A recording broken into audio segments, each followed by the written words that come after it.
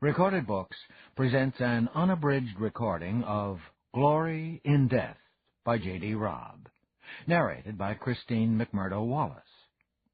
This work is copyrighted 1995 by Nora Roberts. This recording is copyrighted 2000 by Recorded Books. The first victim was found lying on a sidewalk in the rain. The second was murdered in her own apartment. Police Lieutenant Eve Dallas suspects there's a connection between the two crimes. Rich, beautiful, glamorous, and powerful, the two dead women had many friends and acquaintances. And among them, Eve will find the killer. And now, Glory in Death. Chapter 1. The dead were her business. She lived with them, worked with them, studied them. She dreamed of them. And because that didn't seem to be enough, in some deep, secret chamber of her heart, she mourned for them. A decade as a cop had toughened her, given her a cold, clinical, and often cynical eye toward death and its many causes. It made scenes such as the one she viewed now, on a rainy night, on a dark street nasty with litter, almost too usual. But still, she felt. Murder no longer shocked, but it continued to repel. The woman had been lovely once. Long trails of her golden hair spread out like rays on the dirty sidewalk. Her eyes, wide and still with that distressed expression death often left in them, were a deep purple against cheeks bloodlessly white and wet with rain. She'd worn an expensive suit, the same rich color as her eyes. The jacket was neatly buttoned in contrast to the jerked-up skirt that exposed her trim thighs. Jewels glittered on her fingers, at her ears, against the sleek lapel of the jacket. A leather bag with a gold clasp lay near her outstretched fingers. Her throat had been viciously slashed. Lieutenant Eve Dallas crouched down beside death and studied it carefully. The sights and scents were familiar, but each time, every time, there was something new. Both victim and killer left their own imprint, their own style, and made murder personal. The scene had already been recorded. Police sensors and the more intimate touch of the privacy screen were in place to keep the curious barricaded and to preserve the murder site. Street traffic, such as it was in this area, had been diverted. Air traffic was light at this hour of the night and caused little distraction. The backbeat from the music of the sex club across the street thrummed busily in the air, punctuated by the occasional howl from the celebrants. The colored lights from its revolving sign pulsed against the screen, splashing garish colors over the victim's body. Eve could have ordered it shut down for the night, but it seemed an unnecessary hassle. Even in 2058, with the gun ban, even though genetic testing often weeded out the more violent hereditary traits before they could bloom, murder happened, and it happened with enough regularity that the fun-seekers across the street would be miffed at the idea of being moved along for such a minor inconvenience as death. A uniform stood by, continuing video and audio. Beside the screen, a couple of forensic sweepers huddled against the driving rain and talked shop and sports. They hadn't bothered to look at the body yet, hadn't recognized her. Was it worse?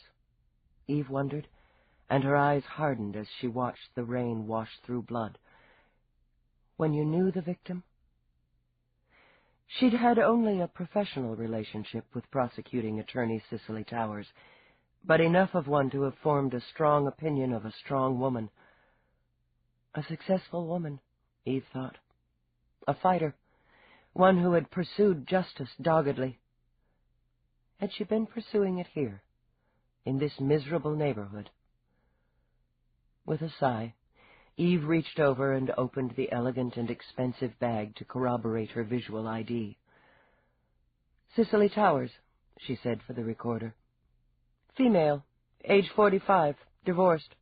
Resides 2132 East 83rd, number 61B.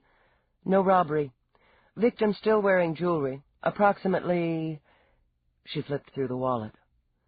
20 in hard bills. 50 credit tokens, 6 credit cards left at scene. No overt signs of struggle or sexual assault. She looked back at the woman sprawled on the sidewalk. What the hell were you doing out here, Towers? She wondered. Here, away from the power center, away from your classy home address. And dressed for business, she thought. Eve knew Cicely Towers' authoritative wardrobe well, had admired it in court and at City Hall. Strong colors, always camera-ready, coordinated accessories, always with a feminine touch. Eve rose, rubbed absently at the wet knees of her jeans. Homicide, she said briefly. Bagger. It was no surprise to Eve that the media had caught the scent of murder, and were already hunting it down before she'd reached the glossy building where Cicely Towers had lived. Several remotes and eager reporters were camped on the pristine sidewalk. The fact that it was 3 a.m. and raining buckets didn't deter them. In their eyes, Eve saw the wolf gleam. The story was the prey, ratings the trophy. She could ignore the cameras that swung in her direction. The questions shot out like stinging darts. She was almost used to the loss of her anonymity. The case she had investigated and closed during the past winter had catapulted her into the public eye. The case, she thought now, as she aimed a steely glance at a reporter who had the nerve to block her path, and her relationship with Roarke. The case had been murder, and violent death, however exciting, soon passed out of the public interest. But Roarke was always news. What do you have, Lieutenant? Do you have a suspect? Is there a motive? Can you confirm that Prosecuting Attorney Towers was decapitated? Eve slowed her ground-eating stride briefly and swept her gaze over the huddle of soggy, feral-eyed reporters. She was wet, tired, and revolted, but she was careful. She'd learned that if you gave the media any part of yourself, it squeezed it, twisted it, and wrung it dry. The department has no comment at this time, other than that the investigation into Prosecuting Attorney Towers' death is proceeding. Are you in charge of the case? I'm primary, she said shortly, then swung between the two uniforms guarding the entrance to the building. The lobby was full of flowers, long banks and flows of fragrant, colorful blooms that made her think of spring in some exotic place. The island where she had spent 3 dazzling days with Roarke while she'd recovered from a bullet wound and exhaustion. She didn't take time to smile over the memory, as she would have under other circumstances, but flashed her badge and moved across the terracotta tiles to the first elevator. There were more uniforms inside.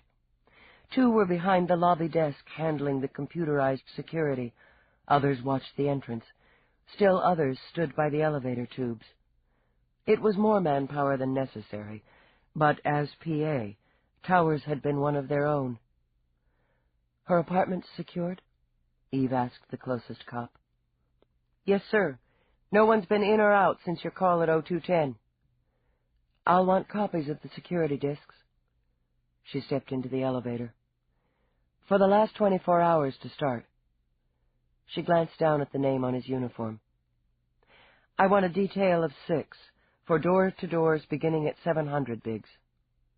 Floor 61, she ordered, and the elevator's clear doors closed silently. She stepped out into the 61st's lush carpet and museum quiet. The halls were narrow, as they were in most multi-habitation buildings erected within the last half-century. The walls were a flawless, creamy white, with mirrors at rigid intervals to lend the illusion of space. Space was no problem within the units, Eve mused. There were only 3 on the entire floor. She decoded the lock on 61B using her police and security MasterCard and stepped into quiet elegance. Cicely Towers had done well for herself, Eve decided. And she liked to live well. As Eve took the pocket video from her field kit and clipped it onto her jacket, she scanned the living area. She recognized 2 paintings by a prominent 21st-century artist hanging on the pale rose-toned wall, above a wide U-shaped conversation area done in muted stripes of pinks and greens. It was her association with Roarke that had her identifying the paintings, and the easy wealth and the simplicity of decor and selected pieces. How much does a PA pull in per year? She wondered, as the camera recorded the scene. Everything was tidy, meticulously so. But then, Eve reflected, from what she knew of Towers, the woman had been meticulous, in her dress, in her work, in maintaining her privacy. So what had an elegant, smart, and meticulous woman been doing in a nasty neighborhood in the middle of a nasty night? Eve walked through the room. The floor was white wood, and shone like a mirror beneath lovely rugs that echoed the dominant colors of the room. On a table were framed holograms of children in varying stages of growth, from babyhood on through to the college years. A boy and girl, both pretty, both beaming. Odd, Eve thought. She'd worked with Towers on countless cases over the years. Had she known the woman had children? With a shake of her head, she walked over to the small computer built into a stylish workstation in the corner of the room. Again, she used her MasterCard to engage it. List appointments for Cicely Towers, May 2. Eve's lips pursed as she read the data. An hour at an upscale private health club prior to a full day in court, followed by 6 o'clock with a prominent defense attorney, then a dinner engagement. Eve's brow lifted. Dinner with George Hammett. Roarke had dealings with Hammett, Eve remembered. She'd met him now twice, and knew him to be a charming and canny man who made his rather exorbitant living with transportation. And Hammett was Cicely Towers' final appointment of the day. Print, she murmured, and tucked the hard copy in her bag. She tried the telelink next, requesting all incoming and outgoing calls for the past 48 hours. It was likely she would have to dig deeper, but for now she ordered a recording of the calls, tucked the disc away, and began a long, careful search of the apartment. By 5 a.m., her eyes were gritty and her head ached. The single hour's sleep she had managed to tuck in between sex and murder was beginning to wear on her. According to known information, she said wearily for the recorder, the victim lived alone. No indication from initial investigation to the contrary. No indication that the victim left her apartment other than voluntarily, and no record of an appointment that would explain why the victim traveled to the location of the murder. Primary has secured data from her computer and telelink for further investigation. Door-to-doors will begin at 0700, and building security disks will be confiscated. Primary is leaving victim's residence and will be en route to victim's offices in City Hall. Lieutenant Dallas, Eve, 0508. Eve switched off the audio and video, secured her field kit, and headed out. It was past 10 when she made it back to Cop Central. In concession to her hollow stomach, she zipped through the eatery, disappointed but not surprised to find most of the good stuff long gone by that hour. She settled for a soy muffin, and what the eatery liked to pretend was coffee. As bad as it was, she downed everything before she settled in her office. It was just as well, as her link beeped instantly. Lieutenant. She bit back a sigh as she stared into Whitney's wide, grim-eyed face. Commander? My office. Now. There wasn't time to close her mouth before the screen went blank. To hell with it, she thought. She scrubbed her hands over her face, then through her short, choppy brown hair. There went any chance of checking her messages, of calling Roarke to let him know what she was into, or of the 10-minute catnap she'd been fantasizing about. She rose again, worked out the kinks in her shoulders. She did take time to remove her jacket. The leather had protected her shirt, but her jeans were still damp. Philosophically, she ignored the discomfort and gathered up what little data she had. If she was lucky, she might get another cup of coffee in the commander's office. It only took Eve about 10 seconds to realize the coffee would have to wait. Whitney wasn't sitting behind his desk, as was his habit. He was standing, facing the single-wall window that gave him his personal view of the city he'd served and protected for more than 30 years. His hands were clasped behind his back, but the relaxed pose was negated by the white knuckles. Eve briefly studied the broad shoulders, the grizzled dark hair, and the wide back of the man who had only months before refused the office of chief to remain in command here. "Commander." It stopped raining.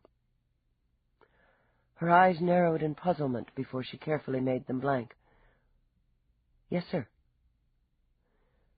"It's a good city all in all, Dallas. It's easy to forget that from up here, but it's a good city all in all. I'm working to remember that right now." She said nothing, had nothing to say. She waited. "I made you primary on this. Technically, Dublinsky was up, so I want to know if she gives you any flack." "Dublinsky's a good cop." "Yes, she is. You're better." Because her brows flew up, she was grateful he still had his back to her. "I appreciate your confidence, Commander." "You've earned it. I overrode procedure to put you in control for personal reasons. I need the best. Someone who'll go to the wall and over it." "Most of us knew P.A. Towers, Commander. There isn't a cop in New York who wouldn't go to the wall and over it to find who killed her." He sighed, and the deep inhalation of air rippled through his thick body before he turned. For a moment longer he said nothing, only studied the woman he'd put in charge. She was slim, deceptively so, for he had reason to know she had more stamina than was apparent in that long, slender body. She was showing some fatigue now, in the shadows under her whiskey-colored eyes, in the pallor of her bony face. He couldn't let that worry him. Not now. Cicely Towers was a personal friend. A close personal friend. "I see." Eve wondered if she did. "I'm sorry, Commander." "I knew her for years. We started out together, a hot-dogging cop and an eager beaver criminal lawyer. My wife and I are godparents to her son." He paused a moment and seemed to fight for control. "I've notified her children. My wife is meeting them. They'll stay with us until after the memorial." He cleared his throat, pressed his lips together. "Cicely was one of my oldest friends, and above and beyond my professional respect and admiration for her. I loved her very much. My wife is devastated by this. Cicely's children are shattered. All I could tell them was that I would do everything. Anything in my power to find the person who did this to her, to give her what she worked for most of her life. Justice." Now he did sit, not with authority, but with weariness. "I'm telling you this, Dallas, so that you know up front I have no objectivity on this case. None. Because I don't, I'm depending on you." "I appreciate you being frank, Commander." She hesitated only an instant. "As a personal friend of the victims, it'll be necessary to interview you as soon as possible." She watched his eyes flicker and harden. "Your wife is well, Commander. If it's more comfortable, I can conduct the interviews at your home rather than here." "I see." He drew another breath. "That's why you're primary, Dallas. There aren't many cops who'd have the nerve to zero in so directly. I'd appreciate it if you'd wait until tomorrow. Perhaps even a day or two longer to see my wife. And if you'd see her at home. I'll set it up. Yes, sir. What have you got so far? I did a recon on the victim's residence and her office. I have files of the cases she had pending and those that she closed over the last 5 years. I need to cross-check names to see if anyone she sent up has been released recently, their families and associates, particularly the violent offenders. Her batting average was very high. Cicely was a tiger in the courtroom, and I never knew her to miss a detail. Until now. Why was she there, Commander? In the middle of the night. Prelim autopsy puts time of death at 1:16. It's a rough neighborhood. Shakedowns, muggings, sex joints. There's a known chemical trading center a couple of blocks away from where she was found. I don't know. She was a careful woman, but she was also arrogant. He smiled a little. Admirably so. She'd go head-to-head with the worst this city's got to offer. But to put herself in deliberate jeopardy? I don't know. She was trying a case. Fuentes, murder 2. Strangulation of a lady friend. His lawyer's using the passion defense, but word is Towers was going to send him away. I'm checking it out. Is he on the street or in a cage? On the street. First violent offense, bail was dead low. Being it was murder, he was required to wear a homing bracelet, but that doesn't mean diddly if he knew anything about electronics. Would she have met with him? Absolutely not. It would corrupt her case to meet a defendant out of the courtroom. Thinking of Cicely, remembering Cicely, Whitney shook his head. That she'd never risk. But he could have used other means to lure her there. Like I said, I'm checking it out. She had a dinner appointment last night with George Hammett. Do you know him? Socially. They saw each other occasionally. Nothing serious, according to my wife. She was always trying to find the perfect man for Cicely. Commander, it's best if I ask now off the record. Were you sexually involved with the victim? A muscle in his cheek jerked, but his eyes stayed level. No, I wasn't. We had a friendship, and that friendship was very valuable. In essence, she was family. You wouldn't understand family, Dallas. No. Her voice was flat. I suppose not. I'm sorry for that. Squeezing his eyes shut, Whitney rubbed his hands over his face. That was uncalled for and unfair. And your question was relevant. He dropped his hands. You've never lost anyone close to you, have you, Dallas? Not that I can remember.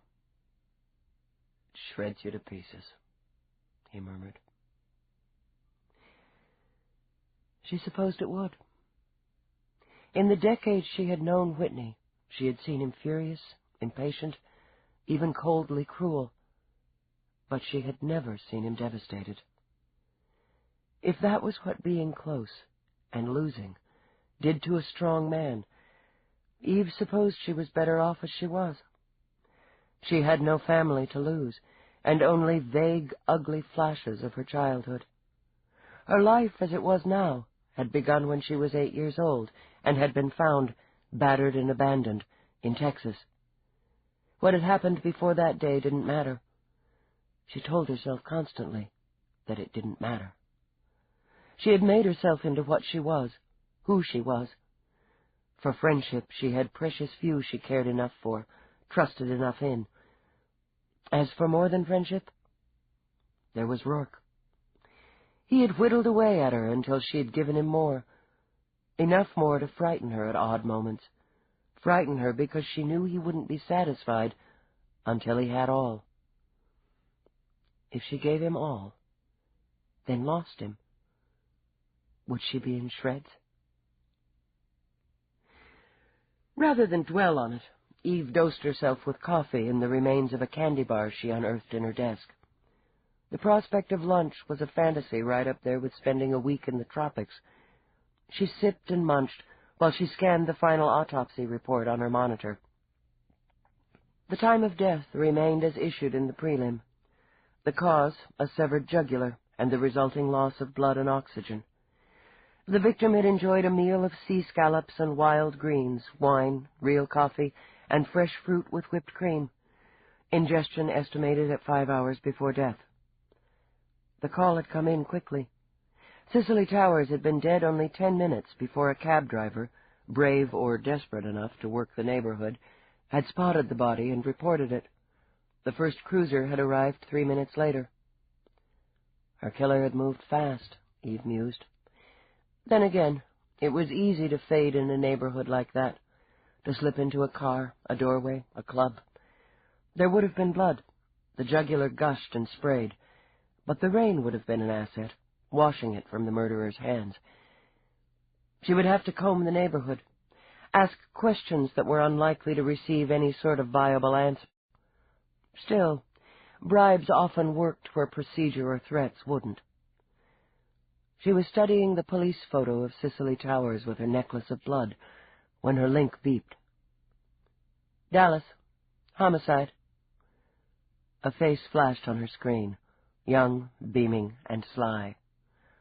Lieutenant, what's the word?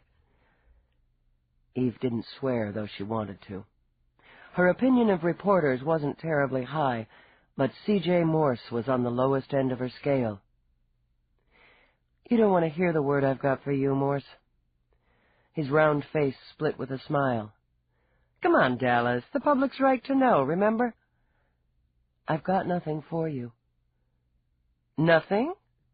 You want me to go on air saying that Lieutenant Eve Dallas, the finest of New York's finest, has come up empty in the investigation of the murder of one of the city's most respected, most prominent, and most visible public figures? I could do that, Dallas, he said, clicking his tongue. I could, but it wouldn't look good for you. And you figure that matters to me. Her smile was thin and laser-sharp, and her finger hovered over the disconnect. You figure wrong. Maybe not to you personally, but it would reflect on the department. His girlishly long lashes fluttered. On Commander Whitney for pulling strings to put you on as primary. And there's the backwash on Roarke. Her finger twitched, then curled into her palm. Cicely Towers' murder is a priority with the department, with Commander Whitney, and with me. I'll quote you. Fucking little bastard. And my work with the department has nothing to do with Roarke. Hey, Brown Eyes, anything that touches you touches Roarke now, and vice versa. And you know, the fact that your man had business dealings with the recently deceased, her ex-husband, and her current escort ties it up real pretty. Her hands balled into fists of frustration. Roarke has a lot of business dealings with a lot of people.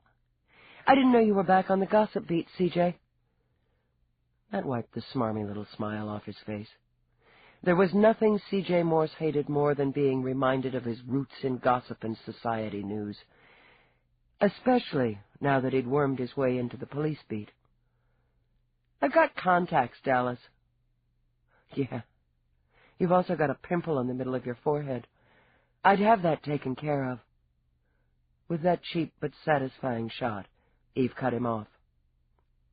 Springing up, she paced the small square of her office, jamming her hands into her pockets, pulling them out again. God damn it. Why did Rourke's name have to come up in connection with the case? Just how closely was he involved with Towers' business dealings and her associates? Eve dropped into her chair again and scowled at the reports on her desk. She'd have to find out, and quickly. At least this time, with this murder, she knew he had an alibi. At the time Cicely Towers was having her throat slashed, Roarke had been fucking the hell out of the investigating officer.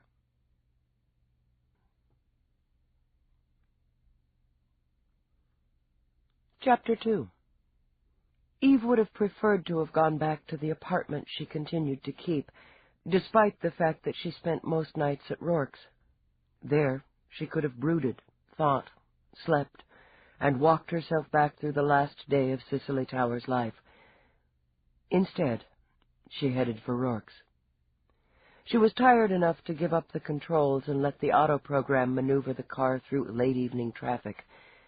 Food was the first thing she needed, Eve decided, and if she could steal 10 minutes to clear her mind, so much the better. Spring had decided to come out and play, prettily. It tempted her to open the windows, ignore the sounds of bustling traffic, the hum of maxibuses, the gripping of pedestrians, the overhead swish of air traffic. To avoid the echoing bellow of the guides from the tourist blimps, she veered over toward 10th. A shot through Midtown and a quick zip-up Park would have been quicker, but she would have been treated to the droning recitation of New York's attractions, the history and tradition of Broadway, the brilliance of museums, the variety of shops, and the plug for the blimp's own gift emporium. As the blimp route skimmed over her apartment, she'd heard the spiel countless times. She didn't care to hear about the convenience of the people glides that connected the sparkling fashion shops from 5th to Madison, or the Empire State Building's newest skywalk. A minor traffic snag at 52nd had her pondering a billboard, where a stunning man and a stunning woman exchanged a passionate kiss, sweetened, they claimed, each time they came up for air, by Mountain Stream breath freshener. Their vehicles jammed flank to flank.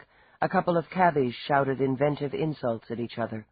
A maxibus overflowing with passengers laid on its horn, adding an ear-stinging screech that had pedestrians on rampways and sidewalks shaking their heads or their fists. A traffic hovercraft dipped low, blasted out the standard order to proceed or be cited. Traffic inched uptown, full of noise and temper. The city changed as she moved from its core to its edges, where the wealthy and the privileged made their homes.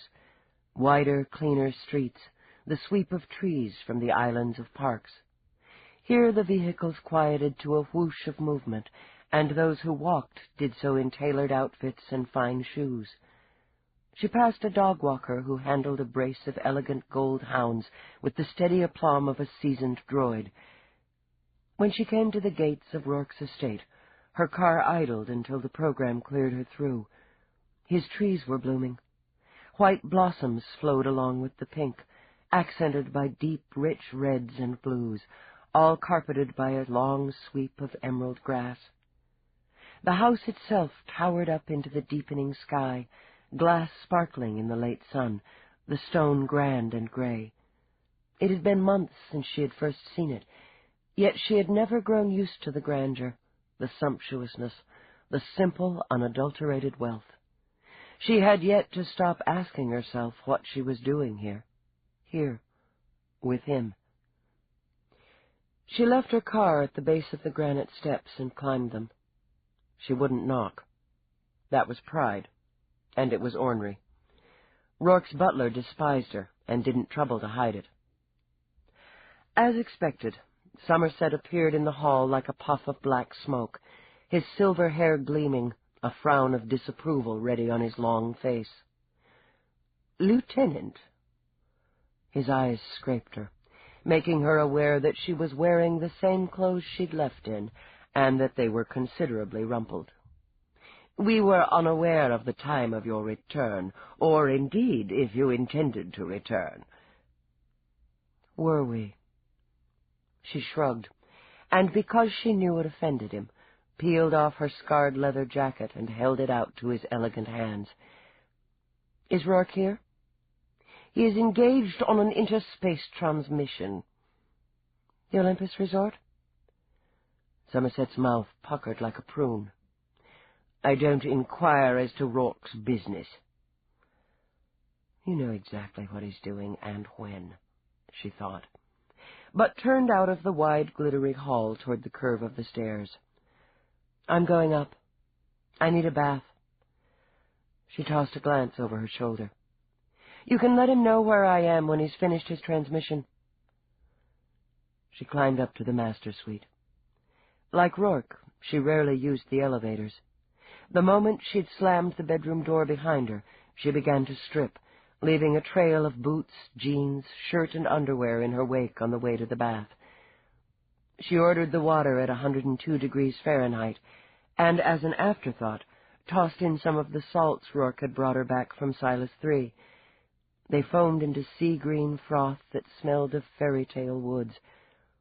She all but rolled into the oversized marble tub, all but wept when the heat seeped into her aching bones. Drawing one deep breath, she submerged, held herself down for a count of 30 seconds, and surfaced with a sigh of sheer sensual pleasure. She kept her eyes closed and drifted. So he found her. Most people would have said she was relaxed, but then, Roarke thought, most people didn't really know and certainly didn't understand Eve Dallas. He was more intimate with her, closer to her mind and heart, than he had ever been with another.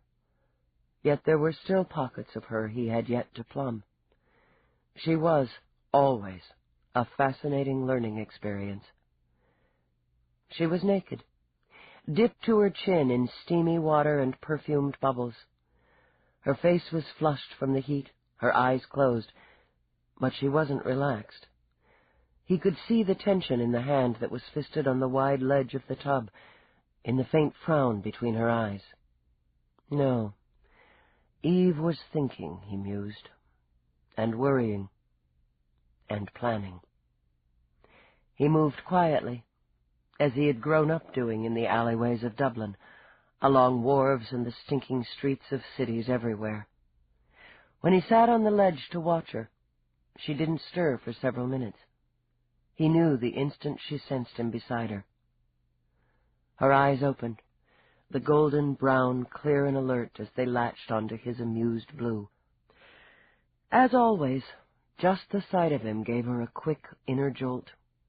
His face was like a painting, a depiction in perfect oils of some fallen angel. The sheer beauty of it, framed by all that rich black hair, was forever a surprise to her. She cocked a brow, tilted her head. Pervert. It's my tub. Watching her still, he slid an elegant hand through the bubbles into the water and along the side of her breast. You'll boil in there. I like it hot. I needed it hot. You've had a difficult day. He would know, she thought, struggling not to resent it. He knew everything. She only moved her shoulder as he rose and went to the automated bar built into the tiles. It hummed briefly as it served up 2 glasses of wine in faceted crystal. He came back, sat on the ledge again, and handed her a glass. You haven't slept. You haven't eaten. Goes with the territory. The wine tasted like liquid gold.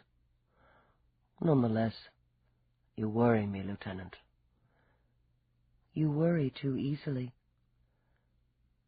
I love you. It flustered her to hear him say it in that lovely voice that hinted of Irish mists, to know that somehow, incredibly, it was true. Since she had no answer to give him, she frowned into her wine. He said nothing until he'd managed to tuck away irritation at her lack of response. Can you tell me what happened to Cicely Towers? You knew her, Eve countered. Not well. A light social acquaintance, some business dealings, mostly through her former husband. He sipped his wine, watched the steam rise from her bath. I found her admirable, wise, and dangerous. Eve scooted up until the water lapped at the tops of her breasts. Dangerous? To you? Not directly. His lips curved slightly before he brought the wine to them. To nefarious practices, to illegalities, small and large, to the criminal mind. She was very like you in that respect. It's fortunate I've mended my ways. Eve wasn't entirely sure of that, but she let it slide. Through your business dealings and your light social acquaintance, are you aware of anyone who would have wanted her dead?" He sipped again, more deeply. "Is this an interrogation, Lieutenant?" It was the smile in his voice that rubbed her wrong. "It can be," she said shortly. "As you like." He rose, set his glass aside, and began to unbutton his shirt. "What are you doing?" "Getting into the swim, so to speak." He tossed the shirt aside, unhooked his trousers. "If I'm going to be questioned by a naked cop in my own tub, the least I can do is join her." "Damn it, Roarke, this is murder." He winced as the hot water all but scalded him. "You're telling me." He faced her across the sea of froth. "What is it in me that is so perverse it thrives on ruffling you?" "And," he continued before she could give him her short, pithy opinion, "what is it about you that pulls at me, even when you're sitting there with an invisible badge pinned to your lovely breast?" He skinned a hand under, along her ankle, her calf, and to the spot on the back of her knee he knew weakened her. "I want you," he murmured, "right now." Her hand had gone limp on the stem of her glass before she managed to shift away. "Talk to me about Cicely Towers." Philosophically, Roarke settled back. He had no intention of letting her out of the tub until he was finished, so he could afford patience. She, her former husband, and George Hammett were on the board of one of my divisions. Mercury, named after the god of speed. Import-export for the most part. Shipping, deliveries, rapid transports. "I know what Mercury is," she said testily, dealing with the annoyance of not knowing that, too, was one of his companies. "It was a poorly organized and failing business when I acquired it about 10 years ago. Marco Angelini, Cicely's ex, invested, as did she. They were still married at the time, I believe, or just divorced. The termination of their marriage, apparently, was as amicable as such things can be. Hammett was also an investor. I don't believe he became personally involved with Cicely until some years later." "And this triangle, Angelini, Towers, Hammett, was that amicable too?" "It seemed so." Idly he tapped a tile. When it flipped open to reveal the hidden panel, he programmed in music. Something low and weepy. "If you're worried about my end of it, it was business, and successful business at that." "How much smuggling does Mercury do?" His grin flashed. "Really, Lieutenant?" Water lapped as she sat forward. "Don't play games with me, Roarke." "Eve, it's my fondest wish to do just that." She gritted her teeth, kicked at the hand that was sneaking up her leg. Cicely Towers had a rep for being a no-nonsense prosecutor, dedicated, clean as they come. If she'd discovered any of Mercury's dealings skirted the law, she'd have gone after you with a vengeance. "So, she discovered my perfidy, and I had her lured into a dangerous neighborhood and ordered her throat cut." His eyes were level and entirely too bland. "Is that what you think, Lieutenant?" "No, damn it, you know it's not, but—" "Others might," he finished, "which would put you in a delicate position." "I'm not worried about that." At the moment, she was worried only about him. "Roarke, I need to know. I need you to tell me if there's anything at all, that might involve you in the investigation." "And if there is?" She went cold inside. "I'll have to turn it over to someone else." "Haven't we been through all this before?" "It's not like the de Blas case. Not anything like that. You're not a suspect." When he cocked a brow, she struggled to put reason rather than irritation in her voice. Why was everything so complicated when it touched on Roarke? I don't think you had anything to do with Cicely Towers' murder. Is that simple enough? You haven't finished the thought. All right. I'm a cop. There are questions I have to ask. I have to ask them of you, of anyone who's even remotely connected to the victim. I can't change that. How much do you trust me? It has nothing to do with trusting you. That doesn't answer the question. His eyes went cool, remote, and she knew she'd taken the wrong step. If you don't trust me by now, believe in me, then we have nothing but some rather intriguing sex. You're twisting this around. She was fighting to stay calm because he was scaring her. I'm not accusing you of anything. If I had come into this case without knowing you or caring about you, I would have put you on the list on principle. But I do know you, and that's not what this is about. Hell. She closed her eyes and rubbed wet hands over her face. It was miserable for her to try to explain her feelings. I'm trying to get answers that will help to keep you as far out of it as I can, because I do care. And I can't stop trying to think of ways I can use you because of your connection with Towers. And your connections, period. It's hard for me to do both. It shouldn't have been so hard to simply say it, he murmured, then shook his head. Mercury is completely legitimate now, because there's no need for it to be otherwise. It runs well, makes an acceptable profit.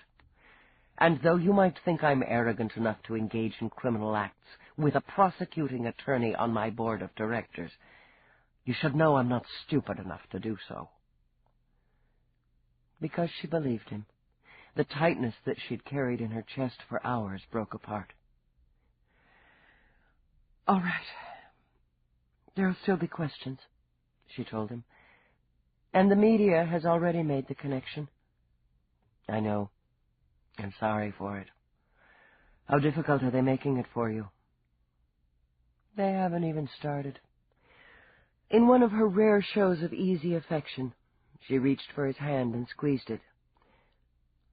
I'm sorry, too. Looks like we're in for another one. I can help. He slid forward so that he could bring their joint hands to his lips. When she smiled, he knew she was, finally, ready to relax. It isn't necessary for you to keep me out of anything. I can handle that myself. And there's no need to feel guilty or uncomfortable for considering that I could be useful to you in the investigation. I'll let you know when I figure out how you might be. This time she only arched her brows when his free hand snaked up her thigh. If you try to pull that off in here, we're going to need diving equipment. He levered himself to her, over her, so that water sloshed dangerously at the lip of the ledge. Oh, I think we can manage just fine on our own. And he covered her grinning mouth with his to prove it. Late in the night, when she slept beside him, Roarke lay awake, watching the stars whirl through the sky window over the bed. Worry he hadn't let her see was in his eyes now. Their fates had intertwined, personally, professionally. It was murder that had brought them together, and murder that would continue to poke fingers into their lives. The woman beside him defended the dead, as Cicely Towers had often done, he thought, and wondered if that representation is what had cost her her own life. He made it a point not to worry too much or too often about how Eve made her living. Her career defined her. He was very much aware of that. Both of them had made themselves, remade themselves, from the little or nothing they had been. He was a man who bought and sold, who controlled, and who enjoyed the power of it, and the profit. But it occurred to him that there were pockets of his business that would cause her trouble if the shadows came to light. It was perfectly true that Mercury was clean, but it hadn't always been true. He had other holdings, other interests that dealt in the gray areas. He had grown up in the darker portions of those gray areas, after all. He had a knack for them. Smuggling, both terrestrial and interstellar, was a profitable and entertaining business. The truly excellent wines of Taurus V, the stunning blue diamonds mined in the caves of Ruffini, the precious transparent porcelain manufactured in the arts colonies of Mars. True, he no longer had to bypass the law to live, and live well, but old habits die hard. The problem remained. What if he hadn't yet converted Mercury into a legitimate operation? What he saw as a harmless business diversion would have weighed on Eve like a stone. Added to that was the humbling fact that despite what they had begun to build together, she was far from sure of him. She murmured something, shifted. Even in sleep, he mused, she hesitated before turning to him. He was having a very difficult time with that. Changes were going to be necessary, soon, for both of them. For the moment, he would deal with what he could control. It would be very simple for him to make a few calls and ask a few questions relating to Cicely Towers. It would be less simple and take a bit more time to convert all of those gray areas of his concerns into the light. He looked down to study her. She was sleeping well.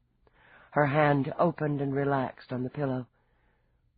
He knew sometimes she dreamed badly, but tonight her mind was quiet. Trusting it would remain so, he slipped out of bed to begin. Eve woke to the fragrance of coffee, genuine, rich coffee, ground from beans cultivated on Roarke's plantation in South America. The luxury of that was, Eve could admit, one of the first things she'd grown accustomed to, indeed, come to depend on, when it came to staying at Roarke's. Her lips were curved before her eyes opened. Christ, heaven couldn't be better than this. I'm glad you think so. Her eyes might still have been bleary, but she managed to focus on him. He was fully dressed in one of the dark suits that made him look both capable and dangerous. In the sitting area below the raised platform where the bed stood, he seemed to be enjoying breakfast and his quick daily scan of the day's news on his monitor. The gray cat she'd named Galahad lay like a fat slug on the arm of the chair and studied Roarke's plate with bicolored, avaricious eyes. "What time is it?" she demanded, and the bedside clock murmured the answer, 0600. "Jesus, how long have you been up?" "A while. You didn't say when you had to be in." She ran her hands over her face, up through her hair. "I've got a couple of hours." A slow starter, she crawled out of bed and looked groggily around for something to wear. Roarke watched her a moment. It was always a pleasure to watch Eve in the morning, when she was naked and glassy-eyed. He gestured toward the robe the bedroom droid had picked up from the floor and hung neatly over the foot of the bed. Eve groped into it, too sleepy yet to be baffled by the feel of silk against her skin. Roarke poured her a cup of coffee and waited while she settled into the chair across from him and savored it. The cat, thinking his luck might change, thudded onto her lap with enough weight to make her grunt. "You slept well." "Yeah." She drew the coffee in like breath, winced only a little as Galahad circled her lap and kneaded her thighs with his needle claws. "I feel close to human again." "Hungry?" She grunted again. Eve already knew his kitchen was staffed with artists. She took a swan-shaped pastry from the silver tray and downed it in 3 enthusiastic bites. When she reached for the coffee pot herself, her eyes were fully open and clear. Feeling generous, she broke off a swan's head and gave it to Galahad.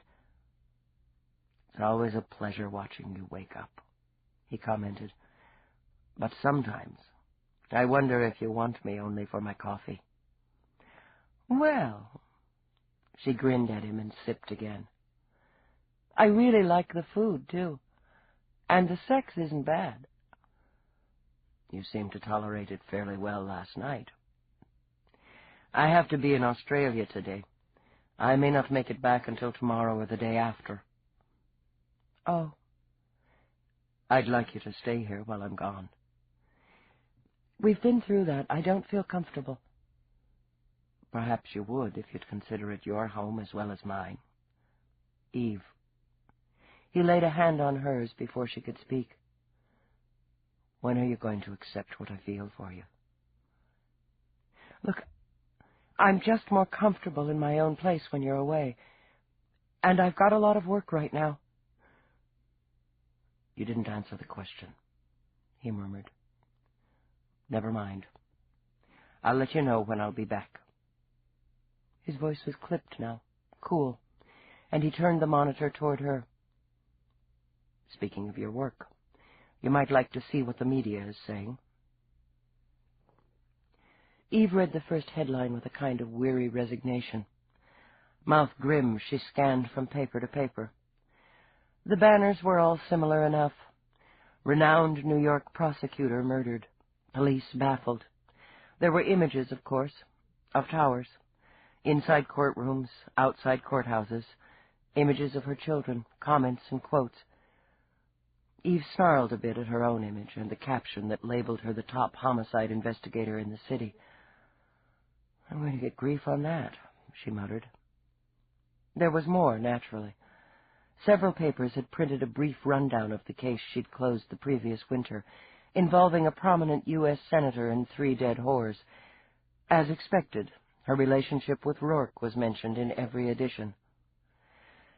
What the hell does it matter who I am or who I'm with? You've leaped into the public arena, Lieutenant. Your name now sells media chips. I'm a cop, not a socialite. Fuming, she swiveled to the elaborate grillwork along the far wall. Open viewing screen, she ordered. Channel 75. The grill slid open, revealing the screen. The sound of the early broadcast filled the room. Eve's eyes narrowed, her teeth clenched. There's that fang-toothed, dickless weasel. Amused, Roarke sipped his coffee and watched C.J. Morse give his 6 o'clock report. He was well aware that Eve's disdain for the media had grown into a full-fledged disgust over the last couple of months, a disgust that stemmed from the simple fact that she now had to deal with them at every turn of her professional and personal life. Even without that, he didn't think he could blame her for despising Morse.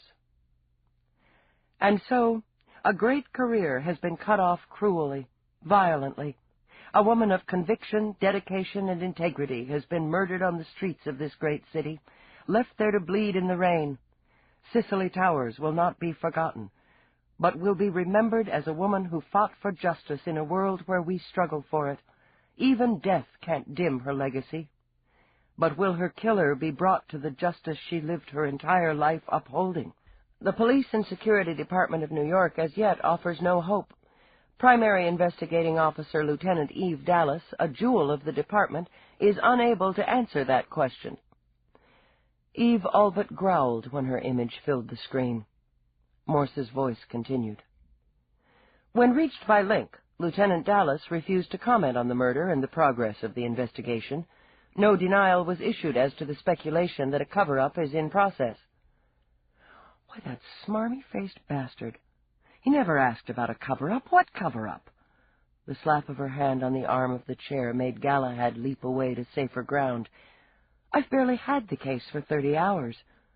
Shh, Roarke said mildly, and left her to spring up and stalk the room.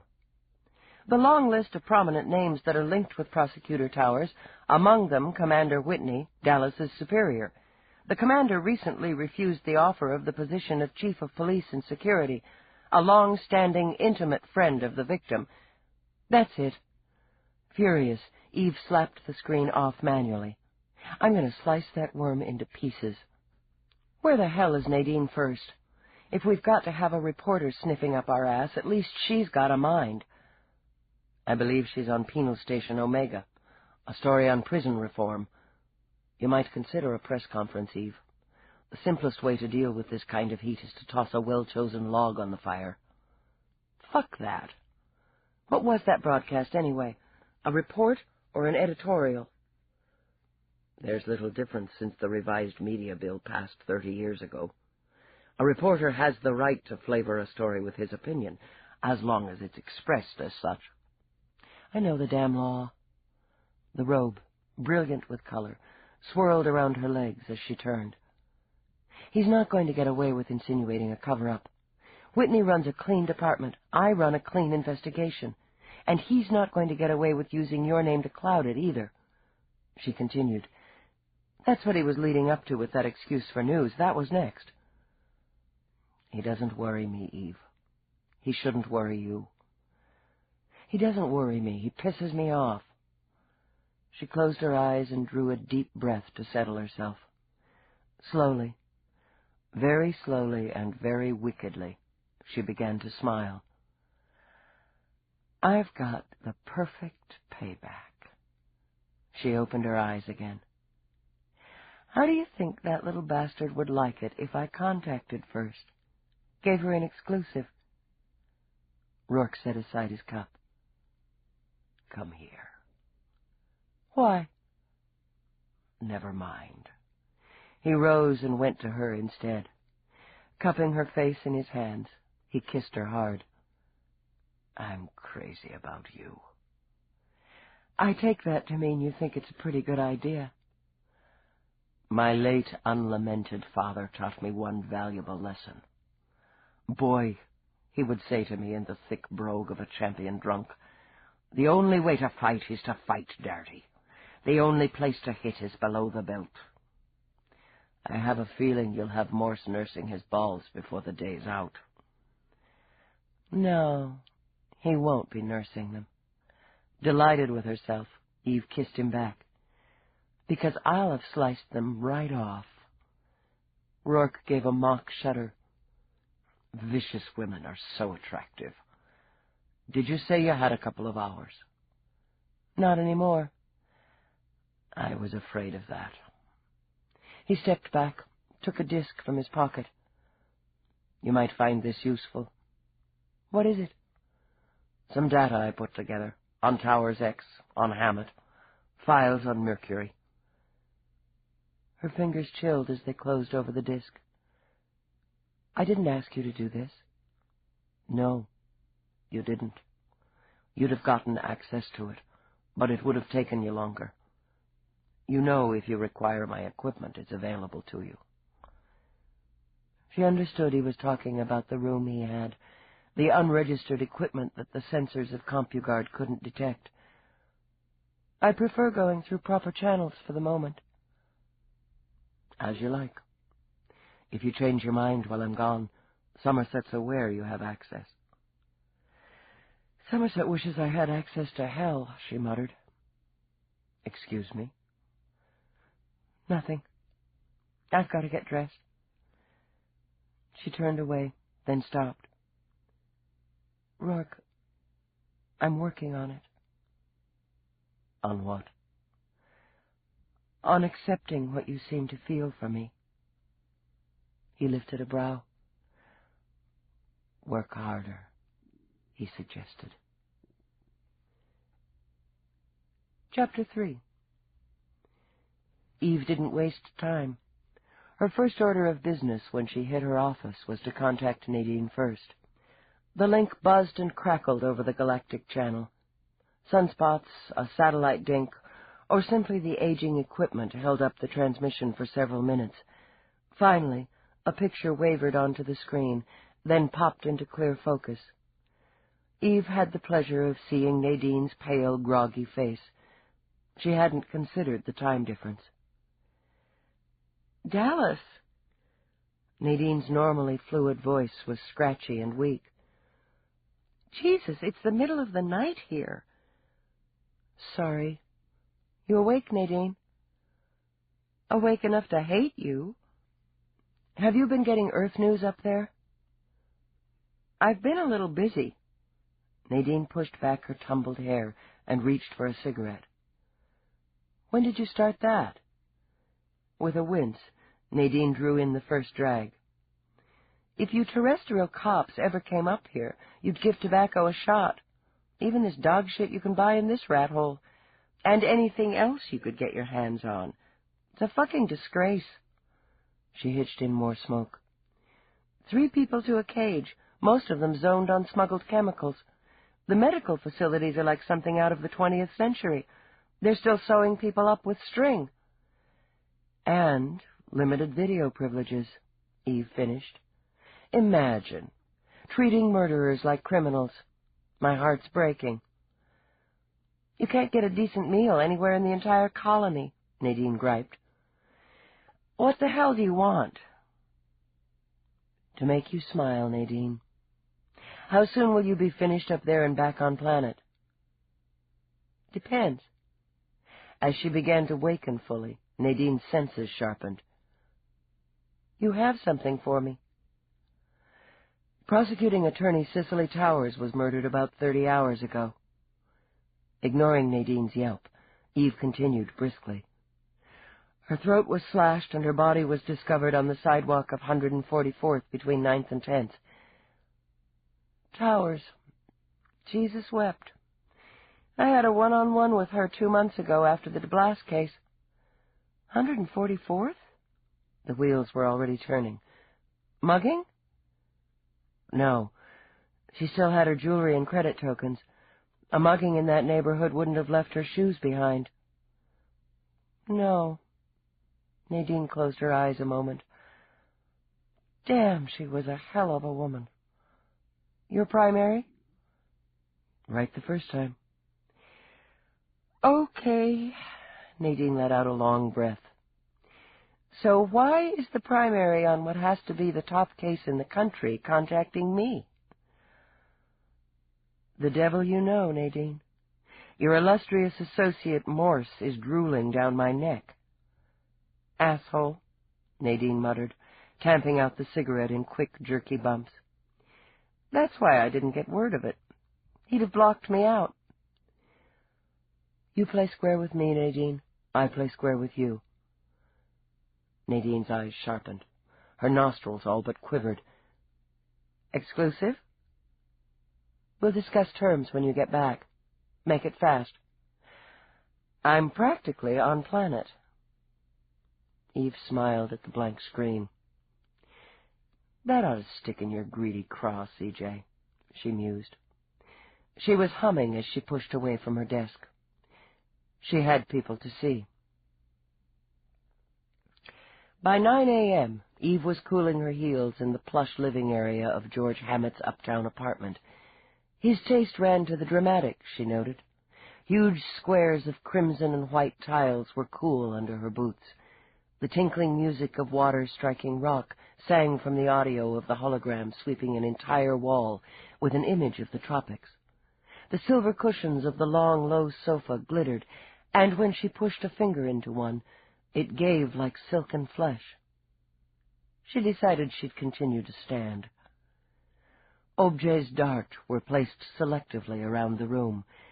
A carved tower that resembled the ruins of some ancient castle, the mask of a woman's face embedded in translucent rose-colored glass, what appeared to be a bottle that flashed with vivid changing colors with the heat of her hand.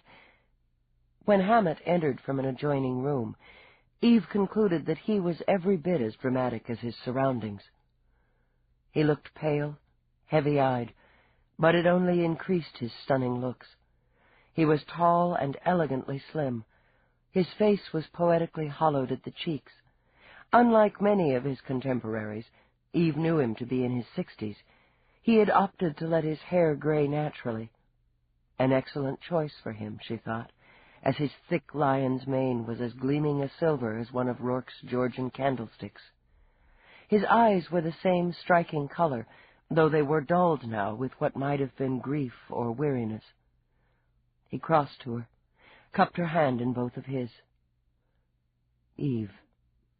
When his lips brushed her cheek, she winced. He was making the connection personal. She thought they both knew it. "George," she began, subtly drawing back, "I appreciate your time." "Nonsense. I'm sorry I had to keep you waiting. A call I had to complete." He gestured toward the sofa, the sleeves of his casual shirt billowing with the movement. Eve resigned herself to sitting on it. "What can I offer you?" "Nothing, really." "Coffee." He smiled a little. "I recall you're very fond of it. I have some of Roarke's blend."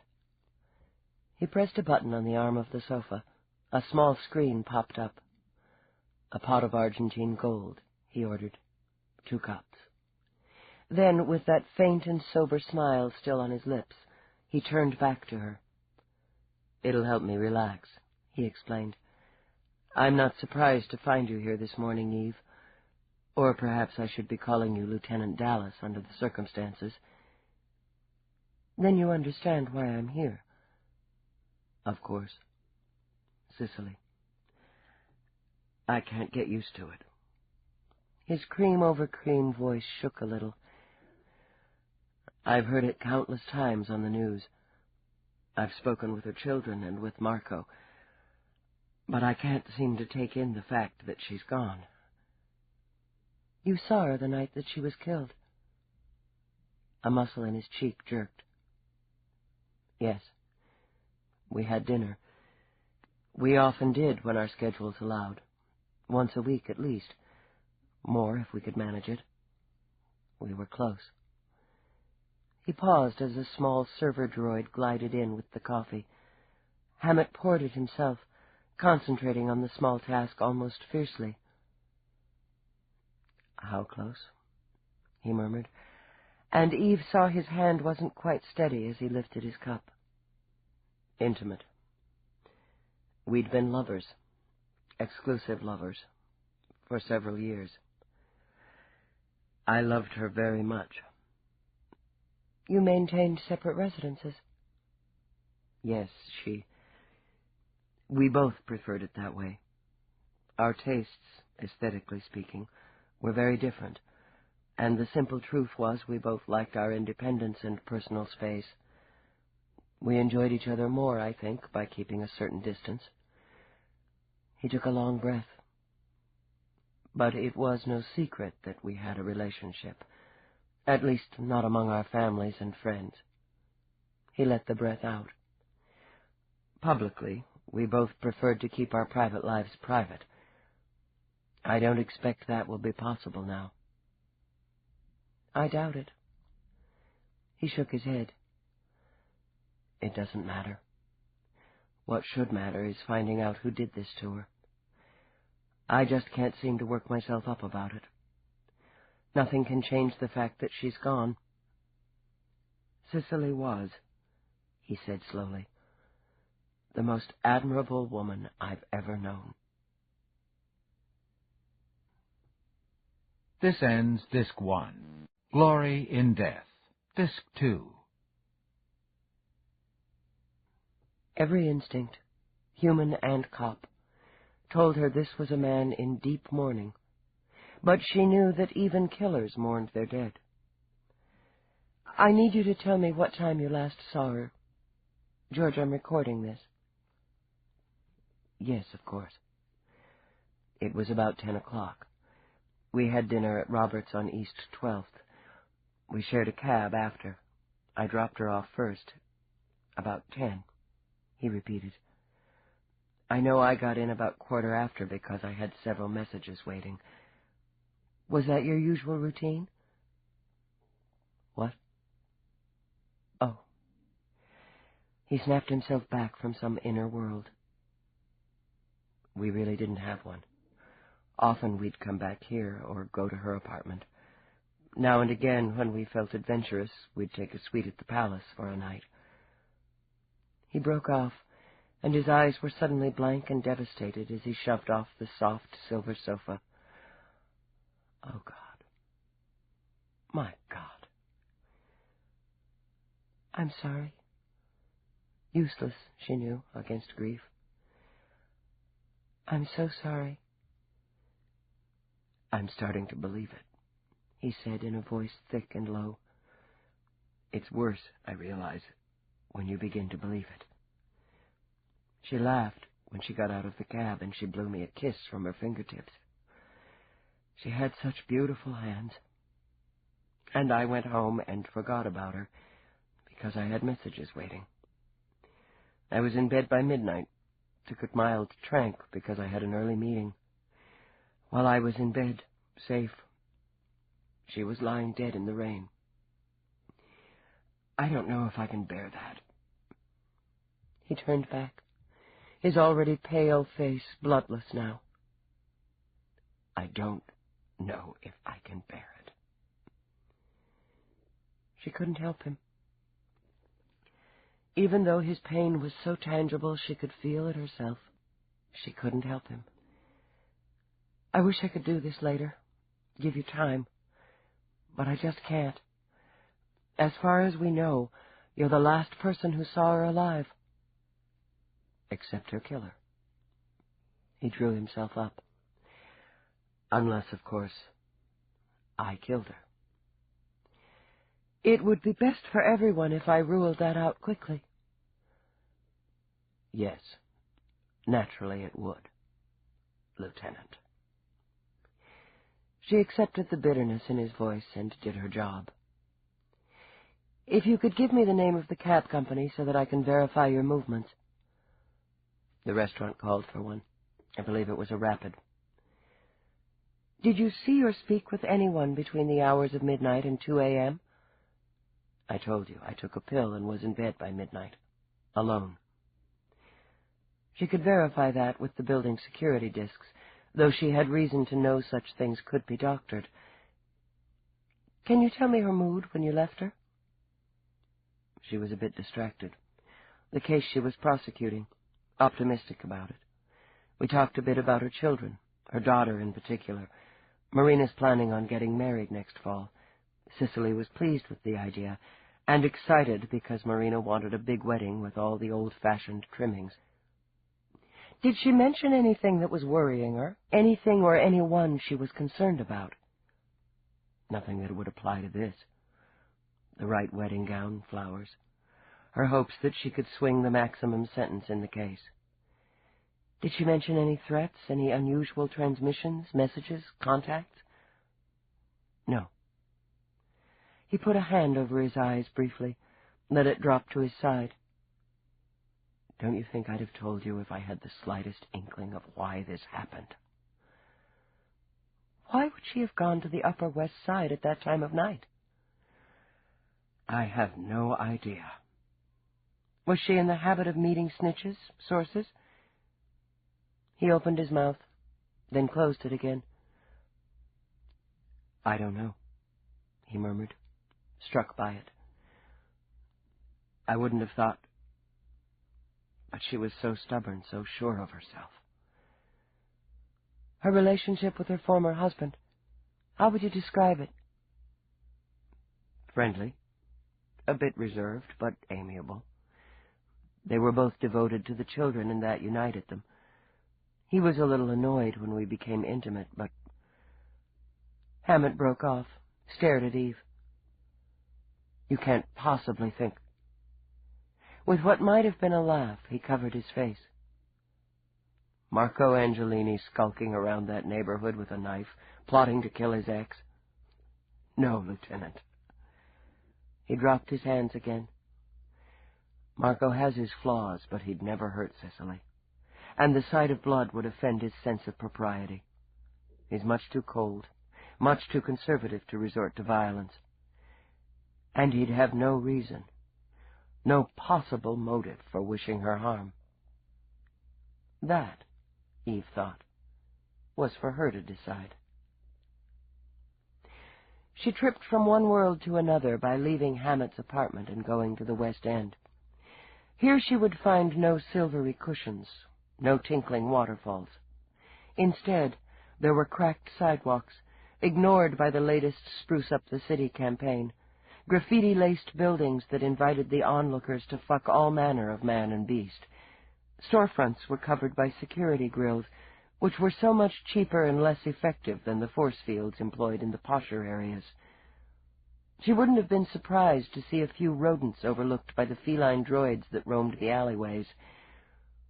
Of the two-legged rodents, she saw plenty. One chemi-head grinned at her toothily and rubbed his crotch proudly. A street hawker sized her up quickly and accurately as Cop, ducked his head under the wreath of feathers he sported around his magenta hair, and scurried off to safer pastures. A selected list of drugs were still illegal. Some cops actually bothered to pay attention. At the moment, Eve wasn't one of them, unless a little arm-twisting helped her get answers.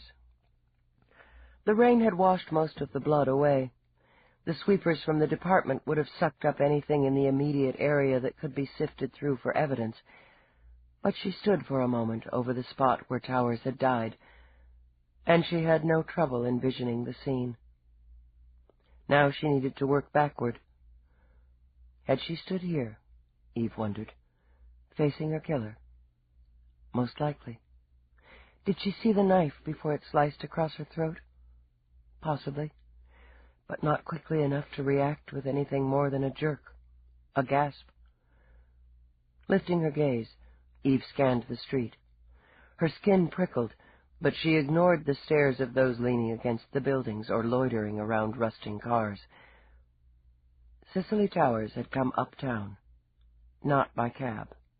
There was no date, no record of a pickup or drop-off from any of the official companies. Eve doubted she would have been foolish enough to try a gypsy. The subway, she deduced. It was fast and, with the scanners and droid cops, safe as a church, at least until you hit the street. Eve spotted the signal for the underground less than half a block away. The subway, she decided. Maybe she was in a hurry, annoyed to be dragged out on a wet night. Sure of herself, as Hammett had said, she wouldn't have been afraid. She marched up the stairs to the street in her power suit, her expensive shoes. Stopping, Eve narrowed her eyes. No umbrella? Where was her damn umbrella? A meticulous woman, a practical, organized woman, didn't go out in the rain without protection. Briskly, Eve pulled out her recorder and muttered a note to herself to check on it. Was the killer waiting for her on the street? In a room? She studied the disintegrating brick of the unrehabbed buildings. A bar? One of the flesh clubs? Hey, white girl. Brows knit. Eve turned at the interruption. The man was tall as a house, and from the deepness of his complexion, a full black. He sported, as many did in this part of town, feathers in his hair. His cheek tattoo was vivid green, and in the shape of a grinning human skull. He wore an open red vest and matching pants snug enough to show the bulge of his cock. "Hey, black boy," she said in the same casually insulting tone. He flashed a wide, dazzling grin at her from an unbelievably ugly face. "You looking for action?" He jerked his head toward the garish sign of the all-nude club across the street. "You a little skinny, but they be hiring. Don't get many white as you, mostly mixed." He chucked her under the chin with fingers the width of soy wieners. "I be the bouncer. Put in a word for you." "Now, why would you do that?" "Out of the goodness of my heart and 5% of your tips, honeypot. A long white girl like you make plenty jiggling her stuff." "I appreciate the thought, but I've got a job." Almost with regret, she pulled out her badge. He whistled through his teeth. "Now how come I don't be seeing that? White girl, you just don't smell like cop." "Must be the new soap I'm using." "Got a name?" "They just call me Crack. That's the sound it makes when I bust heads." He grinned again, and illustrated by bringing his two huge hands together.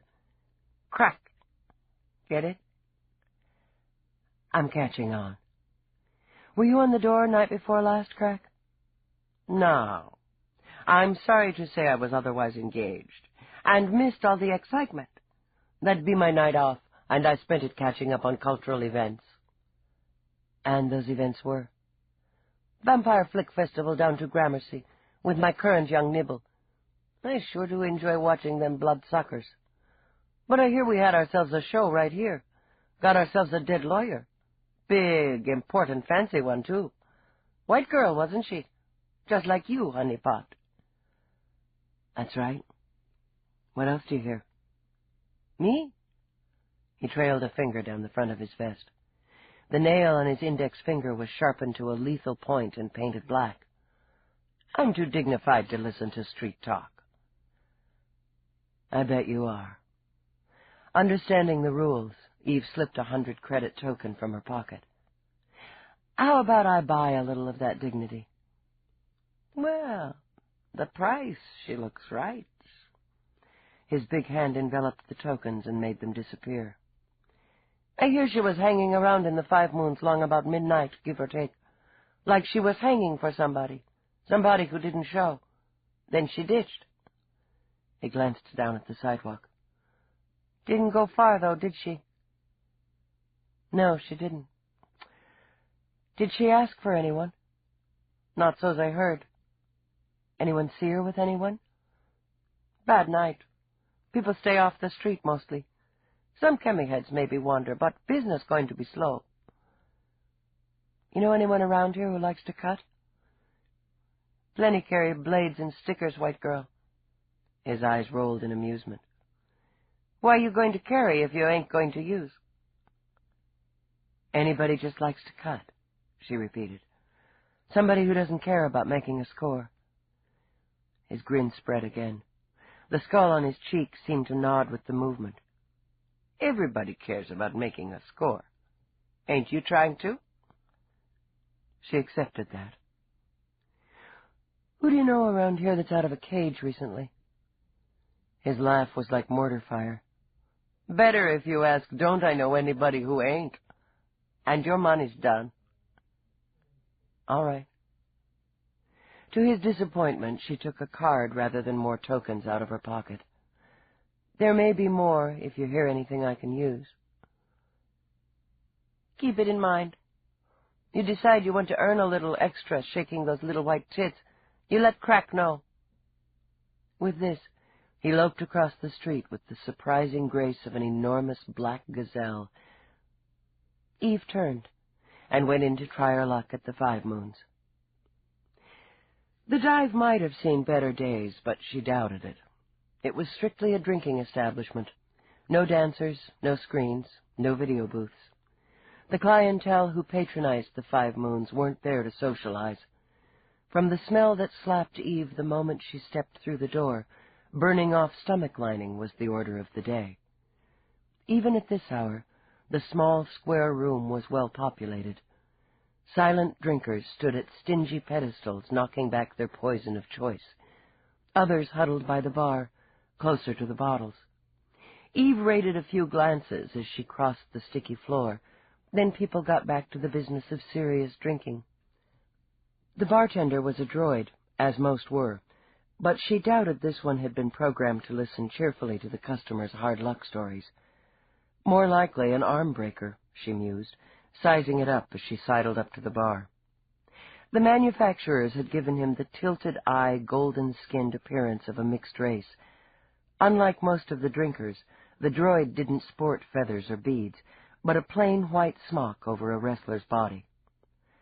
Droids couldn't be bribed, she thought with some regret, and threats had to be both clever and logical. "Drink?" the droid demanded. His voice had a ping to it, a slight echo that indicated overdue maintenance problems. No. Eve wanted to keep her health. She showed her badge and had several customers shifting toward corners. There was a murder 2 nights ago. Not in here. But the victim was. She was alive then. At some signal Eve didn't catch, the droid took a smudged glass from a drinker mid-bar, poured some noxious-looking liquid into it, and slid it back. You were on duty? I'm a 24/7, he told her, indicating he was programmed for full operation without required rest or recharge periods. Did you ever see the victim before, in here, around the area? No. Who did she meet here? No one. Eve drummed her fingers on the cloudy surface of the bar. Okay, let's just make this simple. You tell me what time she came in, what she did, when she left, and how she left. I am not required to maintain surveillance on the customers. Right. Slowly, Eve rubbed a finger on the bar. When she lifted it, she pursed her lips at the smear of gunk staining the tip. I'm homicide, but I'm not required to overlook health violations. You know, I think if I called the censor bugs in here and they did a sweep, why, they'd be shocked. So shocked they'd delete the liquor license.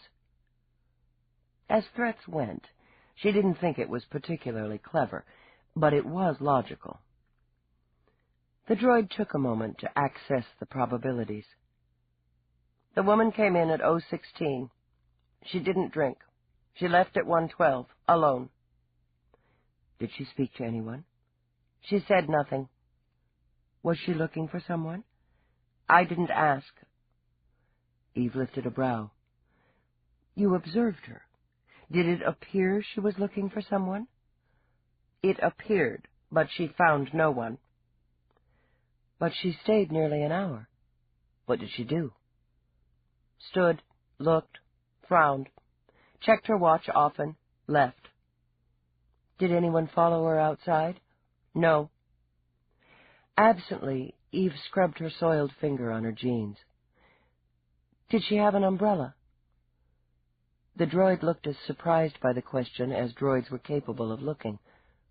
Yes, a purple one, the same color as her suit. Did she leave with it? Yes, it was raining. Eve nodded, then worked her way through the bar, questioning unhappy customers. All she really wanted when she returned to Cop Central was a long shower. An hour in the 5 moons had left what felt like a thin layer of muck on her skin. Even her teeth, she thought, running her tongue over them. But the report came first. She swung into her office, then stopped, studying the wiry-haired man sitting at her desk, plucking candied almonds from a bag. Nice work if you can get it. Feeney crossed the feet he'd propped on the edge of her desk. Good to see you, Dallas. You're a busy lady. Some of us cops actually work for a living. Others just play computer games all day. You should have taken my advice and worked on your comp skills. With more affection than annoyance, she knocked his feet from the desk and plopped her butt down in the vacated space. You just passing by? I've come to offer my services, old pal. Generously, he held out the bag of nuts. She munched and watched him. He had a hangdog face, one he had never bothered to have enhanced. Baggy eyes, the beginning of jowls, ears that were slightly too big for his head. She liked it just the way it was. Why? Well, I got 3 reasons. First, the commander made an unofficial request. Second, I had a lot of admiration for the prosecutor. Whitney called you? Unofficially, Feeney explained again. He thought that if you had someone with my outstanding skills working the data route with you, we'd tie this thing up faster. Never hurts to have a direct line to the electronic detection division. She considered it, and because she knew Feeney's skills were indeed outstanding, she approved. Are you going to sign on the case officially or unofficially? That's up to you. Then let's make it officially, Feeney. He grinned and winked. I figured you'd say that. The first thing I need you to do is run the victim's link. There's no record either on the log or on the security tapes that she had a visitor the night she was killed, so somebody called her, arranged a meet. Good as done. And I need a run on everybody she put away. Everybody? He interrupted, only slightly appalled. Everybody. Her face broke into sunny smiles. I figure you can do it in about half the time I could. I need relatives, loved ones, associates, too. Also cases in progress and pending. Jesus, Dallas. But he rolled his shoulders, flexed his fingers like a pianist about to play a concert. My wife's gonna miss me. Being married to a cop sucks, she said, patting his shoulder. Is that what Roarke says? She dropped her hand. We're not married. Feeney merely hummed in his throat. He enjoyed seeing Eve's quick frown, quick nerves. So, how's he doing? He's fine. He's in Australia. Her hands found their way into her pockets. He's fine. Uh-huh.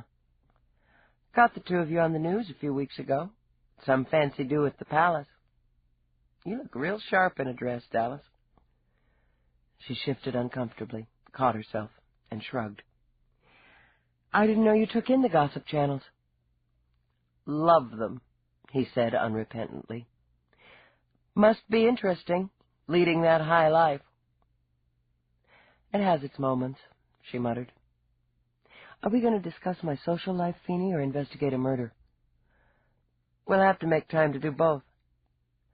He rose and stretched. I'll go run the check on the victim's link before I get started on the years of perps she put away. I'll be in touch. Feeney. When he turned at her door, she cocked her head. You said there were 3 reasons you wanted in. You only gave me 2. Number 3? I missed you, Dallas. He grinned. Damn if I haven't missed you. She was smiling when she sat down to work. Damn if she hadn't missed him, too. Chapter 4. The Blue Squirrel was one teetering step up from the 5 moons.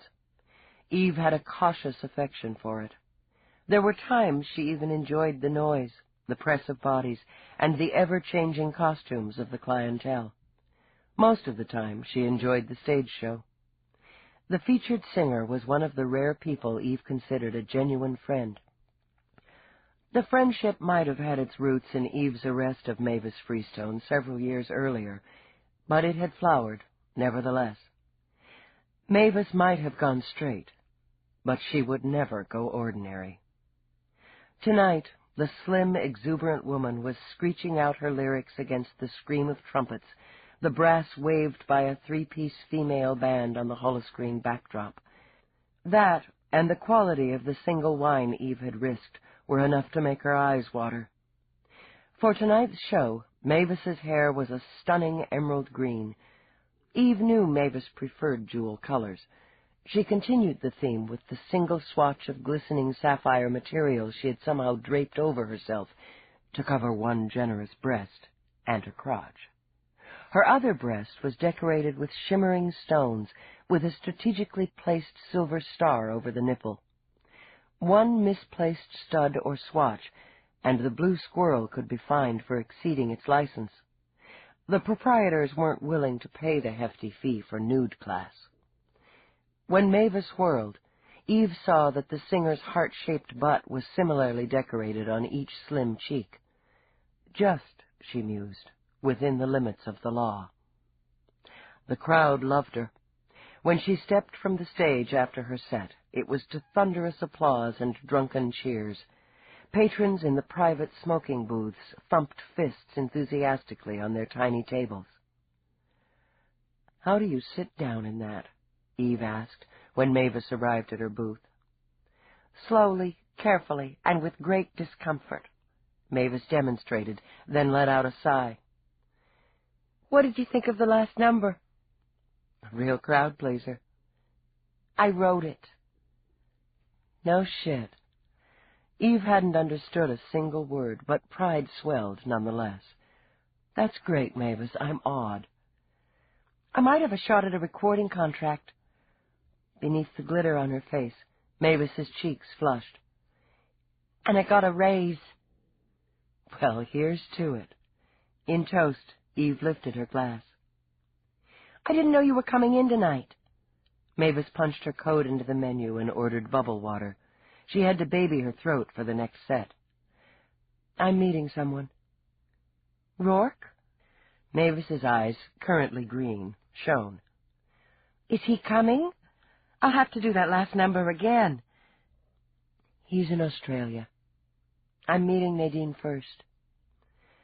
Mavis's disappointment at the opportunity to impress Roarke shifted quickly to surprise. "You're meeting a reporter? On purpose?" "I can trust her." Eve lifted a shoulder. "I can use her." "If you say so." "Hey, you think maybe she'd do a piece on me?" Not for worlds would Eve have extinguished the light in Mavis's eyes. "I'll mention it." "Decent. Listen, tomorrow's my night off. Want to catch some dinner or hang someplace?" "If I can manage it. But I thought you were seeing that performance artist, the one with the pet monkey." "Flicked him off," Mavis illustrated by brushing a finger over her bare shoulder. "He was just too static. Gotta go." She slid out of the booth, her butt decor making little scraping sounds. Her emerald hair gleamed in the swirling lights as she edged through the crowd. Eve decided she didn't want to know what Mavis considered too static. When her communicator hummed, Eve pulled it out and punched in her code. Rourke's face filled the mini-screen. Her first reaction, unbidden, was a huge, delighted smile. "Lieutenant, I've tracked you down." "Apparently so." She worked on dimming the smile. "This is an official channel, Roarke." "Is it?" His brow lifted. "It doesn't sound like official surroundings. The Blue Squirrel." "I'm meeting someone. How's Australia?" "Crowded. With luck, I'll be back within 36 hours. I'll find you." "I'm not hard to find." She smiled again. "Obviously." "Listen." To amuse them both, she tilted the unit as Mavis roared into her next set. "She's unique," Roarke managed after several bars. "Give her my best." "I will. I'll, see you when you get back." "Count on it. You'll think of me." "Sure. Safe trip, Roarke." "Eve, I love you." She let out a baffled breath when his image dissolved. "Well, well." Nadine first moved from her position behind Eve's shoulder and slid into the booth opposite. "Wasn't that sweet?" Torn between annoyance and embarrassment, Eve jammed her communicator back in her pocket. "I thought you had more class than to eavesdrop." "Any reporter worth her salary eavesdrops, Lieutenant. Just like a good cop." Nadine stretched back in the booth. "So, what does it feel like to have a man like Roarke in love with you?" Even if she could have explained it, Eve wouldn't have. "Thinking of switching from hard news to the romance channel, Nadine?" Nadine merely held up a hand, then let out a sigh when she scanned the club. "I can't believe you wanted to meet here again. The food's terrible. But the atmosphere, Nadine, the atmosphere." Mavis hit a piercing note, and Nadine shuddered. "Fine, it's your deal." "You got back on planet quickly." "I managed to catch a flash transport. One of your boyfriends." "Rourke's not a boy." "You're telling me." "Anyway," Nadine waved that away. She was obviously tired and a little lagged. "I've got to eat, even if it kills me." She scanned the menu and settled dubiously on the stuffed shells supreme. "What are you drinking?" "Number 44. It's supposed to be a Chardonnay." Experimentally, Eve sipped again. "It's at least 3 steps up from horse piss. I recommend it." "Fine." Nadine programmed her order and sat back again. I was able to access all the data available on Tower's homicide on the trip back. Everything the media has broadcast so far. Morse know you're back? Nadine's smile was thin and feral. Oh, he knows. I've got seniority on the crime beat. I'm in, he's out. And is he pissed? Then my mission is a success. But it's not complete. You promised an exclusive. And I'll deliver. Eve studied the noodle dish that slid through the serving slot. It didn't look half bad. Under my terms, Nadine. What I feed you, you broadcast when I give you the light. What else is new? Nadine sampled the first shell, decided it was nearly palatable. I'll see that you get more data, and that you get it ahead of the pack. And when you've got a suspect, you'll get the name first. Trusting Eve's word, Nadine nodded as she forked up another shell. Plus, a one-on-one with the suspect and another with you. I can't guarantee the suspect, you know I can't. Eve continued before Nadine could interrupt. The perp has the rights to choose his own media or to refuse it at all. The best I can do is suggest, maybe even encourage. I want pictures. Don't tell me you can't guarantee. You can find a way to see that I get a video of the arrest. I want to be on the scene. I'll weigh that when the time comes. In exchange, I want everything you have. Every tip that comes in, every rumor, every story lead. No broadcast surprises. Nadine slipped pasta between her lips. I can't guarantee, she said sweetly. My associates have their own agenda. What you know, when you know it, Eve said flatly.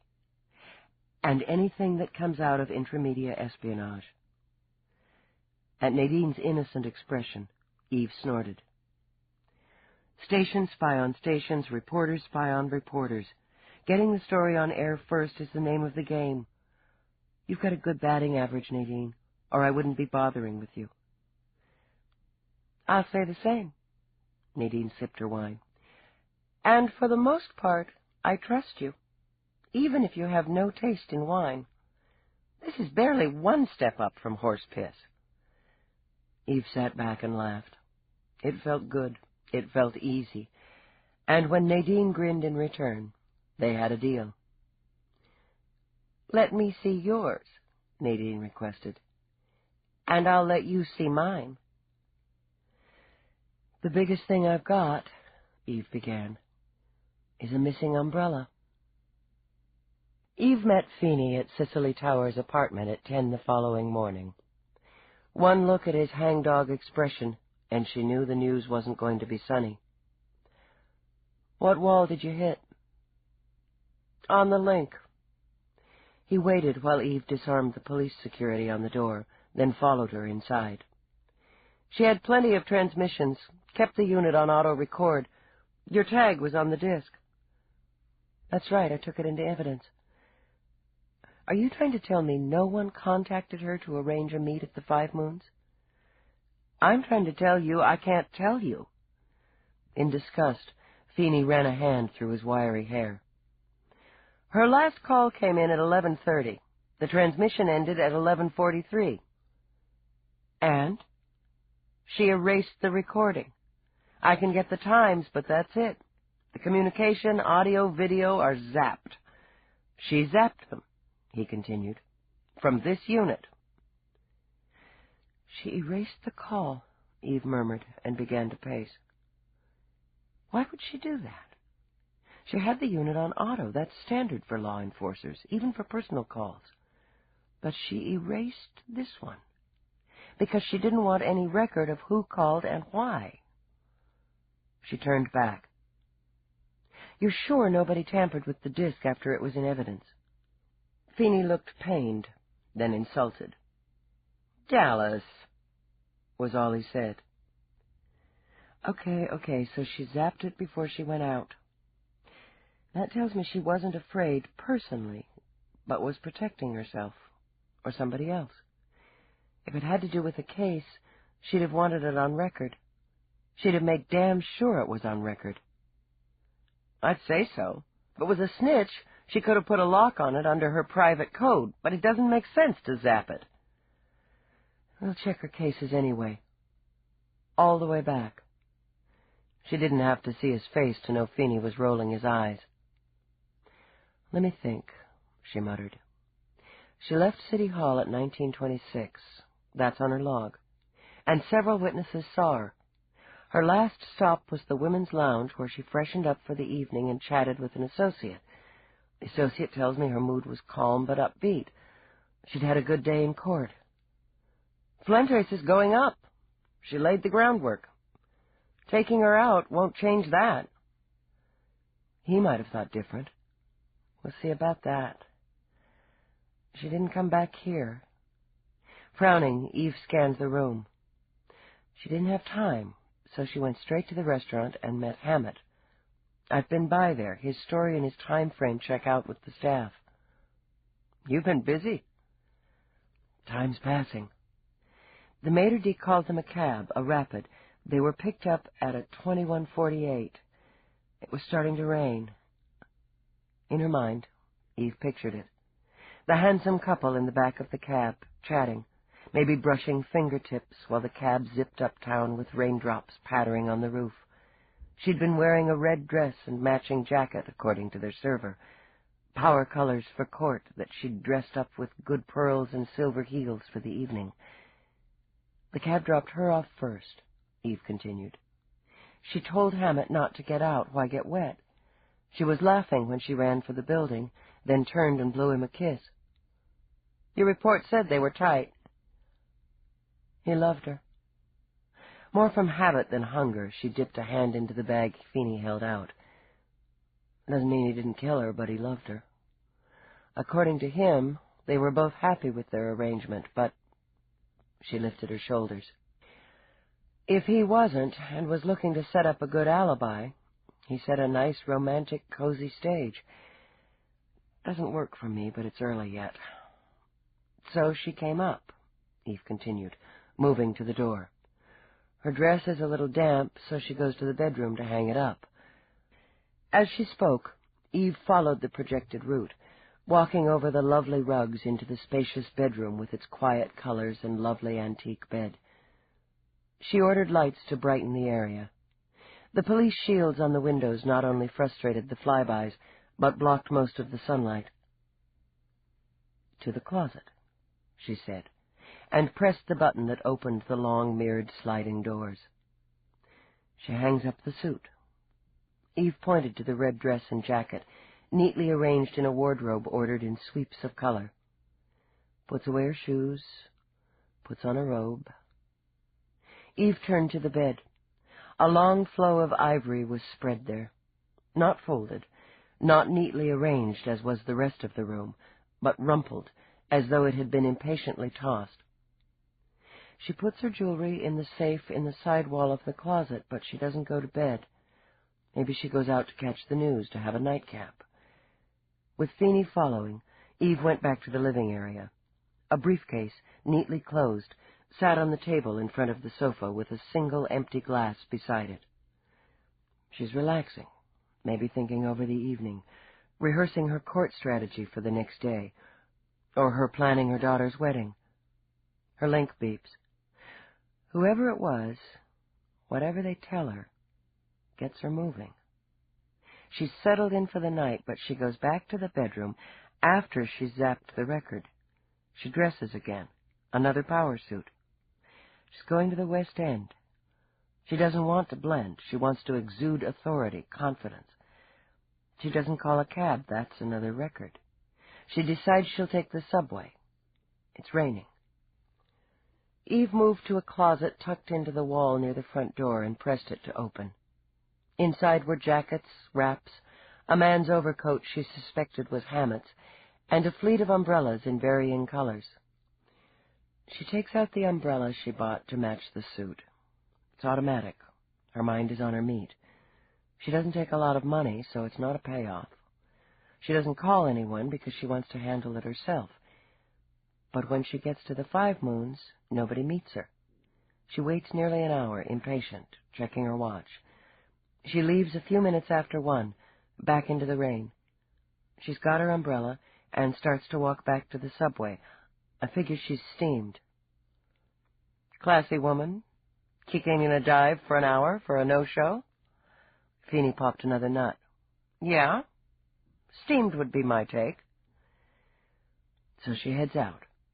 It's raining pretty hard. Her umbrella's up. She only gets a few feet.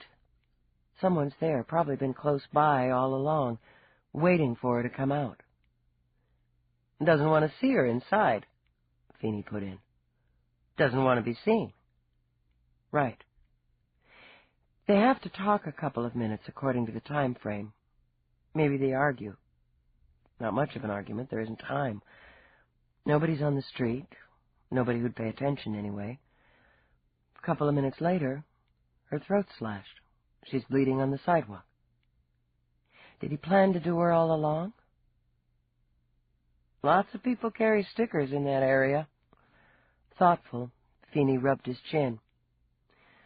Couldn't get premeditated on that by itself. But the timing, the setup... Yeah, that's how it shakes down to me. Me too. 1 slice. No defensive wounds, so she didn't have time to feel threatened. The killer doesn't take her jewelry, the leather bag, her shoes, or her credits. He just takes her umbrella, and he walks away. Why the umbrella? Feeney wondered. Hell, it's raining. I don't know. An impulse, a souvenir. As far as I can see, it's the only mistake he made. I've got grunts out checking a 10-block area to see if he ditched it. If he ditched it in that area, some chemi-head's walking around with a purple parasol. Yeah. A visual of that almost made her smile. How could he be sure she'd zap the recording, Feeney? He had to be sure. Threat? P.A. lives with threats. One like Towers would shake them off like lint. If they were aimed at her, he agreed. She's got kids. He nodded toward the framed holograms. She wasn't just a lawyer, she was a mother. With a frown, Eve walked over to the holograms. Curious, she picked up one of the boy and girl together as young teenagers. A flick of her finger over the back had the audio bubbling out. Hey, Big Shot. Happy Mother's Day. This will last longer than the flowers. We love you. Oddly disturbed, Eve set the frame down again. They're adults now. They're not kids anymore. Dallas, once a parent, always a parent. You never finish the job. Hers had, she thought. A long time finished. Then I guess my next stop is Marco Angelini. Angelini had offices in Roarke's building on 5th. Eve stepped into the now familiar lobby with its huge tiles and pricey boutiques. The cooing voices of computer guides offered assistance to various locations. She scanned one of the moving maps and, ignoring the glides, hiked her way to the elevators along the south end.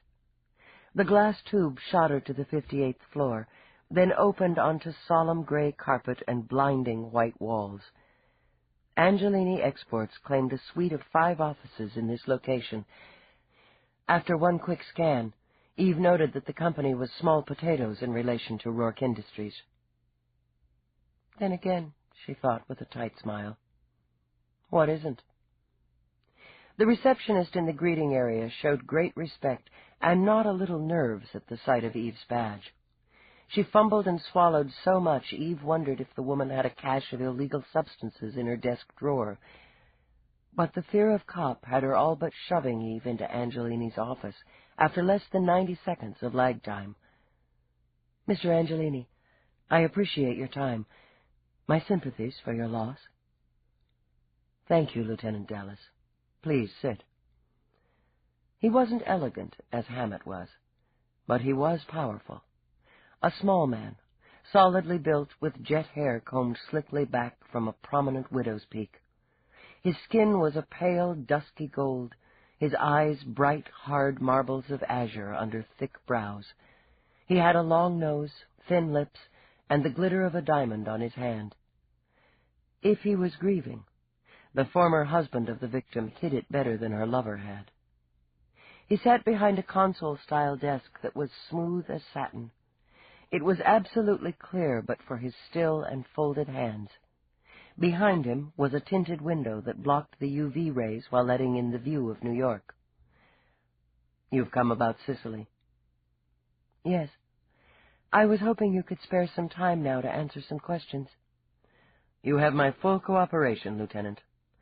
Cicely and I were divorced, but we remained partners in business and in parenthood. I admired and respected her." There was a hint of his native country in his voice, just a whisper of it. It reminded her that, according to his dossier, Marco Angelini spent a large part of his time in Italy. "Mr. Angelini, can you tell me the last time you saw or spoke with Prosecutor Towers?" "I saw her on March 18th, at my home on Long Island." "She came to your home?" "Yes, for my son's 25th birthday. We gave him a party together, using my estate there, as it was most convenient. David, our son, often stays there when he's on the East Coast." "You hadn't seen her since that date?" "No. We were both busy, but we had planned to meet in the next week or two to discuss plans for Marina's wedding. Our daughter." He cleared his throat gently. "I was in Europe for most of April." "You called Prosecutor Towers on the night of her death?" "Yes. I left a message to see if we could meet for lunch or drinks at her convenience." "About the wedding?" Eve prompted. "Yes, about Marina's wedding." "Had you spoken with Prosecutor Towers since the day of March 18th and the night of her death?" "Several times." He pulled his fingers apart, linked them again. "As I said, we considered ourselves partners.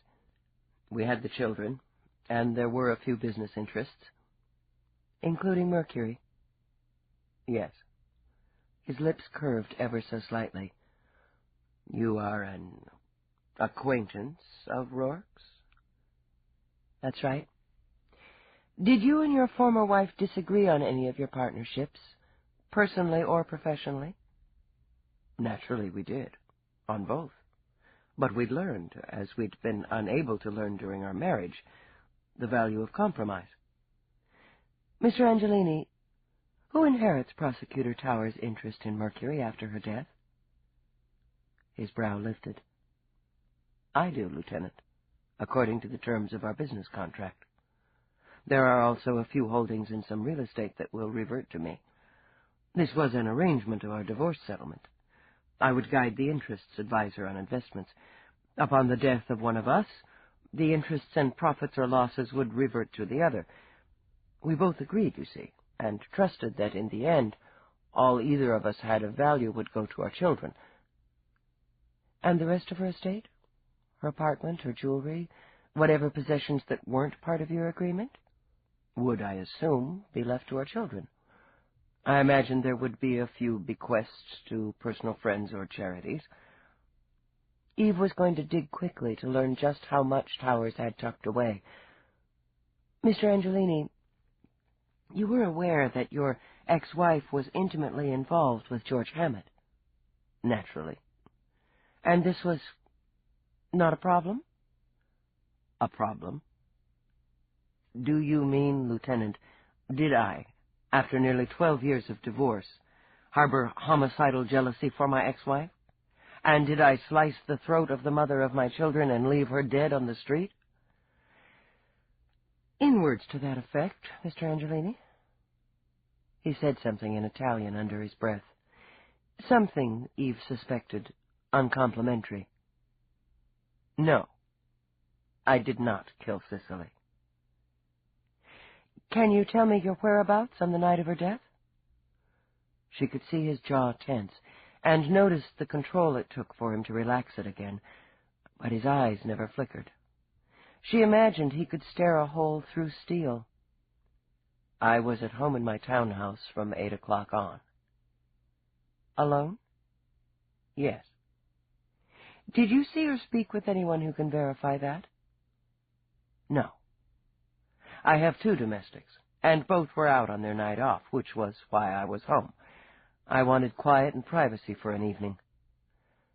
You made no calls, received none during the evening. I received a call at about 3 a.m. from Commander Whitney, informing me of my wife's death. I was in bed, alone, when the call came in. Mr. Angelini, your ex-wife was in a West End dive at 1 o'clock in the morning. Why? I haven't any idea. No idea at all. Later, when Eve stepped into the glass tube to descend, she beeped Feeney. I want to know if Marco Angelini was in any kind of financial squeeze, and how much that squeeze would have loosened at his ex-wife's sudden death. You smell something, Dallas? Something, she muttered. I just don't know what. Chapter 5. Eve stumbled into her apartment at nearly 1 a.m. Her head was ringing. Mavis's idea of dinner on her night off had been to take in a rival club. Already aware she would pay for the evening's entertainment in the morning, Eve stripped on the way to the bedroom. At least the evening out with Mavis had pushed the Towers case out of her mind. Eve might have worried she had no mind left, but she was too exhausted to think about it. She fell naked and face down on the bed, and was asleep in seconds. Eve woke, violently aroused. It was Roarke's hands on her. She knew their texture, their rhythm. Her heart tripped against her ribs, then bounded into her throat as his mouth covered hers. His was greedy, hot, giving her no choice, really no choice at all but to respond in kind. Even as she fumbled for him, those long, clever fingers pierced her, diving into her so that she bowed up into the frenzy of orgasm. His mouth on her breast, sucking, teeth scraping, his elegant hands relentless, so that her cries came out in whimpers of shock and gratitude, another staggering climax to layer thick over the first. Her hands sought purchase in the tangled sheets, but nothing could anchor her. As she flew up again, she gripped him, nails scraping down his back, up to grab handfuls of his hair. God! It was the single coherent word she managed as he plunged into her, so hard, so deep she was amazed she didn't die from the pleasure of it. Her body bucked helplessly, frantically, continued to shudder even after he'd collapsed on her. He let out a long, satisfied sigh, and lazily nuzzled her ear. Sorry to wake you. Roarke? Oh, was that you? He bit her. She smiled quietly in the dark. I didn't think you'd be back until tomorrow. I got lucky. Then I followed your trail into the bedroom. I was out with Mavis. We went to a place called Armageddon. My hearing's starting to come back. She stroked his back, yawned hugely. It's not morning, is it? No. Recognizing the weariness in her voice, he shifted, gathering her close against him, and kissed her temple. Go to sleep, Eve. Okay. She obliged him in less than 10 seconds. He woke at first light and left her curled in the middle of the bed. In the kitchen, he programmed the auto chef for coffee and a toasted bagel. The bagel was stale, but that was to be expected. Making himself at home, he sat by the kitchen monitor and skimmed through the paper to the financial section. He couldn't concentrate. He was trying not to resent the fact that she'd chosen her bed over their bed, or what he wanted her to think of as their bed. He didn't begrudge her the need for personal space. He understood well the need for privacy, but his house was large enough that she could have appropriated an entire wing for herself if she wanted it. Pushing away from the monitor, he paced to the window, He wasn't used to this struggle, this war to balance his needs with someone else's.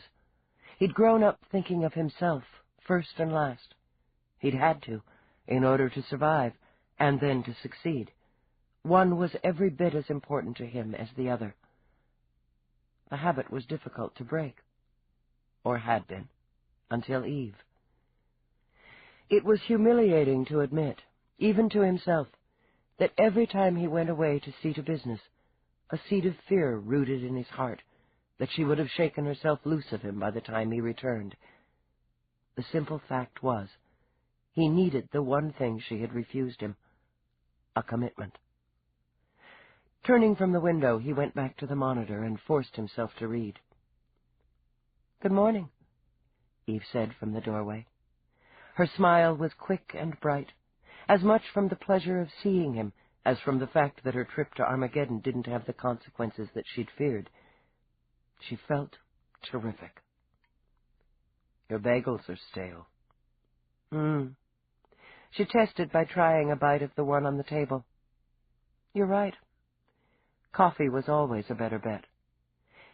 Anything in the news I should worry about?" "Are you concerned with the Trigro takeover?" Eve knuckled one eye as she sipped her first cup of coffee. "What's Trigro? And who's taking it over?" "Trigro's a reforestry company, hence the overly adorable name. I'm taking it over." She grunted. "Figures.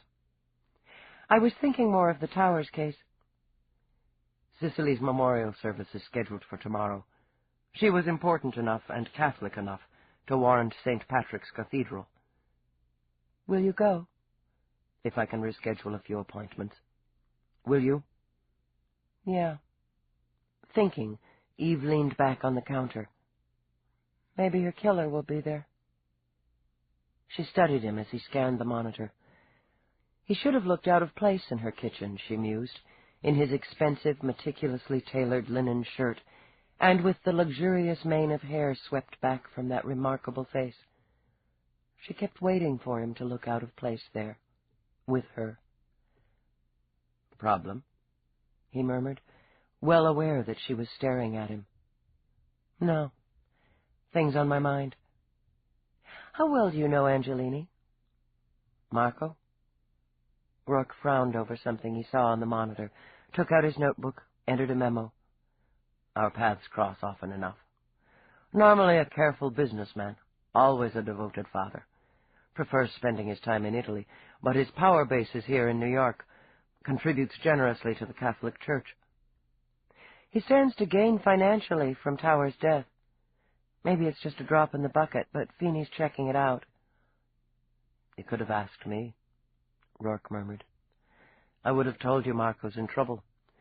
Not desperate trouble," he amended when Eve's eyes sharpened. "He's made some ill-advised acquisitions over the past year or so." "You said he was careful." "I said he was normally careful. He bought several religious artifacts without having them thoroughly authenticated. His zeal got in the way of his business sense. They were forgeries, and he's taken a hard loss." "How hard?" "In excess of $3 million. I can get you exact figures if necessary." "He'll recover." Roarke added with a shrug for $3 million Eve knew she would never get used to. "He needs to focus and downsize a bit here and there. I'd say his pride was hurt more than his portfolio." "How much was Tower's share of Mercury worth?" "On today's market?" He took out his pocket diary, jiggled some numbers. "Somewhere between 5 and 7. "Million?" "Yes," Roarke said with the faintest hint of a smile. "Of course." Good Christ, no wonder she could live like a queen. Marco made very good investments for her. He would have wanted the mother of his children to live comfortably. "You and I have dramatically different ideas about comfort." "Apparently." Roarke tucked the diary away and rose to refill his coffee and hers. An Airbus rumbled by the window, chased by a fleet of private shuttles. "You suspect that Marco killed her to recoup his losses?" "Money's a motive that never goes out of style. I interviewed him yesterday. I knew something didn't quite fit. Now it's beginning to. She took the fresh coffee he offered, paced to the window where the noise level was rising, then away again. Her robe was slipping off her shoulder. Casually, Roarke tucked it back into place. Bored commuters often carried long-range viewers for just such an opportunity. Then there's the friendly divorce, she went on. But whose idea was it? Divorce is complicated for Catholics when there are children involved. Don't they have to get some sort of clearance? Dispensation, Roarke corrected. A complex business, but both Cicely and Marco had connections with the hierarchy. He's never remarried, Eve pointed out, setting her coffee aside. I haven't been able to find even a whiff of a steady or serious companion, but Towers was having a long-term intimate relationship with Hammett. Just how did Angelini feel about the mother of his children snuggling with a business partner? If it were me, I'd kill the business partner. That's you, Eve said with a quick glance. And I imagine you'd kill both of them. You know me so well. He stepped toward her, put his hands on her shoulder. On the financial end, you may want to consider that whatever Cicely's share of Mercury was, Angelini's matches it. They held equal shares. Fuck. She struggled with it. Still, money's money. I have to follow that scent until I get a new one. He continued to stand there, his hands cupping her shoulders, his eyes on hers.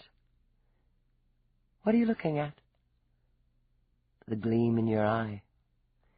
He touched his lips to hers once, then again. I have some sympathy for Marco, you see, because I remember what it's like to be on the receiving end of that look, and that tenacity. You hadn't killed anyone, she reminded him. Lately. Ah, but you weren't sure of that for a time, and still you were drawn. Now we're... The beeper on his watch pinged. Hell. He kissed her again, quick and distracted. We'll have to reminisce later. I have a meeting. Just as well, Eve thought. Hot blood interfered with a clear head. I'll see you later, then. At home? She fiddled with her coffee cup. At your place, sure. Impatience flickered in his eyes as he shrugged into his jacket. The slight bulge in the pocket reminded him. I'd nearly forgotten. I bought you a present in Australia. With some reluctance, Eve took the slim gold box. When she opened it, reluctance scattered. There was no room for it in shocked panic. Jesus bleeding Christ, Roarke! Are you insane? It was a diamond. She knew enough to be sure of that. The stone graced a twisted gold chain and glinted fire. Shaped like a tear, it was as long and wide as the first joint of a man's thumb. They call it the giant's tear, he said, as he casually took it from the box and draped the chain over her head. It was mined about 150 years ago. It happened to come up for auction while I was in Sydney. He stepped back and studied its shooting sparks against the plain blue robe she wore. Yes, it suits you. I thought it would. Then he looked at her face and smiled. Oh, I see you were counting on Kiwi. Well, perhaps next time. When he leaned in to kiss her goodbye, he was brought up short by the slap of her hand against his chest. Problem? This is crazy. You can't expect me to take something like this. You do occasionally wear jewelry. To prove his point, he flicked a finger at the gold dangling from her ear. Yeah, and I buy it from the street stall on Lex. I don't, he said easily. You take this back. She started to pull at the chain, but he closed his hands over hers. It doesn't go with my suit, Eve. A gift is not supposed to make the blood drain out of your cheeks. Suddenly exasperated, he gave her a quick shake. It caught my eye, and I was thinking of you. Damn you, I always am. I bought it because I love you. Christ Jesus, when are you going to swallow that? You're not going to do this to me. She told herself she was calm, very calm, because she was right, very right. His temper didn't worry her. She'd seen it flare before, but the stone weighed around her neck, and what she feared it represented worried her very much. Do what to you, Eve? Exactly what? You're not going to give me diamonds. Terrified and furious, she shoved away from him. You're not going to pressure me into taking what I don't want, or being what I can't be. You think I don't know what you've been doing these past few months? Do you think I'm stupid? His eyes flashed, hard as the stone between her breasts. No, I don't think you're stupid. I think you're a coward. Her fist came up automatically. Oh, how she would have loved to have used it to wipe that self-righteous sneer from his face. If he hadn't been right, she could have. So she used other weapons. You think you can make me depend on you, get used to living in that glorified fortress of yours and wearing silk? Well, I don't give a damn about any of that. I'm well aware of that. I don't need your fancy food, or your fancy gifts, or your fancy words. I see the pattern, Roarke. Say I love you at regular intervals until she learns to respond, like a well-trained pet. Like a pet, he repeated as his fury froze into ice. I see I'm wrong. You are stupid. You really think this is about power and control? Have it your way. I'm tired of having you toss my feelings back in my face. My mistake for allowing it, but that can be rectified. I never... No, you never, he interrupted coolly. Never once risked your pride by saying those words back to me. You keep this place as your escape hatch, rather than commit to staying with me. I let you draw the line, Eve, and now I'm moving it. It wasn't just temper pushing him now, nor was it just pain. It was the truth. I want all, he said flatly, or I want nothing. She wouldn't panic. He wouldn't make her panic like a first-time rookie on a night run. What exactly does that mean? It means sex isn't enough. It's not just sex, you know. No, I don't. The choice is yours now. It always was. But now, you'll have to come to me. Ultimatums just piss me off. That's a pity. He gave her one long last look. Goodbye, Eve. You can't just walk... Oh, yes. And he didn't look back. I can. Her mouth dropped open when she heard the door slam. For a moment she simply stood, rigid, the sun glinting off the jewel around her neck. Then she began to vibrate. With fury, of course, she told herself, and ripped the precious diamond off to toss it on the counter. He thought she would go crawling after him, begging him to stay. Well, he could go on thinking that into the next millennium. Eve Dallas didn't crawl, and she didn't beg. She closed her eyes against a pain more shocking than a laser strike. Who the hell is Eve Dallas? She wondered. And isn't that the core of it all? She blocked it out. What choice did she have? The job came first. Had to come first. If she wasn't a good cop, she was nothing. She was as empty and as helpless as the child she had been, lying broken and traumatized in a dark alley in Dallas. She could bury herself in work, the demands and pressures of it. When she was standing in Commander Whitney's office, she was only a cop with murder on her hands. She had plenty of enemies, Commander. Don't we all? His eyes were clear again, sharp. Grief could never outweigh responsibility. Feeney's run a list of her convictions. We're breaking them down, concentrating on the lifers first, family and known associates. Someone she put in a cage for the duration would have the strongest revenge ratio. Next down the line are the uncorrected deviants. UDs sometimes slip through the cracks. She put plenty away on mental, and some of them are bound to have crawled their way out. That's a lot of computer time, Dallas. It was a subtle warning about budget, which she chose to ignore. I appreciate you putting Feeney on this with me. I couldn't get through it without him. Commander, these checks are SOP, but I don't think this was an attack on the prosecutor. He sat back, inclined his head, waiting. I think it was personal. She was covering something, for herself, for somebody else. She zapped the link recording. I read your report, Lieutenant. Are you telling me you believe Prosecuting Attorney Powers was involved in something illegal? Are you asking me as my friend, or as my commander? He bared his teeth before he could control himself. After a short internal struggle, he nodded. Well put, Lieutenant. As your commander.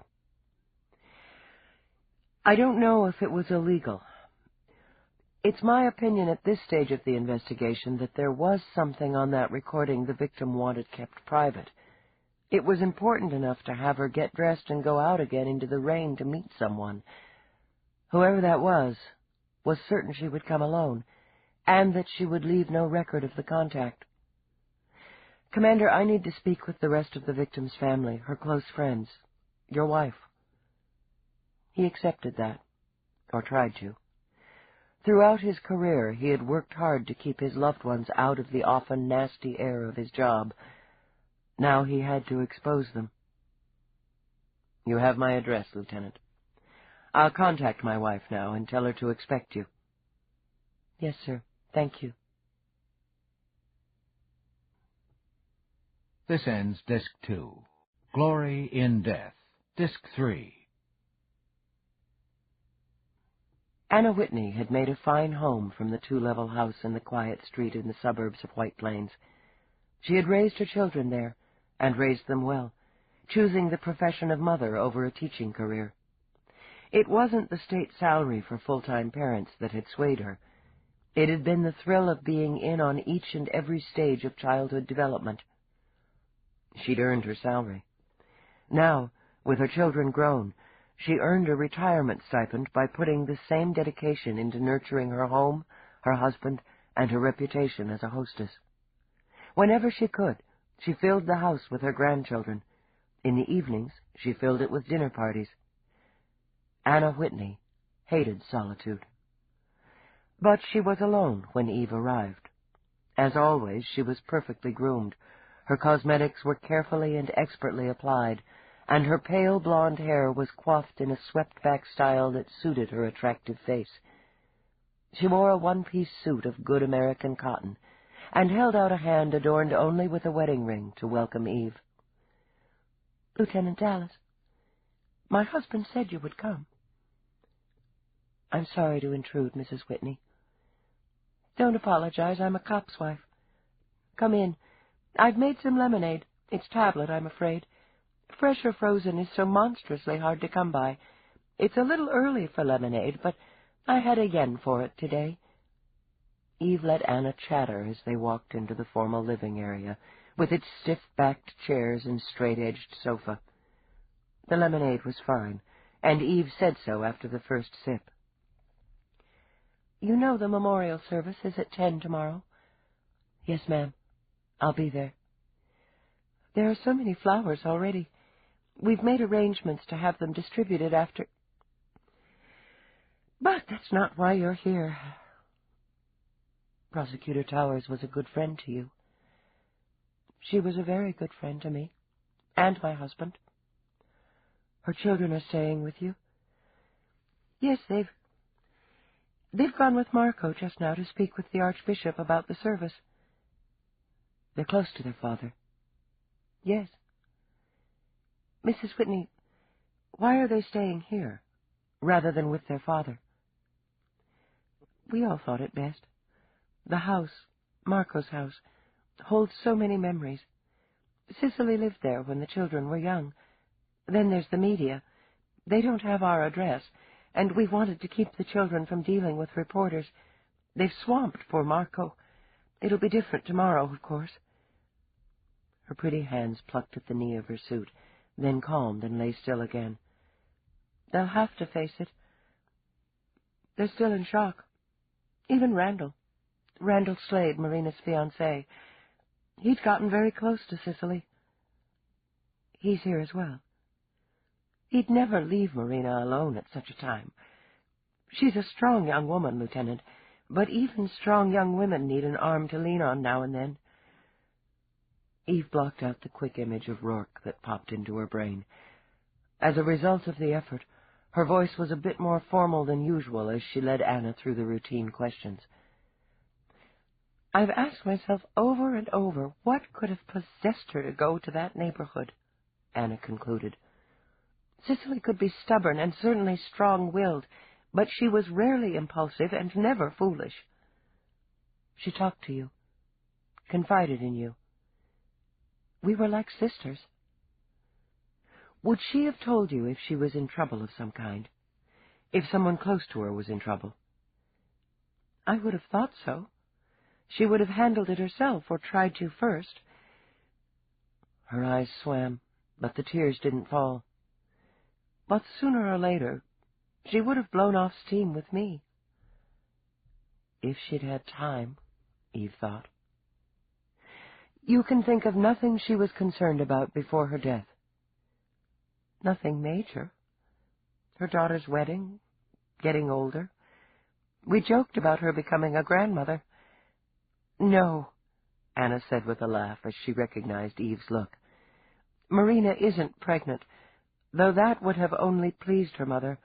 She was always concerned for David as well. Would he settle down? Was he happy? And is he? Another cloud came into her eyes before she lowered them. David is a great deal like his father. He likes to wheel and deal. He does a great deal of traveling for the business, always looking for new arenas, new opportunities. There's no doubt he'll take the helm if and when Marco decided to turn it over. She hesitated, as if about to add something, then smoothly switched gears. Marina, on the other hand, prefers to live in one spot. She manages a boutique in Rome. That's where she met Randall. He's a designer. Her shop handles his line exclusively now. He's quite talented. This is his, she said, indicating the slim suit she wore. It's lovely.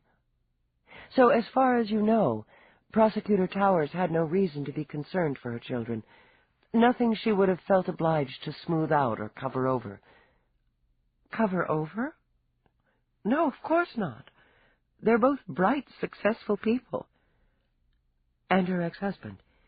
He's having some business difficulties. Marco? Is he? Anna shrugged that off. I'm sure he'll straighten them out. I never shared Cicely's interest in business. She was involved then, in business. Directly? Of course. Cicely insisted on knowing exactly what was going on and having a say in it. I never knew how she could keep so many things in her head. If Marco was having difficulties, she'd have known, and probably have suggested a half-dozen ways to right things. She was quite brilliant.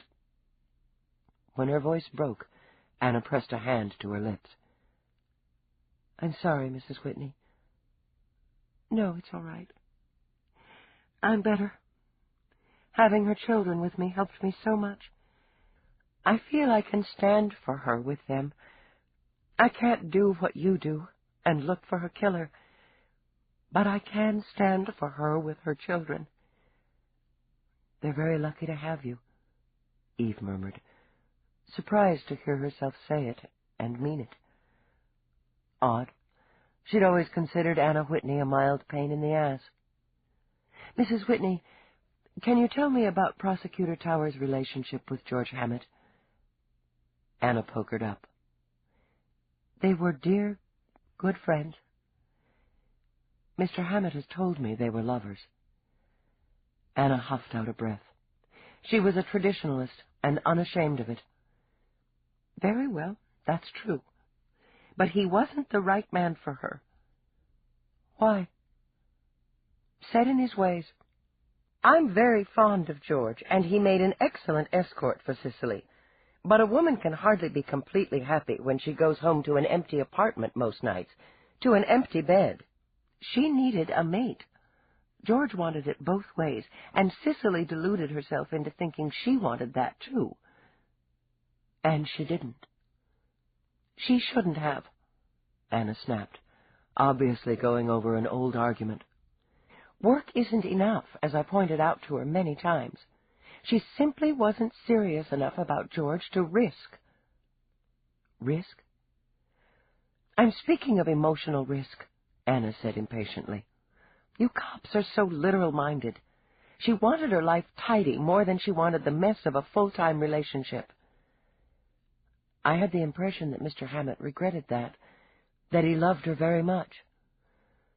If he did, why didn't he push? Anna demanded, and tears threatened. She wouldn't have died alone then, would she? She wouldn't have been alone. Eve drove out of the quiet suburbs, and on impulse she pulled her car over to the curb and slumped down in the seat. She needed time to think. Not about Roarke, she assured herself. There was nothing to think about there. That was settled. On a hunch, she called up her computer at the office and had it get to work on David Angelini. If he was like his father, maybe he had also made a few poor investments. While she was at it, she ordered a run on Randall Slade in the boutique in Rome. If anything popped up, she would have a scan on the flights from Europe to New York.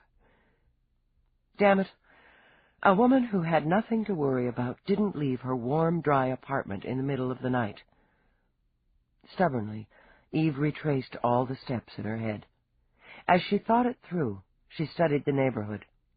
Nice old trees spreading shade, neat postcard-sized yards with 1- and 2-story fully detached houses.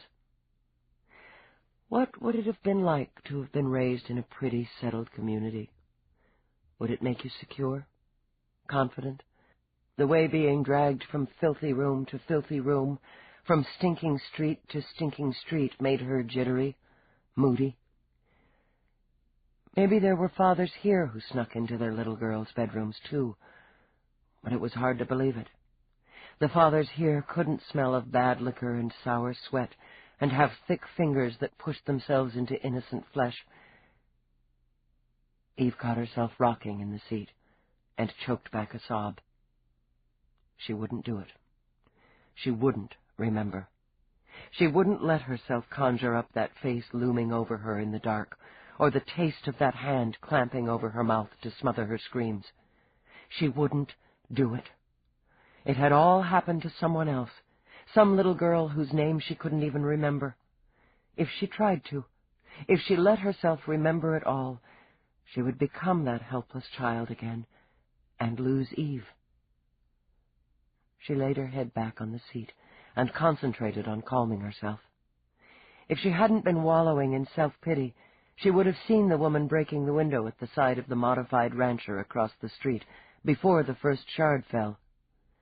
As it was, Eve scowled, asked herself why she'd had to pull over at just this spot, and did she really want the hassle of dealing with intra-jurisdiction paperwork? Then she thought about the nice family who would come home that night and find their valuables gone. With a long-suffering sigh, she got out of the car. The woman was half in and half out of the window when Eve reached her. The security shield had been deactivated by a cheap jammer, available at any electronic outlet. With a shake of her head for the naivete of suburbanites, Eve tapped the thief smartly on the butt that was struggling to wiggle through the opening. "Forget your code, ma'am?" Her answer was a hard donkey-style kick to the left shoulder. Eve considered herself lucky it had missed her face. Still, she went down, crushing some early tulips. The perp popped out of the window like a cork and bolted across the lawn. If her shoulder hadn't been aching, Eve might have let her go. She caught her quarry in a flying tackle that sent them both sprawling into a bed of sunny-faced pansies. "Get your fucking hands off me or I'll kill you!" Eve thought briefly that it was a possibility. The woman outweighed her by a good 20 pounds. To ensure it didn't happen, She jammed an elbow against the woman's windpipe and dug for her badge. "You're busted." The woman's dark eyes rolled in disgust. "What the hell's a city cop doing here? Don't you know where Manhattan is, asshole?" "Looks like I'm lost." Eve kept her elbow in place, adding just a little more pressure for her own satisfaction, while she pulled out her communicator and requested the closest burb cruiser. Chapter 6. By the next morning, her shoulder was singing as fiercely as Mavis on a final set. Eve admitted the extra hours she'd put in with Feeney and a night tossing alone in bed hadn't helped it any. She was leery of anything but the mildest painkillers, and took a single stingy dose before she dressed for the memorial service. She and Feeney had come across one tasty little tidbit. David Angelini had withdrawn 3 large payments from his accounts over the last 6 months, to a grand total of $1,632 American. That was more than 3/4 of his personal savings, and he'd drawn it in anonymous credit tokens and cash. They were still digging on Randall, Slade, and Marina, but so far they were both clean, just a happy young couple on the brink of matrimony. God knew how anybody could be happy on the brink, Eve thought, as she located her gray suit.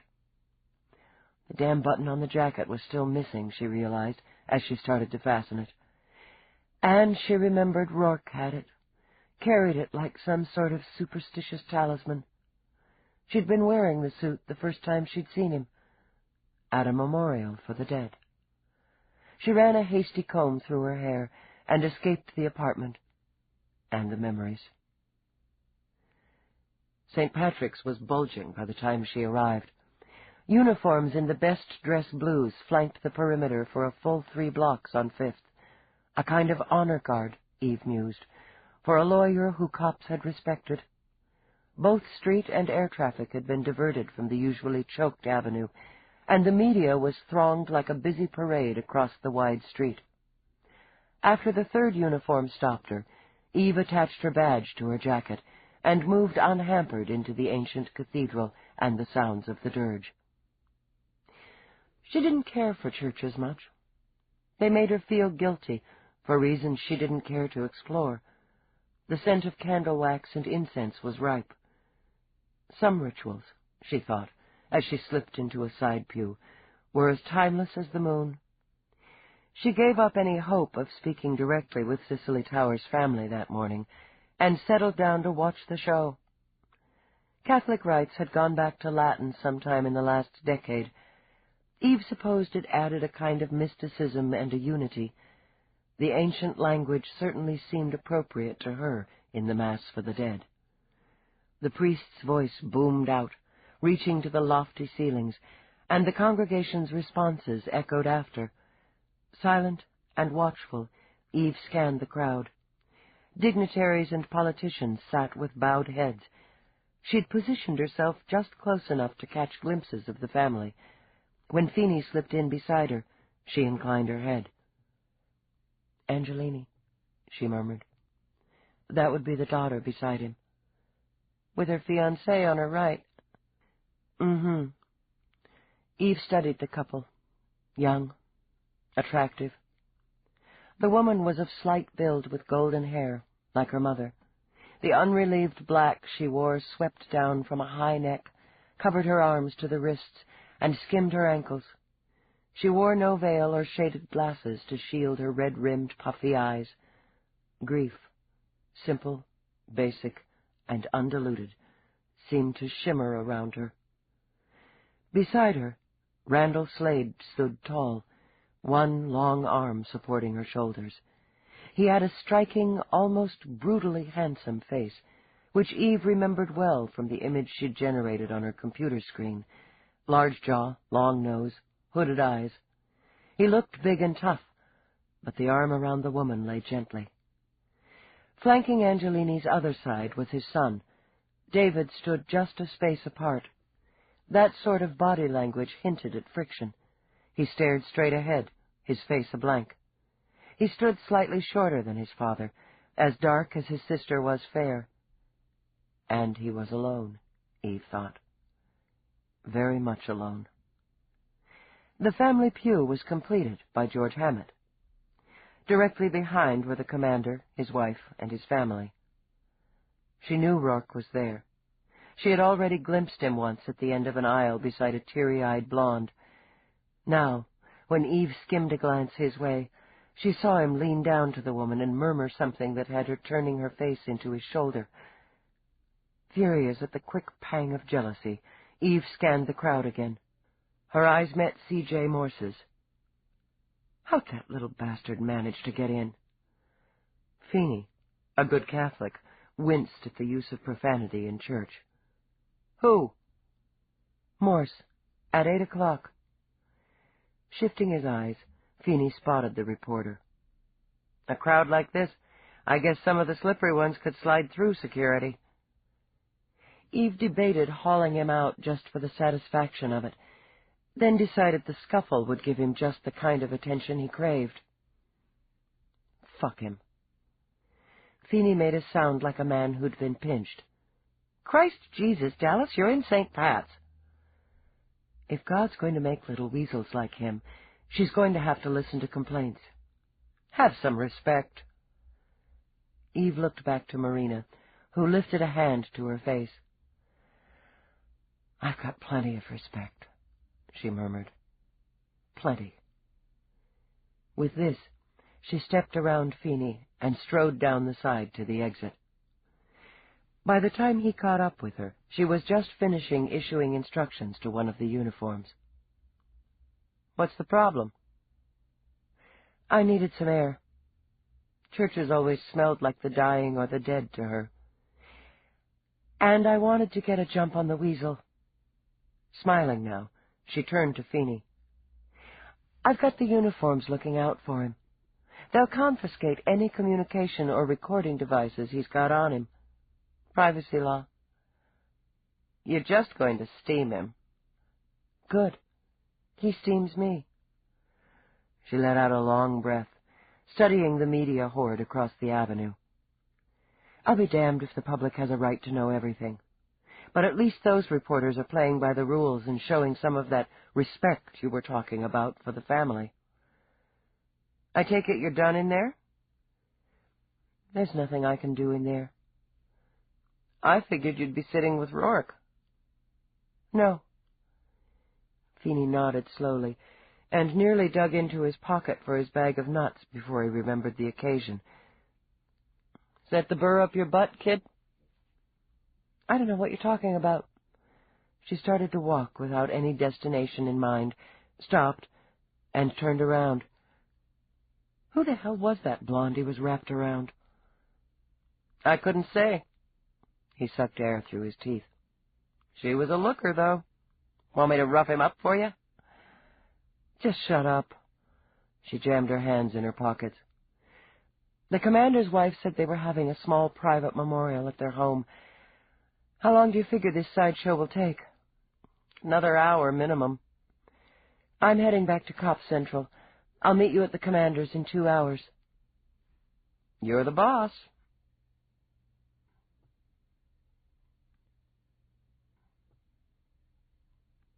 Small and private meant there were more than 100 people packed into the commander's suburban home. There was food to comfort the living, liquor to dull the grieving. The perfect hostess, Anna Whitney, hurried over the moment she spotted Eve. She kept her voice down and a carefully pleasant expression on her face. Lieutenant, must you do this now? Here and now? Mrs. Whitney, I'll be as discreet as I possibly can. The sooner I complete the interview stage, the sooner we'll find Prosecutor Tower's killer. Her children are devastated. Poor Marina can barely function. It would be more appropriate if you'd... Anna. Commander Whitney laid a hand on his wife's shoulder. Let Lieutenant Dallas do her job. Anna said nothing, merely turned and walked stiffly away.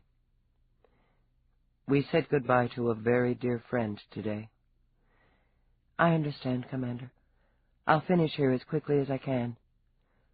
Be careful with Marina, Dallas. She's very fragile at the moment.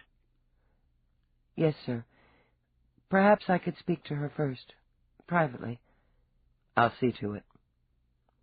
When he left her alone, Eve backed up toward the foyer and turned directly into Roarke. Lieutenant. Roarke. She glanced at the glass of wine in his hand. I'm on duty. So I see. This wasn't for you. Eve followed his gaze to the blonde sitting in the corner. Right. She could all but feel the marrow of her bones turn green. You move fast. Before she could step aside, he put a hand on her arm. His voice, like his eyes, was carefully neutral. Susanna is a mutual friend of mine, and Cicely's. The widow of a cop killed in the line of duty. Cicely put his murderer away. Susanna Kimball, Eve said, battling back shame. Her husband was a good cop. So I'm told. With the faintest trace of amusement shadowing his mouth, he skimmed a glance down her suit. I'd hoped you'd burned that thing. Gray's not your color, Lieutenant. I'm not making a fashion statement. Now, if you'll excuse me. The fingers on her arm tightened. You might look into Randall Slade's gambling problem. He owes considerable sums to several people, as does David Angelini. Is that right? That's quite right. I'm one of the several. Her eyes hardened. And you've just decided I might be interested. I've just discovered my own interest. He's worked up a rather impressive debt at one of my own casinos on Vegas, too. Then there's the matter of a little scandal some years back involving roulette, a redhead, and a fatality on an obscure gaming satellite in Sector 38. What scandal? You're the cop, he said, and smiled. Find out. He left Eve to go to the cop's widow and hold her hand. I have Marina in my office, Whitney murmured at Eve's ear. I promised you wouldn't keep her long. I won't. Struggling to smooth the feathers Roarke had ruffled, she followed the commander's broad back down the hall.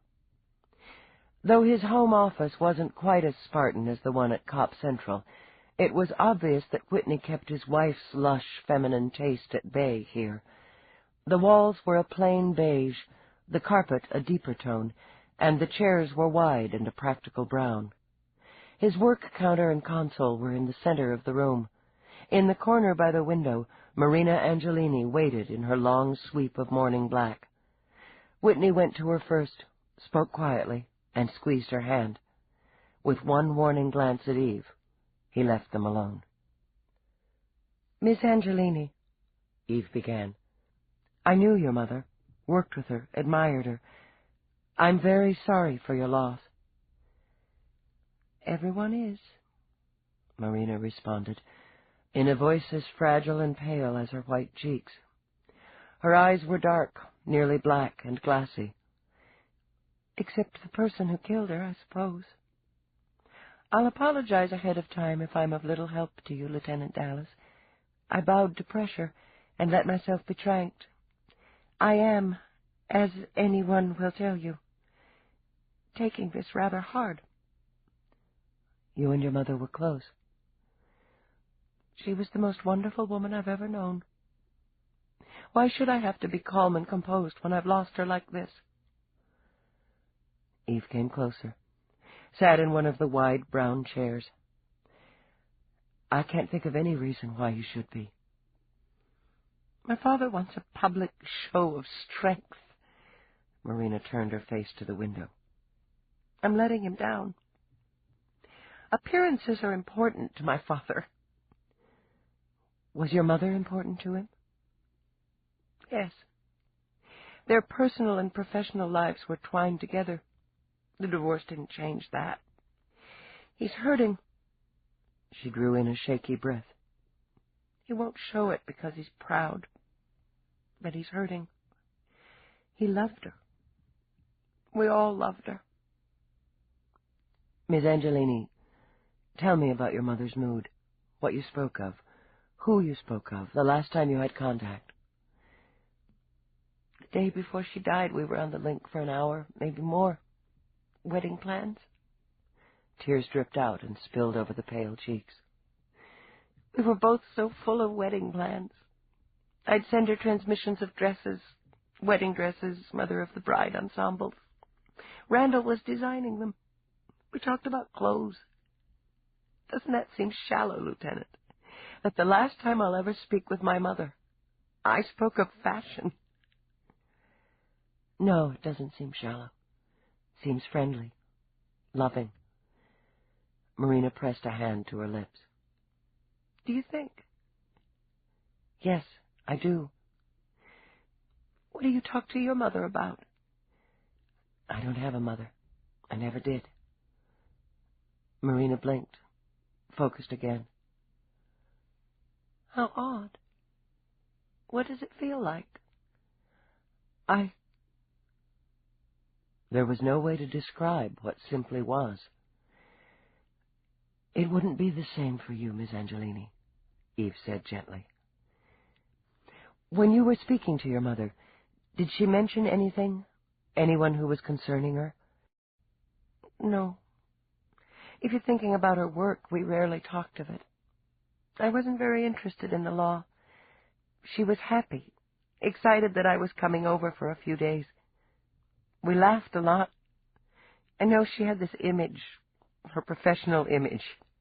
But with me, with the family, she was softer, looser. I teased her about George, saying that Randy could design her wedding dress while he was doing mine. Her reaction? We just laughed. Mama liked to laugh, she said, a little dreamy now as the trank began to work. She said she was having too much fun being mother of the bride to spoil it with the headaches of being a bride herself. She was very fond of George, and to think they were good together, but I don't suppose she loved him. Don't you? Why, no. There was a faint smile on her lips, a glassy gleam to her eyes. When you love someone, you have to be with them, don't you?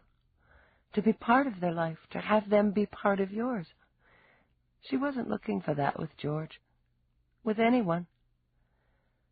Was Mr. Hammett looking for that with her? I don't know. If he was happy enough to let their relationship drift. I'm drifting now, she murmured. I don't feel as though I'm here at all. Because she needed Marina to hold off on the float a bit longer, Eve rose to request water from the console. Carrying the glass back, she pushed it into Marina's hands. Did that relationship cause problems between him and your father? Between your mother and father? It was awkward, but not uncomfortable. Marina smiled again. She was sleepy now, so relaxed she could have folded her arms on the window ledge and slipped away. That sounds contradictory. You'd have to know my father. He would refuse to let it bother him, or at least to let it affect him. He's still friendly with George. She blinked down at the glass in her hand, as if she'd just realized it was there, and took a delicate sip. I don't know how he might have felt if they'd decided to marry, but, well, that isn't an issue now. Are you involved in your father's business, Miss Angelini? In the fashion arm. I do all the buying for the shops in Rome and Milan. I have the final say as to what's exported to our shops in Paris and New York and so forth. Travel a bit to attend shows. I don't care much for traveling. I hate going off planet, don't you? Eve realized she was losing her. I haven't done it. Oh, it's horrid. Randy likes it. Says it's an adventure. What was I saying? She pushed a hand through her lovely golden hair, and Eve rescued the glass before it could tumble to the floor. About the buying. I like to buy clothes. Other aspects of the business never interested me. Your parents and Mr. Hammett were all stockholders in a company called Mercury. Of course. We use Mercury exclusively for our shipping needs. Her eyelids drooped. It's fast. Dependable. There were no problems that you know of in that or any other of your family holdings? No. None at all. It was time to try a different tack. Was your mother aware of Randall Slade's gambling debts? For the first time, Marina showed a spark of life, and the life was anger, flashing in the pale eyes. She seemed to snap awake. Randall's debts were not my mother's concern, but his and mine. We're dealing with them. You didn't tell her? There was no reason to worry her about something that was being handled. Randall has a problem with gambling, but he's gotten help. He doesn't wager any more. The debts are considerable. They're being paid, Marina said hollowly. Arrangements have been made. Your mother was a wealthy woman in her own right. You'll inherit a large portion of her estate. Either the tranks or grief dulled Marina's wits. She seemed oblivious to the implication. Yes. But I won't have my mother, will I?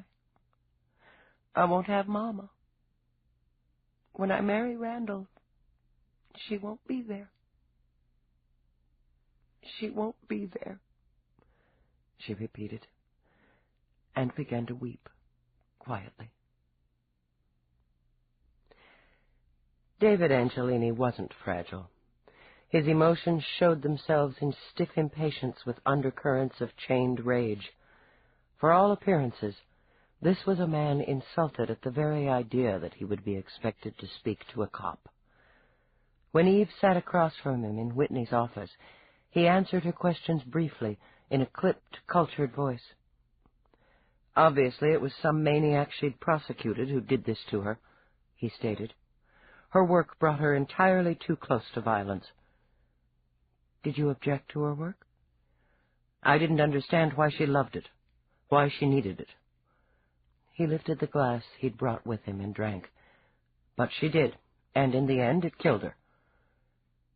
When did you see her last? On March 18th, my birthday. Did you have contact with her since then? I spoke with her about a week before she died. Just a family call. We never went more than a week without speaking. How would you describe her mood? Obsessed with Marina's wedding. My mother never did things by halves. She was planning the wedding as meticulously as she did any of her criminal cases. She was hoping it would rub off on me. What would? The wedding fever. My mother was a romantic woman under the prosecutor's armor. She hoped I would find the right mate and make a family. I told her I'd leave that to Marina and Randy and stay married to business a while. You're actively involved in Angelini exports. You'd be aware of the financial difficulties. His face tightened. They're blips, Lieutenant. Bumps. Nothing more. My information indicates there are more serious difficulties than blips and bumps. Angelini is solid. There's simply a need for some reorganization, some diversification, which is being done. He flicked a hand, elegant fingers, a sparkle of gold. A few key people have made unfortunate mistakes that can and will be rectified, and that has nothing to do with my mother's case. It's my job to explore all angles, Mr. Angelini. Your mother's estate is substantial. Your father will come into a number of holdings, as will you. David got to his feet. You're speaking of my mother. If you suspect that anyone in the family would cause her harm, then Commander Whitney has made a monstrous error in judgment putting you in charge of the investigation. You're entitled to your opinion. Do you gamble, Mr. Angelini? What business is that of yours? Since he was going to stand, Eve rose to face him. It's a simple question. Yes, I gamble on occasion, as do countless others. I find it relaxing. How much do you owe? His fingers tightened on the glass. I believe at this point my mother would have advised me to consult counsel. That's certainly your right. I'm not accusing you of anything, Mr. Angelini. I'm fully aware that you were in Paris on the night of your mother's death, just as she was fully aware that shuttles skimmed across the Atlantic hourly. It's my job to get a clear picture, a full and clear picture. You're under no obligation to answer my question, but I can, with very little trouble, access that information. The muscles in his jaw worked a moment. 800,000, give or take a few dollars. Are you unable to settle the debt? I am neither a Welsher nor a pauper, Lieutenant Dallas, he said stiffly.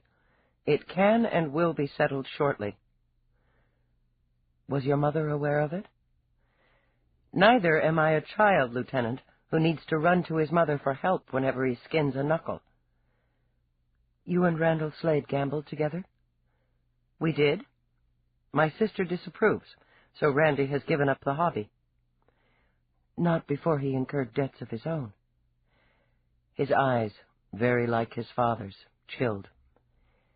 I wouldn't know about that, nor would I discuss his business with you. Oh, yes, you would, Eve thought, but let it slide for the moment. And the trouble in Sector 38 a few years ago?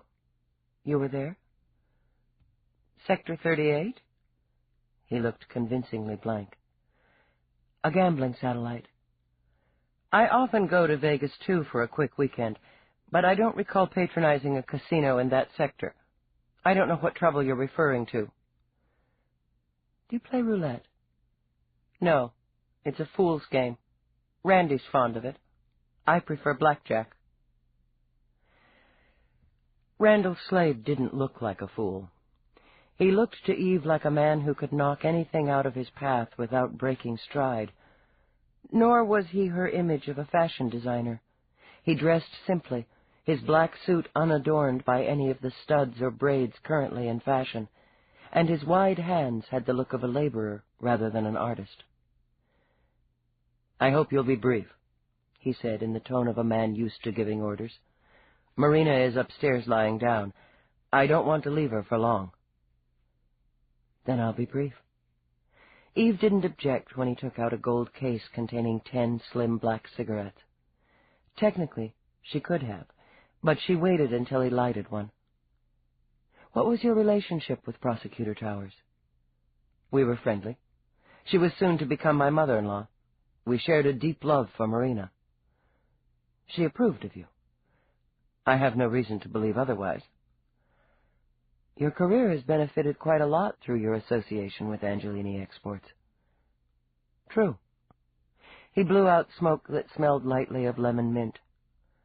I like to think Angelini has also benefited quite a lot through their association with me. He surveyed Eve's gray suit. That cut and color are both incredibly unflattering. You might want to take a look at my on-the-rack line here in New York. I'll keep it in mind, thanks. I dislike seeing attractive women in unattractive clothes. He smiled, and surprised Eve with a flare of charm. You should wear bolder colors, sleeker lines. A woman with your build would carry them well. So I'm told, she muttered, thinking of Roarke. You're about to marry a very wealthy woman. I'm about to marry the woman I love. It's a happy coincidence that she's wealthy. It is. And money is something you have a need for. Don't we all? Smooth, unoffended, again amused. You have debts, Mr. Slade. Large, outstanding debts in an area that can cause considerable pain in the collecting process. That's accurate. He drew smoke in again. I'm a gambling addict, Lieutenant. Recovering.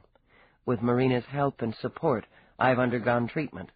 I haven't made a wager in 2 months, 5 days. Roulette, wasn't it? I'm afraid so. And the amount you owe, in round figures? 500,000. And the amount of your fiancé's inheritance? Probably triple that, in round figures. More, considering the stocks and holdings that wouldn't be converted into credit or cash. Killing my fiancée's mother would certainly have been one way to solve my financial difficulties. He stubbed his cigarette out thoughtfully. Then again, so would the contract I've just signed for my fall line. Money isn't important enough to me to kill for it. But gambling was important enough? Gambling was like a beautiful woman, desirable, exciting, capricious. I had a choice between her and Marina. There was nothing I wouldn't do to keep Marina. Nothing? He understood and inclined his head. Nothing at all. Does she know about the scandal in Sector 38? His amused, faintly smug expression froze, and he paled. That was nearly 10 years ago. That has nothing to do with Marina, nothing to do with anything. You haven't told her? I didn't know her. I was young, foolish, and I paid for my mistake. Why don't you explain to me, Mr. Slade, how you came to make that mistake? It has nothing to do with this. Indulge me. Damn it, it was one night out of my life. One night. I'd had too much to drink, was stupid enough to mix the liquor with chemicals. The woman killed herself. It was proven the overdose was self-inflicted. Interesting, Eve thought. But you were there, she hazarded. I was zoned. I'd lost more heavily than I could afford at roulette, and between us we made a scene. I told you I was young. I blamed my bad luck on her. Maybe I did threaten her. I just don't remember. Yes, we argued publicly. She struck me and I struck her back. I'm not proud of it. Then I just don't remember. Don't remember, Mr. Slade? As I testified, the next thing I remember is waking up in some filthy little room. We were in bed, naked, and she was dead. I was still groggy. Security came in. I must have called them. They took pictures. I was assured the pictures were destroyed after the case was closed, and I was exonerated. I barely knew the woman, he continued, heating up. I'd picked her up in the bar, or thought I had. My attorney discovered she was a professional companion, unlicensed, working the casinos. He closed his eyes.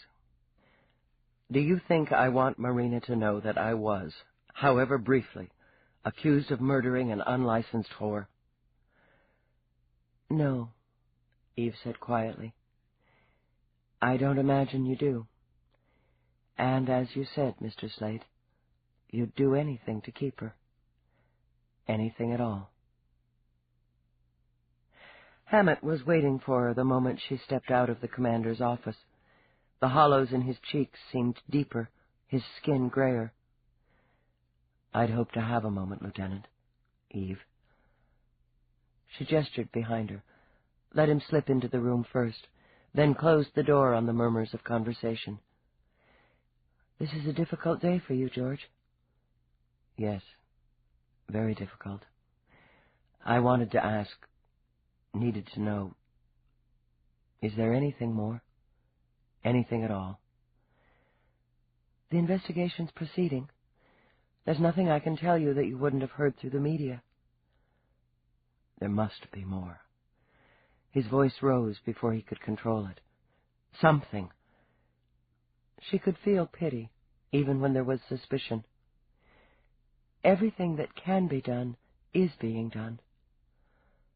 You've interviewed Marco, her children, even Randy. If there is anything they knew, anything they told you that might help, I have a right to be told. Nerves? She wondered.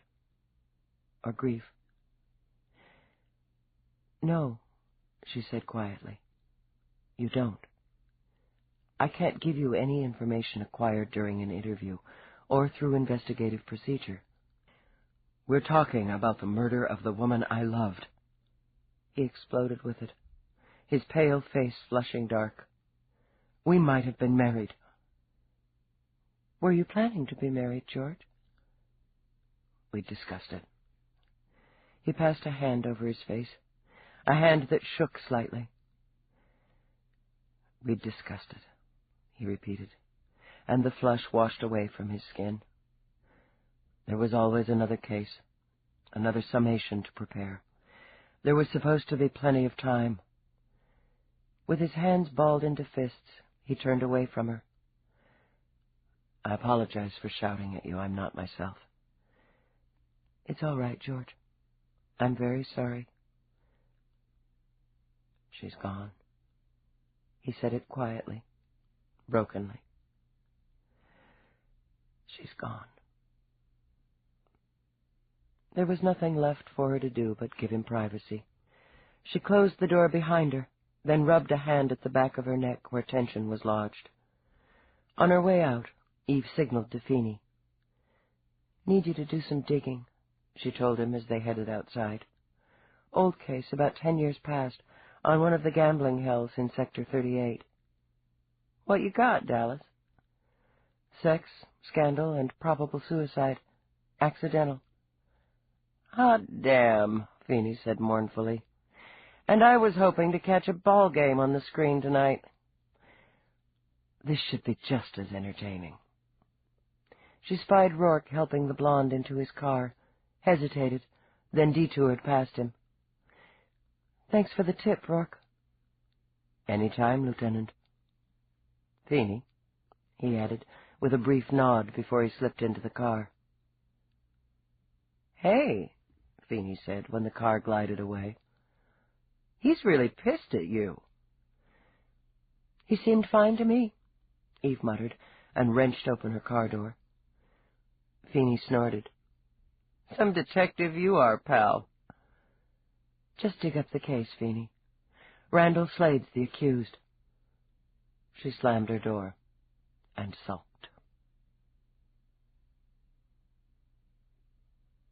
Chapter 7. Feeney knew Eve wasn't going to like the data he'd unearthed. Anticipating her reaction, and being a wise man, he sent it through computer rather than delivering it in person. I've got the goods on the Slade incident, he said when his droopy face blipped onto her monitor. I'm going to send it through. I'm going to be stuck here for a while. I've got about 20% of Tower's conviction list eliminated. It's slow going. Try to speed it up, Feeney. We've got to narrow the field. Right. Ready for transmission. His face blinked off. In its place was the police report from Sector 38. Eve frowned over it as the data scrolled. There was little more information above what Randall Slade had already told her. Suspicious death, overdose. The victim's name was Carol Lee, age 24, birthplace New Chicago Colony, unemployed. The image showed a young, black-haired woman of mixed heritage, with exotic eyes and coffee-toned skin. Randall looked pale, his eyes glazed in his mugshot. She skimmed through, searching for any detail Randall might have left out. It was bad enough as it was, Eve mused. The murder charges had been dropped, but he'd copped to soliciting an unlicensed companion, possession of illegal chemicals, and contributing to a fatality. He'd been lucky, she decided, very lucky that the incident had occurred on such an obscure sector, in a hellhole that didn't garner much attention. But if someone, anyone, had come across the details, had threatened to take them to his pretty, fragile fiancée, it would have been a real mess. Had Towers known? Eve wondered. That was the big question. And if she had, how would she have handled it? The attorney might have looked at the facts, weighed them, and dismissed the case as resolved. But the mother?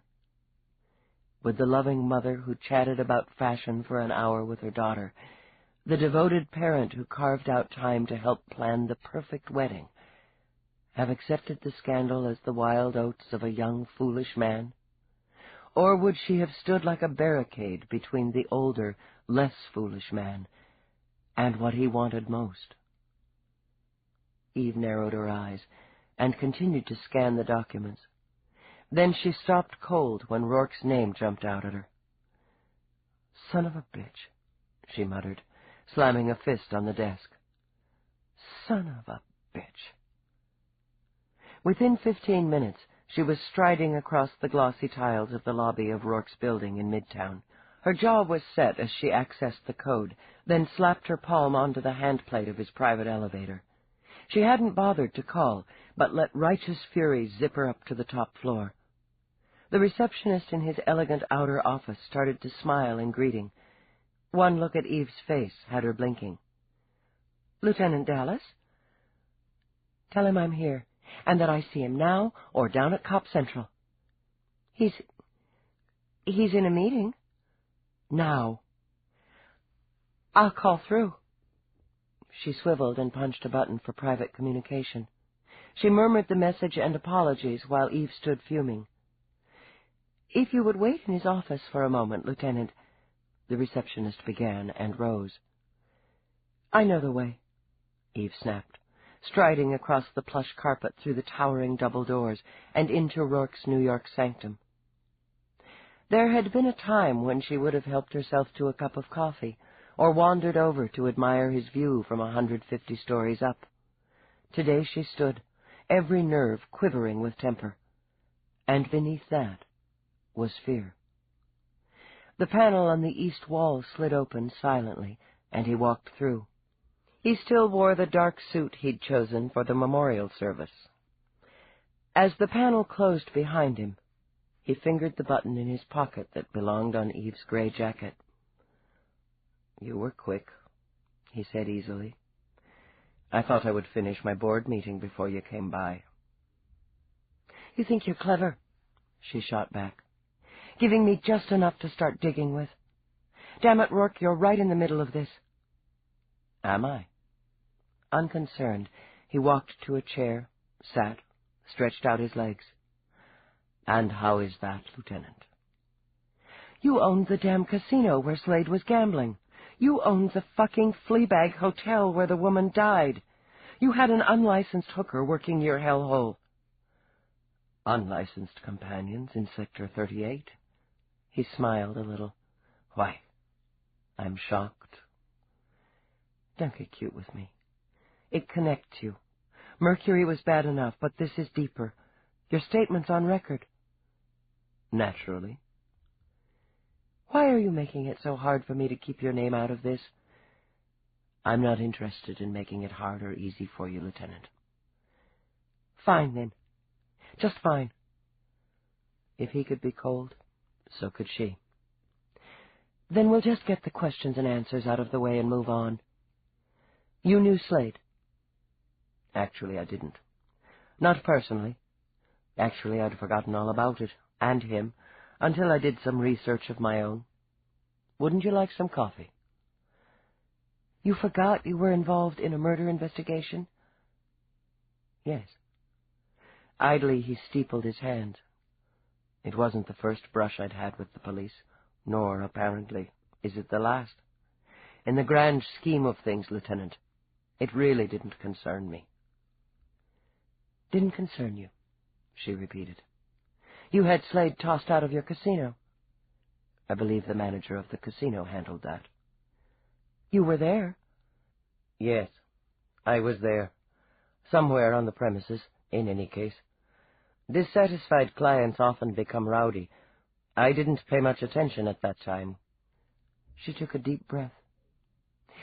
"If it meant so little, and the entire matter slipped your mind, why did you sell the casino, the hotel, everything you owned in Sector 38 within 48 hours of Cicely Towers' murder?"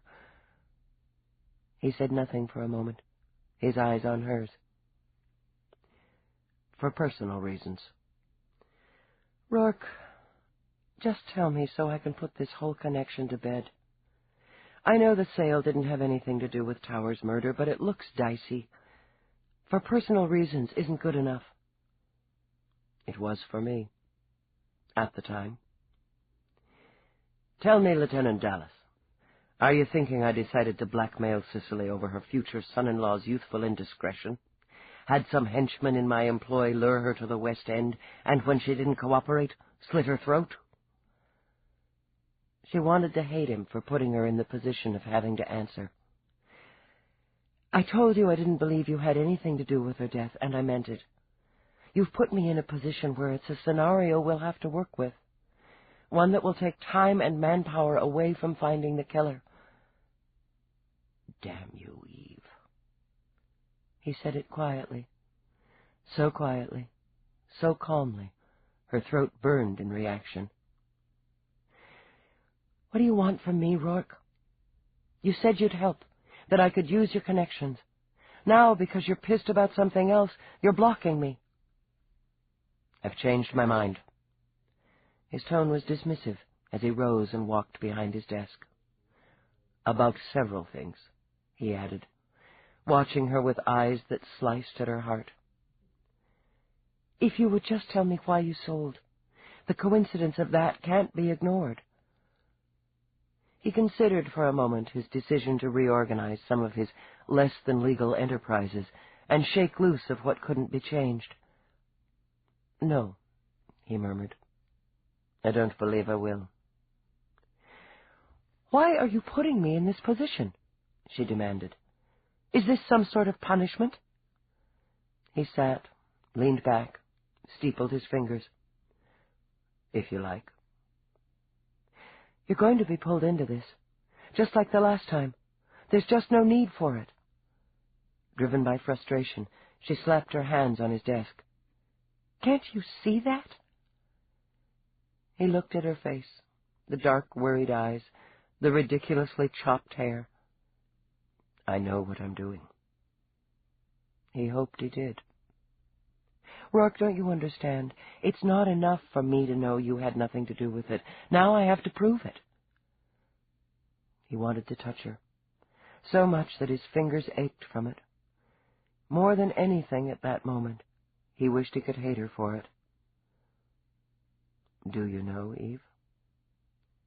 She straightened, dropped her hands to her sides. It doesn't matter, she said, and turned, and left him. But it did matter, he thought. At the moment, it was all that really mattered. Shaken, he shifted forward.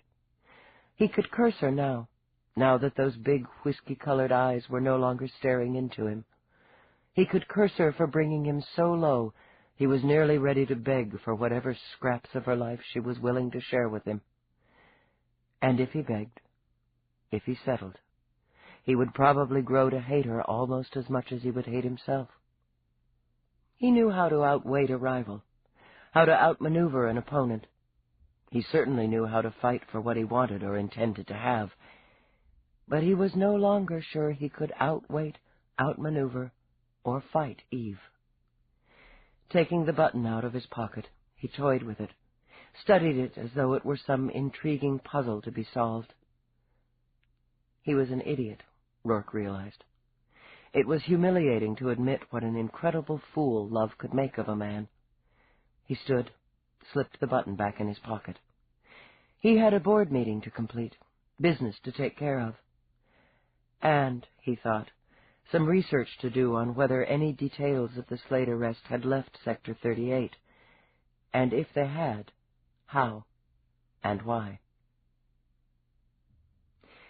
Eve couldn't put off her appointment with Nadine. The necessity of it irritated, as did the fact she had to schedule the time between Nadine's evening and late live broadcasts. She plopped down at a table at a small cafe near Channel 75 called Images. It was, with its quiet corners and leafy trees, several large steps away from the Blue Squirrel. Eve winced at the prices on the menu. Broadcasters were paid a great deal more than cops, and settled on a classic Pepsi. You ought to try the muffins, Nadine told her. The place is famous for them. I bet it is.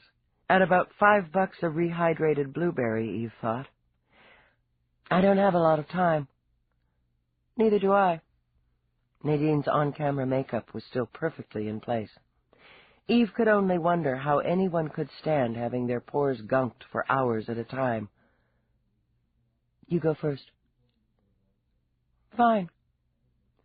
Nadine broke open her muffin, and it steamed fragrantly.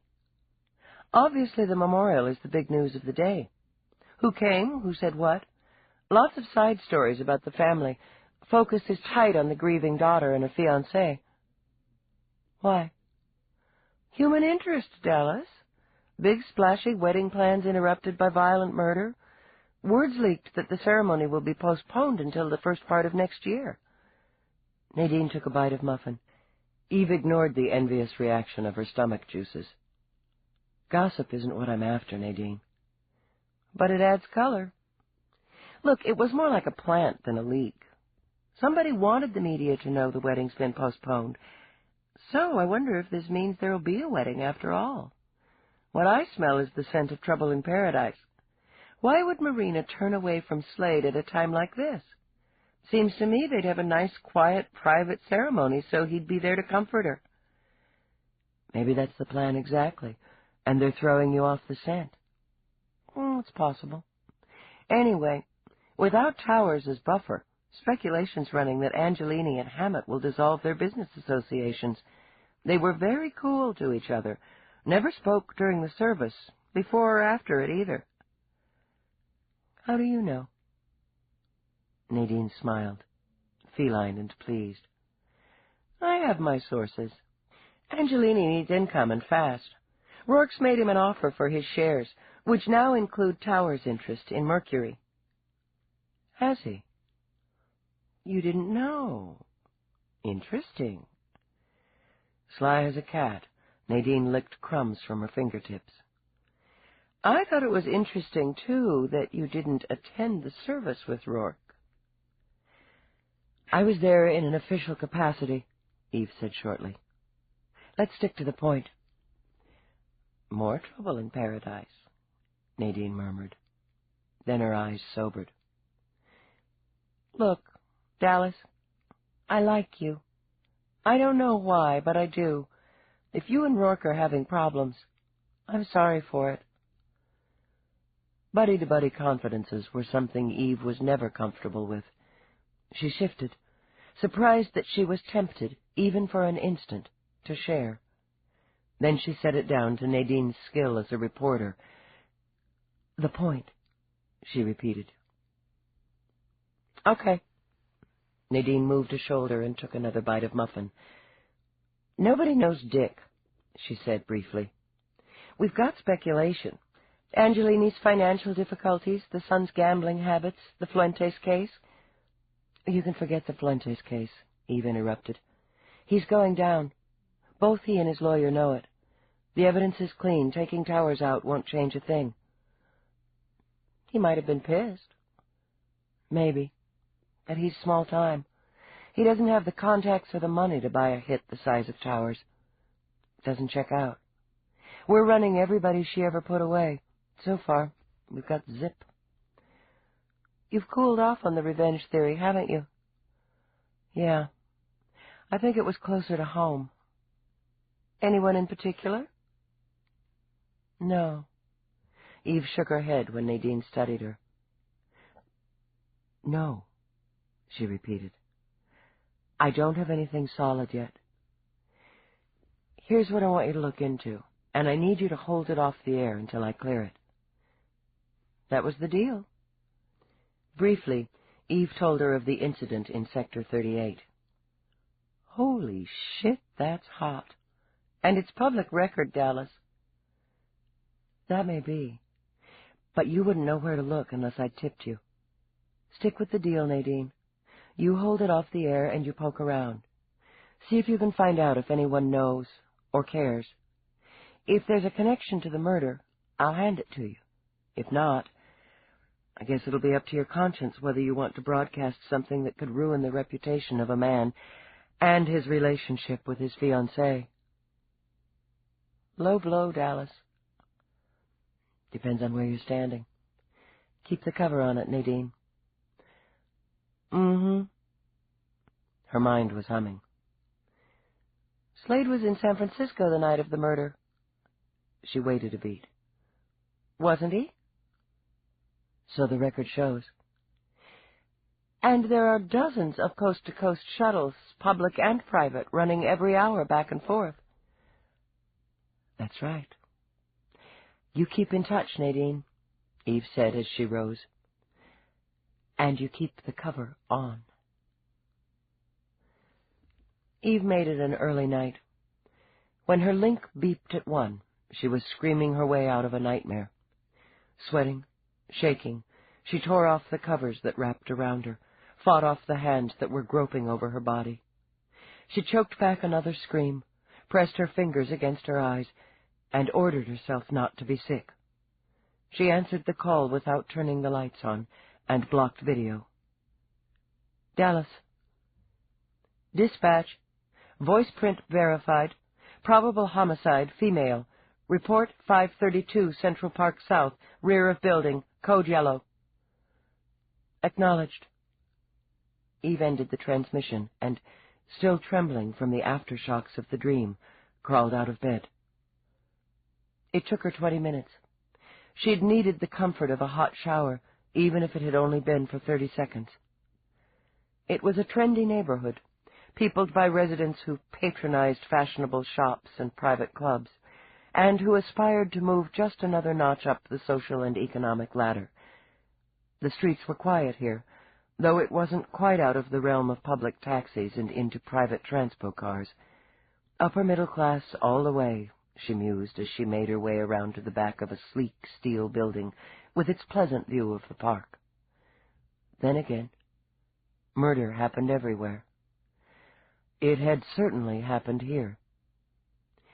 The rear of the building couldn't boast a view of the park, but the developers had made up for it with a nice plot of green. Beyond the trim trees was a security wall that separated one building from the next. On the narrow stone path through a border of gold petunias, the body sprawled, face down. Female, Eve noted, flashing her badge at the waiting uniforms. Dark hair, dark skin, well-dressed. She studied the stylish red and white striped heel that lay point up on the path. Death had knocked her out of her shoes. Pictures? Yes, sir, Lieutenant. M.E. on the way. Who reported it? Neighbor. Came out to let his dog use the facilities. We've got him inside. Do we have a name on her? Yvonne Metcalf, Lieutenant. She lives in 1126. Actress, Eve murmured as the name struck a chord. Up and coming. Yes, sir. One of the uniforms looked down at the body. She won an Emmy last year. Been doing the talk show rounds. She's pretty famous. Now she's pretty dead. Keep the camera running. I need to turn her over. Even before she used the protective spray to seal her hands, before she crouched down to turn the body, Eve knew. Blood was everywhere. Someone hissed sharply as the body rolled face up, but it wasn't Eve. She'd been braced for it. The throat was cut, and the cut was deep. Yvonne's lovely green eyes stared up at Eve. 2 blank questions. What the hell did you have to do with Cicely Towers? She murmured. Same M.O. 1 wound to the throat, severed jugular. No robbery. No signs of sexual assault or struggle. Gently, Eve lifted one of Yvonne's limp hands, shone her light at the nails, under them. They were painted a sparkling scarlet with tiny white stripes. And they were perfect. No chips, no snags, no scrapes of flesh or stains of blood under them. All dressed up and no place to go, Eve commented, studying the victim's flashy red and white striped bodysuit. Let's find out where she'd been or where she was going, Eve began. Her head came around as she heard the sound of approaching feet. But it wasn't the medical examiner and his team, nor was it the sweepers. It was, she saw with disgust, C.J. Morse and a crew from Channel 75. Get that camera out of here. Temper vibrating, she sprang to her feet, instinctively shielding the body. This is a crime scene. You haven't posted it, Morse said, smiling sweetly. Until you do, it's public access. Sherry, get a shot of that shoe. Post the goddamn scene, Eve ordered a uniform. Confiscate that camera, the recorders. You can't confiscate media equipment until the scene's posted. CJ reminded her, as he tried to rubberneck around her to get a good look. "Sherry, get me a nice pan, then focus on the lieutenant's pretty face." "I'm going to kick your ass, Morse." "Oh, I wish you'd try, Dallas." Some of his bubbling resentment simmered into his eyes. "I'd love to bring you up on charges and broadcast it after that stunt you pulled on me." "If you're still on this scene when it's posted, you'll be the one facing charges." He only smiled again, backing off. He calculated he had another 15 seconds of video time before he ran into trouble. Channel 75 has a fine team of lawyers. "Detain him and his crew." Eve flashed a snarl at a uniform. "Off scene until I'm through. Interfering with media—" "Kiss ass, Morse." "I bet yours is tasty." He continued to grin as he was escorted away. This ends Disc 3. Glory in Death. Disc 4. When Eve came around the building, he was doing a sober stand-up report on the recent homicide. Without missing a beat, he angled himself toward her. "Lieutenant Dallas, will you confirm that Yvonne Metcalf, the star of Tune In, has been murdered?" "The department has no comment to make at this time." "Isn't it true that Ms. Metcalf was a resident of this building, and that her body was discovered this morning on the rear patio? Hadn't her throat been cut?" "No comment." "Our viewing audience is waiting, Lieutenant. 2 prominent women have been violently murdered by the same method, and in all likelihood by the same person, barely a week apart, and you have no comment." Unlike certain irresponsible reporters, the police are more careful and more concerned with facts than speculation. "Or is it that the police are simply unable to solve these crimes?" Quick on his feet, he sidestepped, came up in her face again. "Aren't you concerned about your reputation, Lieutenant, and the connection between the 2 victims and your close friend Roarke?" "My reputation isn't at issue here. The investigation is." Morse turned back to the camera. "At this hour, the investigation, headed by Lieutenant Eve Dallas, is at an apparent deadlock. Another murder has taken place less than 100 yards from where I stand. A young woman, talented, beautiful, and full of promise, has had her life sliced off by a violent sweep of a knife, just as only 1 week ago the respected and dedicated defender of justice, Cicely Towers, had her life brought to an end. Perhaps the question is not when will the killer be caught, but what prominent woman will be next. This is C.J. Morse for Channel 75, reporting live from Central Park South." He nodded to the camera operator before turning to beam at Eve. "See? If you'd cooperate, Dallas, I might be able to help you out with public opinion." "Fuck you, Morse." "Oh, well, maybe if you ask nice." His grin never wavered when she grabbed him by the shirt front. Now, don't touch unless you mean it."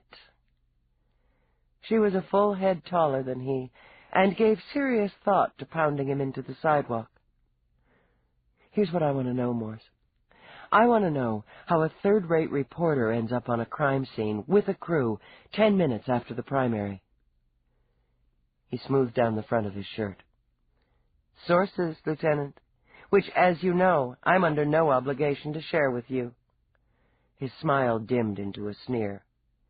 "And at this stage, I'd say we're talking third-rate primary.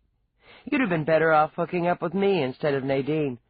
That was a nasty turn you served, helping her bump me off the Towers story." "Was it? Well, I'm glad to hear that, CJ, because I just plain hate your guts. Didn't bother you at all, did it, to go back there, camera running, and broadcast pictures of that woman? You didn't think about her right to a little dignity, or the fact that someone who cared about her might not have been notified. Her family, for instance. Hey, you do your job, I do mine. You didn't look too bothered poking at her." "What time did you get the tip?" Eve asked briefly. He hesitated, stringing it out. "I guess it wouldn't hurt to tell you that. It came in on my private line at 12:30. "From?" "Nope. I protect my sources. I called the station, drummed up a crew. Right, Sherry? Right. The camera operator moved a shoulder. The night desk set us out to meet CJ here. That's showbiz. I'm going to do whatever I can to confiscate your logs, Morse, to bring you in for questioning, to make your life hell.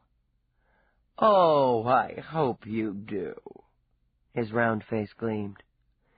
You give me double my usual airtime and put my popularity quotient through the roof. And you know what's going to be fun? The side story I'm going to work up on Roarke and his cozy relationship with Yvonne Metcalf. Her stomach shuddered, but she kept her voice bland. Watch your step there, CJ. Roarke's not nearly as nice as I am. Keep your crew off scene, she warned. Put one toe on, and I confiscate your equipment. She turned, and when she was far enough away, pulled out her communicator. She was going outside of procedure, risking a reprimand or worse, but it had to be done. She could tell when Roarke answered that he hadn't yet been to bed. Well, Lieutenant, this is a surprise. I've only got a minute.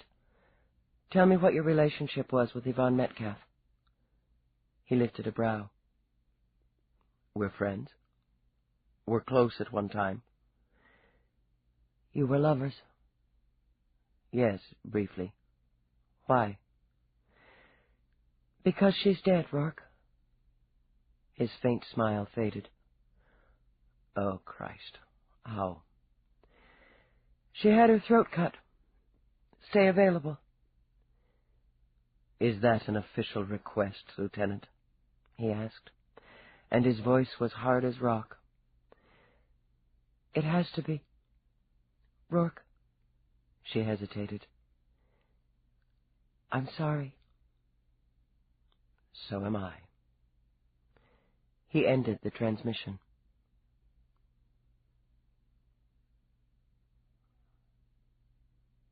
Chapter 8. Eve had no problem listing several connections between Cicely Towers and Yvonne Metcalf. Number 1 was murder, the method and the perpetrator. They had both been women in the public eye, well respected, and held in great affection. They were successful in their chosen fields and were dedicated to that field. They both had families who loved and who mourned.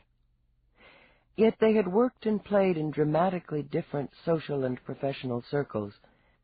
Yvonne's friends had been artists, actors, and musicians, while Cicely had socialized with law enforcers, business people, and politicians. Cicely had been an organized career woman of impeccable taste who had guarded her privacy fiercely. Yvonne had been a cheerfully disorganized, borderline messy actor who courted the public eye. But someone had known them both well enough and felt strongly enough about both to kill them. The only name Eve found in Cicely's tidy address book and Yvonne's disordered one that matched was Roarke. For the third time in an hour, Eve ran the lists through her computer, pushing for a connection.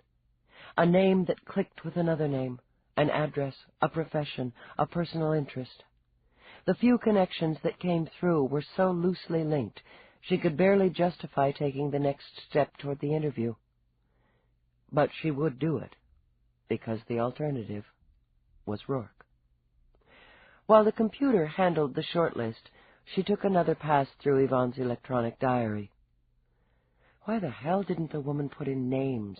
Eve muttered. There were times, dates, occasionally initials, often little side notes or symbols of Yvonne's mood. 1 o'clock, lunch at the Crown Room with B.C. Yippee. Don't be late, Yvonne, and wear the green number with the short skirt. He likes prompt women with legs. Beauty day at Paradise, thank God. 10 o'clock. Should try to hit Fitness Palace at 8 for workout. Ugh. Fancy lunches, Eve mused. Pampering in the top salon in the city. Sweating a little in a luxury gym. Not a bad life, all in all. Who had wanted to end it? She flipped through to the day of the murder. 8 o'clock, power breakfast, little blue suit with matching shoes, Look professional, for Christ's sake, Yvonne. 11 o'clock. PP's office to discuss contract negotiations. Maybe sneak in some shopping first. Shoe sale at Saks, hot damn. Lunch.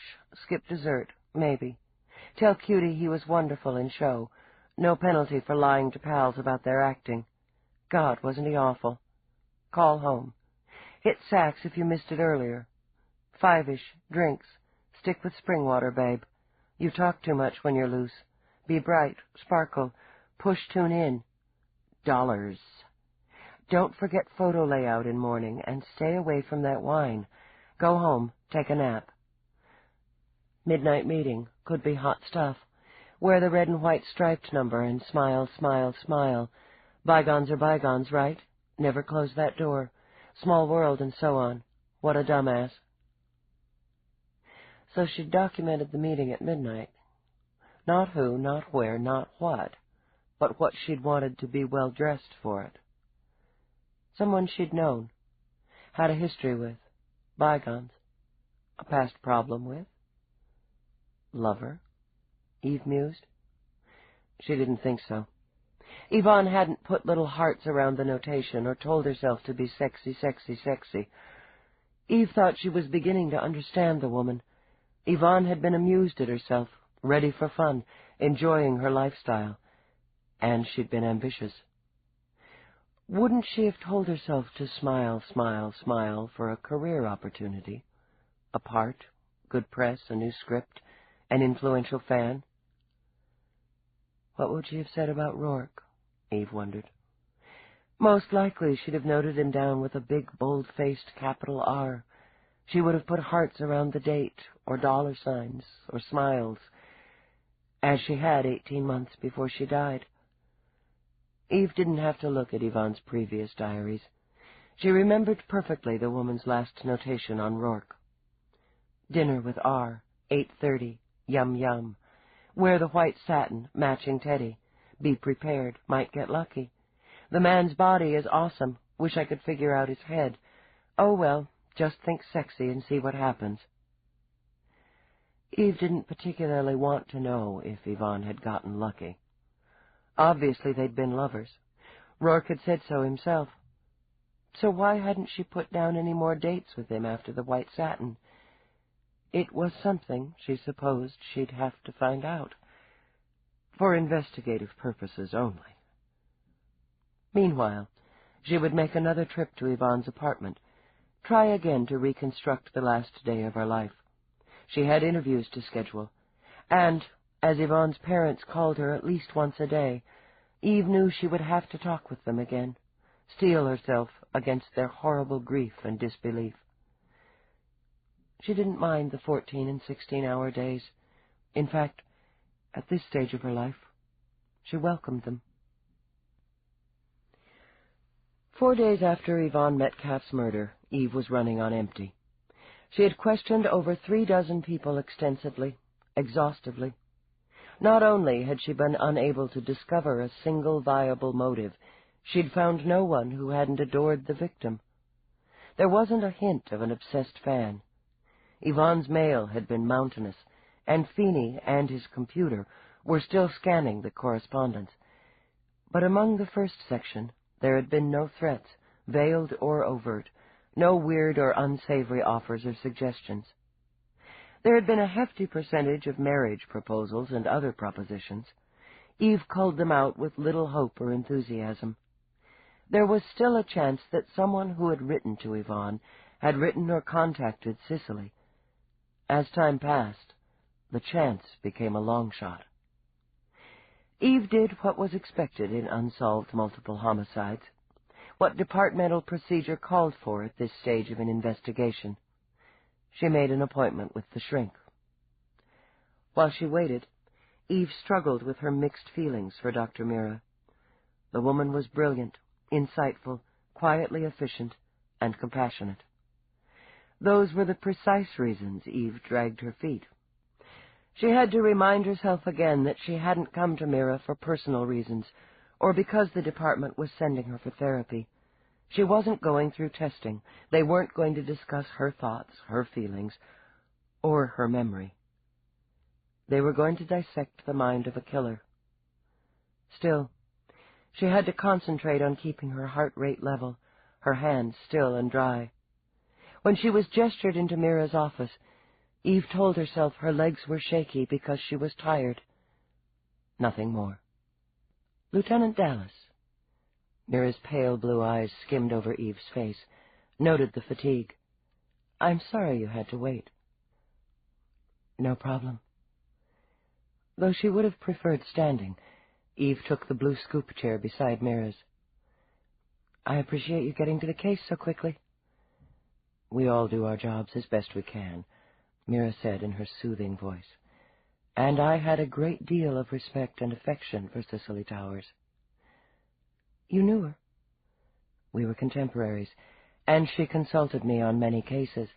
I often testified for the prosecution, as well as the defense, she added, smiling a little. But you knew that. Just making conversation. I also admired Yvonne Metcalf's talent. She brought a lot of happiness to the world. She'll be missed. Someone isn't going to miss either of them. True enough. In her smooth, graceful way, Mira programmed her auto chef for tea. I realize you might be a bit pressed for time, but I work better with a little stimulation, and you look as though you could use some. I'm fine. Recognizing the tightly controlled hostility in the tone, Mira only lifted a brow. Overworked, as usual.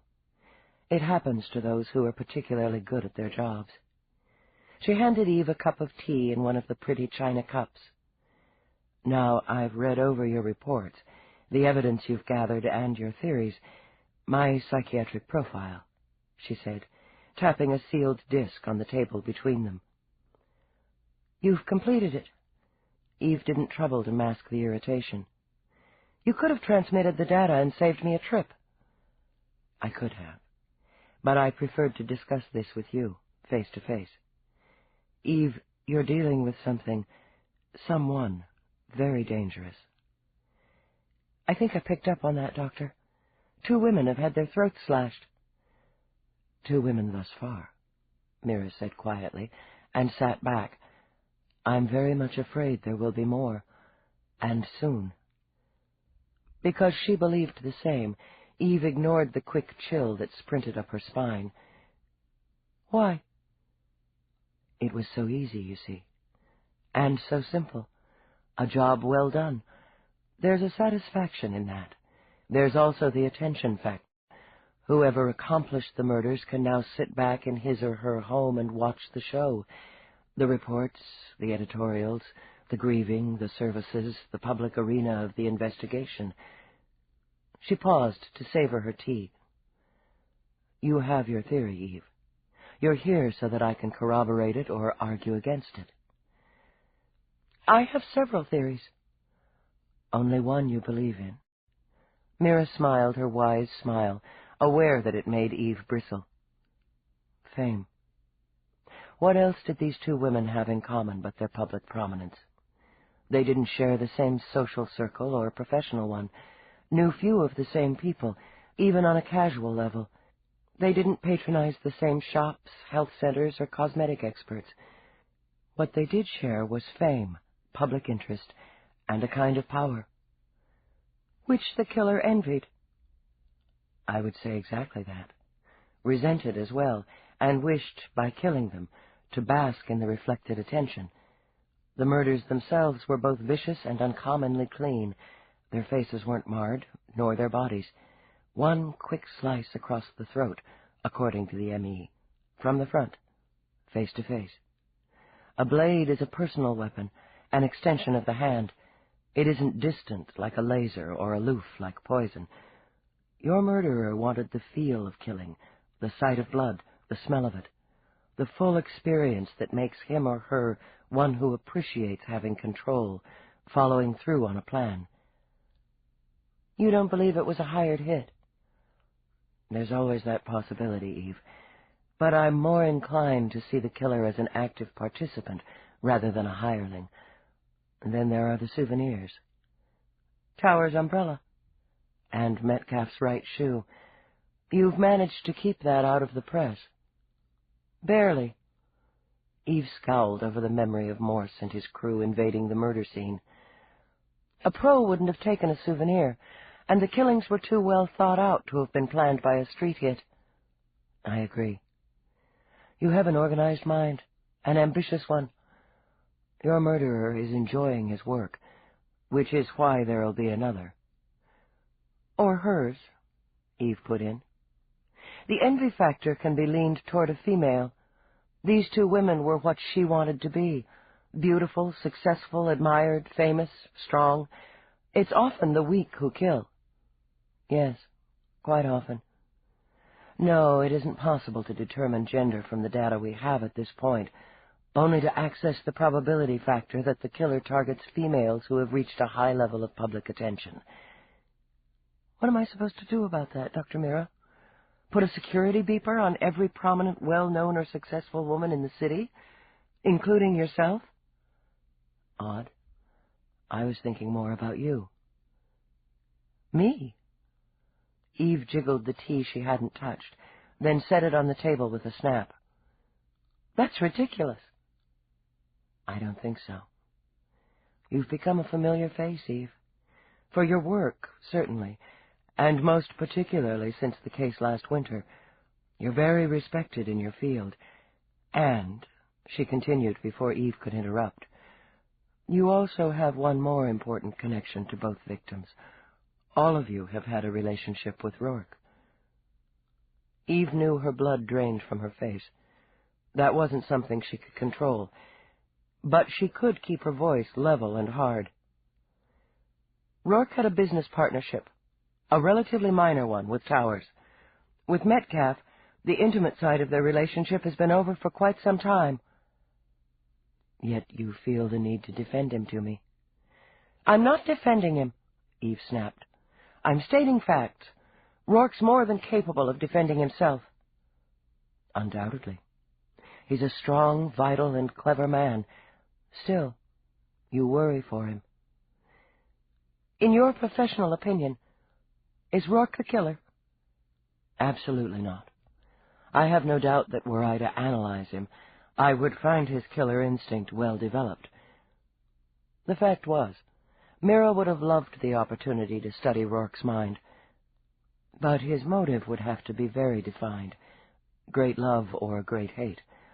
I doubt there is much else that would push him over the line. Relax, Eve, Mira said quietly. You're not in love with a murderer. I'm not in love with anyone, and my personal feelings aren't at issue here.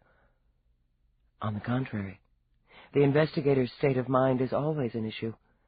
And if I'm required to give my opinion on yours, I'll have to say I found you near exhaustion, emotionally torn, and deeply troubled. Eve picked up the profile disc and rose. Then it's fortunate you're not going to be required to give your opinion.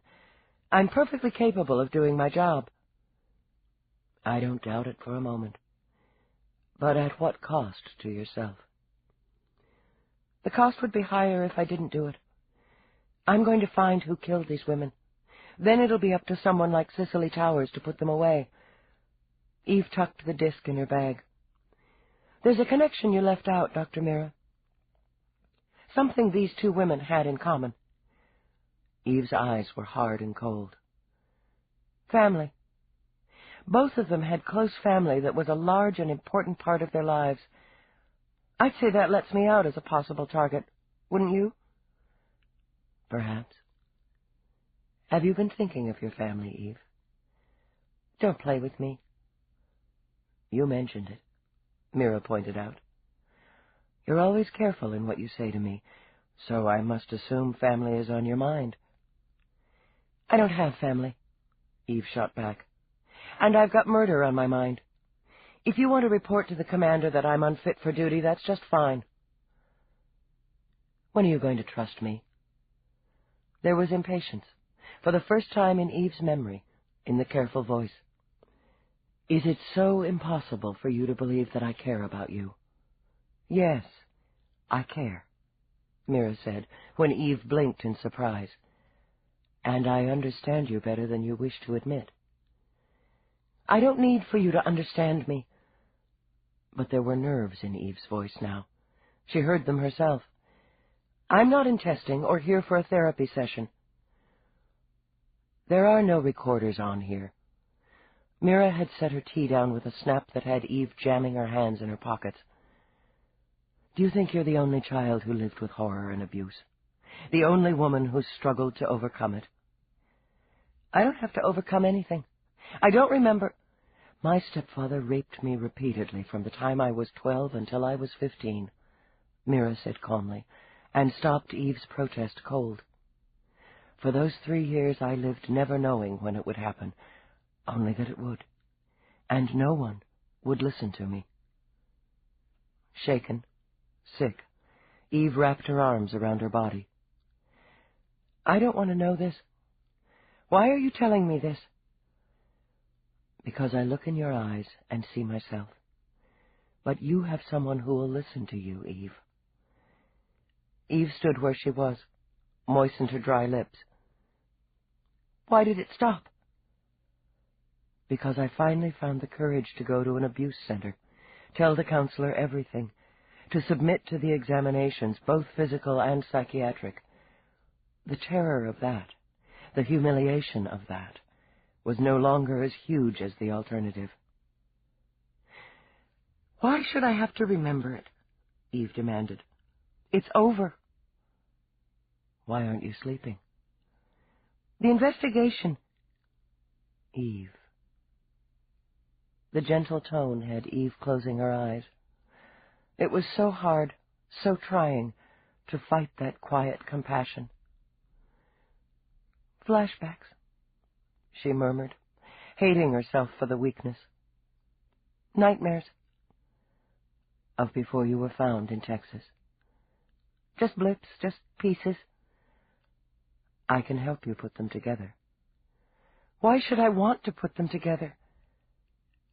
Haven't you already started to? Now Mira rose. You can work with this haunting your subconscious. I've watched you do so for years, but happiness eludes you, and will continue to do so until you've convinced yourself you deserve it. It wasn't my fault. No. Mira touched a gentle hand to Eve's arm. No, it wasn't your fault. Tears were threatening, and that was a shock and an embarrassment. I can't talk about this. My dear, you've already begun to. I'll be here when you're ready to do so again. She waited until Eve had reached the door. Can I ask you a question? You always ask questions. Why stop now? Mira said, and smiled. Does Roarke make you happy? Sometimes. Eve squeezed her eyes shut and swore. Yes, he makes me happy. Unless he's making me miserable. That's lovely. I'm very pleased for both of you. Try to get some sleep, Eve. If you won't take chemicals, you might use simple visualization. I'll keep it in mind. Eve opened the door, kept her back to the room. Thank you. You're welcome. Visualization wouldn't be much help, Eve decided. Not after a rescan of autopsy reports. The apartment was too quiet, too empty. She was sorry she'd left the cat with Roarke. At least Galahad would have been company. Because her eyes burned from studying data, she pushed away from her desk. She didn't have the energy to seek out Mavis, and she was bored senseless with the video offerings on her screen. She ordered music, listened for 30 seconds, then switched it off. Food usually worked, but when she poked into the kitchen, she was reminded that she hadn't restocked her auto chef in weeks. The pickings were slim, and she didn't have enough of an appetite to order in. Determined to relax, she tried out the virtual reality goggles Mavis had given her for Christmas.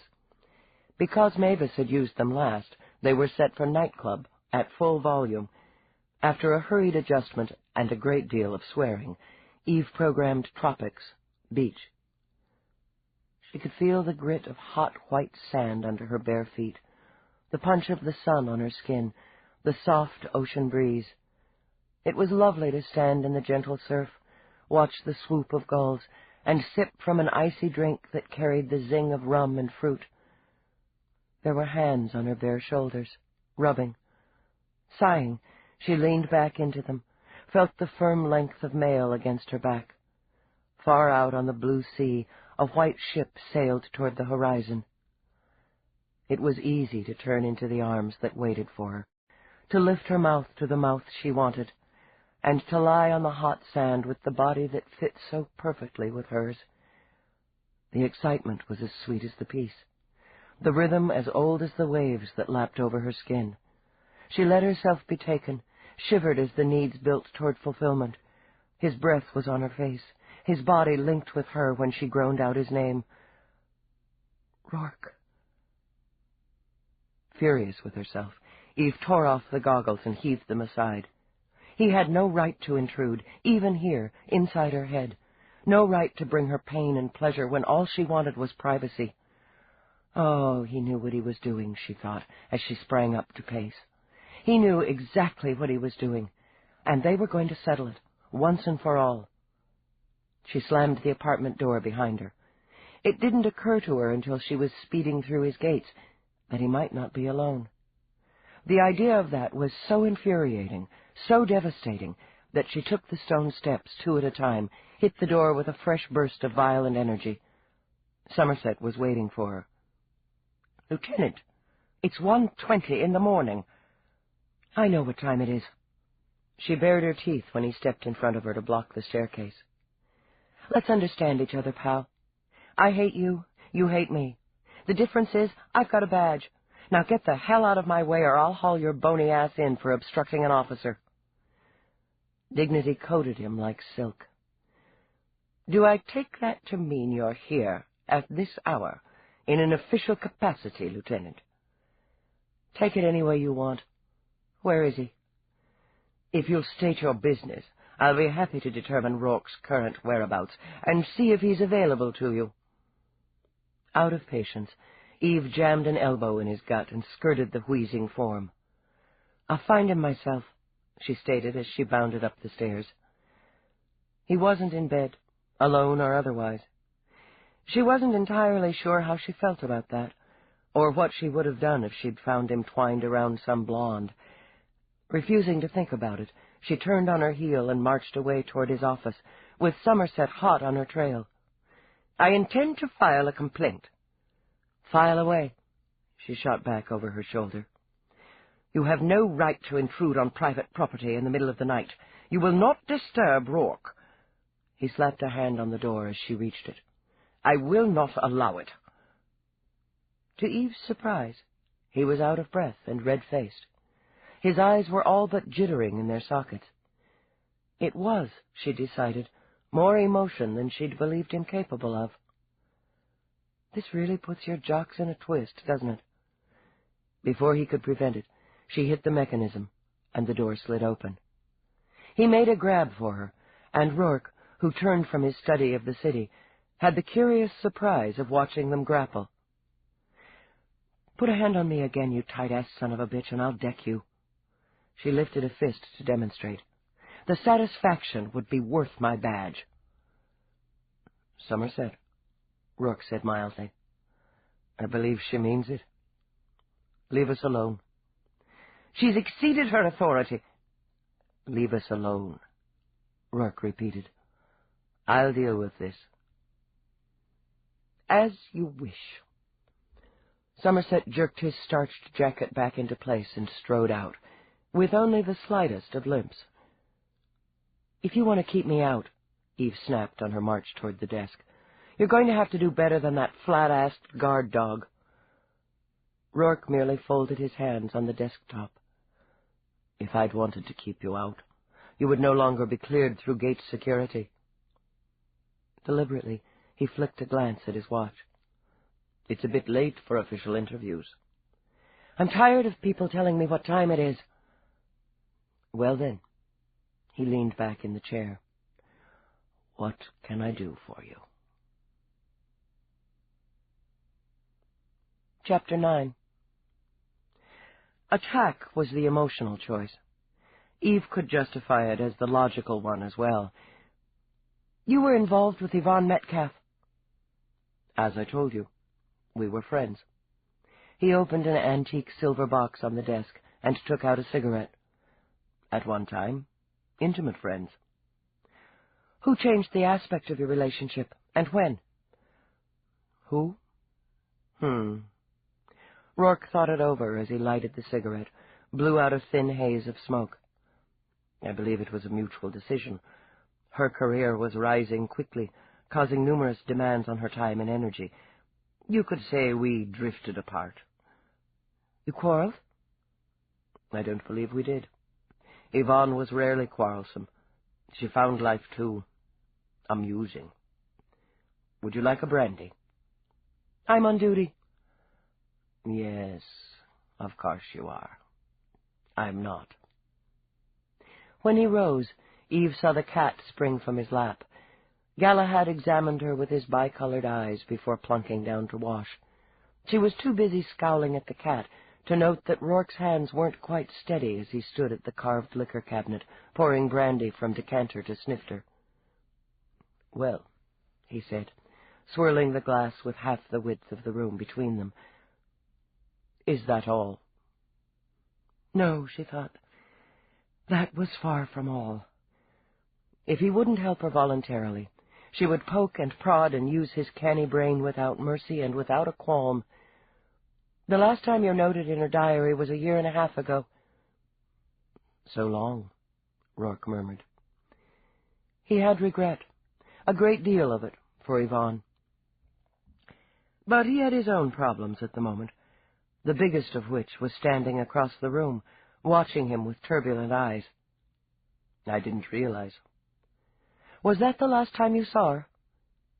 No, I'm sure it wasn't. He stared into his brandy, remembering her. I recall dancing with her at a party, last New Year's Eve. She came back here with me. You slept with her? Eve said evenly. Technically, no. His voice took on a clip of annoyance. I had sex with her.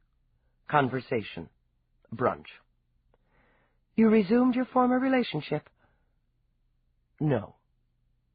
He chose a chair and ordered himself to enjoy his brandy and cigarette. Casually, he crossed his feet at the ankles. We might have, but we were both quite busy with our own projects. I didn't hear from her again for 6 weeks, maybe 7. And? He'd brushed her off, he recalled, casually, easily, perhaps thoughtlessly. I told her I was involved. He examined the bright tip of his cigarette. At that time, I was falling in love with someone else. Her heartbeat hitched. She stared at him, jammed her hands in her pockets. I can't eliminate you from the list unless you help me. Can't you?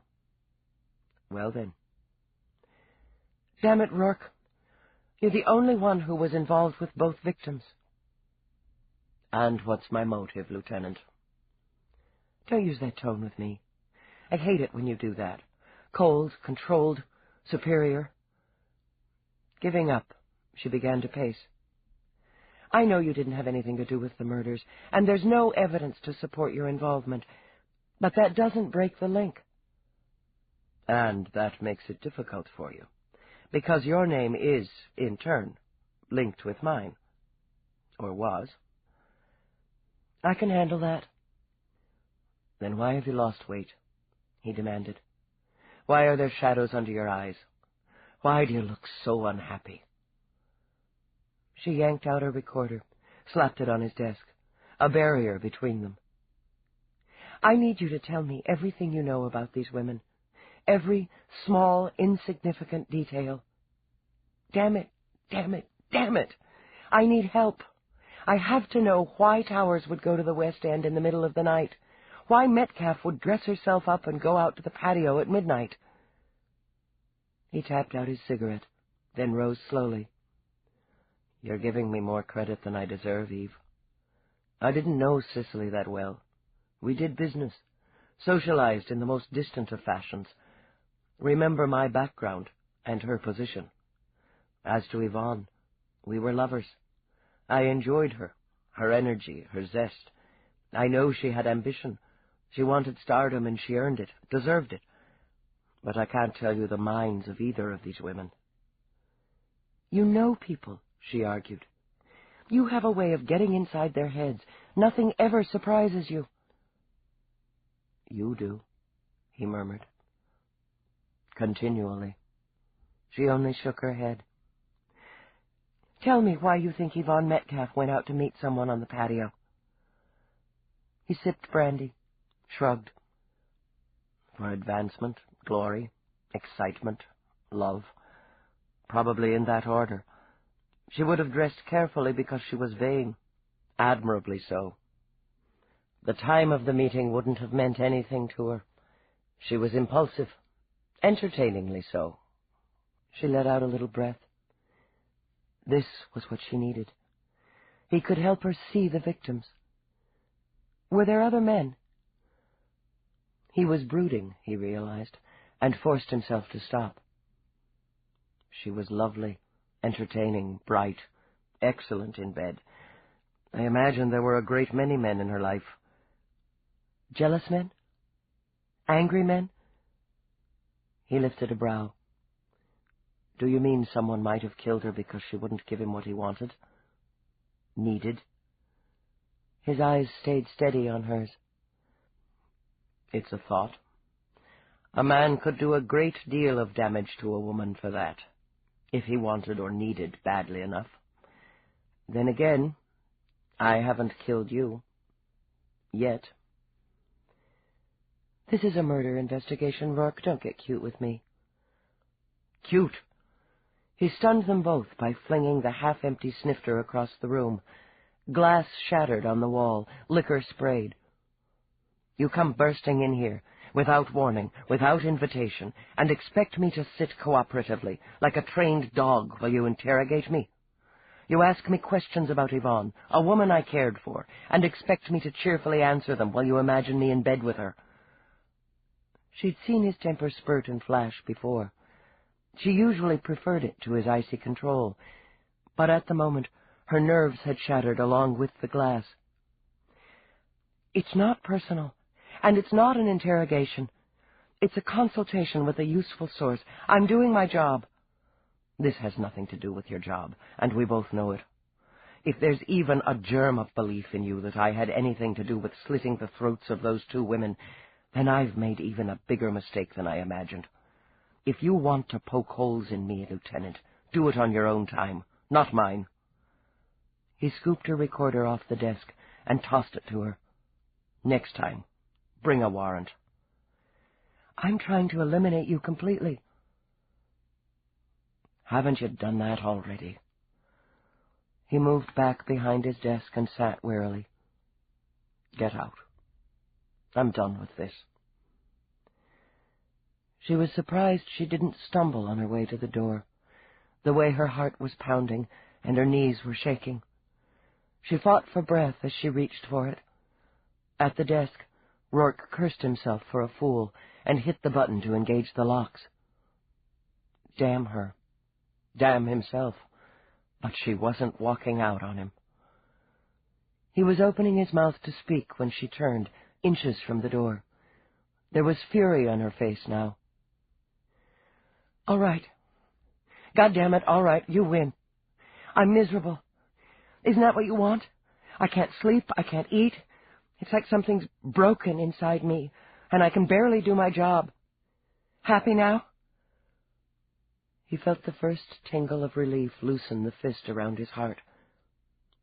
"Should I be?" "I'm here, aren't I? I'm here because I couldn't stay away any more." Dragging at the chain under her shirt, she strode to him. "I'm wearing the damn thing." He glanced at the diamond she thrust in his face. It flashed at him, full of fire and secrets. "As I said, it suits you." A lot you know, she muttered and swung around. It makes me feel like an idiot. This whole thing makes me feel like an idiot. So fine, I'll be an idiot. I'll move in here. I'll tolerate that insulting robot you call a butler. I'll wear diamonds. Just don't... She broke, covering her face as the sobs took over. I can't take this anymore. Don't. For Christ's sake, don't cry. I'm just tired. She rocked herself for comfort. I'm just tired, that's all. Call me names. He rose, shaken and more than a little terrified by the storm of weeping. Throw something.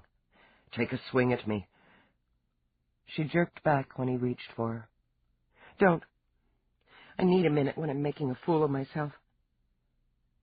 Ignoring her, he gathered her close. She pulled back twice, was brought back firmly against him.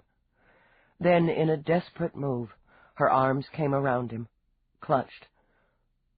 Don't go away. She pressed her face to his shoulder. Don't go away.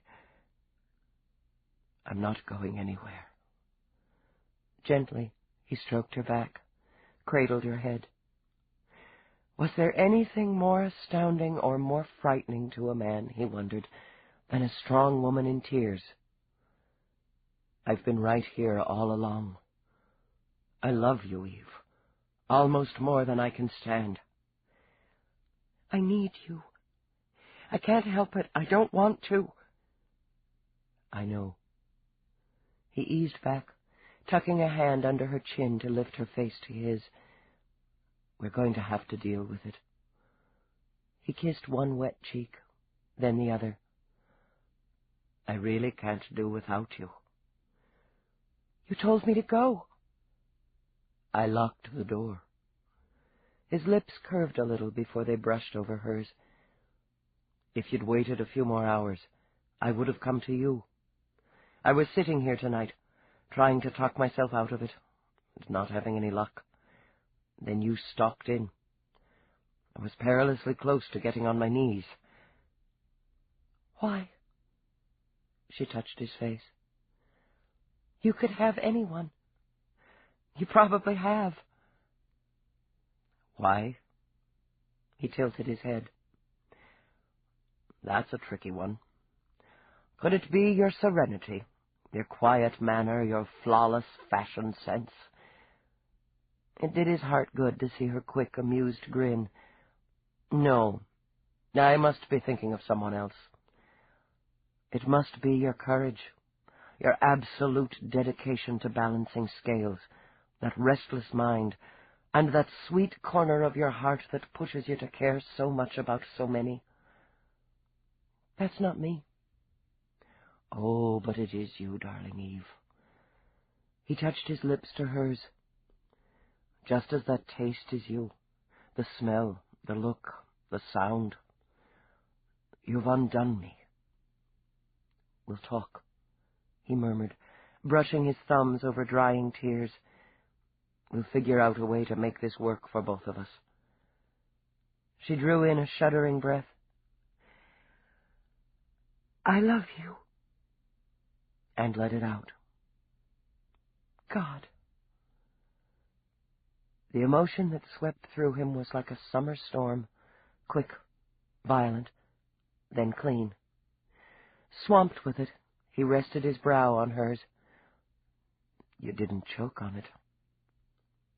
I guess not. Maybe I'll get used to it. And maybe her stomach wouldn't jump like a pond of frogs next time. Angling her face up, she found his mouth. In an instant, the kiss was hot, greedy, and full of edgy need. The blood was roaring in her head, so loud and fierce she didn't hear herself say the words again, but she felt them, in the way her heart stuttered and swelled. Breathless and already wet, she tugged at his slacks. Now, right now. Absolutely now. He'd dragged her shirt over her head before they hit the floor. They rolled, groping for each other, limbs tangled. Giddy with hunger, she sank her teeth into his shoulder as he yanked down her jeans. He had a moment to register the feel of her skin under his hands, the shape of her, the heat of her. Then it was a morass of the senses, a clash of scents and textures abrading against the urgent need to mate. Finesse would have to wait, as would tenderness. The beast clawed at them both, devouring even when he was deep inside her, pumping wildly. He could feel her body clutch and tense, heard her long, low moan of staggering release, and let himself empty, heart, soul, and seed. She awoke in his bed with soft sunlight creeping through the window filters. With her eyes closed, she reached out and found the space beside her warm but empty. How the hell did I get here? She wondered. I carried you. Her eyes sprang open and focused on Roarke. He sat naked, cross-legged at her knees, watching her. Carried me? You fell asleep on the floor. He leaned over to rub a thumb over her cheek. You shouldn't work yourself into exhaustion, Eve. You carried me, she said again, too groggy to decide if she was embarrassed or not. I guess I'm sorry I missed it. We have plenty of time for repeat performances. You worry me. I'm fine. I'm just... She caught the time on the bedside clock. Holy Christ, 10 a.m.? He used one hand to shove her back when she started to scramble out of bed. It's Sunday. Sunday? Completely disoriented now, she rubbed her eyes clear. I lost track. She wasn't on duty, she remembered, but regardless... You needed sleep, he said, reading her mind. And you needed fuel, something other than caffeine. He reached for the glass on the nightstand and held it out. Eve studied the pale pink liquid dubiously. What is it? Good for you. Drink it. To make sure she did, he held the glass to her lips. He could have given her the energy booster in pill form, but he knew well her dislike for anything resembling drugs. It's a little something one of my labs has been working on. We should have it on the market in about 6 months. Her eyes narrowed. Experimental. It's quite safe. He smiled and set the empty glass aside. Hardly anyone's died. Ha ha. She sat back again, feeling amazingly relaxed, amazingly alert. I have to go into Cop Central, do some work on the other cases on my desk. You need some time off. He held up a hand before she could argue. A day, even an afternoon. I'd like you to spend it with me, but even if you spend it alone, you need it. I guess I could take a couple of hours. She sat up, linked her arms around his neck. What did you have in mind? Grinning, he rolled her back onto the bed. This time, there was finesse, and there was tenderness. Eve wasn't surprised to find a pile of messages waiting.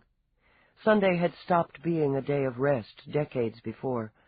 Her message disk beeped along, recounting transmissions from Nadine first, the arrogant weasel Morse, another from Yvonne Metcalf's parents that had her rubbing her temples, and a short message from Marina Angelini. You can't take on their grief, Eve, Roarke said from behind her. What? The Metcalfs. I can see it in your face. I'm all they've got to hold on to. She initialed the messages to document her receipt. They have to know someone's looking after her. I'd like to say something. Eve rolled her eyes, prepared for him to lecture her about rest, objectivity, or professional distance. Spit it out, then, so I can get to work. I've dealt with a lot of cops in my time. Evaded them, bribed them, outmaneuvered them, or simply outran them.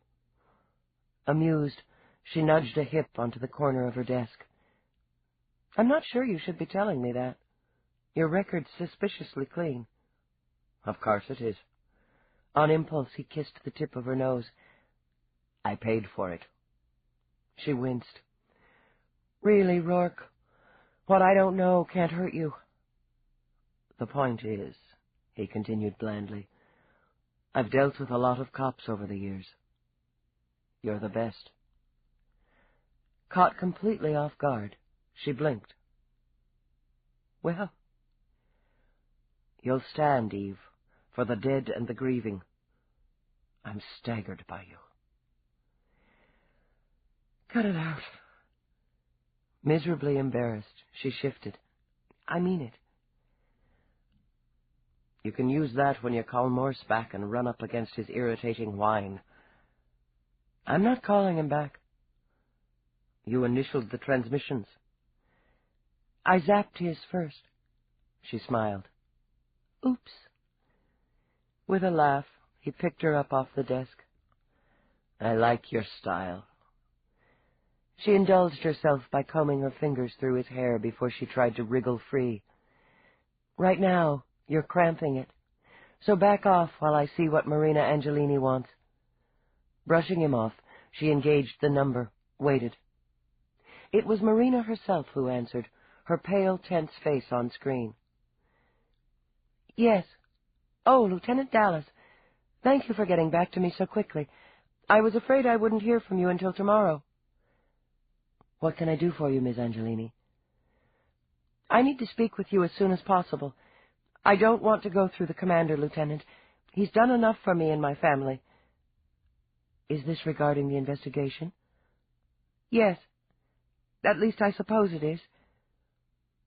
Eve signaled to Roarke to leave the office. He merely leaned against the wall. She snarled at him, then looked back at the screen. "I'll be happy to meet with you at your convenience."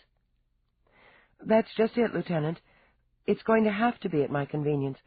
My doctors don't want me to travel again just now. I need you to come to me." "You want me to come to Rome?" "Miss Angelini, even if the department would clear the trip, I need something concrete to justify the time and expense." "I'll take you," Roarke said easily.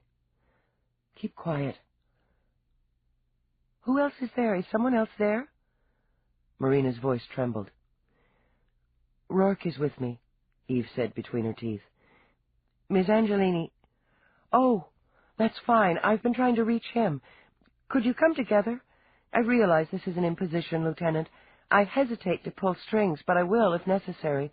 The commander will clear it." "I'm sure he will," Eve muttered. "I'll leave as soon as he does. I'll be in touch." She broke transmission. "The spoiled rich irritate the hell out of me."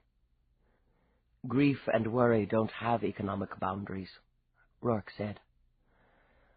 "Oh, shut up." She huffed, kicked bad-temperedly at the desk. "You'll like Rome, darling," Roarke said, and smiled. Eve did like Rome. At least she thought she did from the brief blur she caught of it on the zooming trip from the airport to Angelini's flat overlooking the Spanish Steps. Fountains and traffic and ruins too ancient to be believed.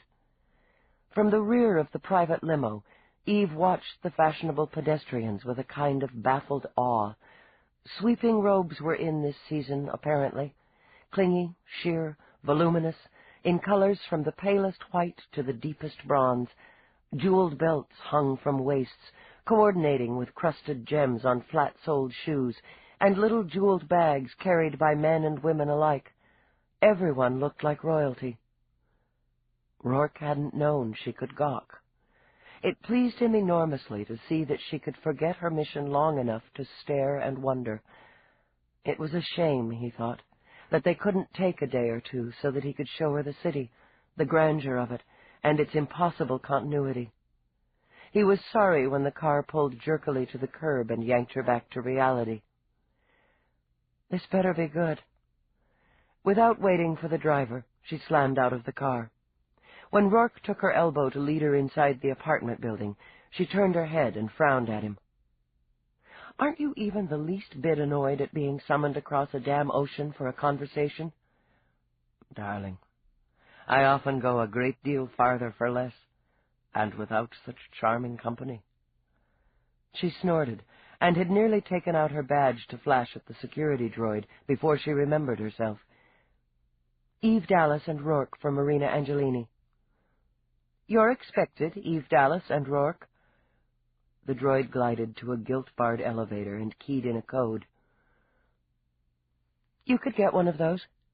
Eve nodded toward the droid before the elevator's door closed. "And ditch Somerset." "Somerset has his own charm." She snorted again, louder. "Yeah, you bet."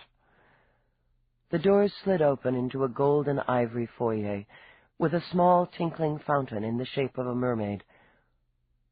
"Jesus," Eve whispered, scanning the palm trees and paintings.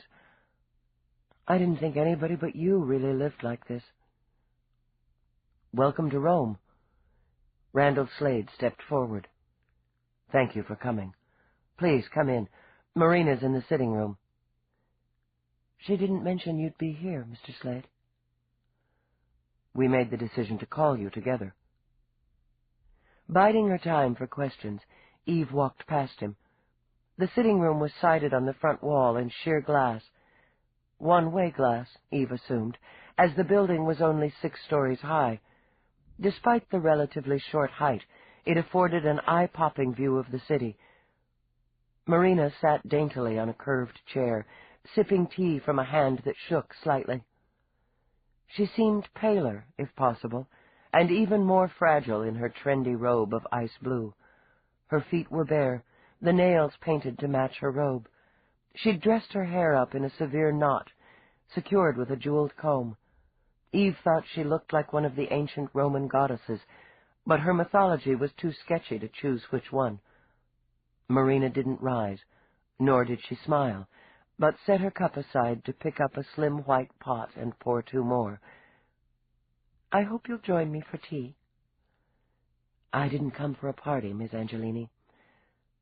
"No, but you've come, and I'm grateful." "Here, let me do that." With a smooth grace that almost masked the way the cups rattled in Marina's hands, Slade took them away from her. "Please sit down," he invited. "We won't keep you any longer than necessary, but you might as well be comfortable." "I don't have any jurisdiction here," Eve began, as she took a cushioned chair with a low back. "But I'd like to record this meeting, with your permission." Marina looked at Slade, bit her lip. "Yes, of course." She cleared her throat when Eve took out her recorder and set it on the table between them. "You know about the difficulties Randy had several years ago in Sector 38? "I know," Eve confirmed.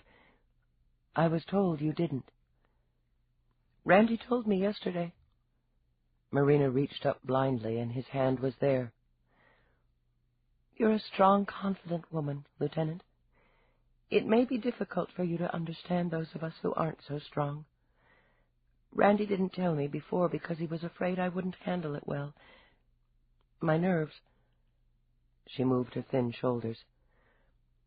"Business crises energize me. Personal crises devastate me. The doctors call it an avoidance tendency. I'd rather not face trouble." "You're delicate," Slade stated, squeezing her hand. "It's nothing to be ashamed of." "In any case, this is something I have to face. You were there," she said to Roarke, "during the incident." "I was on the station, probably in the casino." "And the security at the hotel? The security Randy called? They were yours." "That's right. Everyone has private security.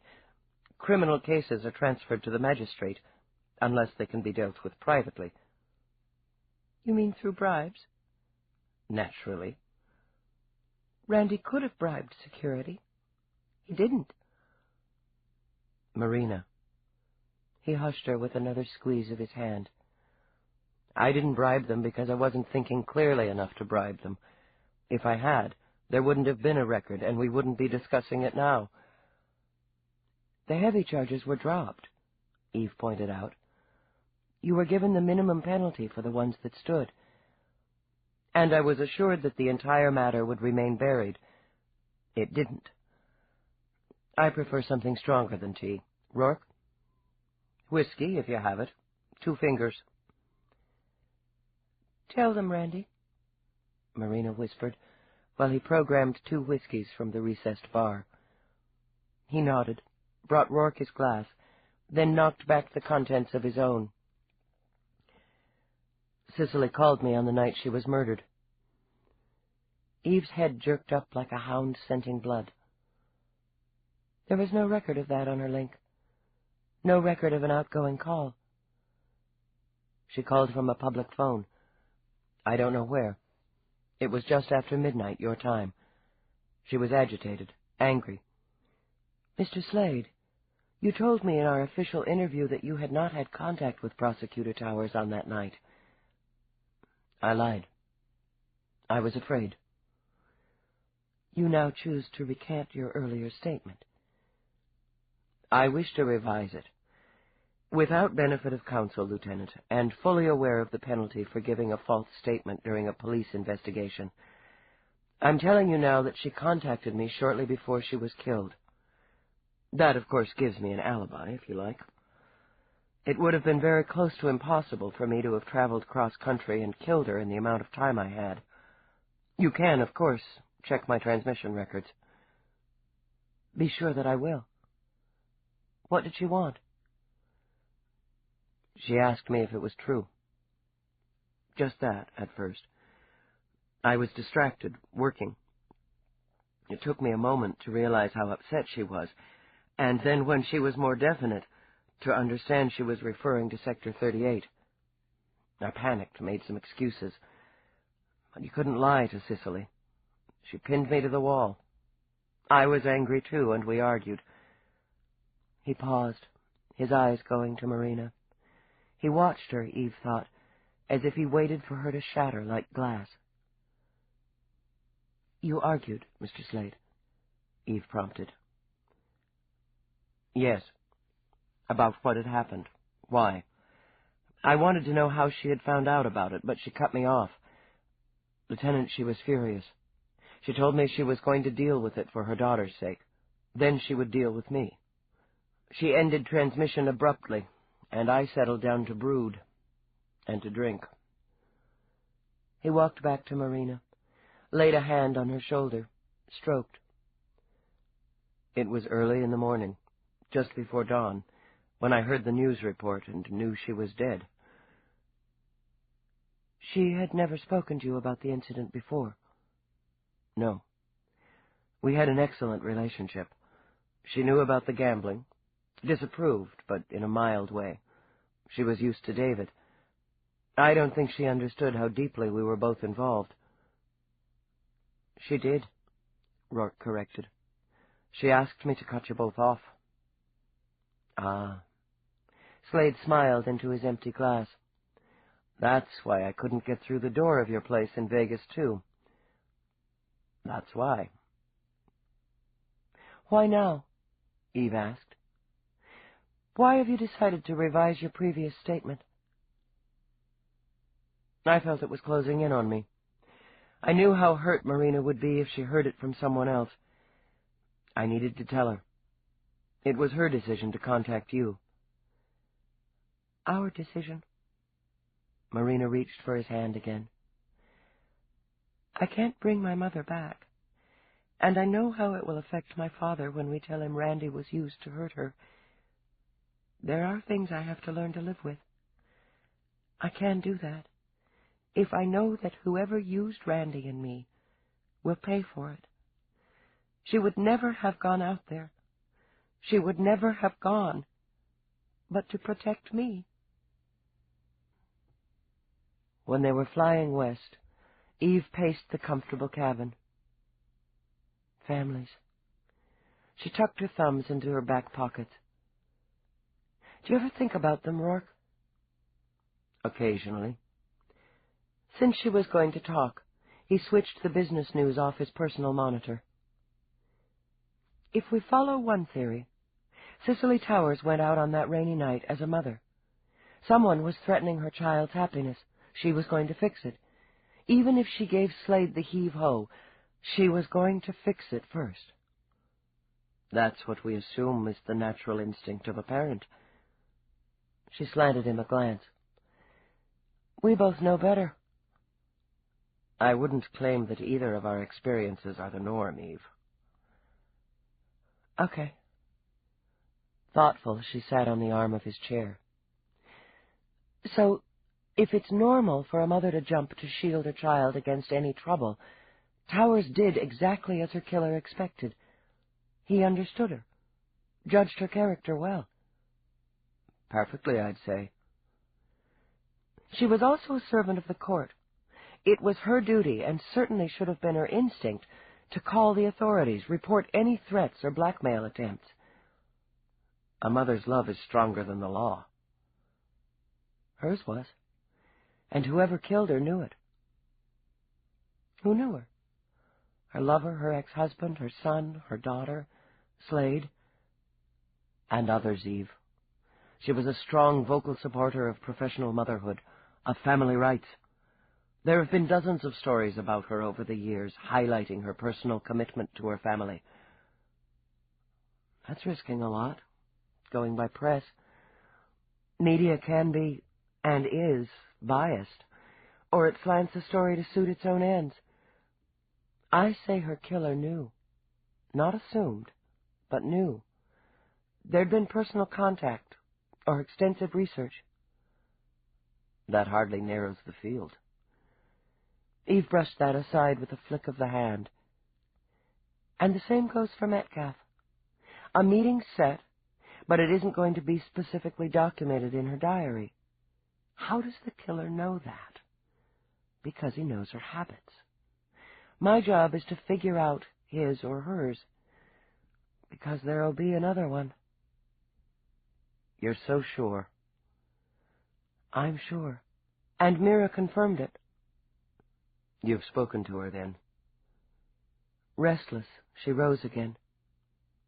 It's just easier to say he, envies, resents, is fascinated by powerful women. Women in the public eye, women who make a mark. Mira thinks the killings may be motivated by control, but I wonder. Maybe that's giving him too much credit. Maybe it's just the thrill. The stalking, the luring, the planning. Who is he stalking now? Have you looked in the mirror? Do you realize how often your face is on the screen, in the papers? Fighting back fear, he rose and put his hands on her shoulders and read her face. You've thought of it already. I've wished for it, she corrected, because I'd be ready. You terrify me, he managed. You said I was the best. She grinned, patted his cheek. Relax, Roarke, I'm not going to do anything stupid. Oh, sleep easy now. How much longer before we land? Impatient, she turned to walk to the view screen. 30 minutes or so, I imagine. I need Nadine. What are you planning, Eve? Me? Oh, I'm planning on getting lots of press. She shoveled her fingers through her untidy hair. Haven't you got some ritzy affairs? The kind the media just love to cover, that we can go to? He let out a sigh. I suppose I could come up with a few. Great. Let's set some up. She plopped down in a seat and tapped her fingers on her knee. I guess I can even push it to getting a couple of new outfits. Above and beyond. He scooped her up and sat her on his lap. But I'm sticking close, Lieutenant. I don't work with civilians. I was talking about the shopping. Her eyes narrowed as his hand snaked under her shirt. Is that a dig? Yes. Okay. She swiveled around to straddle him. Just checking. This ends Disc 4. Glory in Death, Disc 5. Chapter 10. I'm going to do my lead-in first. Nadine looked around Eve's office and cocked a brow. Not much of a sanctum. Excuse me? Casually, Nadine adjusted the angle of Eve's monitor. It squeaked. Up till now, you've guarded this room like holy ground. I expected something more than a closet with a desk and a couple of ratty chairs. Home's where the heart is, Eve said mildly, and leaned back in one of those ratty chairs. Nadine had never considered herself claustrophobic, but the industrial beige walls were awfully close together, making her rethink the notion, and the single stingy window, though undoubtedly blast-treated, was unshaded and offered a narrow view of an air traffic snarl over a local transport station. The little room, Nadine mused, was full of crowds. I'd have thought after you broke the DeBlas case last winter you'd have raided a snazzier office, with a real window, and maybe a little carpet. Are you here to decorate, or to do a story? And your equipment's pathetic. Enjoying herself, Nadine clucked her tongue over Eve's work units. At the station, relics like this would be delegated to some low-level drone, or more likely, kicked to a charity rehab center. She would not scowl, Eve told herself. She would not scowl. Remember that, the next time you're tagged for a donation to the Police and Security Fund. Nadine smiled, leaned back on the desk. At Channel 75, even drones have their own auto chef. I'm learning to hate you, Nadine. Just trying to get you pumped for the interview. You know what I'd like, Dallas, since you're in the mood for exposure? A one-on-one, in-depth interview with the woman behind the badge. The life and loves of Eve Dallas, NYPSD. The personal side of the public servant. Eve couldn't stop it. She scowled. Don't push your luck, Nadine. Pushing my luck's what I do best. Nadine dropped down into a chair, shifted it.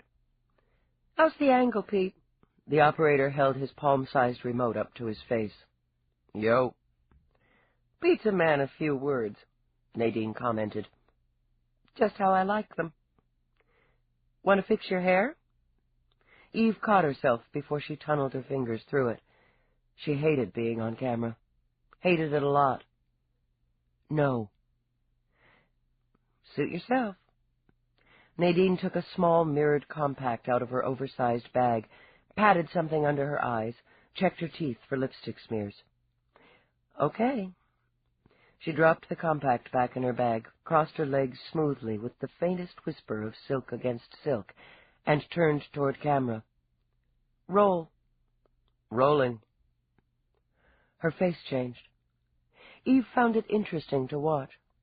The minute the red light glowed, her features became glossier, more intense. Her voice, which had been brisk and light, slowed and deepened, demanding attention. This is Nadine First, reporting direct from Lieutenant Eve Dallas's office in the Homicide Division of Cop Central. This exclusive interview centers on the violent and, as yet, unsolved murders of Prosecutor Cicely Towers and award-winning actor Yvonne Metcalf. Lieutenant, are these murders linked? The evidence indicates that probability. We can confirm from the medical examiner's report that both victims were killed by the same weapon and by the same hand. There's no doubt of that. None. Both women were killed by a thin, smooth-edged blade, 9 inches in length, tapered from point to hilt. The point was honed to a V. In both cases, the victims were frontally attacked with one swipe of the weapon across the throat from right to left, and at a slight angle. Eve picked up a signature pen from her desk, causing Nadine to jerk and blink when she slashed it a fraction of an inch from Nadine's throat. Like that. I see. This would have severed the jugular, causing instant and dramatic blood loss, disabling the victim immediately, preventing her from calling for help or defending herself in any way. Death would have occurred within seconds. In other words, the killer needed very little time. A frontal attack, Lieutenant. Doesn't that indicate that the victims knew their attacker? Not necessarily, but there is other evidence that leads to the conclusion that the victims knew their attacker, or were expecting to meet someone. The absence of any defense wounds, for example. If I came at you... Eve thrust out with the pen again, and Nadine threw a hand in front of her throat. You see? It's an automatic defense. That's interesting, Nadine said, and had to school her face before it scowled. We have the details on the murders themselves, but not on the motive behind them, or the killer. What is it that connects Prosecutor Towers to Yvonne Metcalf? We're investigating several lines of inquiry. Prosecutor Towers was killed 3 weeks ago, Lieutenant, yet you have no suspects. We have no evidence to support an arrest at this time. Then you do have suspects. The investigation is proceeding with all possible speed. And motive? People kill people, Miss First, for all manner of reasons. They've done so since we crawled out of the muck. Biblically speaking, Nadine put in, murder is the oldest crime. You could say it has a long tradition. We may be able to filter out certain undesirable tendencies through genetics, chemical treatments, beta scans. We deter with penal colonies and the absence of freedom. But human nature remains human nature. Those basic motives for violence that science is unable to filter, love, hate, greed, envy, anger, they separate us from the droids, don't they? And make us susceptible to joy, sorrow, and passion. That's a debate for the scientists and the intellectuals. But which of those motives killed Cicely Towers and Yvonne Metcalf? A person killed them, Miss First. His or her purpose remains unknown. You have a psychiatric profile, of course. We do, Eve confirmed. And we will use it and all of the tools at our disposal to find the murderer. I'll find him, Eve said deliberately, flicking her eyes toward the camera. And once the cage door is closed, motive won't matter. Only justice. That sounds like a promise, Lieutenant. A personal promise. It is. The people of New York will depend on you keeping that promise. This is Nadine First, reporting for Channel 75. She waited a beat, then nodded. Not bad, Dallas. Not bad at all. We'll run it again at 6 and 11, with the recap at midnight. Good. Take a walk, Pete. The operator shrugged and wandered out of the room. Off the record, Eve began. How much airtime can you give me? 4? Exposure. I want plenty of it. I figured there was something behind this little gift. Nadine let out a little breath that was nearly a sigh. I have to say I'm disappointed, Dallas. I never figured you for a camera hound. I've got to testify on the Mondale case in a couple of hours. Can you get a camera there? Sure. The Mondale case is small ratings, but it's worth a couple zips. She pulled her diary out and noted it. I've got this thing, too, at the new Astoria, one of those gold plate dinners. The Astoria dinner ball, sure. Her smile turned derisive. I don't work the social beat, Dallas, but I can tell the assignment desk to cue on you. You and Roarke are always good for the gossip eaters. It is you and Roarke, isn't it? I'll let you know where you can catch me over the next couple of days, Eve continued, ignoring the insult. I'll feed you regular updates to air. Fine. Nadine rose. Maybe you'll trip over the killer on your way to fame and fortune. Got an agent yet? For a moment, Eve said nothing, just tapped her fingertips together. I thought it was your job to fill airtime and guard the public's right to know, not moralize. And I thought it was yours to serve and protect, not to cash in. Nadine snagged up her bag by the strap. Catch you on the screen, Lieutenant. Nadine. Pleased, Eve tipped back in her chair. You left out one of those basic human motives for violence before. Thrill. I'll make a note of it. Nadine wrenched at the door, then let it slip out of her hands. When she turned back, her face was white and shocked under its sheen of camera makeup. Are you out of your mind? You're bait? You're fucking bait? Pissed you off, didn't it? Smiling, Eve allowed herself the luxury of propping her feet on the desk. Nadine's reaction had brought the reporter up several notches on Eve's opinion scale. Thinking about me wanting all that airtime and getting it really steamed you. It's going to steam him, too. Can't you hear him, Nadine? Look at that lousy cop getting all my press. Nadine came back in and sat down carefully. You had me, Dallas. I'm not about to tell you how to do your job. Then don't. Let me see if I'm figuring this right. You deduced the motive was, at least partially, for the thrill, for the attention in the media. Kill a couple of ordinary citizens, you get press, sure, but not so intense, not so complete. Kill 2 prominent citizens, familiar faces, and the sky's the limit. So you make yourself a target. It's just a hunch. Thoughtfully, Eve scratched a vague itch on her knee. It could be that all I'll end up with is a lot of idiotic blips of me on the screen. Or a knife at your throat. Gee, Nadine, I'm going to start to think you care.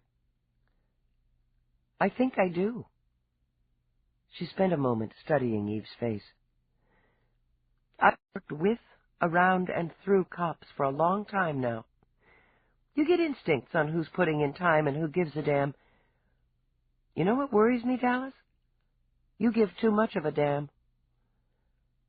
I carry a badge, Eve said soberly, and made Nadine laugh.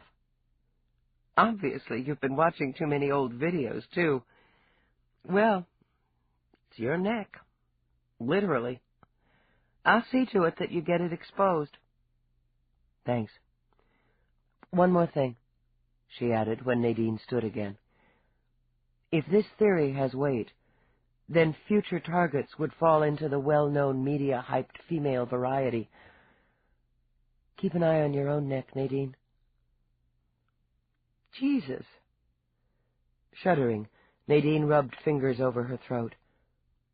Thanks for sharing that, Dallas. My pleasure. Literally.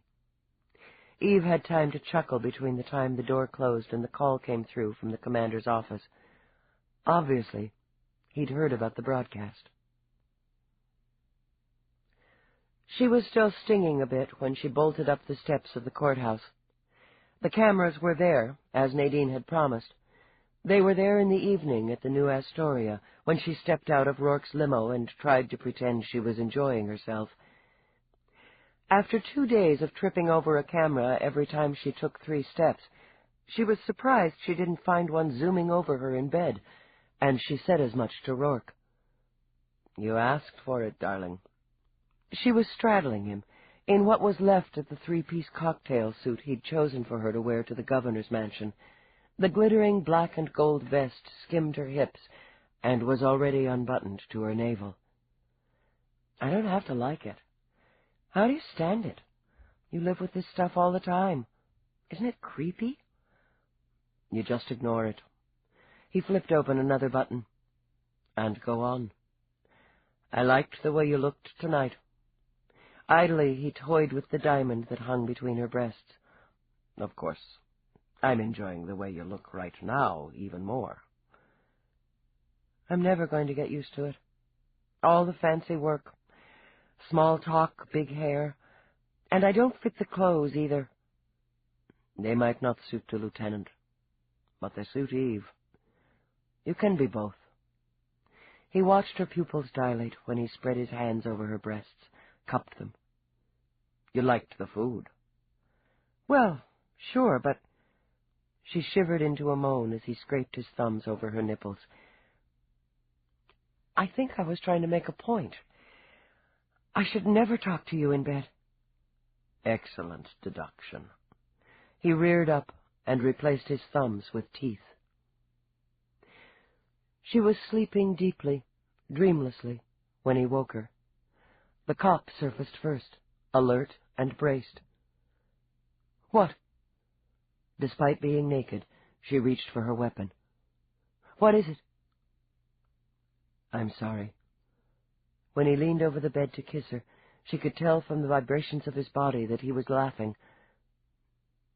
It's not funny. If I'd been armed, you'd have been on your ass.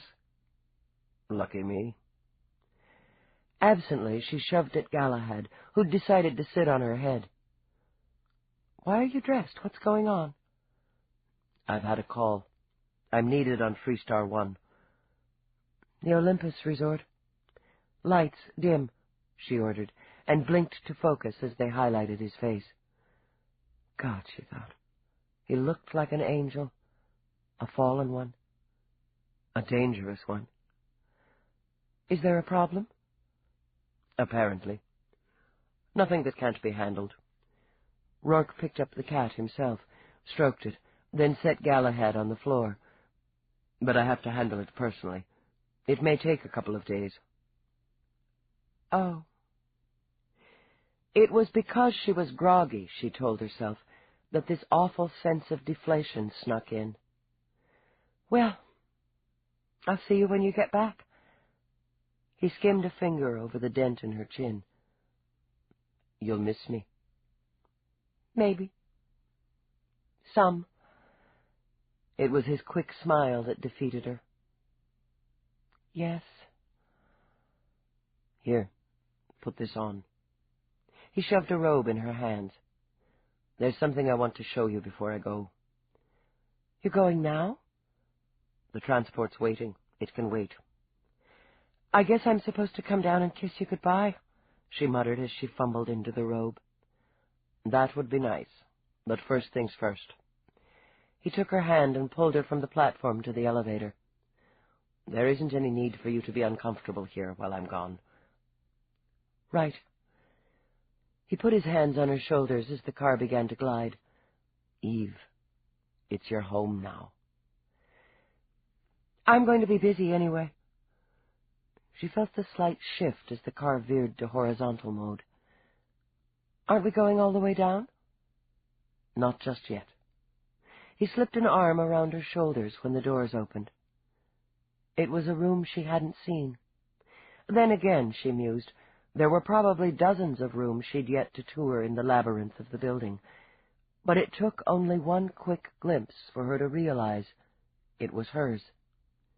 The few things she considered of any value from her apartment were here, with new pieces added to fill it out into a pleasant, workable space. Stepping away from Roarke, she wandered in. The floors were wood and smooth, and there was a carpet woven in slate blue and mossy green, probably from one of his factories in the east. Her desk, battered as it was, stood on the priceless wool and held her equipment. A frosted glass wall separated a small kitchen area, fully equipped, that led to a terrace. There was more, of course. With Roarke, there was always more. A communications board would allow her to call up any room in the house. The entertainment center offered music, video, a hologram screen with dozens of visualization options. A small indoor garden bloomed riotously below an arching window where dawn was breaking.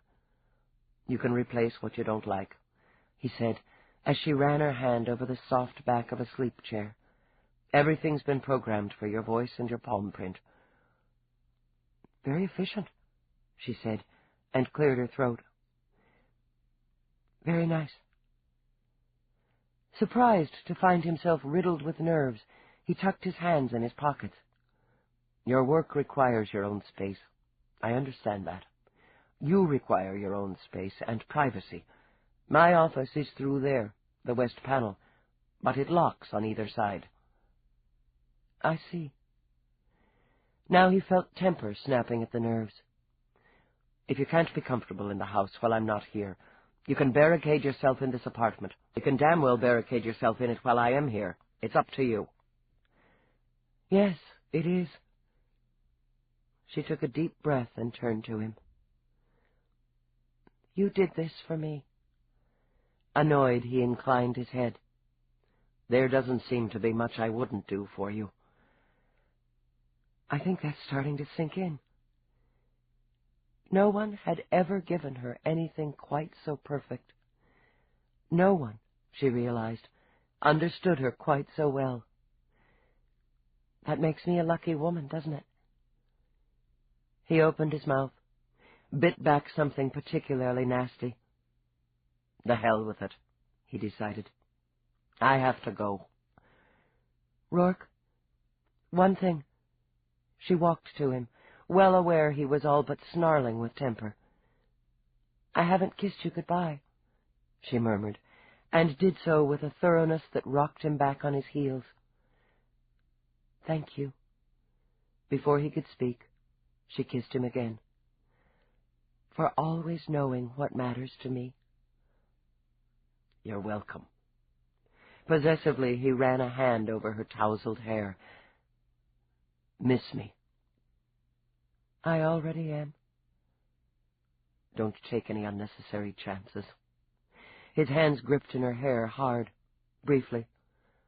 There's no use asking you not to take the necessary ones. Then don't. Her heart stuttered when he kissed her hand.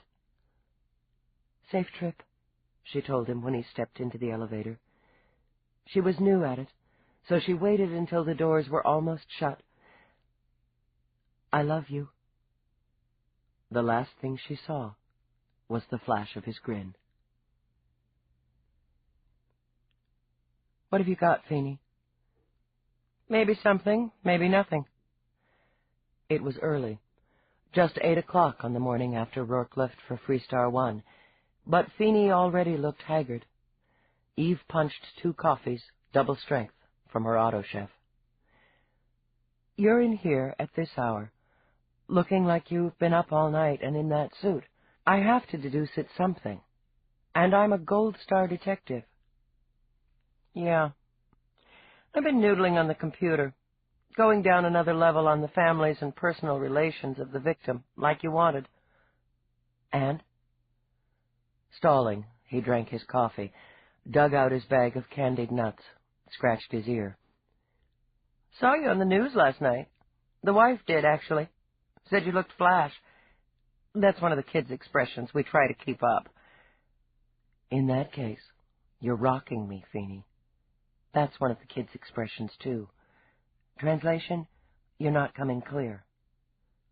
I know what it means. Shit. This one cuts close to home, Dallas. Too close. Which is why you're here instead of transmitting what you've got over a channel. So let's have it. Okay. He puffed out a breath. I was dicking around with David Angelini's records. Financial stuff, mostly. We knew he was into some spine twisters for gambling debts. He's been holding them off, giving them a little trickle here and there. Could be he's dipped into the company till, but I can't get a lock on that. He's covered his ass. So, we'll uncover it. I can get the name of the spine twisters, she mused, thinking of Roarke. Let's see if he made them any promises, like he'd be coming into an inheritance. Her brows knit. If it wasn't for Metcalf, I'd think hard about somebody he owed hurrying up on the IOUs by taking out towers. Might be that simple, even with Metcalf. She had a nice nest egg set aside. I haven't found anybody among the beneficiaries who needed quick money, but that doesn't mean I won't. Okay, you keep working that angle. But that isn't why you're here playing with your nuts. He nearly managed to laugh. Cute. Okay, here it is. I turned up the commander's wife. Run that by slow, Feeney. Real slow. He couldn't sit, so he sprang up to pace the small space.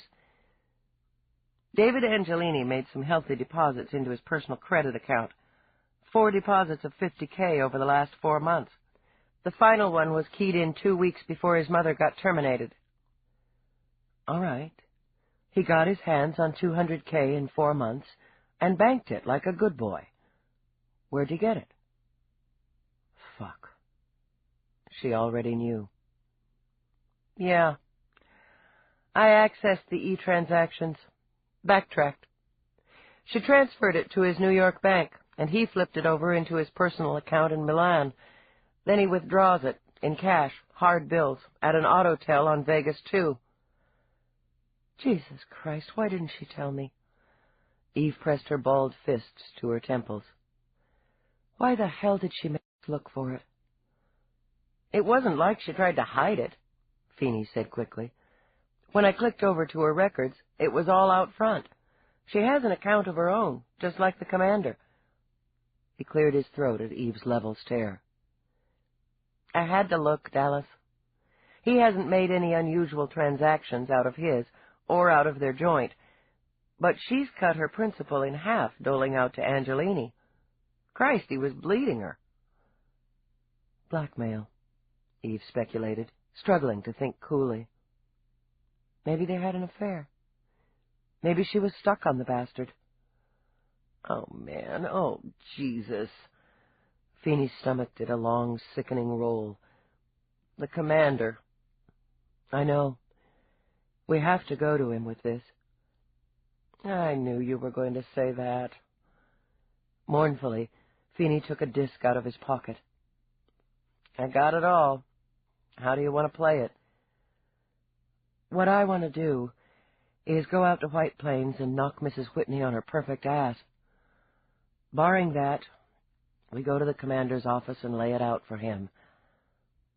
They've still got some of that old body armor down in storage, Feeney suggested as Eve rose. Good thinking. They could have used it.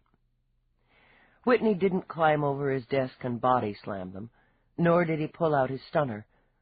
He did all the damage necessary with the lethal glare of his eyes. You accessed my wife's personal accounts, Feeney. Yes, sir, I did. And took this information to Lieutenant Dallas. As per procedure. As per procedure, Whitney repeated. Now you're bringing it to me. To the commanding officer, Feeney began, then drooped. Oh, hell, Jack, was I supposed to bury it? You could have come to me first. But then... Whitney trailed off, shifted his hard eyes to Eve's. Your stand on this, Lieutenant. Mrs. Whitney paid David Angelini a sum of $200,000 over a 4-month period. This fact was not volunteered during either primary or follow-up interviews. It's necessary to the investigation that... She broke off. We have to know why, Commander. The apology was in her eyes, lurking just behind the cop. We have to know why the money was paid, why there have been no more payments since the death of Cicely Towers. And I have to ask, Commander, as primary, if you were aware of the transactions and the reason behind them. There was a clutching in his stomach, a burning that warned of untreated stress. I'll answer that after I've spoken with my wife. Sir, Eve's voice was a quiet plea. You know we can't allow you to consult with Mrs. Whitney before we question her. This meeting has already risked contaminating the investigation. I'm sorry, Commander. You're not bringing my wife into interview. Jack! Fuck this, Feeney. She's not going to be dragged down here like a criminal. He clutched his hands into fists under the desk and struggled to remain in control. Question her at home with our attorney present. That doesn't violate procedure, does it, Lieutenant Dallas? No, sir. With respect, Commander, will you come with us? With respect, Lieutenant, he said bitterly. You couldn't stop me.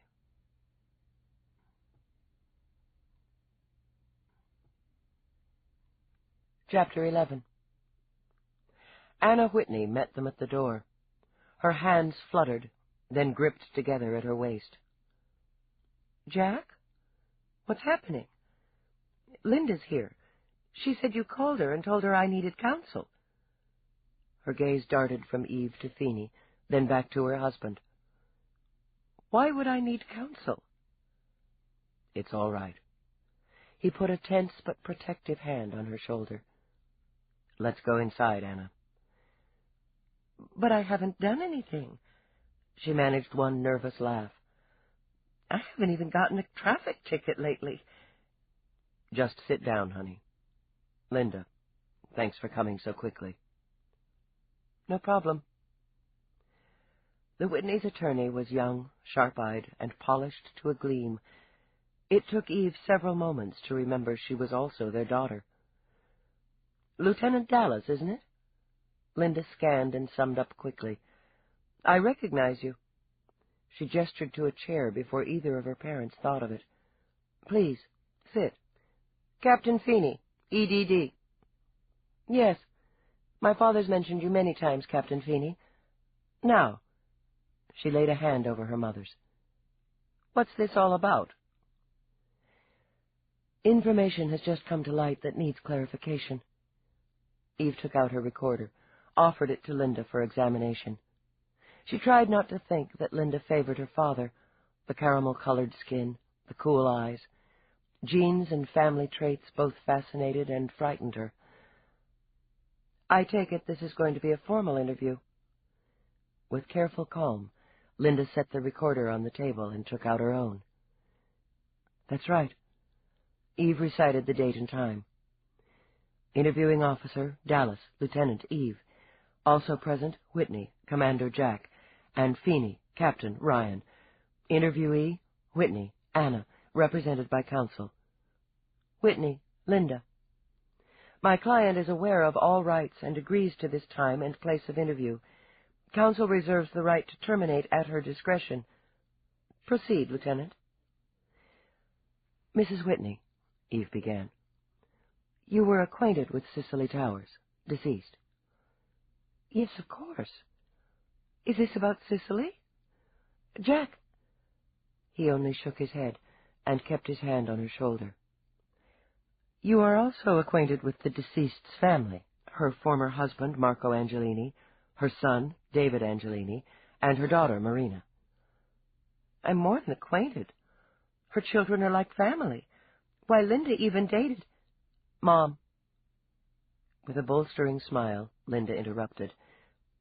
Just answer the question. Don't elaborate. But this is ridiculous. Some of Anna's puzzlement edged over into irritation. It was her home, after all. Her family. Lieutenant Dallas already knows the answers. I'm sorry to go over the same ground, Mrs. Whitney. Would you describe your relationship with David Angelini? David? Why, I'm his godmother. I watched him grow up. You're aware that David Angelini was in financial distress prior to the death of his mother? Yes, he was. Her eyes went huge. You don't seriously believe that David... That's hideous. She snapped it out before her mouth compressed into a thin red line. I'm not going to dignify this with an answer. I understand you feel protective toward your godson, Mrs. Whitney. I understand you would go to some lengths to protect him, and to some expense. $200,000. Anna's face whitened under her careful cosmetics. I don't know what you mean. Mrs. Whitney, do you deny paying to David Angelini the sum of $200,000 in installments of $50,000 over a 4-month period, beginning in February of this year and ending in May? She clutched at her daughter's hand, avoided her husband's. Do I have to answer that, Linda? A moment, please, to confer with my client. Briskly, Linda scooped an arm around her mother and led her into the next room. You're very good, Lieutenant, Whitney said tightly. It's been some time since I observed one of your interviews. Jack, Feeney sighed, hurting for everyone. She's doing her job. Yes, she is. It's what she's best at. He looked over as his wife came back into the room. She was pale, trembling a little. The burning in his gut flared. We'll continue, Linda said. There was a warrior glint in her eye when she focused on Eve. My client wishes to make a statement. Go ahead, Mom, it's all right. I'm sorry. Tears starred on her lashes. Jack, I'm sorry. I couldn't help it. He was in trouble. I know what you said, but I couldn't help it. It's all right. Resigned, he took the hand that reached out for his and stood beside her. Tell the lieutenant the truth, and we'll deal with it. I gave him the money. Did he threaten you, Mrs. Whitney? What? Shock seemed to dry up the tears swimming in her eyes. Oh, my goodness. Of course he didn't threaten me. He was in trouble, she repeated, as if that should be enough for anyone. He owed a very great deal of money to the wrong kind of people. His business, that portion of his father's business that he oversaw, was in some temporary upheaval, and he had a new project he was trying to get off the ground. He explained it, she added with a wave of her free hand. I don't remember precisely. I don't bother overmuch with business. Mrs. Whitney, you gave him 4 payments of $50,000. You didn't relay this information to me in our other interviews. What business of yours was it? Her spine was back, snapped hard and cold so that she sat like a statue. It was my money, and a personal loan to my godchild. A godchild, Eve said, with straining patience, who was being questioned in a murder investigation. His mother's murder. You might as well accuse me of killing her as David. You didn't inherit a sizable portion of her estate. Now you listen to me. Anger suited her. Anna's face glowed as she leaned forward. That boy adored his mother, and she him. He was devastated by her death. I know. I sat with him. I comforted him. You gave him $200,000. It was my money to do with as I chose. She bit her lip. No one would help him. His parents refused. They'd agreed to refuse this time. I spoke with Cicely about it months ago. She was a wonderful mother, and she loved her children, but she was a very strong believer in discipline. She was determined that he had to handle his problem on his own, without her help, without mine. But when he came to me, desperate, what was I to do? What was I to do? She demanded, turning to her husband. Jack, I know you told me to stay out of it, but he was terrified, afraid they would cripple him, even kill him. What if it had been Linda or Stephen? Wouldn't you have wanted someone to help? Anna, feeding his problem isn't help. He was going to pay me back, she insisted. He wasn't going to gamble with it. He promised. He only needed to buy some time. I couldn't turn him away. Lieutenant Dallas, Linda began. My client lent her own money to a family member in good faith. There is no crime in that. Your client hasn't been charged with a crime, Counselor.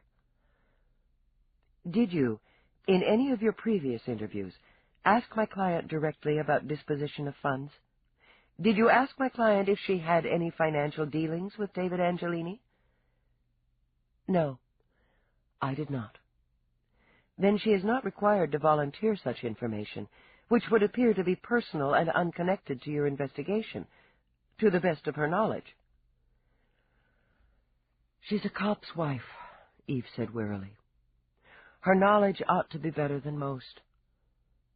Mrs. Whitney, did Cicely Towers argue with her son over money, over his gambling, over his debts and the settlement thereof?" "She was upset. Naturally they argued. Families argue. They don't hurt each other." "Maybe not in your cozy little world," Eve thought. "Your last contact with Angelini?" "A week ago. He called to make sure I was all right, that Jack was all right. We discussed plans for setting up a memorial scholarship fund in his mother's name. His idea, Lieutenant," she said with swimming eyes. "He wanted her to be remembered." "What can you tell me about his relationship with Yvonne Metcalf?" "The actress." Anna's eyes went blank before she dabbed at them. "Did he know her?" "He never mentioned it." It had been a shot in the dark, and hadn't found a target. "Thank you." Eve picked up her recorder, logged in the end of the interview. "Counselor, you should advise your client that it would be in her best interest not to mention this interview or any portion of it to anyone outside this room." "I'm a cop's wife." Anna neatly tossed Eve's words back in her face. "I understand the drill." The last glimpse Eve had of the commander as she stepped outside, he was holding his wife and daughter. Eve wanted a drink. By the time she'd logged out for the day, she had spent the better part of the afternoon chasing after David Angelini's tail. He was in a meeting, he was out of contact, he was anywhere but where she looked. Without any other choice, she'd left messages at every possible point on the planet, and figured she'd be lucky to hear from him before the following day. Meanwhile, she was faced with an enormous empty house and a butler who hated the air she breathed. The impulse struck as she zipped through the gates. She grabbed her car link and ordered Mavis's number. "Your night off, right?" she asked, the instant Mavis's face blipped on screen. "You bet. Gotta rest those vocal cords." "Plans?" "Nothing that can't be tossed out for better. What do you have in mind?" "Roarke's off planet. You want to come over here and hang? Stay over? Get drunk?" "Hang at Roarke's? Stay over at Roarke's? Get drunk at Roarke's? I'm on my way." Wait, let's do it up big. I'll send a car for you." "A limo?" Mavis forgot her vocal cords and squealed. "Jesus, Dallas. Make sure the driver wears like a uniform. The people in my building will be hanging out the windows with their eyes popped out." 15 minutes. Eve broke transmission and all but danced up the steps to the door. Somerset was there, just as expected, and she sent him a haughty nod. She'd been practicing. "I'm having a friend over for the evening. Send a car and driver to 28 Avenue C." A friend. His voice was ripe with suspicion. "That's right, Somerset." She glided up the stairs. "A very good, very close friend. Be sure and tell the cook there'll be 2 for dinner." She managed to get out of earshot before doubling over with laughter. Somerset was expecting a tryst, she was sure, but it was going to be even more of a scandal when he got a load of Mavis. Mavis didn't disappoint her, though for Mavis she was conservatively dressed. Her hair de jour was rather tame, a glittery gold fashioned in what was called a half-swing. One glistening side curved to her ear, while the other half skimmed her shoulder. She'd only worn perhaps a half-dozen varied earrings, and all in her ears, a distinguished look for Mavis Freestone. She stepped out of a torrential spring downpour, handing a speechless Somerset her transparent cloak strung with tiny lights, and turned 3 circles. More, Eve thought, in awe of the hallway than to show off her skin-hugging red bodysuit. "Wow!" "My thoughts exactly," Eve said. She'd hovered near the hallway waiting, not wanting Mavis to face Somerset alone. The strategy was obviously unnecessary, as the usually disdainful butler was struck dumb. "It's just Mag," Mavis said in reverent tones.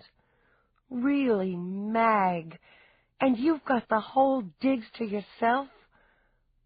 Eve sent Somerset a cool, sidelong glance. "Just about." "Decent."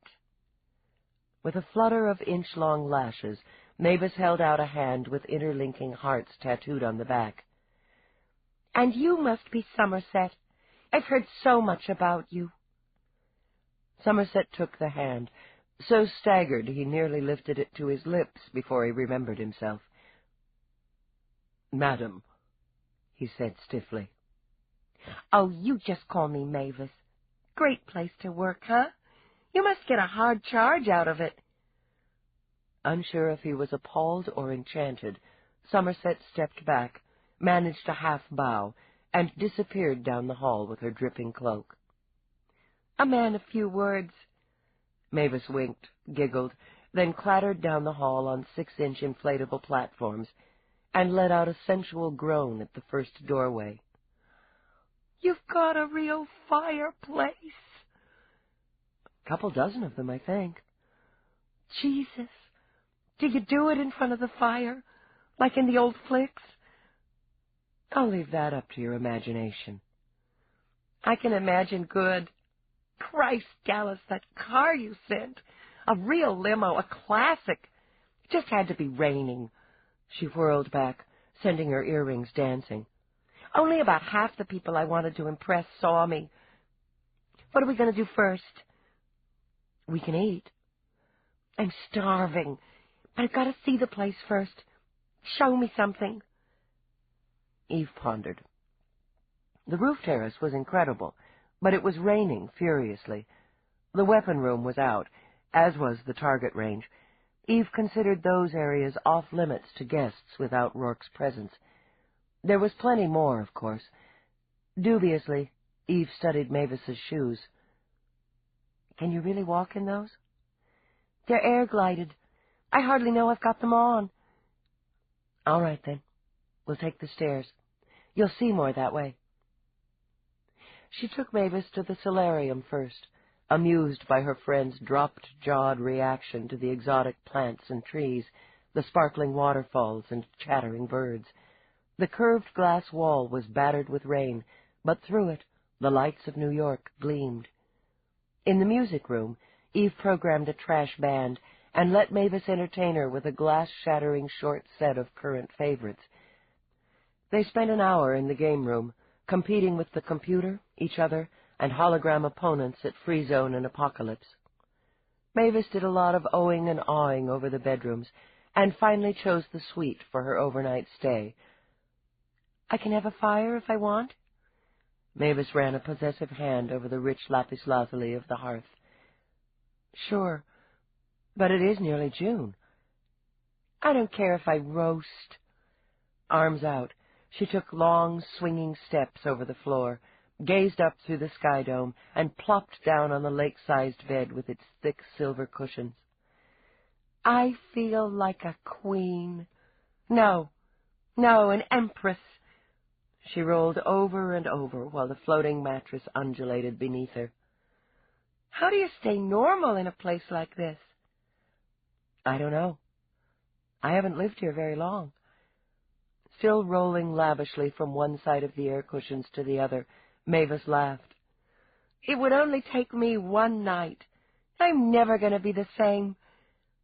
Scooting up to the padded headboard, she punched buttons. Lights flickered on and off, revolved, sparkled. Music throbbed, pulsed. Water began to run in the next room. "What's that?" "You programmed your bath," Eve informed her. "Oops, not yet." Mavis flicked it off, tried another, and had the panel on the far wall sliding open to reveal a 10-foot video screen. "Definitely decent. Want to eat?" While Eve settled in the dining room with Mavis, enjoying her first full evening off in weeks, Nadine first scowled over the editing of her next broadcast. "I want to enhance that. Freeze on Dallas," she ordered the tech. Yeah, bring her up. She looks damn good on camera." Sitting back, she studied the 5 screens while the tech worked the panel. Editing room 1 was quiet, but for the murmuring clash of voices from the screen. For Nadine, putting images together seamlessly was as exciting as sex. The majority of broadcasters left the process to their techs, but Nadine wanted her hand in here, everywhere. In the newsroom, 1 level down, it would be bedlam. She enjoyed that, too. The scurry to beat the competition to the latest soundbite, the latest picture, the most immediate angle. Reporters manning their links for one more quote, bumping their computers for that last bit of data. The competition wasn't all outside on Broadcast Avenue. There was plenty of it right in the Channel 75 newsroom. Everyone wanted the big story, the big picture, the big ratings. Right now, she had it all. And Nadine didn't intend to lose it. "There. Hold it there, when I'm standing on Metcalf's patio. Yeah, now try a split screen. Use the shot of me on the sidewalk where Towers bought it." "Mm-hmm." Eyes narrowed. She studied the image. She looked good, she decided. Dignified, sober-eyed. Our intrepid, clear-sighted reporter, revisiting the scenes of the crimes. "Okay." She folded her hands and rested her chin on them. Cue in the voiceover. "2 women, talented, dedicated, innocent. 2 lives brutally ended. The city reels, looks over its shoulder, and asks why. Loving families mourn, bury their dead, and ask for justice. There is one person working to answer that question, to meet that demand." "Freeze," Nadine ordered. "Bleed to Dallas, exterior courtroom shot. Bring up audio." Eve's image filled the screens, full length, with Nadine beside her. That was good, Nadine thought. The visual lent the impression they were a team, working together. Couldn't hurt. There had been the faintest of breezes ruffling their hair. Behind them, the courthouse speared up, a monument to justice, its elevators busily gliding up and down, its glass walkway crowded with people.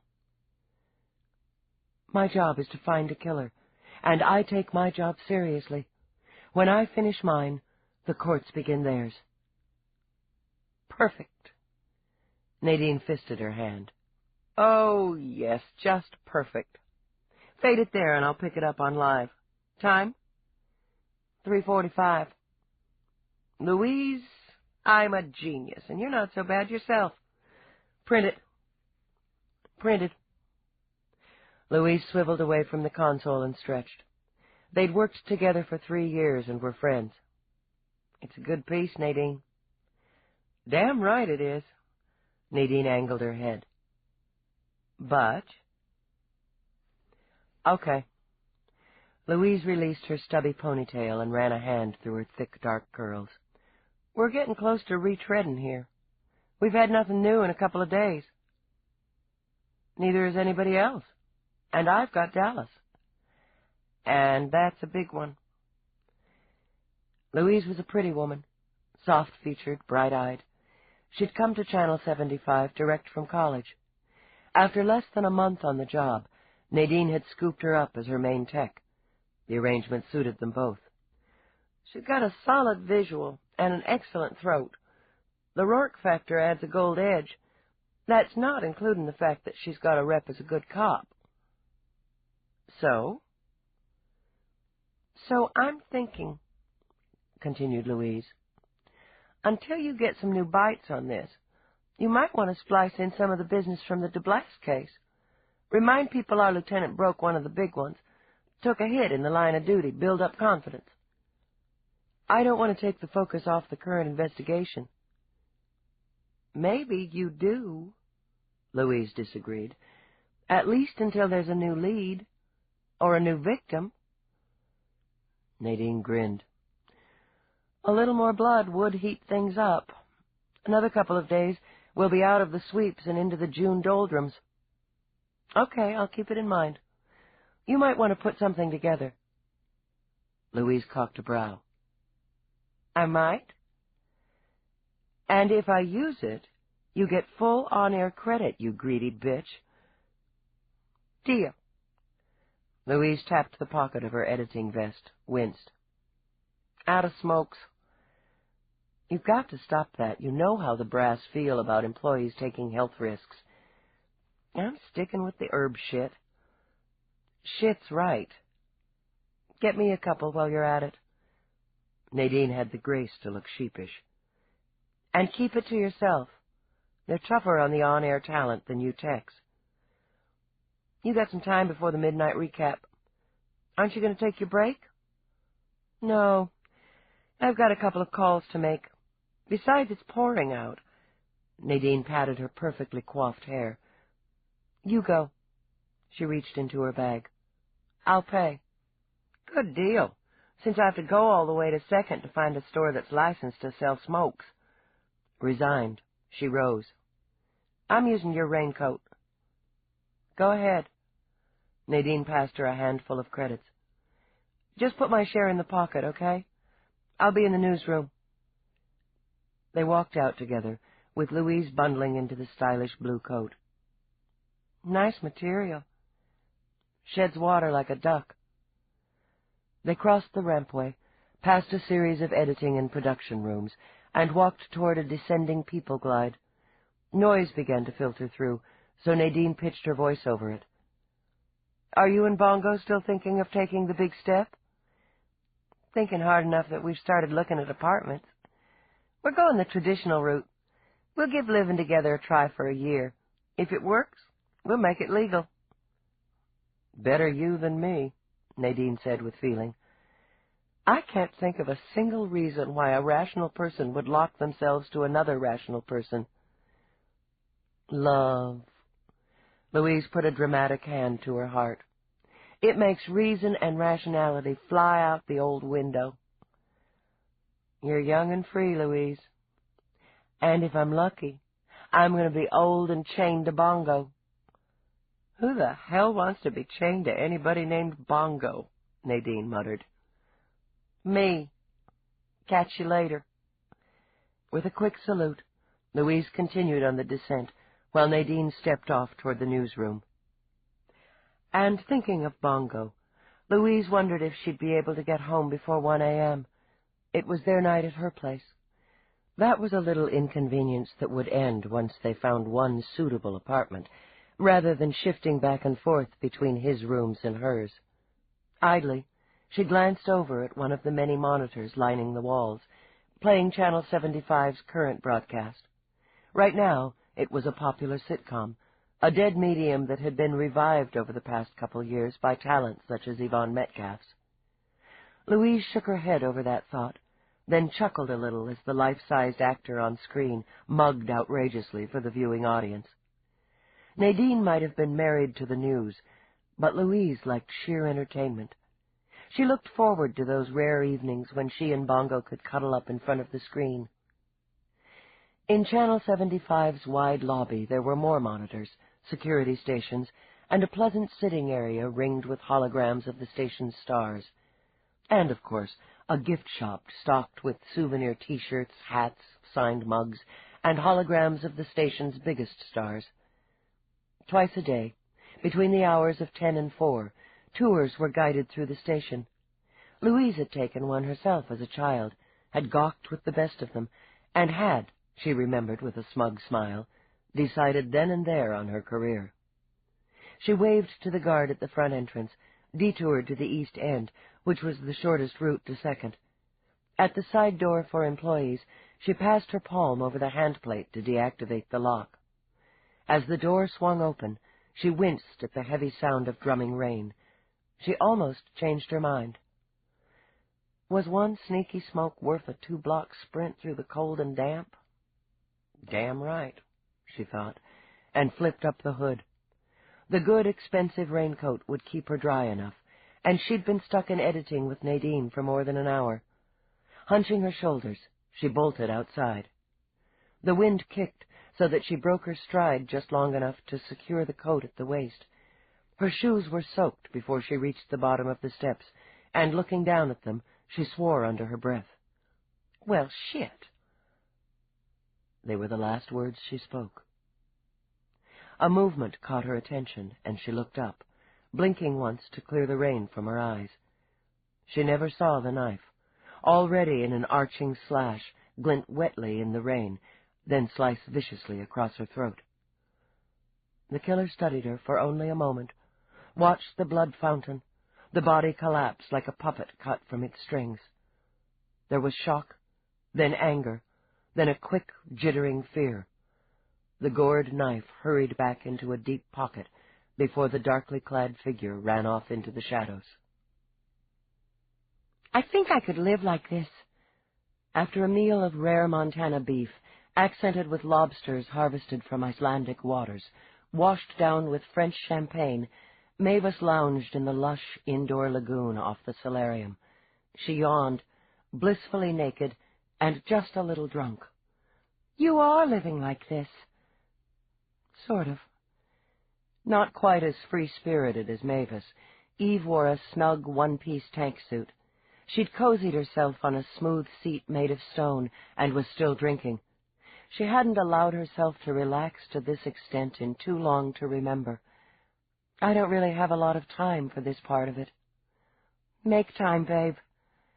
Mavis submerged, popped up again, perfect round breasts gleaming in the showy blue lights she'd programmed. Lazily, she paddled over to a water lily, gave a sniff. "Christ, this is the real thing. You know what you've got here, Dallas." "Indoor swimming?" "What you've got," Mavis began, as she frog-kicked her way over to the float that held a glass, "is a grade 1 fantasy, the kind you can't get from the top-line VR goggles." She took a long sip of icy champagne. "You're not going to get all weirded out and blow it, are you?" "What are you talking about?" "I know you. You'll pick it apart, question everything, analyze." Noting Eve's glass was empty, Mavis did the honors. "Well, I'm telling you, pal, don't." "I don't pick things apart." "You're the champion pick it apart. Damn it, pick it aparter." "Phew. Try saying that 5 times fast when your tongue's numb." She used a bare hip to nudge Eve over and squeezed in next to her. "He's crazy about you, isn't he?" Eve jerked her shoulders and drank. "He's rich. I mean mag-rich. Gorgeous as a god. And that body." "What do you know about his body?" "I got eyes. I use them. I've got a pretty good idea of what he looks like naked." Amused by the glint in Eve's eyes, Mavis licked her lips. "Of course, any time you want to fill in the missing details, I'm here for you." "What a pal." "That's me. Anyway, he's all that stuff. And then there's that power trip. He's got all that power, sort of shoots out from him." She highlighted the statement by splashing up water. "And he looks at you like he could eat you alive, in big, greedy bites. Ah, shit, I'm getting hot." "Keep your hands off me." Mavis snorted. "Maybe I'll go seduce Somerset." "I don't think he has a dick." "Bet I could find out." But she was just too lazy at the moment. "You're in love with him, aren't you?" "Somerset?" "I've had a hell of a time controlling myself around him." "Look me dead in the eye. Come on." To ensure obedience, Mavis snagged Eve's chin, swiveled until they were face to face, glassy eye to glassy eye. "You're in love with Roarke." "It looks that way." "I don't want to think about it." "Good. Don't. Always said you thought too damn much." Holding the glass over her head, Mavis pushed into the lagoon. "Can we use the jets?" "Sure." Impaired with wine, Eve fumbled a bit for the correct control. Once the water started to bubble and spew, Mavis let out a laughing moan. "Christ Jesus, who needs a man when you've got one of these? Come on, Eve, bump up the music. Let's party." Obliging, Eve doubled the volume on the controls so that the music screamed off the walls and water. The Rolling Stones, Mavis's favorite classic artists, wailed. Lounged back, Eve laughed as Mavis improvised dance steps and started to send the server droid after another bottle. "I beg your pardon." "Huh?" Bleary-eyed, Eve studied the glossy black shoes at the lip of the lagoon. Slowly, and with mild curiosity, she let her gaze travel up the smoke-colored, pipe-stemmed pants, the short, stiff jacket, and into Somerset's stony face. "Hey, you want to take a little dip?" "Come on in, Somerset." Water lapped around Mavis's waist and dripped cheerfully from her classy breasts as she waved. "The more the merrier." He sniffed, his lips curled. Sheer habit had the words dropping out of his mouth like knife-edged ice cubes, but his gaze kept wandering back to Mavis's swirling body. "There's a transmission for you, Lieutenant. Apparently you were unable to hear my attempts to inform you." "What? Okay. She sniggered, paddled toward the link set in the side of the lagoon. "Is it Roarke?" "It is not." It affronted his dignity to shout, but it would have offended his pride to order the music lower. "It is dispatch from Cop Central." Even as Eve reached for the link, she stopped, swore, then slicked the hair back from her face. "Music off," she snapped, and had Mick and his pals echoing into silence. "Mavis, stay out of video range, please." Eve sucked in a deep breath, then opened the link. "Dallas."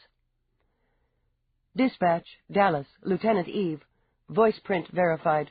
Report immediately to Broadcast Avenue, Channel 75. Confirmed homicide, code yellow." Eve's blood ran cold. Her fingers gripped on the edge of the pool. "Victim's name?" "That information is not cleared for transmission at this time. Confirm receipt of orders, Dallas, Lieutenant Eve." "Confirmed. ETA 20 minutes. Request Feeney, Captain, EDD on scene." "Request verified. Dispatch out." Oh, God. Oh, God. Weak with guilt and liquor, Eve laid her head on the edge of the pool. "I fucking killed her." "Stop it." Mavis swam over, laid a hand on Eve's shoulder. "Cut it out, Eve," she said briskly. "He took the wrong bait. The wrong bait, Mavis, and she's dead. It was supposed to be me." "I said stop it." Confused by the words, but not by the sentiment, Mavis pulled her back and gave Eve a quick shake. "Snap out of it, Dallas." Helpless, Eve pressed a hand to her spinning head. "Oh, my Christ, I'm drunk." "That's perfect." "I can fix that. I've got some sober-up in my bag." At Eve's moan, Mavis gave her another shake. "I know you hate pills, but they'll clean the alcohol out of your bloodstream in 10 minutes flat. Come on, we'll get some into you." "Fine. Dandy. I'll be sober when I have to look at her." She started up the steps, slipped, was surprised to find her arm taken firmly. "Lieutenant." Somerset's voice was still cool, but he held out a towel and helped her up onto the stone skirt of the pool. "I'll see that your car's ready." "Yeah. Thanks." Chapter 12. Mavis's handy antidote worked like a charm. Eve had a foul taste in the back of her throat, but she was stone-cold sober when she reached Channel 75's sleek silver building. It had been constructed in the mid-20s, when the media boom had hit such astronomical proportions as to generate more profits than a small country. One of the loftier buildings on Broadcast Avenue, it towered up from a wide, flat hilt, housed several thousand employees, 5 elaborate studios, including the most lavish new set on the East Coast, and enough power to beam transmissions to every pocket of the planet and its orbiting stations. The East Wing, where Eve was directed, faced third with its Tony multiplexes and apartment buildings designed for the convenience of the broadcast industry. Due to the thick air traffic, Eve realized word had already hit. Control was going to be a problem. Even as she rounded the building, she called dispatch and requested air barricades as well as ground security. A homicide right in the lap of the media was going to be hard enough to deal with, without the vultures flying. Steady now, she locked away guilt and stepped from her car to approach the scene. The uniforms had been busy, she saw with some relief. They'd cleared the area and had the outside door sealed off. Reporters and their teams were there, naturally. There would be no keeping them away, but she'd have room to breathe. She'd already attached her badge to her jacket and moved through the rain to the porta-tarp some wise soul had tossed over the crime scene. Raindrops pinged musically against the strong, clear plastic. She recognized the raincoat, dealt viciously with the quick, instinctive lurch of her stomach. She asked if the immediate scene had been scanned and recorded, and receiving the affirmative, crouched down. Her hands were rock steady as they reached for the hood that had fallen forward over the victim's face. She ignored the blood that pooled in a sticky puddle at the toes of her boots, and managed to smother the gasp and the shudder as she tossed the hood away from a stranger's face. "Who the hell is this?" she demanded. "Victim's been primarily identified as Louise Kursky, editorial tech for Channel 75. The uniform pulled a log out of the pocket of her slick black raincoat. "She was found at approximately 11:15 by C.J. Morse. He tossed his cookies just over there," she went on, with light disdain for civilian delicacy. "Went inside through this door, screaming his head off. Building security verified his story, such as it was, called it in. Dispatch logged the call at 11:22. I arrived on scene at 11:27. "You made good time, officer." "Peabody, Lieutenant. I was on a swing of First Avenue. I verified homicide, secured the outer door, called for additional uniforms and a primary." Eve nodded toward the building. "They get any of this on camera?" "Sir." Peabody's mouth thinned. "I ordered a news team off scene when I arrived. I'd say they got plenty before we secured." "Okay." With fingertips encased in clear seal, Eve did a search of the body. A few credits, a little jingling change, a pricey mini-link attached to the belt. No defense wounds, no signs of struggle or assault. She recorded it all dutifully, her mind working fast. Yes, she recognized the raincoat, she thought. And her initial exam complete, she straightened. "I'm going in. I'm expecting Captain Feeney. Pass him through. You can go with the M.E. "Yes, sir." "You stand, Peabody," Eve decided. The cop had a good, firm style. "Keep those reporters in line." Eve glanced over her shoulder, ignoring the shouted questions, the glint of lenses. "Give no comment. No statement." "I've got nothing to say to them." "Good. Keep it that way." This ends Disc 5. Glory in Death, Disc 6. Eve unsealed the door, passed through, resealed it. The lobby was nearly empty. Peabody, or someone like her, had cleared it of all but essential personnel. Eve shot a look at the security behind the main console. "C.J. Morse, where?" "His station's on level 6, section 8. Some of your people took him up that way." "I'm expecting another cop. Send him after me." Eve turned and stepped onto the ascent. There were people here and there, some huddled together, others standing against video backdrops, talking furiously to cameras. She caught the scent of coffee, the stale, just-burned fragrance so similar to a cop's bullpen. Another time, it might have made her smile. The noise level was climbing, even as she did. She stepped off on level 6 into the frantic buzz of the newsroom. Consoles were set back to back, with traffic areas snaking through. Like police work, broadcasting was a 24-hour business. Even at this hour, there were more than a dozen stations manned. The difference, Eve noted, was that cops looked overworked, rumpled, even sweaty. This crew was video perfect. Clothes were streamlined, jewelry camera-friendly, faces carefully polished. Everyone seemed to have a job to do. Some were talking quickly to their link screens, feeding their satellites updates, Eve imagined. Others barked at their computers, or were barked at by them, as data was requested, accessed, and transmitted to the desired source.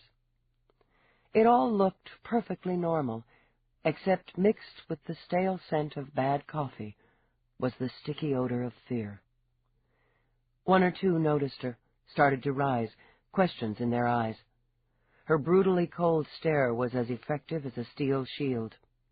She turned to the wall where screens hugged against each other. Roarke had a similar setup, and she knew each screen could be used for a separate image, or in any combination. Now the wall was filled with a huge picture of Nadine First on the news set. The familiar three-dimensional view of New York's skyline rose behind her. She, too, looked polished, perfect. Her eyes seemed to meet and hold on Eve's, as Eve stepped closer to listen to the audio. And again tonight, a senseless killing. Louise Kursky, an employee of this station, was murdered only a few steps away from the building where I am now broadcasting this report. Eve didn't bother to curse as Nadine added a few more details and segued to Morse. She had expected this. An ordinary evening, Morse said in a clear reporter's voice. A rainy night in the city, but once again, despite the best offered by our police force, murder happens. This reporter is now able to give you a first-hand view of the horror, the shock, and the waste. He paused, timing perfect as the camera zoomed in on his face. I found Louise Kursky's body crumpled, bleeding at the bottom of the steps of this building where both she and I have worked many nights. Her throat had been slashed, her blood pouring out on the wet pavement. I'm not ashamed to say that I froze, that I was revolted, that the smell of death clogged in my lungs. I stood, looking down at her, unable to believe what I saw with my own eyes. How could this be? A woman I knew, a woman who I had often shared a friendly word with, a woman I had occasionally had the privilege of working with. How could she be lying there, lifeless? The screen dissolved from his pale, serious face to a gruesomely graphic shot of the body. They hadn't missed a beat, Eve thought in disgust, and whirled on the closest manned console. Where's the studio? Excuse me? I said, where's the goddamn studio? She jerked a thumb toward the screen. Well, Furious, she leaned over, caged him between her stiffened arms. You want to see how fast I can shut this place down? Level 12, Studio A. She whirled away, just as Feeney stepped off the ascent. Took your sweet time. Hey, I was in New Jersey visiting my folks. He didn't bother to ask, but fell into step with her. I need a gag on the broadcast. Well, he scratched his head as they headed up. We can probably finagle an order to confiscate the pictures of the scene. He moved his shoulders at Eve's glance. I caught some of it on the screen in the car on the way here. They'll get it back, but we can hang them up for a few hours anyway. Get to work on it. I need all the data available on the victim. They should have records here. That's simple enough. Feed them to my office, will you, Feeney? I'll be on my way there shortly. No problem. Anything else? Eve stepped off, scowled at the thick white doors of Studio A. I might need some backup in here. That'd be my pleasure. The doors were locked, the on-air sign glowing. Eve struggled with a desperate urge to draw her weapon and blow the security panel apart. Instead, she jabbed the emergency button and waited for response. Channel 75 News now in progress, live, came the soothing electronic voice. What is the nature of your problem? Police emergency. She held her ID up to the small scanner.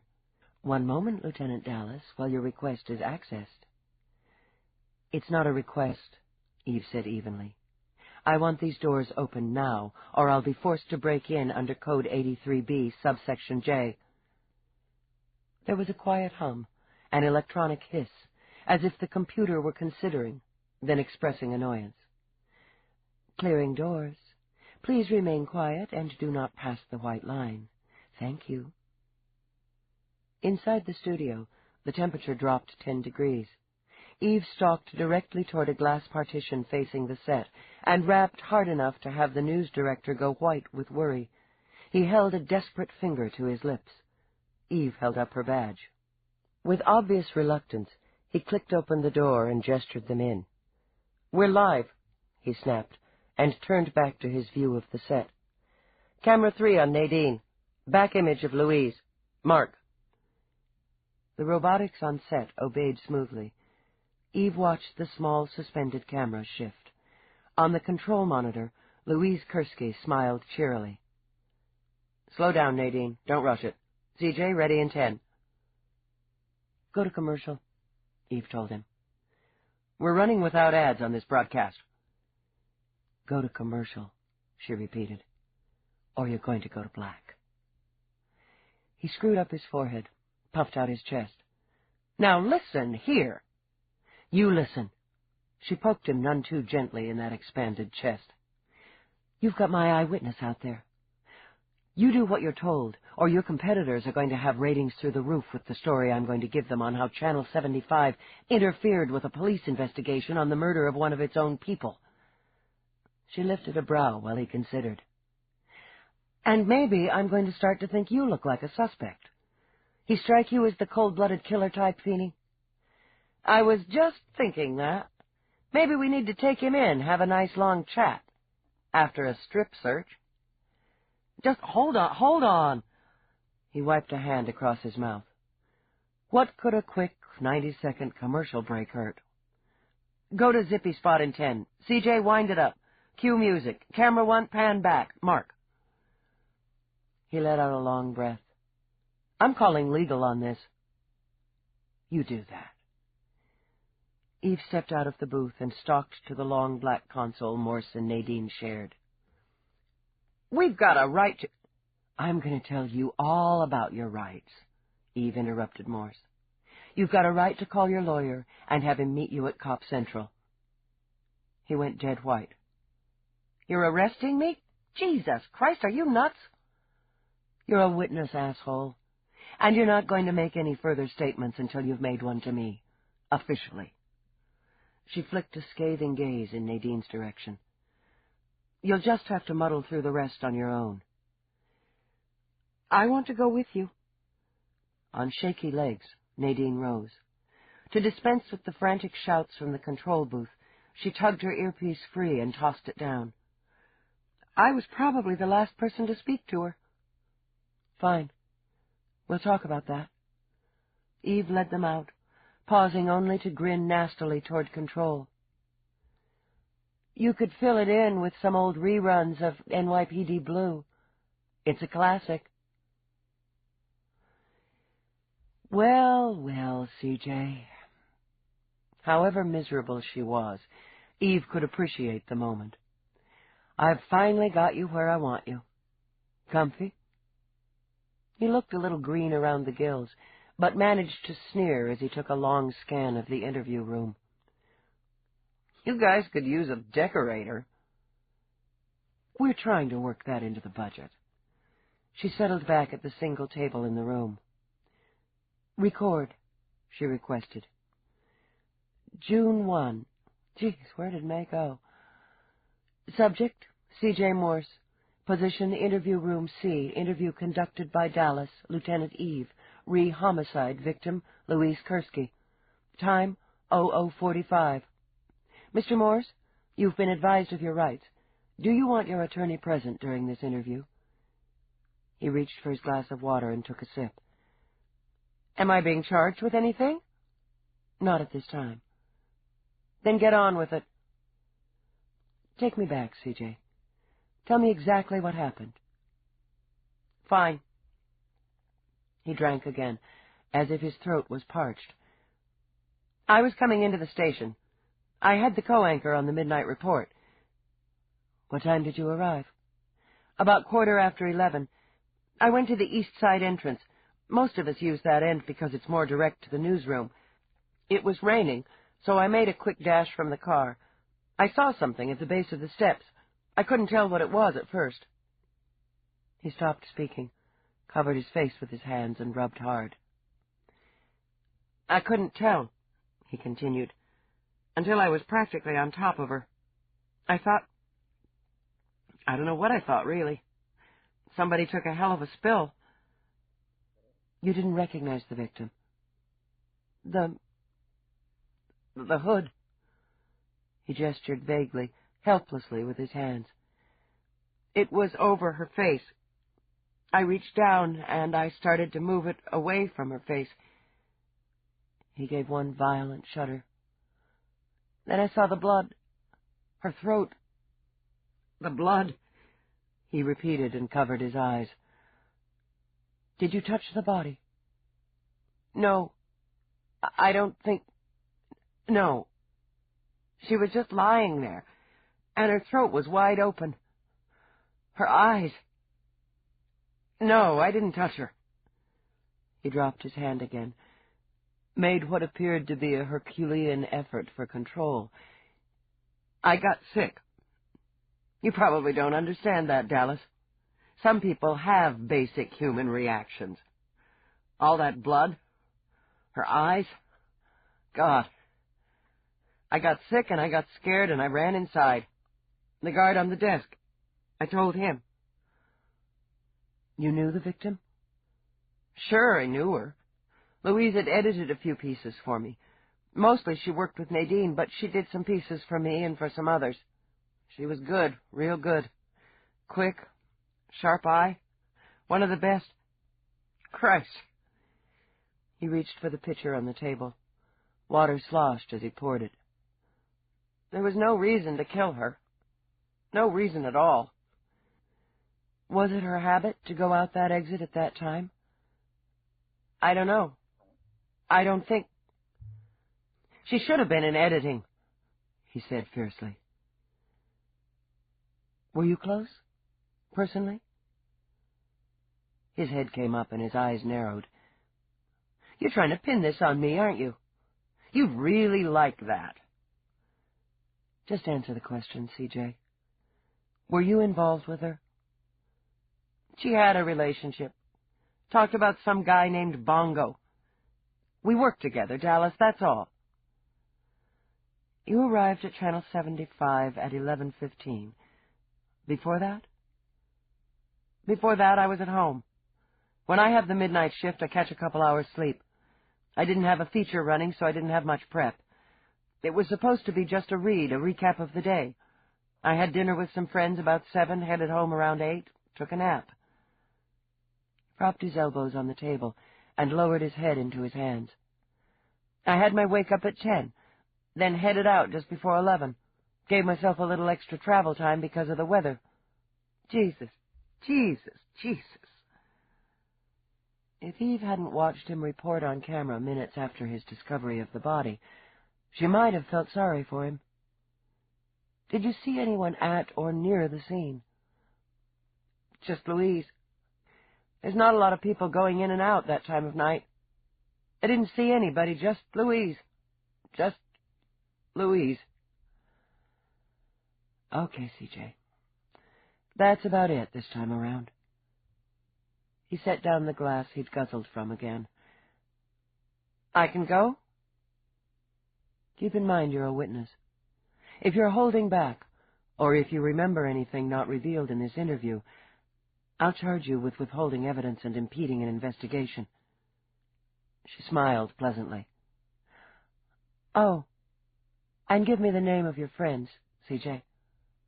I didn't think you had any. She let him go, and brooded while she waited for Nadine to be brought in. The scenario was all too clear, and the guilt came with it. To keep both fresh, she flipped open the file and studied the hard-copy photos of Louise Kursky's body. She turned them face down when the door opened. Nadine didn't look polished now. The professional gloss of the on-air personality had given way to a pale, shaken woman with swollen eyes and a trembling mouth. Saying nothing, Eve gestured to the chair and poured water in a fresh glass. "You were quick," she said coolly, "getting your report on the air." "That's my job." Nadine didn't touch the glass, but gripped her hands in her lap. "You do yours? I do mine." "Right. Just serving the public, aren't we?" "I'm not very interested in what you think of me right now, Dallas." "Just as well. Because I don't think very much of you right now." For the second time, she started the recorder, fed in the necessary information. "When did you last see Louise Kursky alive?" "We were working in editing, refining and timing a piece for the midnight spot. It didn't take as much time as we'd scheduled to finish. Louise was good. Really good."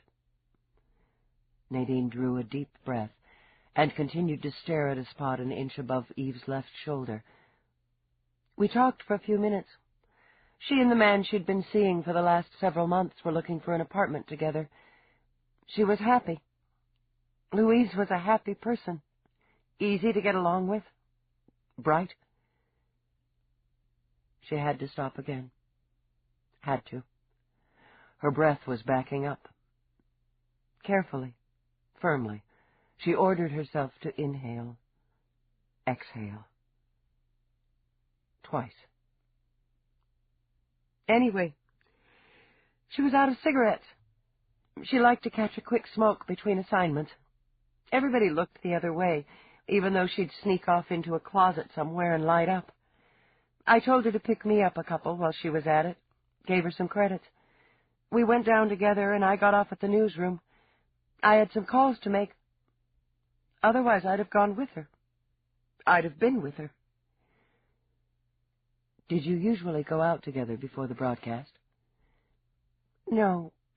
Normally I take a short break, head out, have a quiet cup of coffee in this little cafe on 3rd. I like to get away from the station, especially before the midnight. We've got a restaurant, lounges, a coffee shop in-house, but I like to break off and take 10 on my own." "Habitually?" "Yeah." Nadine met Eve's eyes, veered away. "Habitually. But I wanted to make those calls, and it was raining, so I didn't go. I lent her my raincoat, and she went out." Her eyes shifted back, straight to Eve's, and were devastated. "She's dead instead of me. You know that, and I know that. Don't we, Dallas?" "I recognized your coat," Eve said briefly. "I thought it was you." She didn't do anything but run out for a few cigarettes. Wrong place, wrong time, wrong coat. Wrong bait, Eve thought, but didn't say it. "Let's take this a step at a time, Nadine. An editor has a certain amount of power, of control." "No." Slowly, methodically, Nadine shook her head. The sickness in her stomach had snuck into her throat and tasted foul. "It's the story, Dallas, and the on-air personality. Nobody appreciates or even thinks of an editor but the reporter. She wasn't the target, Dallas. Let's not pretend otherwise." "What I think and what I know are handled in different ways, Nadine. But let's go with what I think for now. I think you were the target, and I think the killer mistook Louise for you. You've got different builds, but it was raining. She was wearing your coat, had the hood on. There either wasn't time, or there wasn't a choice once the mistake was realized." "What?" Dazed at having it all said so flatly, Nadine struggled to focus. "What did you say?" It was over quickly. I've got the time she left from the security desk. She waved to the guard. We've got more stumbling over her 10 minutes later. Either it was timed extremely well, or our killer was cocky. And you can bet your ass he wanted to see it on the news before she'd gotten cold. We accommodated him, didn't we? Yeah, Eve nodded. You did. You think it was easy for me? Nadine's voice, raspy and thick, burst out. You think it was easy to sit there and give a report knowing she was still lying outside? I don't know, Eve said mildly. Was it? She was my friend. Nadine began to weep, tears rushing out, pouring down her cheeks and leaving trails in her camera makeup. I cared about her. Damn it, she mattered to me, not just a story. She isn't just a fucking story. Struggling to carry her own guilt, Eve nudged the glass toward Nadine. Drink, she ordered. Take a minute. Nadine had to use both hands to keep the glass even partially steady. She would, she realized, have preferred brandy, but that would have to wait. I see this kind of thing all the time. Not so different from you. You saw the body, Eve snapped. You went out on the scene. I had to see. With eyes still swimming, she looked back at Eve. That was personal, Dallas. I had to see. I didn't want to believe it when word came up. How did word come up? Somebody heard Morse yelling to the guard that somebody was dead, that somebody'd been murdered right outside. That drew a lot of attention, she said, rubbing her temples. Word travels. I hadn't finished my second call before I caught the buzz. I hung up on my source and went down. And I saw her. Her smile was grim and humorless. I beat the cameras. And the cops. And you and your pals risked contaminating a crime scene. Eve swiped a hand through the air. That's done. Did anybody touch her? Did you see anybody touch her? No. Nobody was that stupid. It was obvious she was dead. You could see the wound, the blood. We sent for an ambulance anyway. The first police unit was there within minutes, ordered us back inside, sealed the door. I talked to somebody, Peabody. Then she rubbed her fingers over her temples. Not because they hurt, because they were numb. I told her it was Louise. Then I went up to prep for broadcast. And the whole time I was thinking, it was supposed to be me. I was alive, facing the camera, and she was dead. It was supposed to be me. It wasn't supposed to be anyone. We killed her, Dallas. Nadine's voice was steady again. You and me. I guess we'll have to live with that. Eve drew a breath and leaned forward. Let's go over the timing again, Nadine. Step by step. Chapter 13. Sometimes, Eve thought, the drudge of routine police work paid off. Like a slot machine, fed habitually, mindlessly, monotonously, so that you're almost shocked when the jackpot falls in your lap. That's just the way it was when David Angelini fell into hers. She'd had several questions on small details of the Kursky case.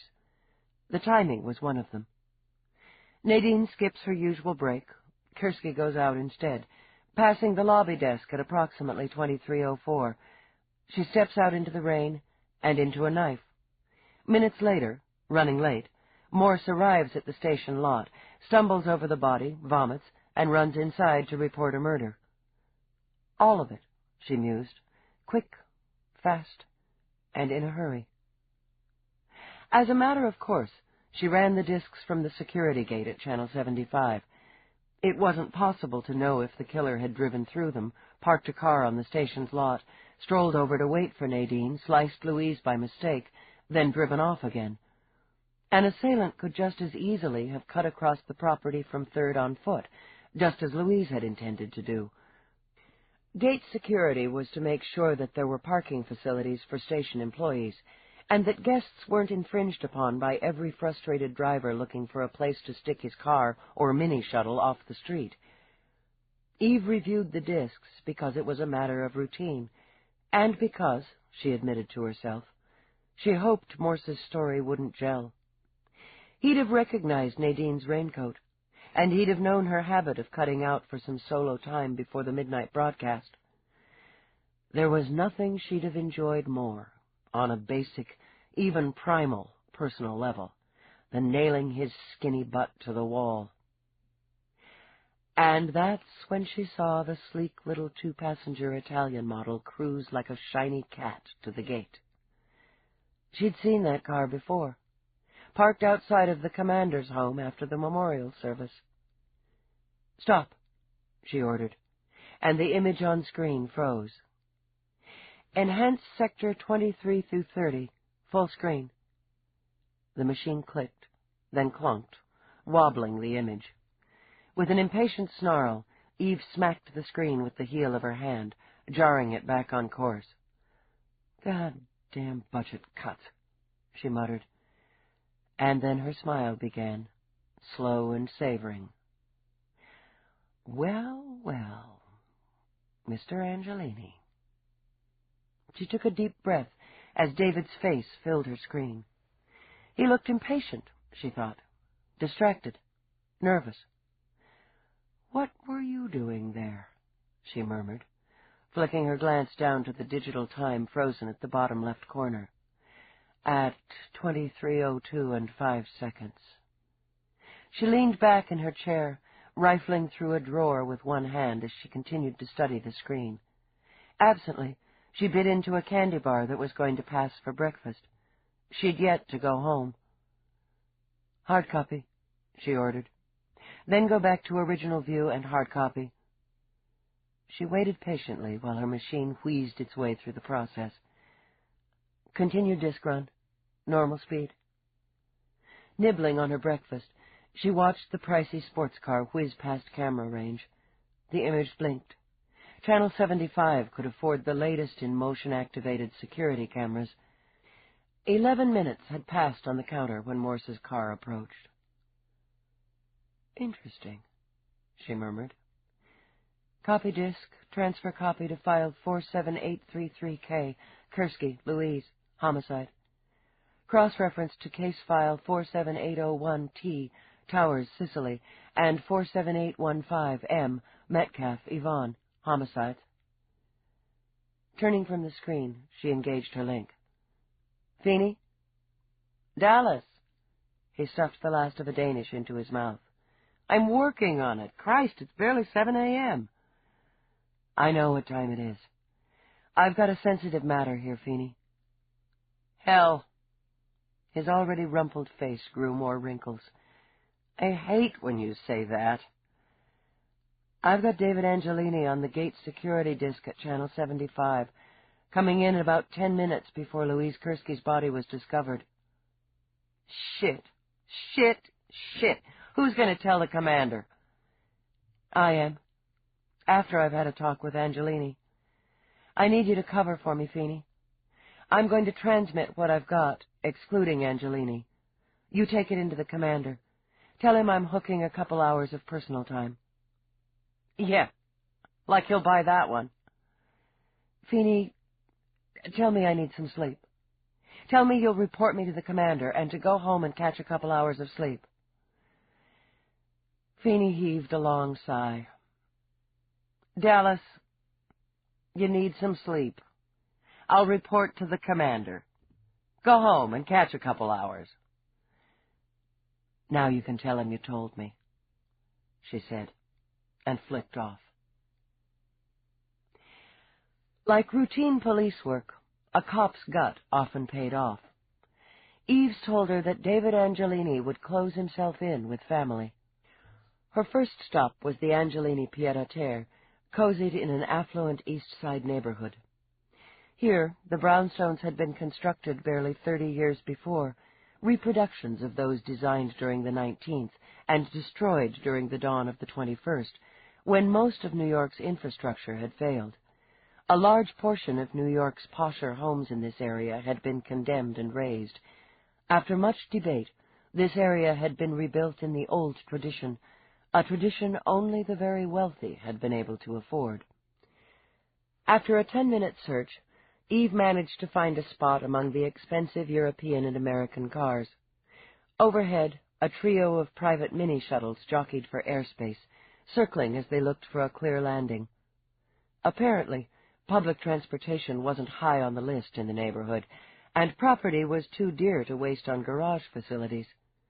Still, New York was New York, and she locked the doors on her battered police issue before heading up the sidewalk. She watched a teenager skim by on an airboard. He took the opportunity to impress his small audience with a few complicated maneuvers, ending with a long, looping flip. Rather than disappoint him, Eve flashed him an appreciative grin. "Nice moves." "I got the groove," he claimed in a voice that was hovering between puberty and manhood with less security than he hovered over the sidewalk. "You bored?" "No, too risky for me." When she continued to walk, he circled around her, pivoting on the board with quick footwork. "I could show you some of the easy scoots in 5 minutes." "I'll keep it in mind." "You know who lives there, in 21? 21? Sure, Mr. Angelini." "You're not one of his nibbles." She stopped. "I'm not?" "Come on." The boy cocked a grin, showing perfect teeth. "He goes for the dignified type. Older, too." He did a quick vertical rock, side to side. "You don't look like a domestic, either. Anyway, he mostly does the droid thing for that." "Does he have a lot of nibbles?" "Only seen a few around here. Always come up in a private car. Sometimes they'll stay till morning, but mostly not." "And how would you know?" He grinned, unabashed. "I live right over there." He pointed to a townhouse across the street. "I like to keep my eye on what's doing." "Okay. Why don't you tell me if anybody came around last night?" He swiveled his board, spun. "How come?" "'Cause I'm a cop." His eyes widened as he studied her badge. "Wow. Decent. Hey, you think he popped his old lady? Gotta keep up with current events and shit for school." "This isn't a quiz. Were you keeping your eye out last night? What's your name?" "It's Barry. I was kind of hanging loose last night, watching some Scream, listening to some tune. Supposed to be studying for this monster final in Comp Tech." "Why aren't you in school today?" "Hey, you're not with the truant division." His grin turned a little nervous. "It's too early for class. Anyway, I got the 3-day thing. E-school at home." "Okay. Last night?" "While I was hanging, I saw Mr. Angelini go out. About 8, I guess. And then late, probably closing on midnight, this other dude, flash car, pulls up. He didn't get out for a while, just kind of sat there like he couldn't make up his mind." Barry did a quick whirl-a-loop, dancing up the length of the board. "Then he went in, walking funny. I figured he'd been dousing a few. Went right on in, so he knew the code. Didn't see Mr. Angelini come back. I was probably Zing by then. You know, catching winks." "Sleeping. Yeah, I get it. Did you see anybody leave this morning?" "No, but the flash car's still there." "I see. Thanks." "Hey." He scooted behind her. "Is being a cop a rockin' thing?" "Sometimes it rocks." Sometimes it doesn't. She climbed the short steps to the Angelini home and identified herself to the cool tones of the greeting scanner. "I'm sorry, Lieutenant. There is no one at home. If you would like to leave a message, it will be returned at the first opportunity." Eve looked directly at the scanner. "Process this. If there's no one at home, I'm going to walk back to my car, request an entry and search warrant. That should take about 10 minutes. She stood her ground and waited less than 2 before David Angelini opened the door. "Lieutenant." "Mr. Angelini. Here or Cop Central? Your choice." "Come in." He stepped back. "I just arrived in New York last night. I'm still a bit disorganized this morning." He led her into a dark-toned, high-ceilinged sitting room and offered her coffee politely, which she declined with equal politeness. He wore the slim, narrow-cuffed slacks she'd seen on the streets of Rome, with a wide-sleeved silk shirt of the same neutral cream color. His shoes matched the tone and looked soft enough to dent with a fingertip. But his eyes were restless, and his hands tapped rhythmically on the arms of his chair when he sat. "You have more information about my mother's case." "You know why I'm here." He flicked his tongue over his lips, shifted. Eve thought she understood why he did so poorly at gaming. "Excuse me?" She set her recorder on the table in full view. "David Angelini, your rights are as follows. You are under no obligation to make a statement. If you do make a statement, it will be logged into record and can and will be used against you in court or any legal proceeding. You have a right to the presence and advice of an attorney or representative." She continued the brisk recitation of his rights, while his breathing quickened and grew more audible. "The charges?" "You are not yet charged. Do you understand your rights?" "Of course I understand them." "Do you wish to call your attorney?" His mouth opened. A breath shuddered out. "Not yet. I assume you're going to make the purpose of this interrogation clear, Lieutenant." "I think it's going to be crystal, Mr. Angelini. Where were you between the hours of 11 p.m., May 31st, and 12 a.m., June 1st? "I told you I'd just gotten into the city. I drove in from the airport and came here." "You came here, directly from the airport?" "That's right. I had a late meeting, but I canceled it." He flicked open the top hook of his shirt, as if he needed air. "Rescheduled it." "What time did you arrive at the airport?" "My flight got in around 10:30, I believe." "You came here?" "I've said so." "Yes, you did." Eve angled her head. "And you're a liar. A bad liar. You sweat when you bluff." Aware of the damp line running down his back, he rose. His voice tried for outrage, but ended on fear. "I believe I'll contact my attorney after all, Lieutenant. And your superior. Is it standard police procedure to harass innocent people in their own homes?" "Whatever works," she murmured. "Then again, you're not innocent. Go ahead and call your attorney, and we'll all go down to Cop Central." But he didn't move toward his link. "I haven't done anything." "For starters, you've lied on record to an investigating officer. Call your attorney." Wait. Rubbing a hand over his mouth, David paced the room. It isn't necessary to take this that far." "That's your choice. Would you care to revise your previous statement?" "This is a delicate matter, Lieutenant." "Funny. I've always thought of murder as a crude matter myself." He continued to pace, working his hands together.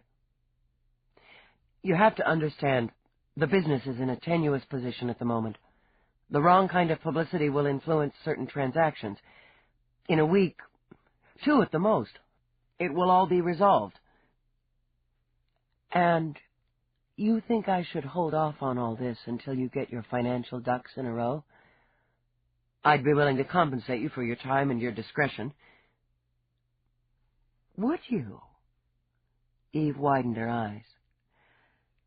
What sort of compensation are you suggesting, Mr. Angelini?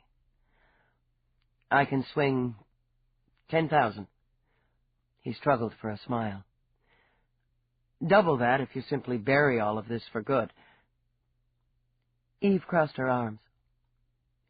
Let the record show that David Angelini offered a monetary bribe to investigating Primary Lieutenant Eve Dallas, and the aforesaid bribe was refused. Bitch, he said softly. You bet.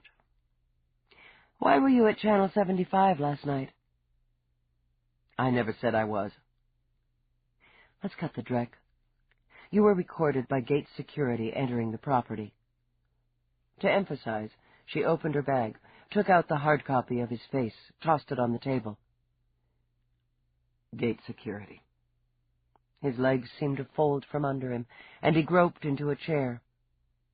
I never thought, never considered it. I panicked. Slicing someone's jugular can do that to you. I never touched her.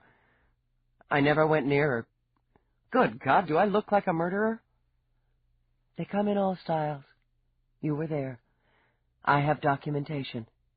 Hands, she said sharply as her own jumped to her shoulder harness. Keep your hands out of your pockets. Name of God, do you think I'm carrying a knife? Slowly he drew out a handkerchief, wiped his brow. I didn't even know Louise Kursky. But you know her name. I saw it on the news. He closed his eyes. I saw it on the news. And I saw him kill her. The muscles in Eve's shoulders bunched, but unlike David, she was good at the game. Both her face and voice were bland. Well then, why don't you tell me all about it? He worked his hands together again, linking fingers, twisting. He wore 2 rings, 1 diamond, 1 ruby, both set in heavy gold. They clinked together musically. You have to keep my name out of this. No, she said evenly. I don't. I don't make deals. Your mother was a PA, Mr. Angelini. You should know if there are going to be any deals, they're going to come through that office, not me. You've already lied on the record. She kept her tone flat, easy. It was best when working with a nervous suspect to ease them in. I'm giving you a chance to revise your previous statement, and again, reminding you that you have the right to contact your attorney at any time during this interview. But if you want to talk to me, talk now. And I'll start, to make it easy for you. What were you doing at Channel 75 last night? I had a late meeting. I told you that I had one and canceled. That's the truth. I've been working on an expansion deal. Angelini has some interest in the entertainment industry. We've been developing projects, programs, features for in-home viewing. Carlson Young, the head of the entertainment division of the channel, had done quite a bit to bring these projects to fruition. I was to meet him in his office there. A little after business hours, wasn't it? The entertainment field doesn't have what you might call normal business hours. Both of our schedules were tight, and this was a time that suited us both. Why not handle it over the link? A great deal of our business was done that way. But we both felt it was time for a personal meeting. We'd hoped, still hope, to have the first project on air by fall. We have the script, he continued, almost talking to himself now. The production team's in place. We've already signed some of the cast. So, you had a late-night meeting with Carlson Young of Channel 75? Yes. The weather held me up a bit. I was running late. His head came up. I called him from my car. You can check that, too. You can check. I called him a few minutes before 11 when I realized I would be late. We'll check everything, Mr. Angelini. Count on it. I arrived at the main gate. I was distracted, thinking of some casting problems. I turned. I should have gone straight to the main entrance, but I was thinking of something else. I stopped the car, realized I'd have to backtrack, and then I saw... He used his handkerchief, rubbed at his mouth. I saw someone come out of a door. Then there was someone else. He must have been standing there watching, waiting. He moved so fast, it all moved so fast. She turned, and I saw her face, just for a second. I saw her face in the light. His hand jerked up fast, very fast, and... Dear God! The blood gushed like a fountain. I didn't understand. I couldn't believe. It just spurted out of her. She fell, and he was running away. What did you do? I just sat there. I don't know how long. I was driving away. I don't even remember. I was driving, and everything was like a dream. The rain and the lights from other cars. Then I was here. I can't even remember how I got here. But I was outside in the car. I called Young and told him I'd been delayed again, that we needed to reschedule. Came inside. There was no one here. I took a sedative and went to bed. Eve let the silence hum a moment. Let's see if I've got this. You were on your way to a meeting, took a wrong turn, and saw a woman brutally murdered. Then you drove away, canceled your meeting, and went to bed. Is that accurate? Yes. Yes, I suppose it is. It didn't occur to you to get out of your car, to see if she could be helped, or perhaps to use your link to notify the authorities, the MTs? I wasn't thinking. I was shaken. You were shaken. So you came here, took a pill, and went to bed. That's what I said, he snapped out. I need a drink. With sweaty fingers, he fumbled for a control. Vodka, he ordered. Bring the bottle. Eve let him stew until the server droid arrived with a bottle of Stoli and a short, thick glass on its tray. She let him drink. There was nothing I could do, he mumbled, goaded, as she'd intended, by her silence. I wasn't involved. Your mother was murdered a few weeks ago by the method you've just described to me, and this didn't involve you? That was part of the problem. He poured again, drank again, shuddered. I was shocked and afraid. Violence isn't part of my life, Lieutenant. It was part of my mother's, a part I could never understand. She understood violence, he said quietly. She understood it. And did you resent that, Mr. Angelini? That she understood violence? Was strong enough to face it? Fight against it? His breathing was shallow. I loved my mother. When I saw this other woman murdered, as my mother had been murdered, all I could think of to do was run. He paused, took a last quick swallow of vodka. Do you think I don't know you've been checking on me, asking questions, digging into my personal and professional lives? I'm a suspect already. How much worse would it have been for me to be there, right there, at the scene of another murder? Eve rose. You're about to find out.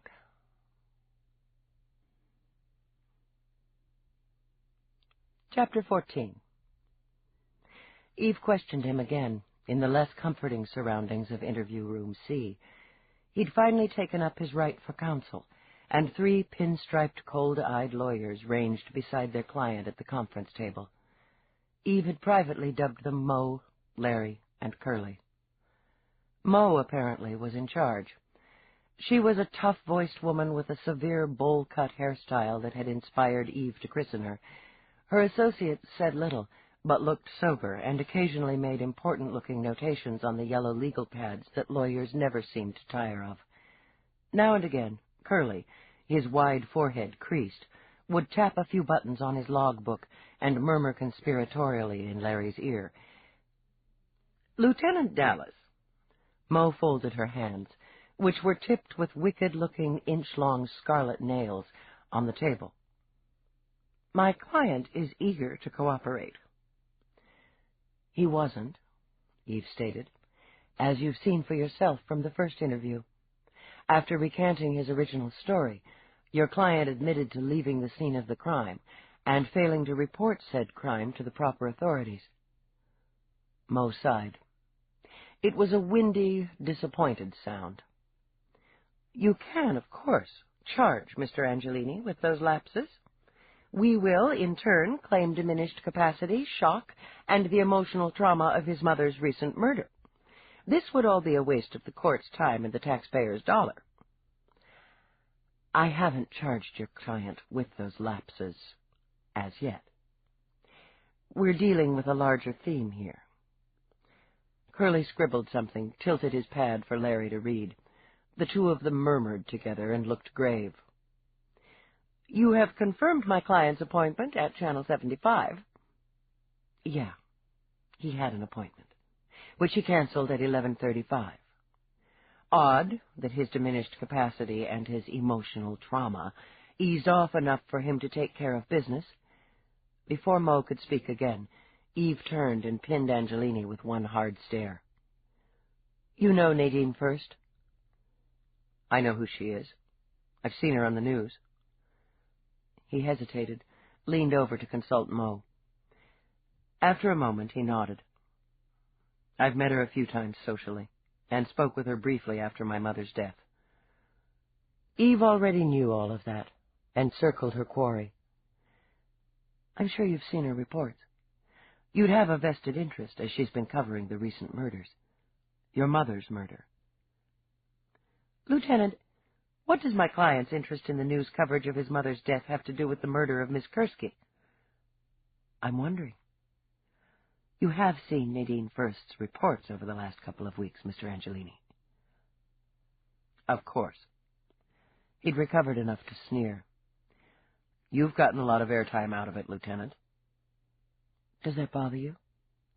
"I think it's appalling that a public servant, paid by the city, would seek notoriety through tragedy." "Sounds like it pissed you off," Eve said with an easy shrug. "Miss First has been getting plenty of notoriety out of it, too."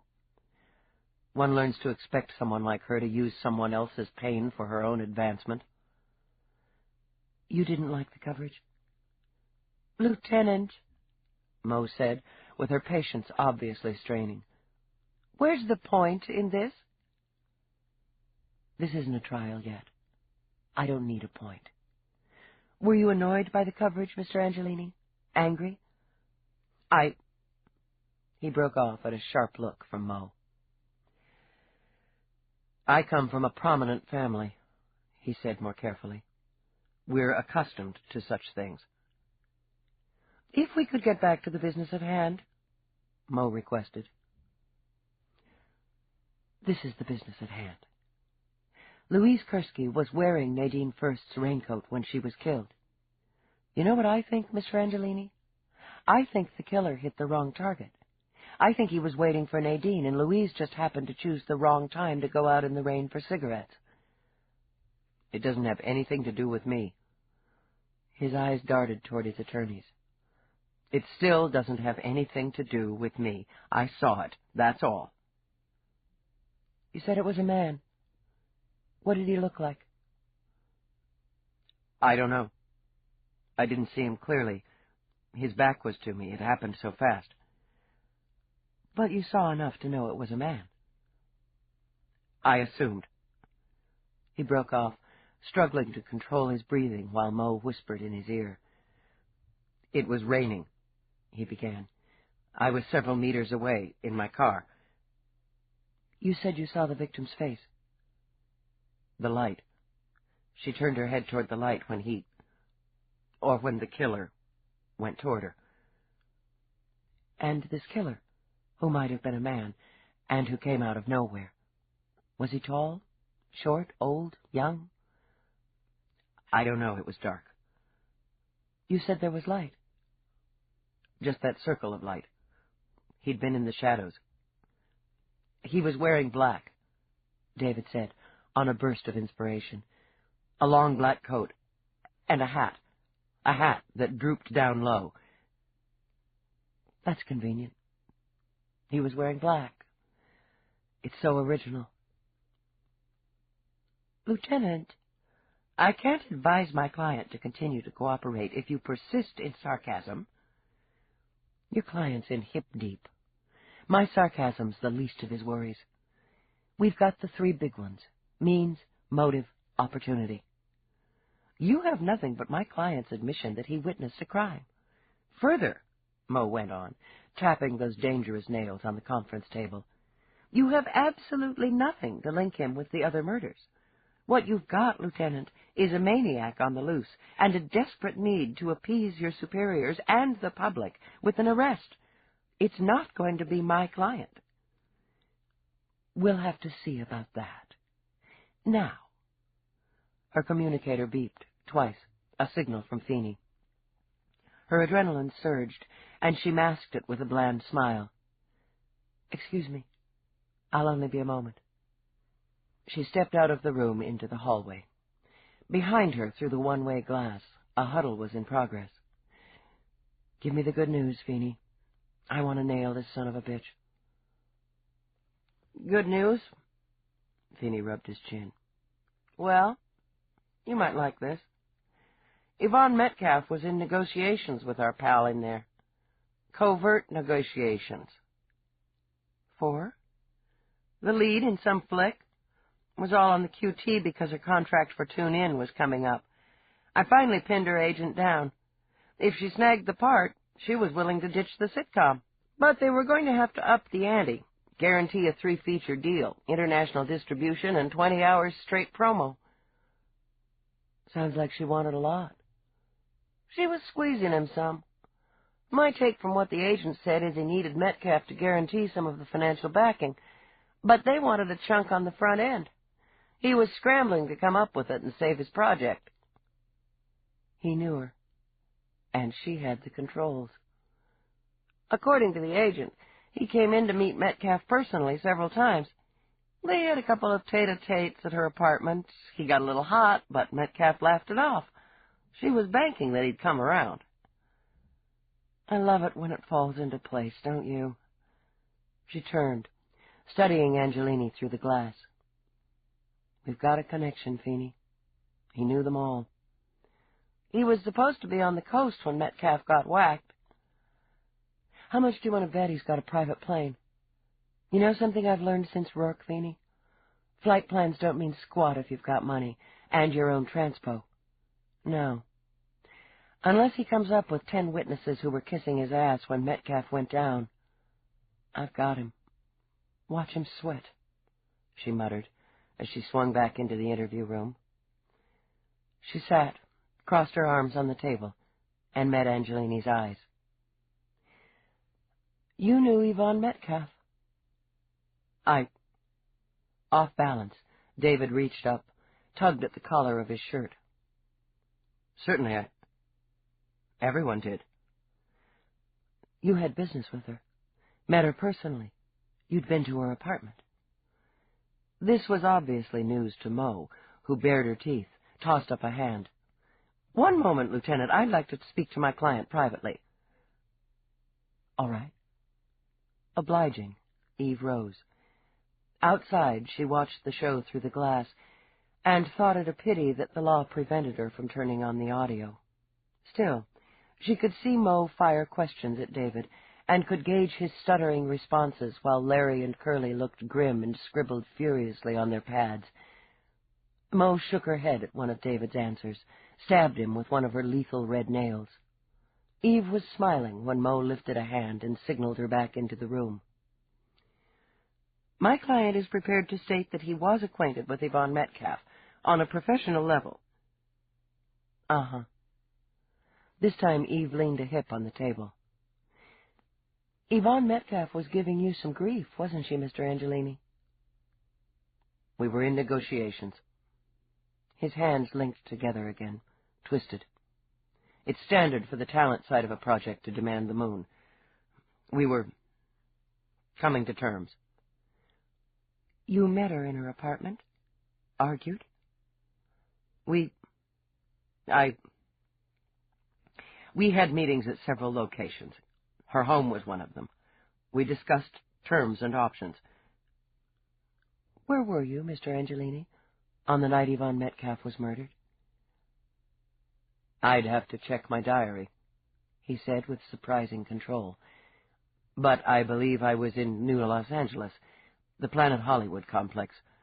I stay there whenever I'm in town. And where might you have been between, 7 and midnight, West Coast time? I couldn't say. You're going to want to say, Mr. Angelini. Most likely in my room. I had a great deal of business to see to. The script needed reworking. The script you were tailoring for Miss Metcalf? Yes, actually. And you were working alone? I prefer to be alone when I write. I wrote the script, you see. He flushed a little, the color rising from the collar of his shirt. I put a great deal of time and effort into preparing it. You keep a plane? A plane. Naturally. The way I travel it. Was your plane in New Los Angeles? Yes, His eyes went wide and blank as he realized the implication. You can't seriously believe this. David, sit down, Mo said firmly when he lurched to his feet. You have nothing more to say at this time. She thinks I killed them. That's insane. My own mother, for God's sake. What reason? What possible reason could there be for that? Oh, I've got a few ideas on that. We'll see if the shrink agrees with me.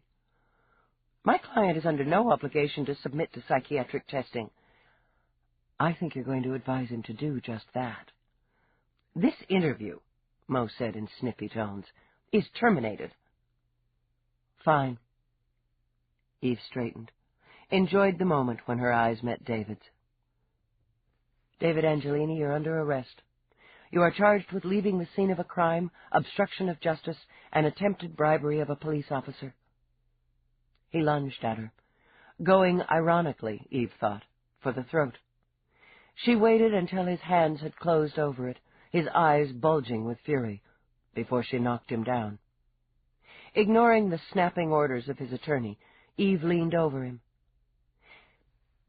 We won't bother with adding assaulting an officer and resisting arrest. I don't think we're going to need it. Book him, she snapped at the uniforms who had charged the door. Nice work, Dallas, Feeney congratulated, as they watched David being led away. Let's hope the PA's office thinks so. Enough to block bail.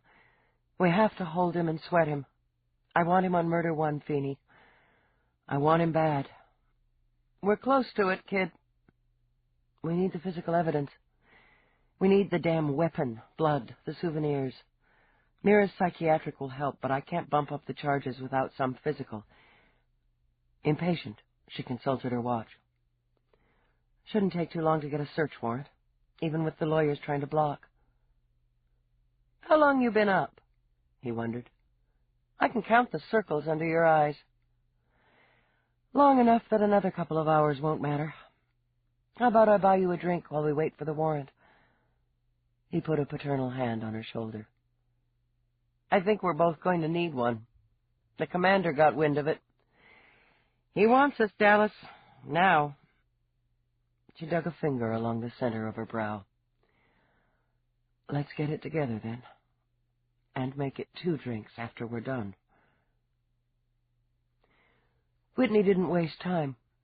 The moment Eve and Feeney stepped into his office, he scalded them both with one long look. "You brought David into interview." "I did. Yes, sir." Eve took an extra step forward to take the heat. "We have video of him on the gate security at Channel 75 at the time of Louise Kursky's murder." She didn't pause, but streamed through her report, her voice brisk, her eyes level. "David says he saw the murder." "He claims he saw someone, possibly male, in a long black coat and a hat, attack Kursky, then run toward 3rd. "And he panicked," Whitney added, still in control. His hands were quiet on his desk. "Left the scene without reporting the incident." Whitney may have been cursing inwardly. His stomach might have been in greasy knots of tension, but his eyes were cool, hard, and steady. It's not an atypical reaction from a witness to a violent crime. "He denied he was on scene," Eve said calmly. "Tried to cover. Offered a bribe. He had the opportunity, Commander, and he's linked to all 3 victims. He knew Metcalf, was working with her on a project, had been to her apartment." Whitney's only reaction was to curl his fingers, then uncurl them. "Motive, Lieutenant?" "Money first," she said. "He's having financial difficulties that will be eased after his mother's will is probated. The victims, or in the 3rd case, the intended victim, were all strong women in the public eye, were all, in some manner, causing him distress. Unless his lawyers try to block it, Dr. Mira will test him, determine his emotional and mental state, the probability factor of his aptitude toward violence." She thought of the press of his hands around her throat, and figured the probability was going to be nice and high. "He wasn't in New York for the first 2 murders." "Sir." She felt a bolt of pity, but suppressed it. "He has a private plane. He can shuttle anywhere he likes. It's pathetically simple to doctor flight plans. I can't book him for the murders yet, but I want him held until we gather more evidence." "You're holding him on leaving the scene in the bribery charge?" "It's a good arrest, Commander. I'm requesting search warrants. When we find any physical evidence—" "If," Whitney interrupted. He rose now, no longer able to sit behind his desk. "That's a very big difference, Dallas. Without physical evidence, your murder case can't hold." "Which is why he has yet to be charged for murder." She laid a hard copy on his desk. She and Feeney had taken the time to swing past her office and use her computer for the probability ratio. "He knew the first 2 victims, and Nadine first, had contact with them, was on the scene of the last murder. We suspect that Towers was covering for someone when she zapped the last call in her link. She would have covered for her son, and their relationship was strained due to his gambling problem and her refusal to bail him out. With known data, the probability factor of guilt is 83.1%. "You haven't taken into account that he's incapable of that kind of violence." Whitney laid his hands on the edge of the desk and leaned forward. "You didn't factor that into the mix, did you, Lieutenant?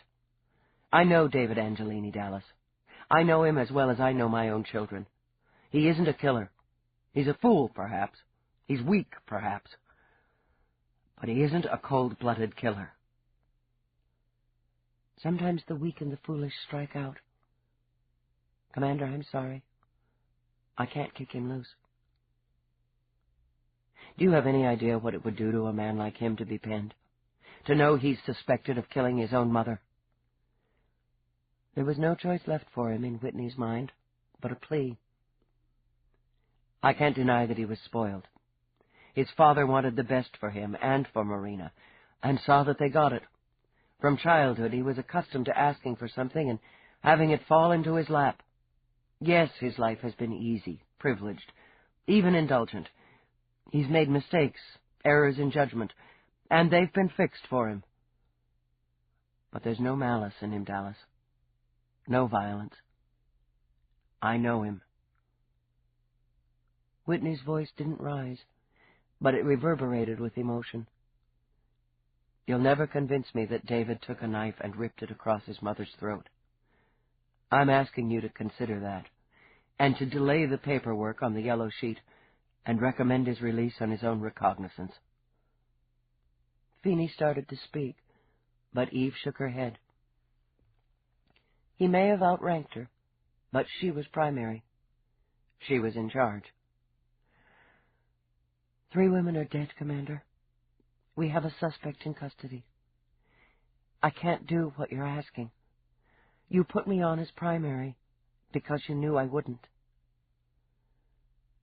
He turned and stared hard out of the window. "Compassion's not your strong suit, is it, Dallas?" She winced, but said nothing. "That's a wrong swing, Jack," Feeney said with heat. "And if you're going to take one at her, then you'll have to take one at me, because I'm with Dallas on this. We've got enough to book him on the small shit, to take him off the street, and that's what we're doing." "You'll ruin him." Whitney turned back. "But that's not your problem. You get your warrants, and you do your search. But as your commanding officer, I'm ordering you to keep the case open. You keep looking. Have your reports on my desk by 1400. He flicked a last glance at Dallas. "You're dismissed." She walked out, surprised that her legs felt like glass, the thin, fragile kind that could be shattered with a careless brush of the hand. "He was out of line, Dallas," Feeney said, catching at her arm. "He's hurting, and he took a bad shot at you." "Not so bad." Her voice was rough and raw. "Compassion's not my strong suit, is it? I don't know shit about family ties and loyalty, do I?" Uncomfortable, Feeney shifted his feet. "Come on, Dallas. You don't want to take it personal." "Don't I? He stood behind me plenty of times. Now he's asking me to stand behind him, and I have to say, sorry, no chance." "That's pretty fucking personal, Feeney." She shook off his hand. "Let's take a rain check on the drinks. I'm not feeling sociable." At a loss, Feeney dumped his hands in his pockets.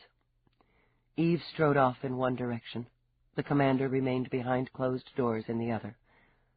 Feeney stood unhappily between them. This ends Disc 6. Glory in Death, Disc 7. Eve supervised the search of Marco Angelini's brownstone personally. She wasn't needed there. The sweepers knew their job, and their equipment was as good as the budget allowed. Still, she sprayed her hands, coated her boots, and moved through the 3-story home looking for anything that would tie up the case, or, thinking of Whitney's face, break it. Marco Angelini remained on the premises. That was his right as owner of the property, and as the father of the prime suspect. Eve blocked out his presence, the cold azure eyes that followed her moves, the haggard look to his face, the quick muscle twitch in his jaw. One of the sweepers did a thorough check of David's wardrobe with a portasensor, looking for bloodstains. While he worked, Eve meticulously searched the rest of the room. "Could have ditched the weapon," the sweeper commented. It was an old, buck-toothed vet nicknamed Beaver. He traced the sensor, the arm of it wrapped over his left shoulder, down a $1,000 sport coat. "He used the same one on all 3 women," Eve answered, speaking more to herself than Beaver. "The lab confirms it. Why would he ditch it now?" "Maybe he was done." The sensor switched from its muted hum to a quick beep. "Just a little salad oil," Beaver announced. "Extra virgin olive. Spotted his pretty tie." "Maybe he was done," Beaver said again. He admired detectives, had once had ambitions to become one. The closest he'd managed to get was as a field tech, but he read every detective story available on disc. "See, 3's like a magic number, an important number." His eyes sharpened behind his tinted glasses as the treated lenses picked up on a minute spot of talc on a cuff. He moved on, warming to the theme. So this guy, see, he fixes on 3 women he knows, sees all the time on the screen. Maybe he's hot for them. The first victim was his mother. Hey! Beaver paused long enough to swivel a look toward Eve. You never heard of Oedipus? That Greek guy, had the hots for his mama. Anyhow, he does the 3, then ditches the weapon and the clothes he was wearing when he did them. This guy's got enough clothes for 6 people anyway. Frowning, Eve walked over to the spacious closet, scanned the automatic racks, the motorized shelves. He doesn't even live here. Dude's rich, right? To Beaver, that explained everything. He's got a couple suits in here ain't never been worn. Shoes, too. He reached down, picked up one of a pair of leather half-boots, turned them over. Nothing, see? He skimmed the sensor over the unscuffed bottom. No dirt, no dust, no sidewalk scrapes, no fibers. That only makes him guilty of self-indulgence. God damn it, Beaver, get me some blood. I'm working on it. Probably tossed what he was wearing, though. You're a real optimist, Beaver. In disgust, she turned toward a U-shaped lacquered desk and began to rifle through the drawers. The disks she would bag and run through her own computer. They could get lucky and find some correspondence between David Angelini and his mother or Metcalf. Or, luckier yet, she mused, and find some rambling confessional diary that described the murders. Where the hell had he put the umbrella? She wondered. The shoe. She wondered if the sweepers in NLA or the ones in Europe were having any better luck. The thought of backtracking and searching all the cozy little homes and luxury hideaways of David Angelini was giving her a bad case of indigestion. Then she found the knife. It was so simple. Open the middle drawer of the work console, and there it was, long, slim, and lethal. It had a fancy handle, carved out of what might have been genuine ivory, which would have made it an antique. Or an international crime. Harvesting ivory, or purchasing it in any form, had been outlawed planet-wide for more than half a century, after the near extinction of African elephants. Eve wasn't an antique buff, nor was she an expert on environmental crime, but she'd studied forensics enough to know that the shape and length of the blade were right. Well, well. Her indigestion was gone, like a bad guest. In its place was the clear, clean high of success. Maybe 3 wasn't his magic number after all. He kept it? Son of a bitch. Disappointed in the foolishness of a murderer, Beaver shook his head. Guy's an idiot. Scan it, she ordered, crossing to him. Beaver shifted the bulk of the scanner, changed the program from clothing. After a quick adjustment of his lenses, he ran the funnel of the arm up the knife. The scanner beeped helpfully.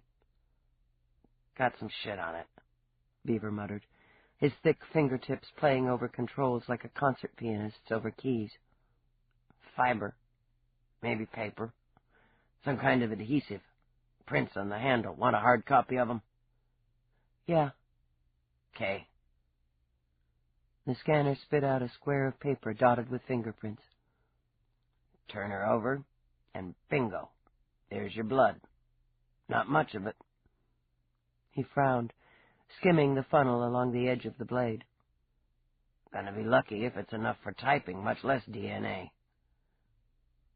You keep that positive outlook, Beaver. How old's the blood? Come on, Lieutenant. Behind the sensor lenses, his eyes were huge and cynical. You know I can't give you that from one of the portables. Gotta take it in. All this little girl does is identify. No skin, he announced. Be better if you had some skin. I'll take the blood. As she sealed the knife into evidence, a movement caught her eyes. She looked up and into the dark, damning eyes of Marco Angelini. He glanced down at the knife, then back into her face. Something moved across his, something wrenching that had the muscle jerking in his jaw. "I'd like a moment of your time, Lieutenant Dallas." "I can't give you much more than that." "It won't take long." His eyes flicked to Beaver, then back to the knife as Dallas slipped it into her bag. "In private, please." "All right." She nodded to the uniform who stood at Angelini's shoulder. "Tell one of the team to come up and finish the hands-on search in here," she ordered Beaver, then followed Angelini out of the room. He turned toward a set of narrow, carpeted steps, his hand trailing along a glossy banister as he climbed. At the top, he shifted right and stepped into a room. An office, Eve discovered, sun-washed now in the brilliant afternoon. Light beamed and glinted off the surfaces of communication equipment, struck and bounced from the smooth, semicircular console of sober black, flashed and pooled on the surface of the gleaming floor. As if annoyed with the strength of the sunlight, Angelini hit a switch that had the windows tinted to a soft amber. Now the room had shadows around pale gold edges. Angelini walked directly to a wall unit and ordered a bourbon on the rocks. He held the square glass in his hand, took one careful slip. "You believe my son murdered his mother, and 2 other women?" "Your son has been questioned on those charges, Mr. Angelini. He is a suspect. If you have any questions about the procedure, you should speak with his counsel." "I've spoken with them." He took another sip. "They believe there's a good chance you will charge him, but that he won't be indicted." "That's up to the grand jury." "But you think he will?" "Mr. Angelini, if and when I have arrested your son and charged him with 3 counts of first-degree murder, it will be because I believe he will be indicted, tried, and convicted on those charges, and that I have the evidence to ensure that conviction." He looked at her field bag where she'd put some of that evidence. "I've done some research on you, Lieutenant Dallas." "Have you?" "I like to know the odds," he said, with a humorless smile that came and went in a blink. "Commander Whitney respects you, and I respect him. My former wife admired your tenacity and your thoroughness, and she was not a fool. She spoke of you. Did you know that?" "No, I didn't." "She was impressed by your mind. A clean cop's mind, she called it. You're good at your job, aren't you, Lieutenant?" "Yeah, I'm good at it." "But you make mistakes." "I try to keep them to a minimum." "A mistake in your profession, however minimal, can cause incredible pain to the innocent." His eyes stayed on hers, relentlessly. "You found a knife in my son's room." "I can't discuss that with you." "He rarely uses this house," Angelini said carefully. 3 or 4 times a year, perhaps. He prefers the Long Island estate when he's in the area." "That may be, Mr. Angelini, but he used this house on the night Louise Kirsky was killed." Impatient now, eager to get the evidence to the lab, Eve moved a shoulder. "Mr. Angelini, I can't debate the state's case with you." "But you're very confident that the state has a good case," he interrupted. When she didn't answer, he took another long study of her face. Then he finished the drink in one swallow, set the glass aside. "But you're wrong, Lieutenant. You've got the wrong man." "You believe in your son's innocence, Mr. Angelini. I understand that." "Not believe, Lieutenant. No. My son didn't kill those women." He took a breath, like a diver about to plunge under the surface. "I did."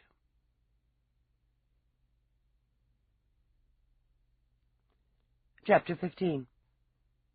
Eve had no choice. She took him in and grilled him. After a full hour, she had a vicious headache, and the calm, unshakable statement from Marco Angelini that he had killed 3 women. He refused counsel, and refused to, or was unable to elaborate. Each time Eve asked him why he had killed, he stared straight into her eyes and claimed it had been impulse. He'd been annoyed with his wife, he stated, personally embarrassed by her continued intimacy with a business partner. He'd killed her because he couldn't have her back. Then he'd gotten a taste for it. It was all very simple, and to Eve's mind, very rehearsed. She could picture him repeating and refining the lines in his head before he spoke them. "This is bullshit," she said abruptly, and pushed back from the conference table. "You didn't kill anybody." "I say I did." His voice was eerily calm. "You have my confession on record." "Then tell me again." Leaning forward, she slapped her hands on the table. "Why did you ask your wife to meet you at the 5 Moons?" "I wanted it to happen somewhere out of our milieu. I thought I could get away with it, you see. I told her there was trouble with Randy. She didn't know the full problem of his gambling. I did. So, of course, she came." "And you slit her throat?" "Yes." His skin whitened slightly. "It was very quick." "What did you do then?" "I went home." "How?" He blinked. "I drove. I'd parked my car a couple of blocks away." "What about the blood?" She peered into his eyes, watching his pupils. "There'd have been a lot of it. She'd have gushed all over you." The pupils dilated, but his voice remained steady. "I was wearing a topcoat, rain-resistant. I discarded it along the way." He smiled a little. "I imagine some itinerant found it and made use of it." "What did you take from the scene?" "The knife, of course." "Nothing of hers?" She waited a beat. "Nothing to make it look like a robbery? A mugging?" He hesitated.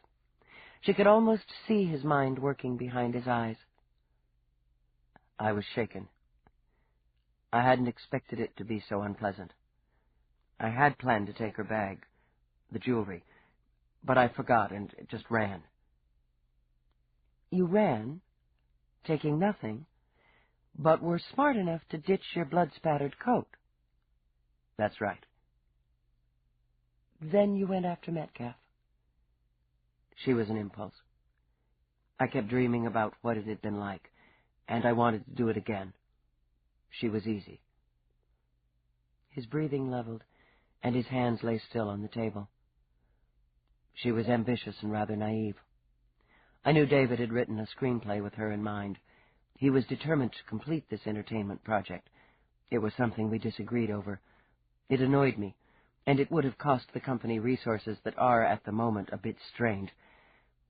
I decided to kill her, and I contacted her. Of course, she agreed to meet me. "What was she wearing?" "Wearing?" He fumbled for a moment. I didn't pay attention. It wasn't important. She smiled, held out both of her hands as I walked toward her. And I did it. "Why are you coming forward now?" As I said, I thought I could get away with it. Perhaps I could have. I never expected my son to be arrested in my place.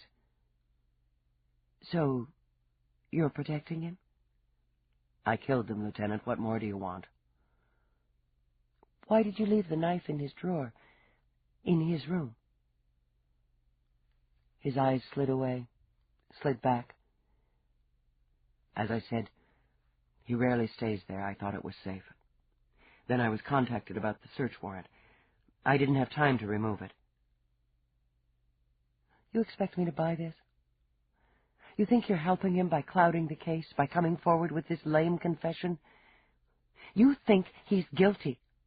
She lowered her voice, bit off each word. "You're so terrified that your son is a murderer that you're willing to take the rap rather than see him face the consequences. Are you going to let another woman die, Angelini? Or 2 or 3 before you swallow reality? His lips trembled once, then firmed. I've given you my statement. You've given me bullshit. Turning on her heel, Eve left the room. Struggling to calm herself, she stood outside, watched with a jaundiced eye as Angelini pressed his face into his hands. She could break him, eventually.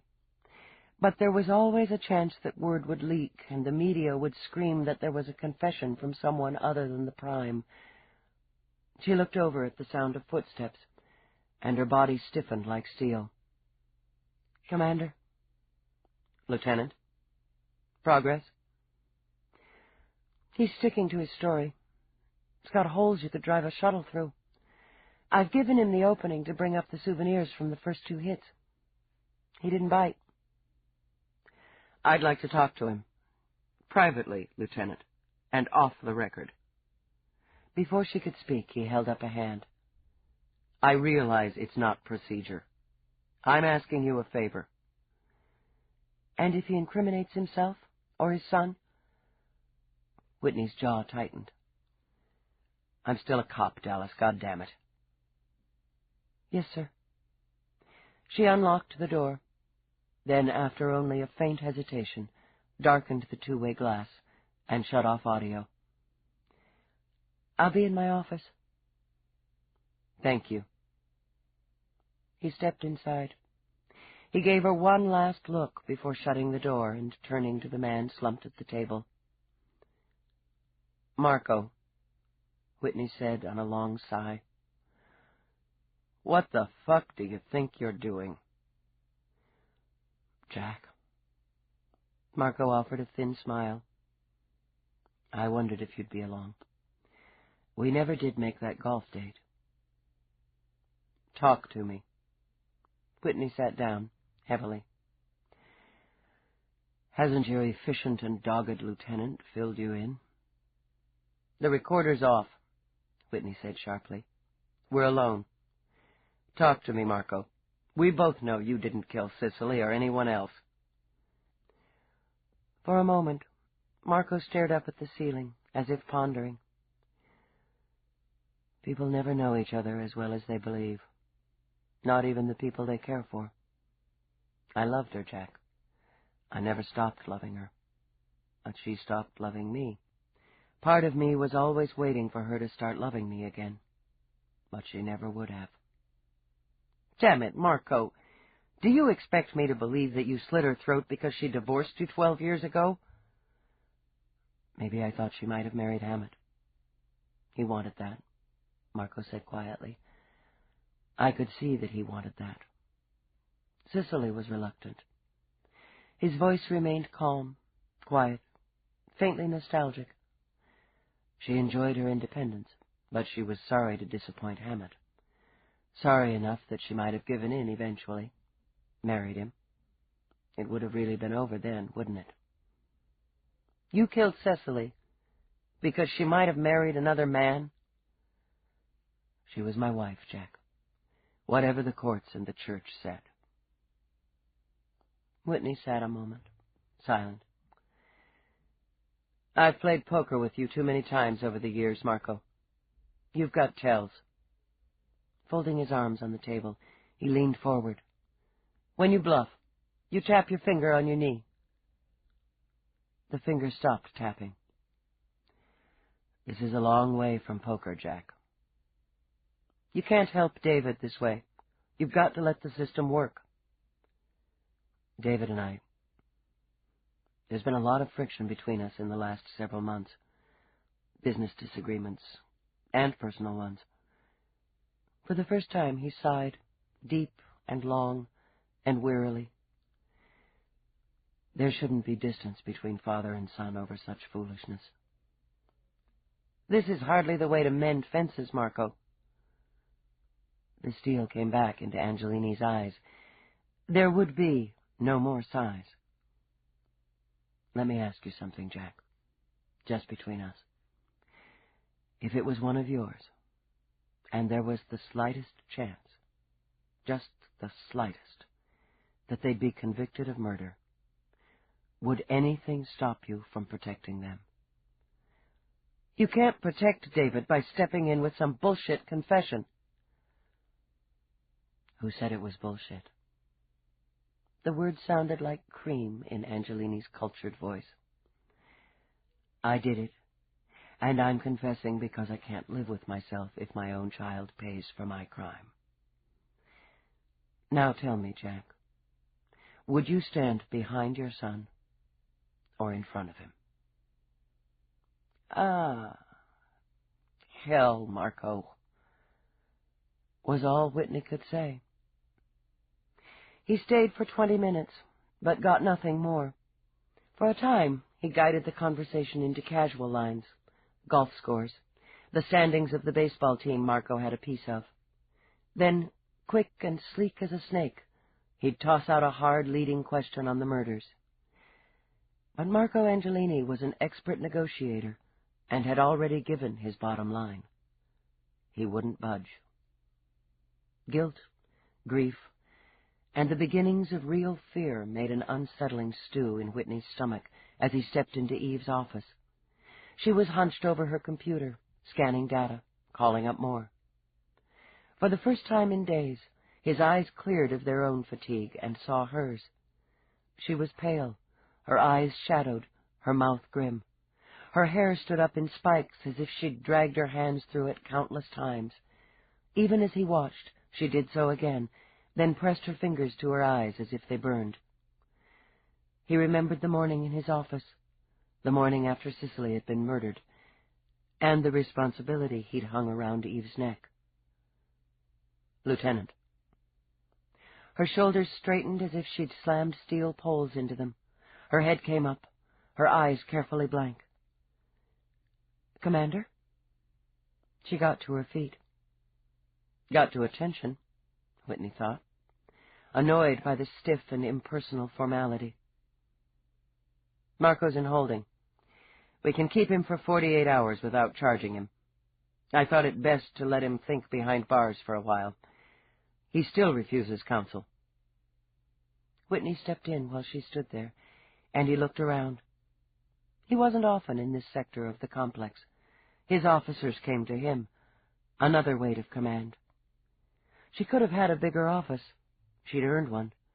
But she seemed to prefer to work in a room so small that if 3 people crowded into it, they'd be in sin. Good thing you're not claustrophobic, he commented. She gave no response, didn't so much as twitch an eyebrow. Whitney muttered an oath. Listen, Dallas. Sir. Her interruption was fast and brittle. Forensics has the weapon retrieved from David Angelini's room.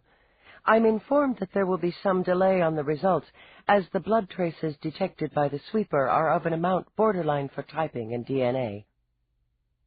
So noted, Lieutenant. The fingerprints on the weapon in evidence have been matched to those of David Angelini. My report... We'll get to your report momentarily. Her chin jutted up. Yes, sir. God damn it, Dallas, yank that stick out of your butt and sit down. Is that an order, Commander? Ah, hell, he began. Marina Angelini burst through the doorway in a clatter of high heels and a crackle of silk. Why are you trying to destroy my family? She demanded, shaking off the restraining hand of Slade, who had come in behind her. Marina, this isn't going to help. She jerked away and crowded into Eve. Isn't it enough that my mother was murdered on the street? Murdered because American cops are too busy chasing shadows and filling out useless reports to protect the innocent? Marina, Whitney said, come on to my office. We'll talk. Talk? She turned on him like a cat, gold and sleek, teeth bared for blood. How can I talk to you? I trusted you. I thought you cared about me, about David, about all of us. You've let her lock David in a cell, and now my father... Marina, Marco came in voluntarily. We'll talk about this. I'll explain it all to you. There's nothing to explain. She turned her back on him, and aimed her scorching fury at Eve. "I went to my father's house. He wanted me to stay in Rome, but I couldn't. Not when every report in the media is smearing my brother's name. When we arrived, a neighbor was more than happy, even gleeful, to tell me that my father had been taken away by the police." "I can arrange for you to speak with your father, Miss Angelini," Eve said coolly. "And your brother." "You're damn right you'll arrange it. And now. Where is my father?" She used both hands to shove Eve back a pace before Whitney or Slade could stop her. "What have you done with him, you bitch?" "You want to keep your hands off me," Eve warned. "I've just about had my fill of Angelinis. Your father's in holding, here. Your brother's in the tower at Rikers. You can see your father now. If you want to see your brother, you'll be shuttled over." Her gaze flicked to Whitney and stung. "Or, since you've got some pull around here, you can probably have him transported to visitation for an hour." "I know what you're doing." This was no fragile flower now. Marina fairly vibrated with power. "You need a scapegoat. You need an arrest so that the media will get out of your face. You're playing politics, using my brother, even my murdered mother, so that you won't lose your job." "Yeah, some cushy job." She smiled sourly. "I toss innocent people in a cage every day so I can keep all the benefits." "Keeps your face on the screen, doesn't it?" Marina tossed her glorious hair. "How much publicity have you traded over my mother's dead body?" "That's enough, Marina." Whitney's voice lashed like a whip in one vicious snap. "Go to my office and wait." He looked over her shoulder at Slade. "Take her out of here." "Marina, this is useless," Slade murmured, trying to tuck her under his arm. "Let's go. Now." "Don't hold me." She bit off each word as if they were stringy meat, then shrugged away from him. "I'll go. But you're going to pay for the grief you've brought my family, Lieutenant. You're going to pay for every bit of it." She stalked out, giving Slade time for only a muttered apology before he followed after her. Whitney stepped into the silence. "You okay?" "I've dealt with worse." Eve jerked a shoulder. Inside, she was sick with anger and guilt. Sick enough that she wanted badly to be alone behind closed doors. "If you'll excuse me, Commander, I want to finish going over this report." "Dallas." "Eve." It was the weariness in his tone that had her gaze lifting warily to his. "Marina's upset. Understandably so. But she was out of line. Way out of line." "She was entitled to a couple of shots at me." Because she wanted to press her hands to her throbbing head, she tucked them negligently into her pockets. "I've just put what's left of her family in a cage. Who else is she going to be pissed at?" "I can take it." Her gaze remained cool, steely. "Feelings aren't my strong suit." He nodded slowly. "I had that coming. I put you on this case, Dallas, because you're the best I've got. Your mind's good, your gut's good, and you care. You care about the victim." Letting out a long breath, he dragged a hand over his hair. "I was off base this morning, Dallas, in my office. I've been off base a number of times with you since this whole mess began. I apologize for it." "It doesn't matter." "I wish it didn't." He searched her face, saw the stiff restraint. "But I see it does. I'll take care of Marina. Arrange the visitations." "Yes, sir. I'd like to continue my interview with Marco Angelini." "Tomorrow," Whitney said, and set his teeth when she didn't quite mask the sneer. "You're tired, Lieutenant, and tired cops make mistakes and miss details. You'll pick it up tomorrow." He headed for the door, swore again, and stopped without looking back at her.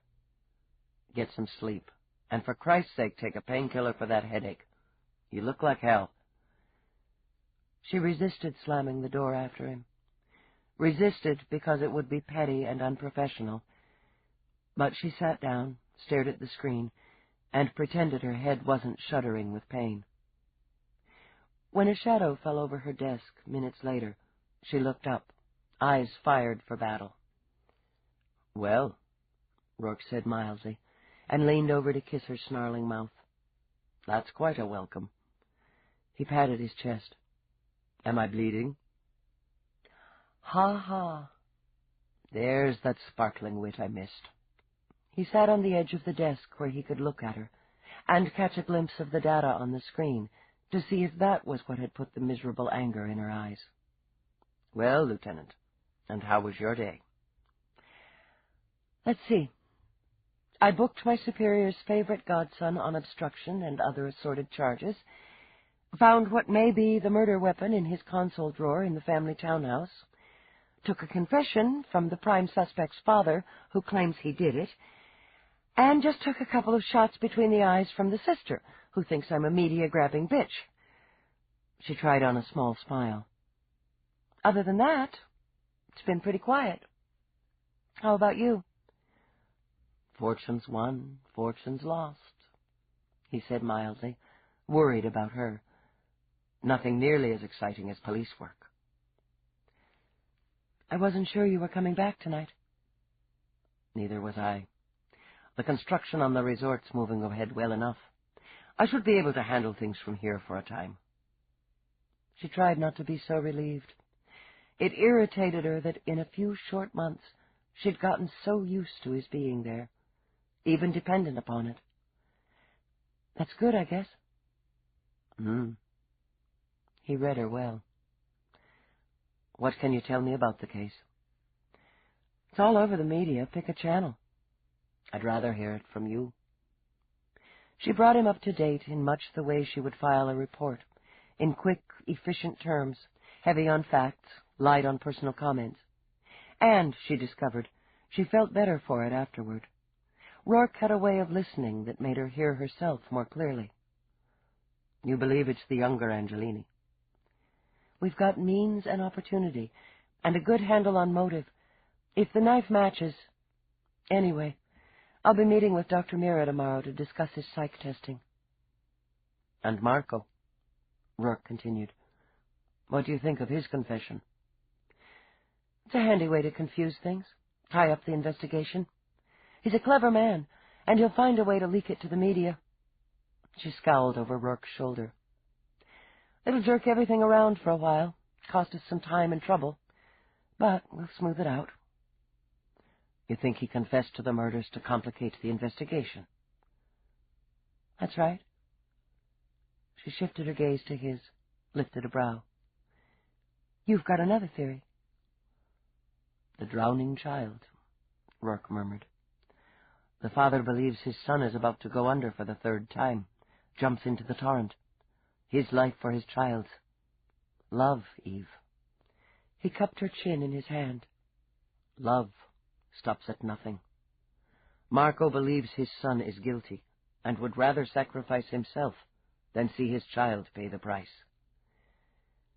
"If he knows, or even believes that David killed those women, it would be insane to protect him." "No, it would be love. There's probably none stronger than a parent's for a child. You and I don't have any experience with that, but it exists." She shook her head. "Even when the child's defective?" "Perhaps especially then. When I was a boy in Dublin, there was a woman whose daughter had lost an arm in an accident. There was no money for a replacement. She had 5 children and loved them all, but 4 were whole and 1 was damaged. She built a shield around that girl to protect her from the stares and the whispers and the pity. It was the damaged child she pushed to excel, who they all devoted themselves to. The others didn't need her as much, you see, as the one who was flawed." "There's a difference between a physical defect and a mental one," Eve insisted. "I wonder if there is, to a parent." Whatever Marco Angelini's motive, we'll cut through to the truth in the end. No doubt you will. When's your shift over? What? Your shift, he repeated. When is it over? She glanced at the screen, noted the time in the bottom corner. About an hour ago. Good. He rose and held out a hand. Come with me. Roarke, there are some things I should tie up here. I want to review the interview with Marco Angelini. I may find a hole. He was patient, because he had no doubt he'd have his own way. Eve, you're so tired you wouldn't see 100-meter hole until you'd fallen into it. Determined, he took her hand and pulled her to her feet. Come with me. All right. Maybe I could use a break. Grumbling a bit, she ordered her computer off and locked. I'm going to have to goose the techs at the lab. They're taking forever on the knife. Her hand felt good in his. She didn't even worry about the ribbing she'd take from the other cops who might see them in the hall or elevator. Where are we going? He brought their linked hands to his lips and smiled at her over them. I haven't decided. He opted for Mexico. It was a quick, easy flight, and his villa there on the turbulent west coast was always prepared. Unlike his home in New York, he kept it fully automated, calling in domestics only for lengthy stays. In Roarke's mind, droids and computers were convenient, but impersonal. For the purposes of this visit, however, he was content to rely on them. He wanted Eve alone, he wanted her relaxed, and he wanted her happy. Jesus, Roarke. She took one look at the towering, multi-layered building on the brink of a cliff and goggled. It looked like an extension of the rock, as if the sheer glass walls had been polished from it. Gardens tumbled over terraces in vivid colors, shapes, and fragrances.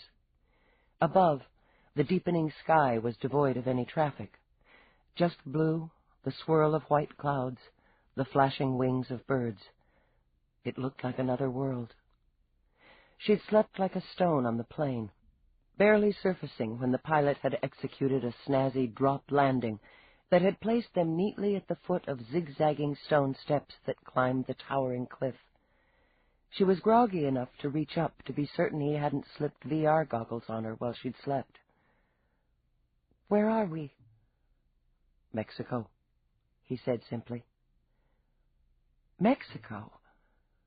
Stunned, she tried to rub the sleep and the shock from her eyes. Roarke thought, with affection, that she looked like a cranky child awakened from a nap. But I can't be in Mexico. I have to... Ride or walk? He asked, pulling her along like a stubborn puppy. I have to... Ride, he decided. You're still groggy. She could enjoy the climb later, he thought, and its many views of sea and cliffs. Instead, he nudged her into a sleek little air cart, taking the controls himself and shooting them up to vertical with a speed that knocked the rest of sleep out of her system. Christ, not so fast!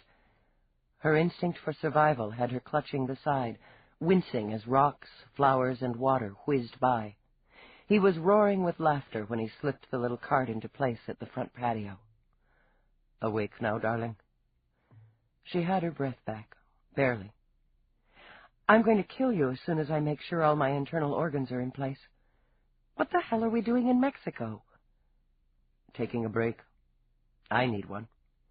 He stepped out of the cart and came around to her side. There's no doubt you do.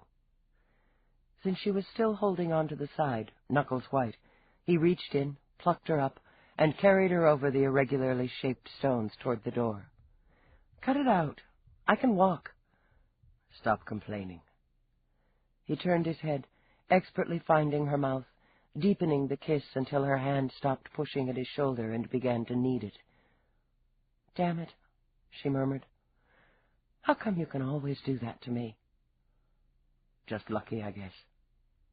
Roarke, disengage, he said, and the decorative bars across the entrance slid apart.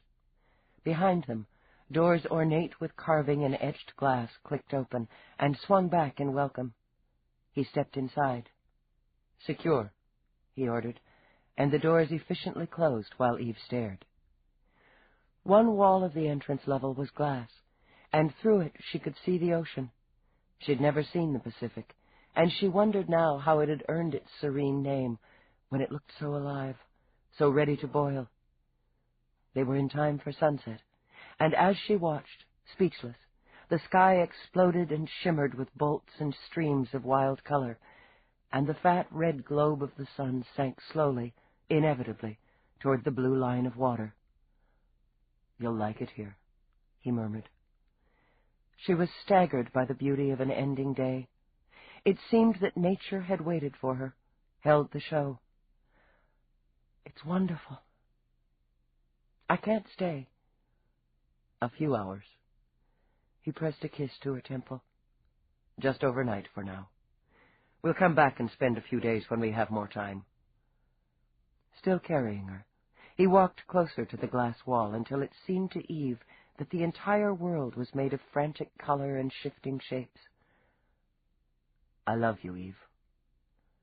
She looked away from the sun, the ocean, and into his eyes.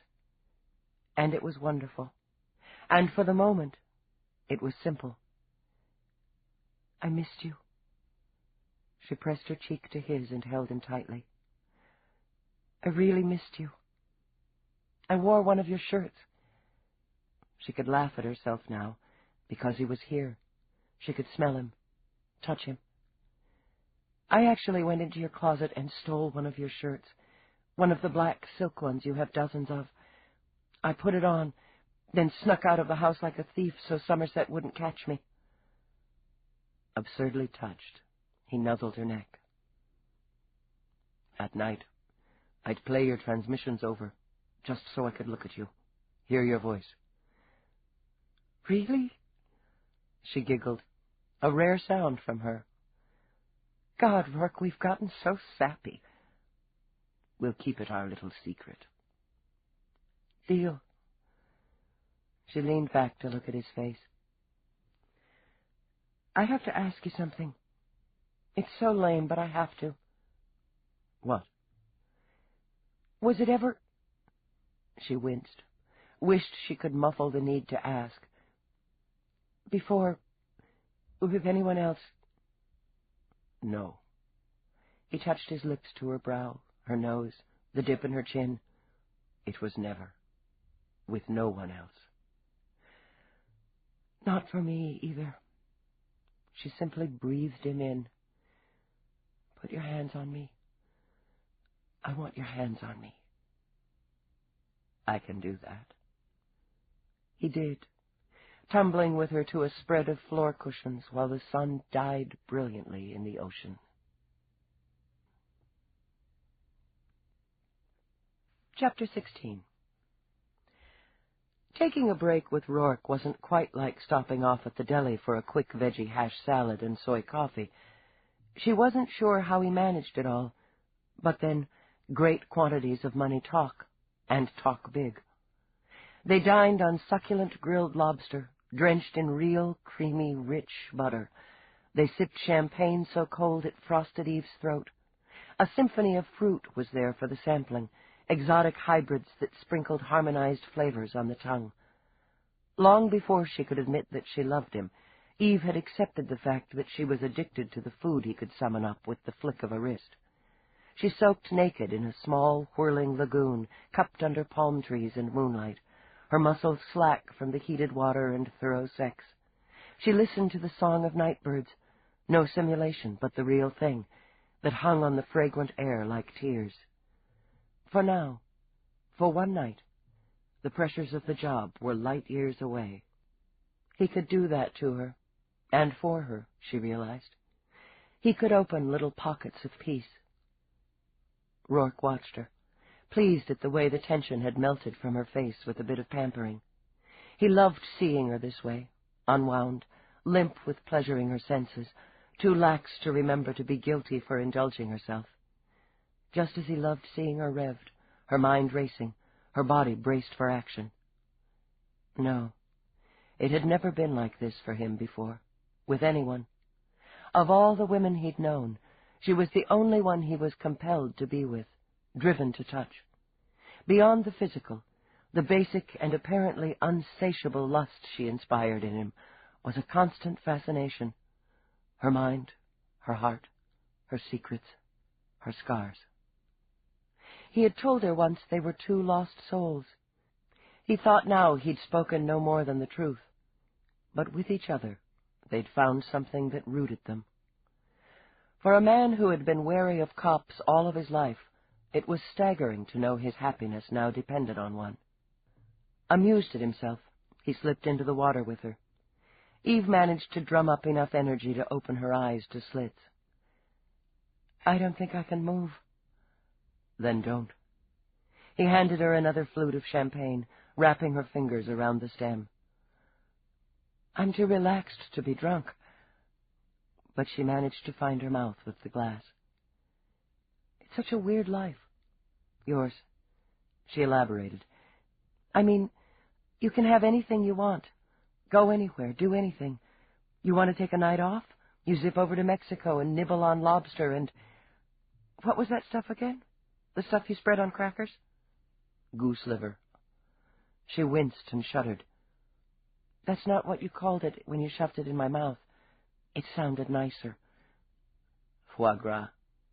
"Same thing." "That's better." She shifted her legs, tangled them with his. "Anyway, most people program a video or take a quick trip with their VR goggles, maybe plug a few credits into a simulation booth down at Times Square. But you do the real thing." "I prefer the real thing." "I know. That's another odd piece of you. You like old stuff. You'd rather read a book than scan a disc, rather go to the trouble to come out here, when you could have programmed a simulation in your hollow room." Her lips curved a little, dreamily. "I like that about you." "That's handy." "When you were a kid and things were bad for you, is this what you dreamed about?" "I dreamed about surviving, getting out, having control. Didn't you?" "I guess I did." Too many of her dreams were jumbled and dark. After I was in the system, anyway. Then what I wanted most was to be a cop, a good cop, a smart cop. What did you want?" "To be rich, not to be hungry." "We both got what we wanted, more or less." "You had nightmares while I was gone." She didn't have to open her eyes to see the concern in his. She could hear it in his voice. "They aren't too bad. They're just more regular." "Eve, if you'd work with Dr. Mira..." "I'm not ready to remember it. Not all of it." "Do you ever feel the scars from what your father did to you?" Restless with the memories, he shifted and sank deeper in the hot, frothy water. "A few beatings. Careless cruelty. Why should it matter now?" "You shrug it off." Now she opened her eyes, looked at him, saw he was brooding. "But it made you, didn't it? What happened then made you." "I suppose it did. Roughly." She nodded, tried to speak casually.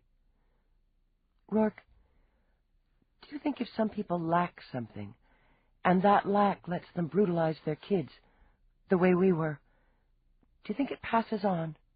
Do you think—" "No." "But—" "No." He cupped a hand over her calf and squeezed. "We make ourselves in the long run. You and I did. If that wasn't true, I'd be drunk in some Dublin slum, looking for something weaker to pummel.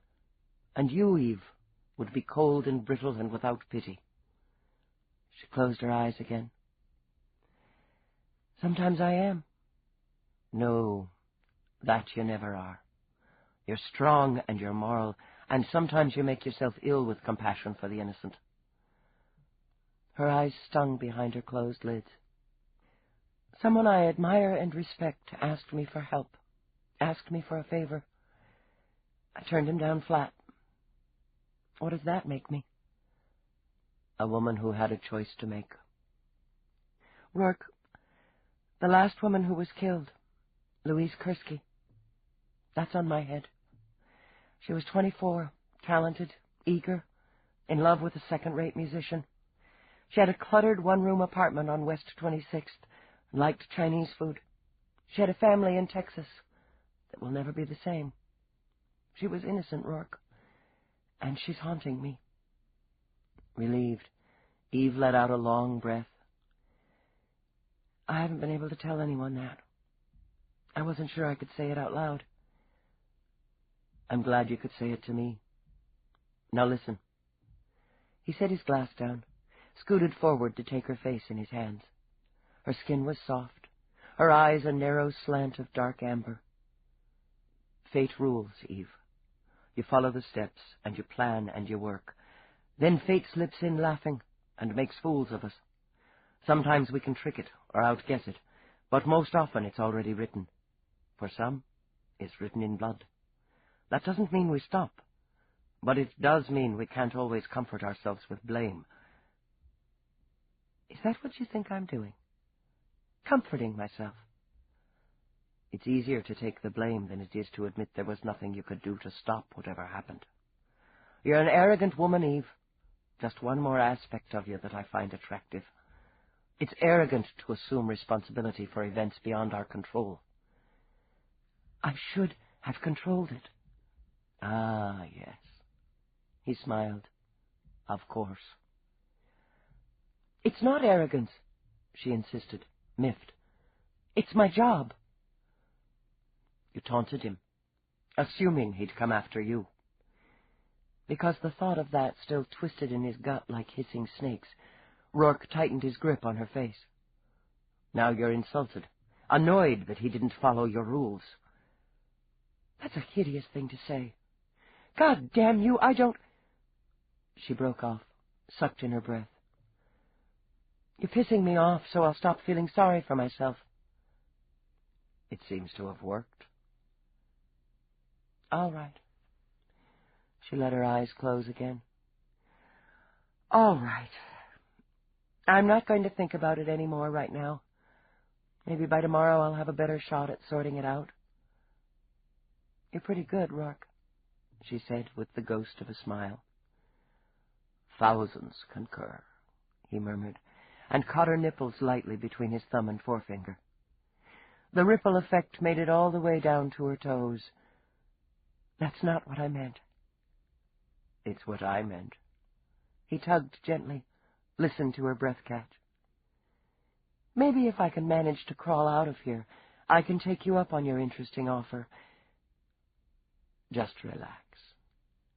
Watching her face, he slid his hand between her legs, cupped her. Let me. He managed to catch her glass as it slipped from her hand, and he set it aside. Let me have you, Eve. Before she could answer, he shot her to a fast, racking orgasm. Her hips arched up, pumped against his busy hand, then went lax. She wouldn't think now, he knew. She would be wrapped in layered sensations. She never seemed to expect it, and her surprise, her sweet and naive response was, as always, murderously arousing. He could have pleasured her endlessly for the simple delight of watching her absorb every touch, every jolt. So he indulged himself, exploring that long, lean body, suckling the small, hot breasts, wet with perfumed water, gulping in the rapid breath that gasped from her lips. She felt drugged, helpless, her mind and body burdened with pleasure. Part of her was shocked, or tried to be, not so much at what she let him do, but at the fact that she allowed him complete and total control of her. She couldn't have stopped him, wouldn't have, even when he held her near to screaming on the edge before shoving her over into another shuddering climax. Again. Greedy, he dragged her head back by the hair and stabbed his fingers inside her, worked her ruthlessly until her hands splashed bonelessly in the water. I'm all there is tonight.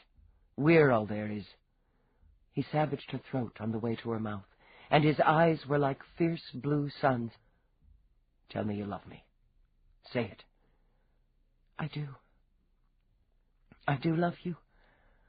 A moan ripped from her throat when he plunged himself into her, jerked her hips high, and plunged deeper. Tell me again. He felt her muscles squeeze him like a fist, and gritted his teeth to keep from exploding. Tell me again. I love you.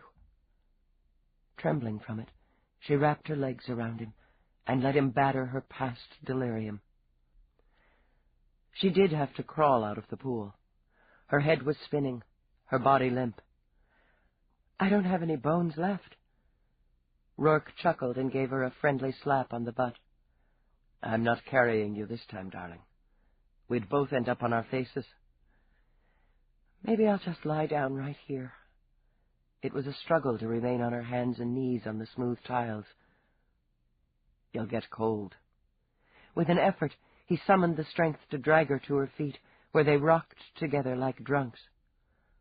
She began to snicker, teetering. What the hell did you do to me? I feel like I've downed a couple of freebirds.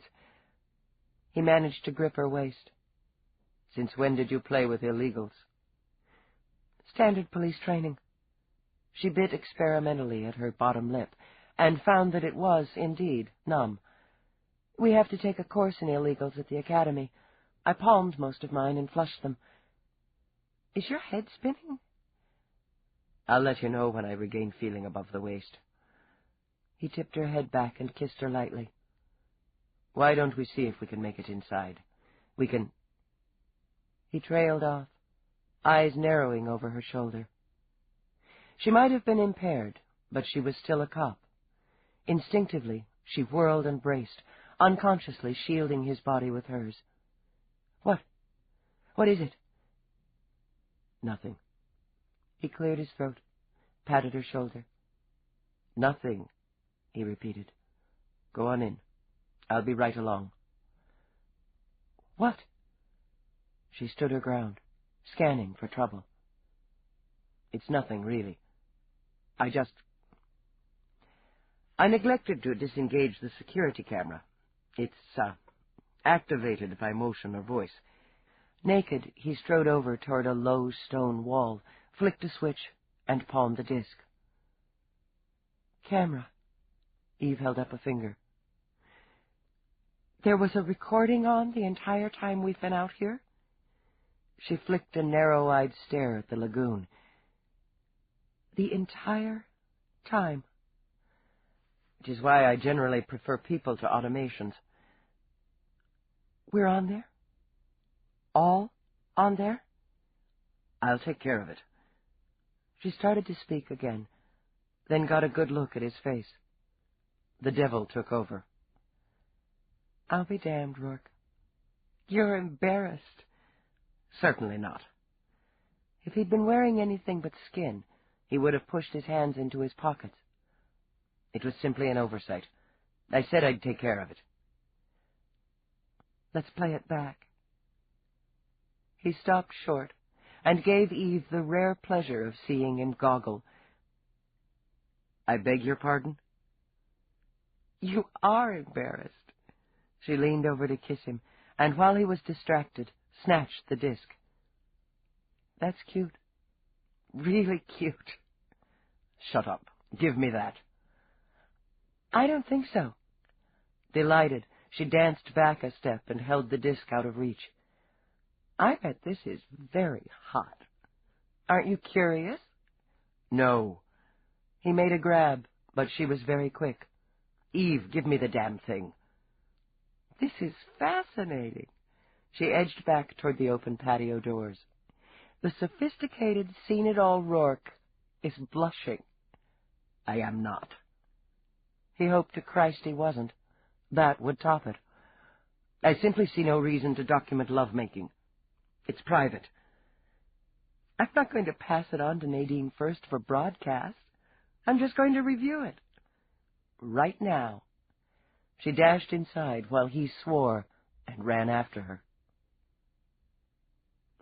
She walked into her office at 9 a.m., sharp, with a spring in her step. Her eyes were clear and unshadowed, her system toned, and her shoulders free of tension. She was all but humming. Somebody got lucky, Feeney said mournfully, and kept his feet planted on her desk. Roarke's back on planet, I take it? I got a good night's sleep, she retorted, and shoved his feet aside. He grunted. Be grateful, 'cause you're not going to find much peace today.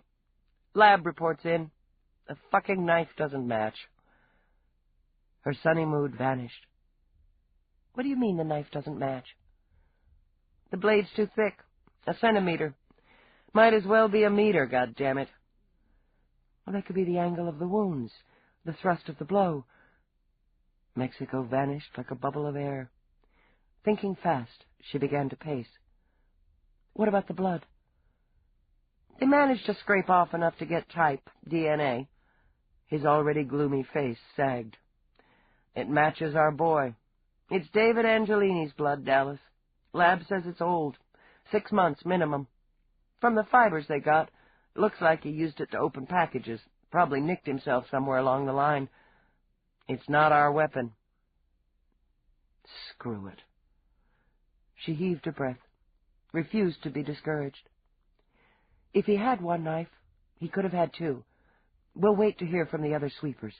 Taking a moment, she scrubbed her face with her hands. Listen to me, Feeney. If we go with Marco's confession as bogus, we have to ask why. He's not a crank or a loony calling in trying to take credit. He's saving his son's ass is what he's doing. So we work on him, and we work hard. I'll bring him into interview, try to crack him. I'm with you there. I've got a session with Mira in a couple hours. We'll just let our main boy stew for a while. Well, we pray one of the teams turns up something. Praying can't hurt. Here's the big one, Feeney. Our boy's lawyers get a hold of Marco's confession. It's going to corrupt the hearing on the minor charges. We'll whistle for an indictment. With that, and without physical evidence, he's going back out, Dallas. Yeah. Son of a bitch. Marco Angelini was like a boulder cemented to concrete. He wasn't going to budge. 2 hours of intense interrogation didn't shake his story, though, Eve consoled herself, he hadn't shored up any of the holes in it either. At the moment, she had little choice but to pin her hopes on Mira's report. I can tell you, Mira said, in her usual unruffled fashion, that David Angelini is a troubled young man with a highly developed sense of self-indulgence and protection. Tell me he's capable of slicing his mother's throat. Ah. Mira sat back and folded her neat hands. What I can tell you is, in my opinion, he is more capable of running from trouble than confronting it, on any level. When combining and averaging his placements on the Murdoch-Lowell and the synergy evaluations. Can we skip over the psych buzz, Doctor? I can read that in the report. All right. Mira shifted away from the screen where she had been about to bring up the evaluations. We'll keep this in simple terms for the time being. Your man is a liar, one who convinces himself with little effort that his lies are truth in order to maintain his self-esteem. He requires good opinion, even praise, and is accustomed to having it, and having his own way. And if he doesn't get his own way? He casts blame elsewhere. It is not his fault, nor his responsibility. His world is insular, Lieutenant, comprised for the most part of himself alone. He considers himself successful and talented, and when he fails, it's because someone else made a mistake. He gambles because he doesn't believe he can lose, and he enjoys the thrill of risk. He loses because he believes himself above the game. How would he react at the risk of having his bones snapped over gambling debts? He would run, and he would hide, and being abnormally dependent on his parents, he would expect them to clean up the mess. And if they refused? Mira was silent for a moment. You want me to tell you that he would strike out, react violently, even murderously. I can't do that. It is, of course, a possibility that can't be ruled out in any of us. No test, no evaluation can absolutely conclude the reaction of an individual under certain circumstances. But in those tests and those evaluations, the subject reacted consistently by covering, by running, by shifting blame, rather than by attacking the source of his problem. And he could be covering his reaction to skew the evaluation. It's possible, but unlikely. I'm sorry. Eve stopped pacing and sank into a chair. You're saying that, in your opinion, the murderer may still be out there? I'm afraid so. It makes your job more difficult. If I'm looking in the wrong place, Eve said to herself, where's the right place? And who's next? Unfortunately, neither science nor technology is yet able to forecast the future. You can program possibilities, even probabilities, but they can't take into account impulse or emotion. Do you have Nadine first under protection? As much as possible. Eve tapped a finger on her knee. She's difficult, and she's torn up about Louise Kursky. And so are you. Eve slid her gaze over, nodded stiffly. Yeah, you could say that. Yet you look uncommonly rested this morning. I got a good night's sleep. Untroubled? Eve moved a shoulder, tucked Angelini in the case into a corner of her mind where she hoped it would simmer into something fresh. What would you say about a woman who can't seem to sleep well unless this man's in bed with her? I'd say she may be in love with him, is certainly growing used to him. You wouldn't say she's overly dependent? Can you function without him? Do you feel able to make a decision without asking his advice, opinion, or direction? Well, sure, but... She trailed off, feeling foolish. Well, if one was to feel foolish, what better place than a shrink's office? The other day, when he was off planet, I wore one of his shirts to work. That's lovely, Mira said with a slow, easy smile. Romantic. Why does romance worry you? It doesn't. Okay, it scares the shit out of me, and I don't know why. I'm not used to having someone there, having someone look at me like the way he does. Sometimes it's unnerving. Why is that? Because I haven't done anything to make him care about me as much as he does. I know he does. Eve, your self-worth has always been focused on your job. Now a relationship has forced you to begin evaluating yourself as a woman. Are you afraid of what you'll find? I haven't figured that out. It's always been the job. The highs and lows, the rush, the monotony. Everything I needed to be was there. I busted my ass to make lieutenant, and I figure I can sweat my way up to captain, maybe more. Doing the job was it.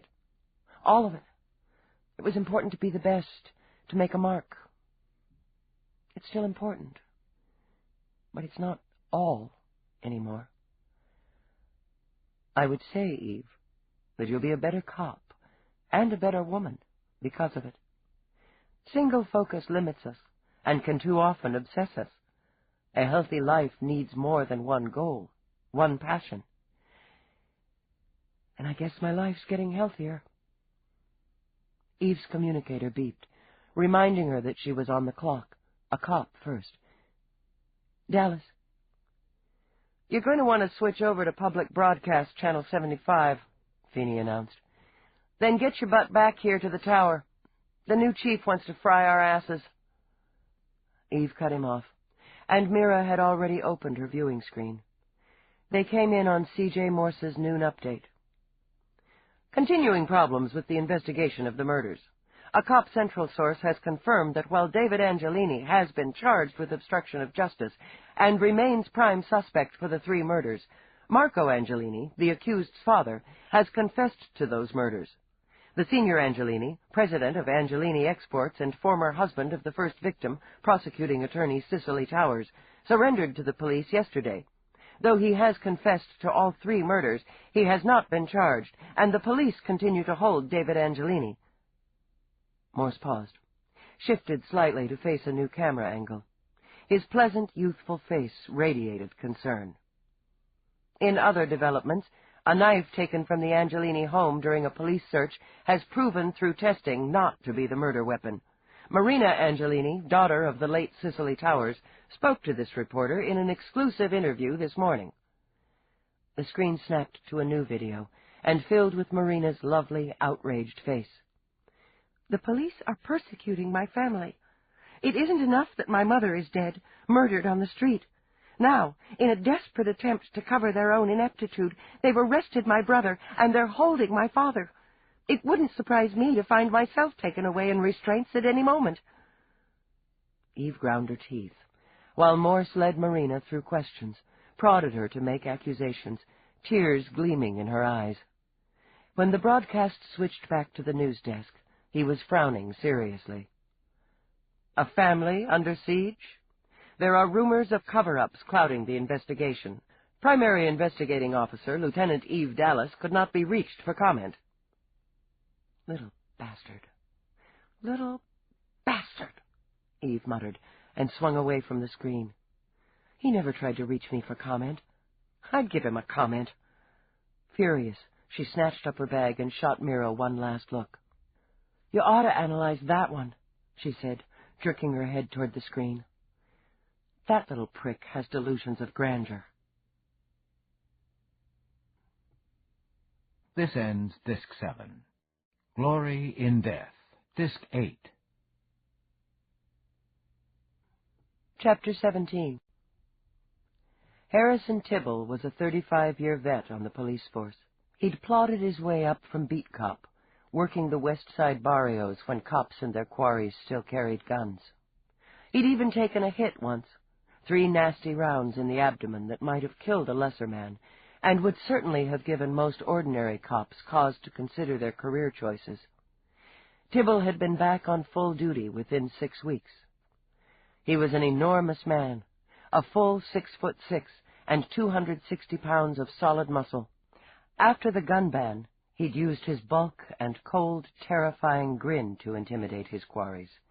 He still had the mind of a street cop, and his record was clean enough to serve tea on.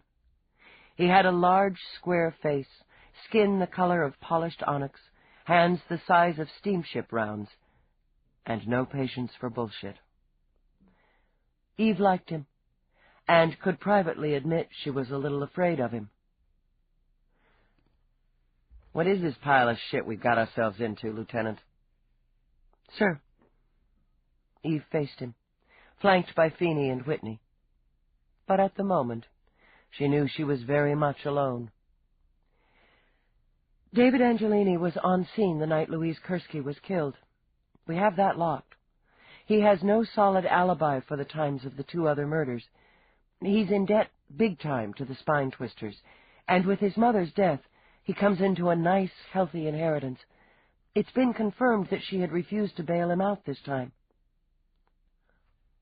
"Look for the money's a tried-and-true investigative tool, Lieutenant. Well, what about the other 2? He knew all of this, Eve thought, and struggled not to squirm. Every word of every report had passed by him. He knew Metcalf, had been to her apartment, was working with her on a project. He needed her to commit, but she was playing coy, covering her bases. The 3rd victim was a mistake. We believe strongly that the intended victim was Nadine First, who, at my suggestion and with my cooperation, was putting a great deal of pressure on the story. He also knew her personally. "That's real good so far." His chair creaked under his weight as he shifted back. "Real good. You've placed him at one of the scenes, established motives, dug up the links. Now we run into the hard place. You don't have a weapon. You don't have any blood. You don't have diddly as far as physical evidence." Not at this time. You've also got a confession, but not from the accused. That confession's more than a smokescreen, Whitney put in. An attempt by a father to protect his son. So you believe, Tibble said mildly. But the fact is, it's now on record and is public knowledge. The psych profile doesn't fit, the weapon doesn't fit, and in my opinion, the PA's office was too eager to put the spotlight on. It happens when it's one of your own. He held up a plate-sized hand before Eve could speak. I'll tell you what we've got, what it looks like to all those fine people watching their screens. A grieving family hammered by cops, circumstantial evidence, and 3 women with their throats cut open. No one's throat's been cut open since David Angelini's been locked up, and the charges filed against him are clean. True enough. But that handy fact won't get an indictment on the lessers, not when the jury's going to feel sorry for him, and the counsel starts hawking diminished capacity. He waited, scanning faces, tapped his fingers when no one disagreed with him. You're the number whiz, Feeney, the electronic genius. What are the odds on a grand jury if we send our boy over tomorrow on the obstruction and bribery charges? Feeney hunched his shoulders. 50-50, he said mournfully. At the outside, considering that idiot Morse's latest news flash. That's not good enough. Spring him. Spring him? Chief Tibble. All we're going to get if we push those charges is bad press and public sympathy for the son of a martyred public servant. Cut him loose, Lieutenant, and dig deeper. Put someone on him, he ordered Whitney, and on his daddy. I don't want them to fart without hearing about it. And find the fucking leak, he added, his eyes going hard. I want to know what asshole fed that idiot Morse data. His grin spread suddenly, terrifyingly. And then I want to talk to him. Personally.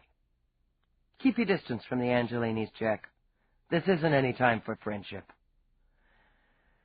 I'd hoped to talk to Marina.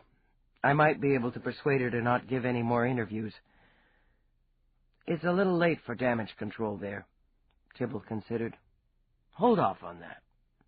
I've worked hard to get the stink of the word cover-up out of this office. I want to keep it that way. Get me a weapon. Get me some blood. And for Christ's sake, do it before somebody else gets sliced. His voice boomed out, fingers jabbing, as he snapped orders. Feeney, work some of your magic. Go over the names from the victim's diary again. Cross them with firsts. Find me somebody else who had an interest in those ladies. That'll be all, gentlemen. He got to his feet. Lieutenant Dallas, another moment of your time. Chief Tibble, Whitney began formally. I want it on record that as Lieutenant Dallas's commanding officer, I consider her pursuit of the investigation exemplary. Her work has been top-rate, despite difficult circumstances, both professional and personal, some of which I have caused. Tibble cocked a bushy brow. I'm sure the lieutenant appreciates your review, Jack. He said nothing more, waiting until the men left. Me and Jack, we go back a ways, he began conversationally. Now he thinks since I'm sitting here where that corrupt, pie-faced fucker Simpson used to rest his sorry ass, I'm going to use you as a handy scapegoat and feed you to the media dogs. He held Eve's eyes steadily. Is that what you think, Dallas? No, sir. But you could. Yeah. He scratched the side of his neck. I could. Have you bumbled this investigation, Lieutenant? Maybe I have. It was a hard one to swallow. If David Angelini is innocent... The courts decide innocence or guilt, he interrupted. You gather evidence. You gathered some nice evidence, and the jerk was there for Kursky. If he didn't kill her, the bastard watched some woman get slaughtered and walked away. He don't win any prizes in my book. Tibble steepled his fingers and peered over them. You know what would make me take you off this case, Dallas? If I thought you were carrying around too much baggage about Kursky. When she opened her mouth, then shut it again, he gave her a thin-lipped smile. Yeah, best to keep it shut. You laid out some bait, took a chance. There was a pretty good shot he'd come after you. I'd have done the same thing in my glory days, he added, with some wistful regret that they were over. Problem is, he didn't, and some poor woman with a tobacco habit gets hit instead. You figure you're responsible for that? She struggled with the lie, gave up to the truth. Yes. Get over it, he said with a snap. The trouble with this case is, there's too much emotion. Jack can't get past his grief, you can't get past your guilt. That makes the two of you useless. You want to be guilty, you want to be pissed. Wait till you nail him. Clear? Yes, sir. Satisfied, he leaned back again. You walk out of here. The media's going to be all over you like lice. I can handle the media. I'm sure you can. He blew out a breath. So can I. I got a fucking press conference. Clear out. There was only one place to go, and that was back to the beginning.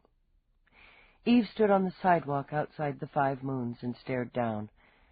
Playing the route back in her mind, she strode to the subway entrance.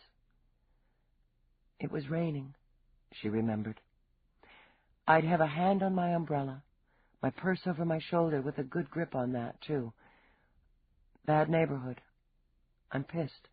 I walk fast, but I keep an eye shifting for anybody who wants my purse as much as I do. She walked into the 5 Moons, ignoring the quick glances and the bland face of the droid behind the bar, as she tried to read Cicely Towers' thoughts. Disgusting place. Dirty. I'm not going to drink. Not even going to sit down. God knows what I'd pick up on my suit. Check the watch. Where the hell is he? Let's get this over with. Why the hell did I meet him here? Stupid. Should have used my office, my turf. Why didn't I?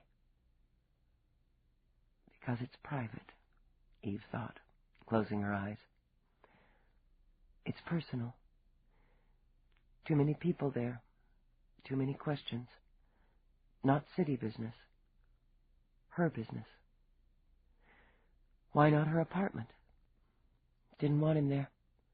Too angry, upset, eager to argue when he named the time and place. No, it's just angry, impatient, Eve decided, remembering the droid's statement. She'd checked her watch again and again. She'd frowned, she'd given up, and walked out. Eve followed the route, remembering the umbrella, the purse. Quick steps, heels clicking. Someone's there. She stops. Does she see him? Recognize him? Has to, it's face to face. Maybe she speaks to him. You're late. He does it quick. It's a bad neighborhood. Not much cruising traffic, but you can never tell. Security lights are dinky, always are around here. Nobody complains much because it's safer to score in the dark. But someone might come out of a bar, or the club across the street. One swipe, and she's down. Her blood's all over him. Fucking blood's gotta be all over him. He takes her umbrella. An impulse, or maybe for a shield. Walks away fast. Not to the subway, he's covered with blood. Even around here, somebody would notice. She covered 2 blocks in either direction, then covered them again, questioning anyone who was loitering on the street. Most of the responses were shrugs, angry eyes. Cops weren't popular on the West End. She watched a street hawker, who she suspected was pushing more than fashion beads and feathers, skim around the corner on motor skates. She scowled after him. You been round here before? Eve glanced over. The woman was so white she was next to invisible. Her face was like bleached putty, her hair cropped so close it showed her bone-white scalp, and her eyes were colorless, down to the pinprick pupil. Funky junkie, Eve thought. They popped the white tablet that kept the mind misted and the pigments bleached. Yeah, I've been around. Cop.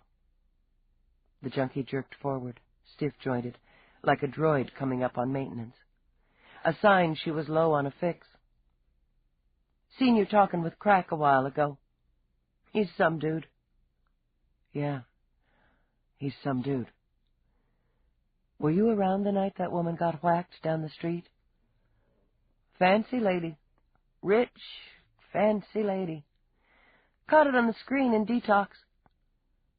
Eve bit back an oath, stopped and backtracked. If you were in Detox, how'd you see me talking to Crack? When in that day? Maybe the next day. Time's relative, right? Maybe you saw the rich, fancy lady before you caught her on the screen. No. The albino sucked her finger. Didn't. Eve scanned the building behind the junkie, gauged the view. Is this where you live? I live here. I live there. Got me a crash flop upstairs. You were there the night the lady got slashed? Probably. Got a credit problem. She flashed tiny round teeth in a smile, and her breath was awesome. Not much fun on the street when you ain't got a credit. It was raining, Eve prompted. Oh, yeah. I like the rain. Her muscles continued to jerk, but her eyes went dreamy. I watch it out the window. Did you see anything else out the window? People come, people go, she said in a sing-song voice. Sometimes you can hear the music from down the street, but not that night. Rain's too loud. People running to get out of it, like they'd melt or something. You saw someone running in the rain. The colorless eyes sharpened. Maybe. What's it worth? Eve dug into her pocket. She had enough loose credit tokens for a quick, small score.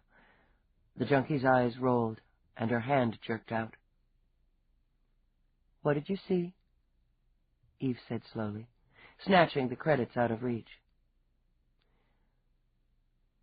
A guy pissing in the alley over there. She shrugged, her eyes focused on the credits. Maybe jerking off. Hard to tell. Did he have anything with him? Was he carrying anything?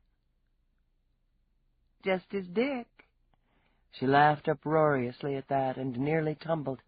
Her eyes were beginning to water heavily. He just walked away in the rain. Hardly anybody out that night. Guy got in a car. Same guy? No, another guy. Had it parked over there. She gestured vaguely. Not from round here. Why? Car had a shine to it. Nobody got a car with a shine to it round here. If they got a car. Now, Crack, he's got one. And that pissant Reeve down the hall from me. They don't shine. Tell me about the guy who got in the car. Got in the car, drove away. What time was it? Hey, I look like a clock. Tick-tock. She snorted another laugh. It was nighttime. Nighttime's the best. My eyes hurt in daytime, she whined. Lost my sun shields. Eve dragged a pair of eye protectors out of her pocket. She never remembered to wear the damn things anyway. She shoved them at the albino, who hooked them on. Cheap. Cop issue. Shit. What was he wearing? The guy who got in the car. Hell, I don't know. The junkie toyed with the sunglasses. Her eyes didn't burn quite so much behind the treated lenses. Coat, maybe. Dark coat. Flapped around. Yeah. Flapped around when he was closing the umbrella. Eve felt a jolt, like a punch in the stomach. He had an umbrella? Hey, it was raining. Some people don't like getting wet. Pretty, she said, dreaming again. Bright. What color was it? Bright, she repeated. You gonna give me those credits? Yeah, you're going to get them. But Eve took her arm, led her to the broken steps of the building, and sat her down. But let's talk about this a little more first. The uniforms missed her. Eve paced her office while Feeney lolled in her chair. She went into detox the day after the first murder. I checked it. She got out a week ago.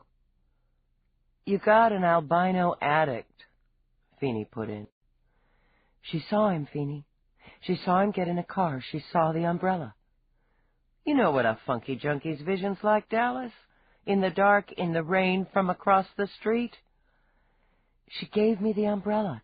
God damn it, nobody knew about the umbrella. And the color was, I quote, bright. He held up both hands before Eve could snap at him. I'm just trying to save you some grief. You got an idea of putting the Angelinis in a lineup for a funky junkie? Their lawyers are going to whip your little ass, kid. She had thought of it, and she, too, had rejected it. She wouldn't hold up on direct ID. I'm not stupid. But it was a man. She's damn sure of that. He drove away. He had the umbrella. He was wearing a long, dark coat. Which jibes with David Angelini's statement. It was a new car. I juggled that out of her. Shiny. Bright. Back with bright. So they don't see colors well, she snarled. The guy was alone, and the car was a small personal vehicle. The driver's side door opened up, not to the side, and he had to swivel down to get in. Could be a rocket, a Midas, or a Spur. Maybe a midget if it's a late model. She said new, and she's got a thing for cars, likes to watch them. Okay, I'll run it. He gave a sour smile. Any idea how many of those models been sold in the last 2 years in the 5 boroughs alone? Now, if she'd come up with an ID plate, even a partial... Quit bitching. I've been back over Metcalf's. There's a couple dozen bright new cars in the garage there. Oh, joy. Possibility he's a neighbor, Eve said with a shrug. It was a very low possibility. Wherever he lives, he has to be able to get in and out without being noticed, or where people don't notice. Maybe he leaves the coat in the car, or he puts it in something to get it inside and clean it up. There's going to be blood in that car, Feeney, and on that coat, no matter how much he's scrubbed and sprayed. I've got to get over to Channel 75. Are you crazy? I need to talk to Nadine. She's dodging me. Jesus, talk about the lion's den. Oh, I'll be fine. She smiled viciously. I'm taking Roarke with me. They're scared of him. It's so sweet of you to ask for my company. Roarke pulled his car into the visitor's lot at Channel 75 and beamed at her. I'm touched. All right, I owe you. The man never let her get away with anything, Eve thought in disgust, as she climbed out of the car. I'll collect. He caught her arm. You can start paying off by telling me why you want me along. I told you. It'll save time, since you want to go to this opera thing. Very slowly, very thoroughly, he scanned over her dusty trousers and battered boots.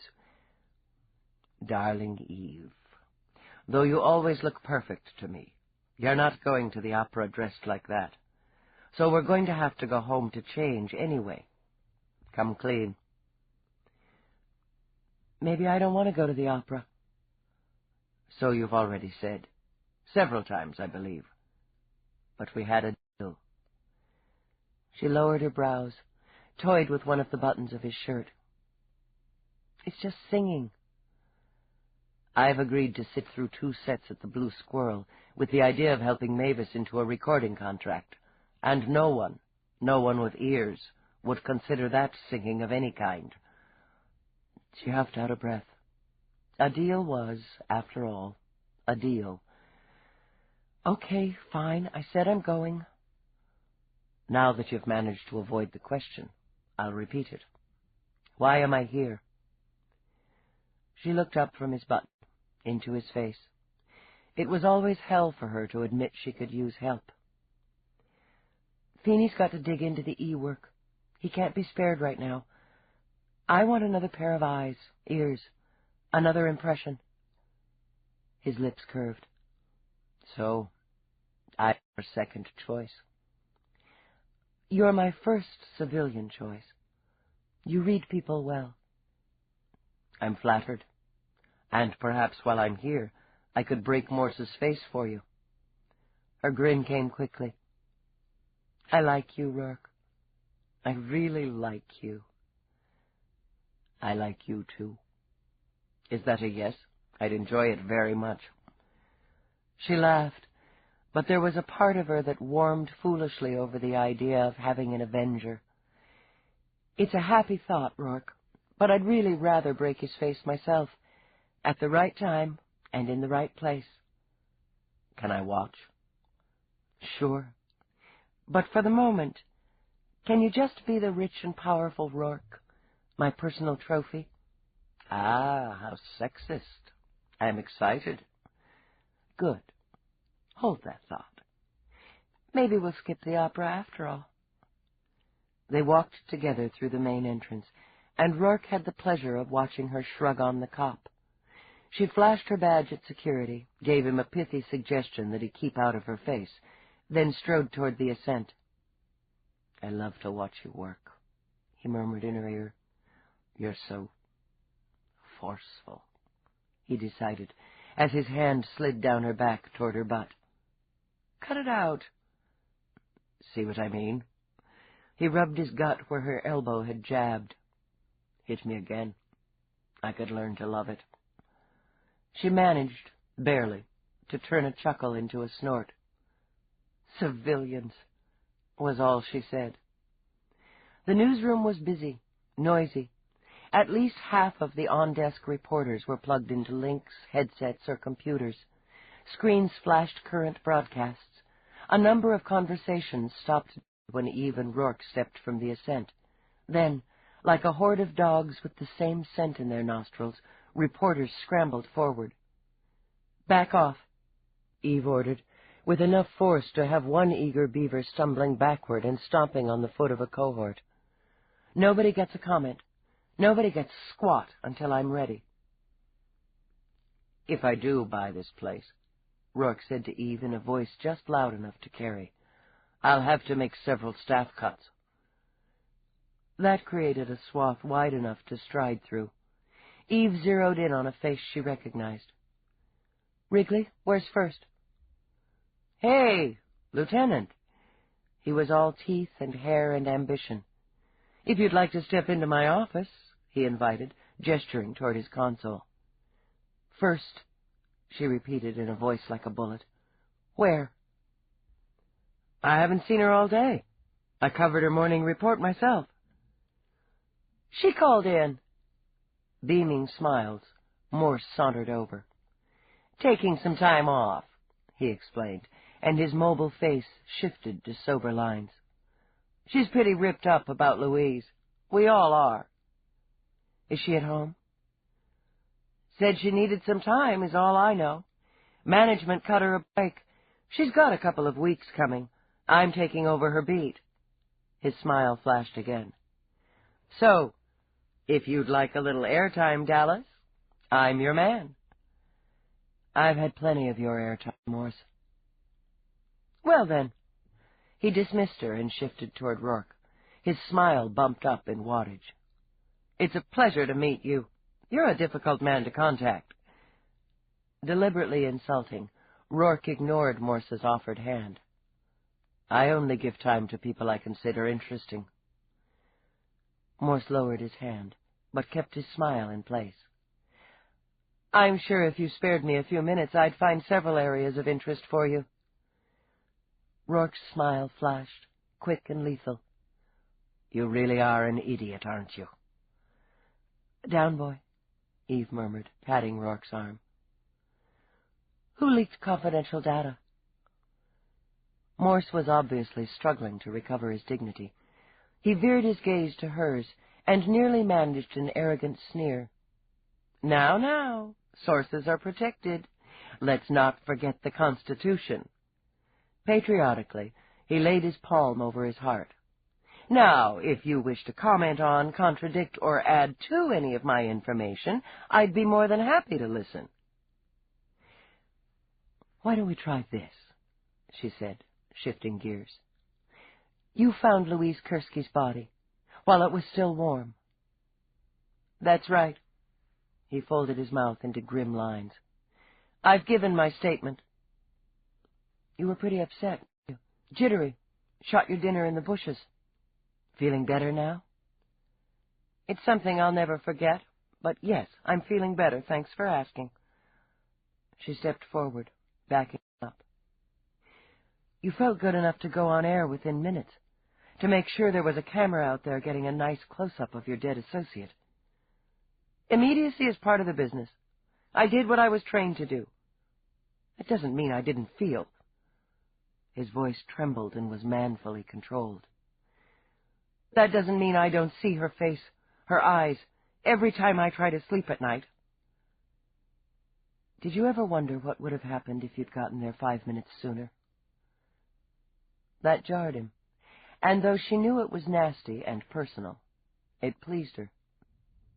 Yes, I have, he said with dignity. I might have seen him or stopped him. Louise might be alive if I hadn't been caught in traffic. But that doesn't change the facts. She's dead, and so are 2 others. And you don't have anyone in custody. Maybe it hasn't occurred to you that you're feeding him, that you've given him just what he wants. She took her gaze from Morse long enough to scan the room, and all the people who were listening eagerly. He must love watching all the reports, hearing all the details, the speculation. You've made him the biggest star on the screen. It's our responsibility to report, Morse began. Morse, you don't know shit about responsibility. All you know is how to count the minutes you're on air, front and center. The more people die, the bigger your ratings. You can quote me on that one. She turned on her heel. Feel better? Roarke asked her when they were outside again. Not a hell of a lot. Impressions? The newsroom's in turmoil. Too many people doing too many things. They're all jumpy. The one you talked to initially about Nadine? Wrigley. He's a little fish. I think they hired him for his teeth. He's been biting his nails. There were several others who looked ashamed when you made your little speech. They turned away, got very busy, but they weren't doing anything. Several more looked quietly pleased when you took a couple layers off Morse. I don't believe he's well liked. Big surprise. He's better than I thought, Roarke mused. Morse? At what, slinging shit? Image, Roarke corrected, which is often the same thing. He pulls out all those emotions. He doesn't feel any of them, but he knows how to make them play over his face, in his voice. He's in the right field, and will definitely move up. God help us. She leaned against Rourke's car. Do you think he knows more than he's put on air? I think it's possible. Highly possible. He's enjoying stringing this out, particularly now that he's in charge of the story. And he hates your guts. Oh, now I'm hurt. She started to open the door, then turned back. Hates me. He'll ruin you if he can. Watch yourself. He can make me look foolish, but he can't ruin me. She wrenched the door open. Where the hell is Nadine? It's not like her, Roarke. I understand how she feels about Louise, but it's not like her to take off, not to tell me, to hand a story this size to that bastard. People react in different ways to shock and grief. It's stupid. She was a target. She could still be a target. We have to find her. Is that your way of squirming out of the opera? Eve got in the car, stretched out her legs. No, that's just a little side benefit. Let's run by her place, okay? She's on 80th between 2nd and 3rd. All right. But you have no excuse to squirm out of the cocktail party tomorrow night. Cocktail party? What cocktail party? The one I arranged fully a month ago, he reminded her as he slipped in beside her, to kick off the fundraiser for the Art Institute on Station Grimaldi, which you agreed to attend and to help host. She remembered all right. He'd brought home some fancy dress she was supposed to wear. Wasn't I drunk when I agreed? The word of a drunk is worthless. No, you weren't. He smiled as he skimmed from the visitor's lot. You were, however, naked, panting, and I believe very close to begging. Bull. Actually, she thought, folding her arms, he may have been right. The details were hazy. Okay, I'll be there. I'll be there with a stupid smile in some fancy dress that cost you too much money for too little material. Unless something comes up. Something? She sighed. He only asked her to do one of his silly gigs when it was important to him. Police business. Only if it's urgent police business. Barring that, I'll stick for the whole fussy mess. I don't suppose you could try to enjoy it. Maybe I could. She turned her head, and on impulse lifted a hand to his cheek. A little. Chapter 18. No one answered the buzzer at Nadine's door. The recording requested simply that the caller leave a message, which would be returned at the earliest possible time. She could be in there brooding, Eve mused, rocking on her heels as she considered. Or she could be at some Tony resort. She slipped her guard plenty over the past few days. She's a slick one, our Nadine. And you'll feel better if you know. Yeah. Brow furrowed, Eve considered using her police emergency code to bypass security. She didn't have enough cause, and she balled her hands in her pockets. Ethics, Roarke said. It's always an education to watch you struggle with them. Let me help you out. He took out a small pocket knife and pried open the handplate. Jesus, Roarke, tampering with security will get you 6 months' house arrest. Mm-hmm. Calmly, he studied the circuits. I'm a bit out of practice. We make this model, you know. Put that damn thing back together and don't... But he was already bypassing the main board, working with a speed and efficiency that made her wince. Out of practice my butt, she mumbled, when the lock light went from red to green. I always had a knack. The door slid open, and he tugged her inside. Security tampering, breaking and entering, private property trespass. Oh, it's just mounting up. But you'll wait for me, won't you? With one hand still on Eve's arm, he studied the living area. It was clean, cool, spare in furnishings, but with an expensive, minimalistic style. She lives well, he commented, noting the gleam on the tile floor, the few objets d'art on spearing clear pedestals. But she doesn't come here often. Eve knew he had a good eye, and nodded. No, she doesn't really live here, just sleeps here sometimes. There's nothing out of place, no dents in the cushions. She walked past him toward the adjoining kitchen, punched the available menu on the auto chef. Doesn't keep a lot of food on hand, either. Mostly cheese and fruit. Eve thought about her empty stomach, was tempted, but resisted. She headed out across the wide living space toward a bedroom. Office, she stated, studying the equipment, the console, the wide screen it faced. She lives here some, Shoes under the console, single earring by the link, empty cup, probably coffee. The second bedroom was larger. The sheets on the unmade bed twisted, as if someone had wrapped and unwrapped themselves through a particularly long night. Eve spotted the suit Nadine had been wearing on the night of Louise's murder on the floor, kicked under a table where a vase of daisies wilted. They were signs of pain, and they made her sorry. She walked to the closet and hit the button to open it. Christ, how could you tell if she packed anything? She's got enough clothes for a 10-woman model troupe.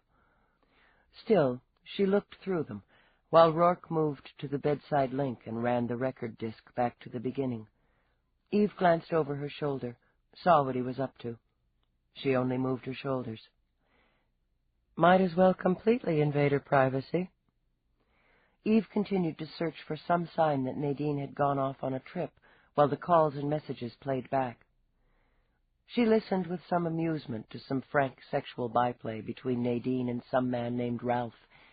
There were a lot of innuendos, overt suggestions, and laughter before the transmission ended with a promise to get together when he got into town. Other calls breezed by, work-oriented, a call to a nearby restaurant for delivery, ordinary, everyday calls. Then it changed. Nadine was speaking to the Kurskys the day after the last murder. All of them were weeping. Maybe there was comfort in it, Eve thought as she walked toward the viewer. Maybe sharing tears and shock helped. I don't know if it matters right now, but the primary investigator, Dallas, Lieutenant Dallas, she won't stop until she finds out who did this to Louise. She won't stop. Oh, man. Eve closed her eyes as the transmission ended. There was nothing more, just blank disk, and she opened her eyes again. Where's the call to the station? She demanded. Where's the call? Morse said she called in and requested time off. Could have done it from her car, from a portable, in person. Let's find out. She whipped out her communicator. Feeney, I need make, model, and ID number on Nadine First's vehicle. It didn't take long to access the data, or to read the garage inventory, and discover her car had been logged out the day before, and hadn't been returned. I don't like it, Eve fretted, as she sat back in Rourke's car. She'd have left me a message. She'd have left word. I need to talk to some brass at the station, find out who took her call. She started to key it into Rourke's car link, then stopped. One other thing. Taking out her log, she requested a different number. Kursky, Deborah and James, Portland, Maine. The number beeped on, and she transferred it to the link. It was answered quickly by a pale-haired woman with exhausted eyes. Mrs. Kursky? This is Lieutenant Dallas, NYPSD. Yes, Lieutenant. I remember you. Is there any news? There's nothing I can tell you right now. I'm sorry. Damn it, she had to give the woman something. We're pursuing some new information. We're hopeful, Mrs. Kursky. We said goodbye to Louise today. She struggled to smile. It was a comfort to see how many people cared for her. So many of her friends from school. And there were flowers, messages from everyone she worked with in New York. She won't be forgotten, Mrs. Kursky. Could you tell me if Nadine First attended the memorial today? We expected her. The swollen eyes looked lost a moment. I'd spoken with her at the office only a few days ago to give her the date and time of the services. She said she would be here, but something must have come up. She didn't make it. A sour feeling spread in Eve's stomach. You haven't heard from her? No, not for a few days. She's a very busy woman, I know. She has to get on with her life, of course. What else can she do? Eve could offer no comfort without adding worry. I'm sorry for your loss, Mrs. Gursky. If you have any questions or need to speak with me, please call. Any time. You're very kind. Nadine said you wouldn't stop until you'd found the man who did this to my girl. You won't stop, will you, Lieutenant Dallas? No, ma'am. I won't. She broke transmission, let her head fall back, closed her eyes. I'm not kind. I didn't call her to say I was sorry, but because she might have given me an answer. But you were sorry. Roarke closed his hand gently over hers. And you were kind. I can count the people who mean something to me without coming close to double digits. The same with the people I mean something to. If he'd have come after me, like the bastard was supposed to, I would have dealt with him. And if I hadn't... Shut up. His hand vised over hers with a force that had her muffling a yelp, and his eyes were fierce and angry. Just shut up. Absently, she nursed her hand as he raced along the street. You're right. I'm doing it wrong. I'm taking it in, and that doesn't help anything. Too much emotion on the case, she murmured, remembering the chief's warning. I started out today thinking clean, and that's what I've got to keep doing. Next step is to find Nadine. She called dispatch and ordered an all points on the woman and her vehicle. Calmer, with the twist of her earlier words unraveling in his gut, he slowed, glanced at her. How many homicide victims have you stood for in your illustrious career, Lieutenant? Stood for? That's an odd way of putting it. She moved her shoulders, trying to focus her mind on a man in a long, dark coat with a shiny new car. I don't know. Hundreds. Murder never goes out of style. Then I'd say you're well past the double digits, on both sides. You need to eat. She was too hungry to argue with him. The trouble with the cross-check is Metcalf's diary, Feeney explained. It's full of cutesy little codes and symbols, and she changes them so we can't work a pattern. We've got names like Sweet Face, Hot Buns, Dumbass. We got initials, we got stars, hearts, little smiley faces or scowly faces. It'll take time and lots of it to cross it with the copy of Nadine's or the prosecutor's. So, what you're telling me is you can't do it. I didn't say can't. He looked insulted. Okay, sorry. I know you're busting your computer chips on this, but I don't know how much time we've got. He's got to go for somebody else, until we find Nadine. You think he snatched her? Feeney scratched his nose, his chin, reached for his bag of little candied nuts. That breaks pattern, Dallas. And all 3 bodies he hit, he left where someone was going to stumble over them pretty quick. So he's got a new pattern. She sat on the edge of the desk and immediately shifted off, too edgy for stillness. Listen, he's pissed. He missed his target. It was all going his way, then he fucks up, downloads the wrong woman. If we go with Mira, he got plenty of attention, hours of airtime.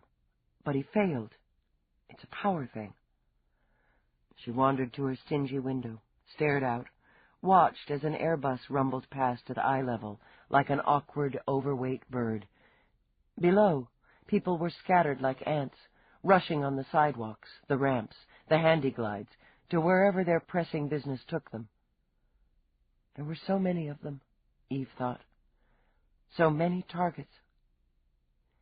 It's a power thing, Eve repeated, frowning down at the pedestrian traffic. This woman's been getting all the attention, all the glory. His attention, his glory. When he takes them out, he gets the kick of the kill, all the publicity. The woman's gone, and that's good.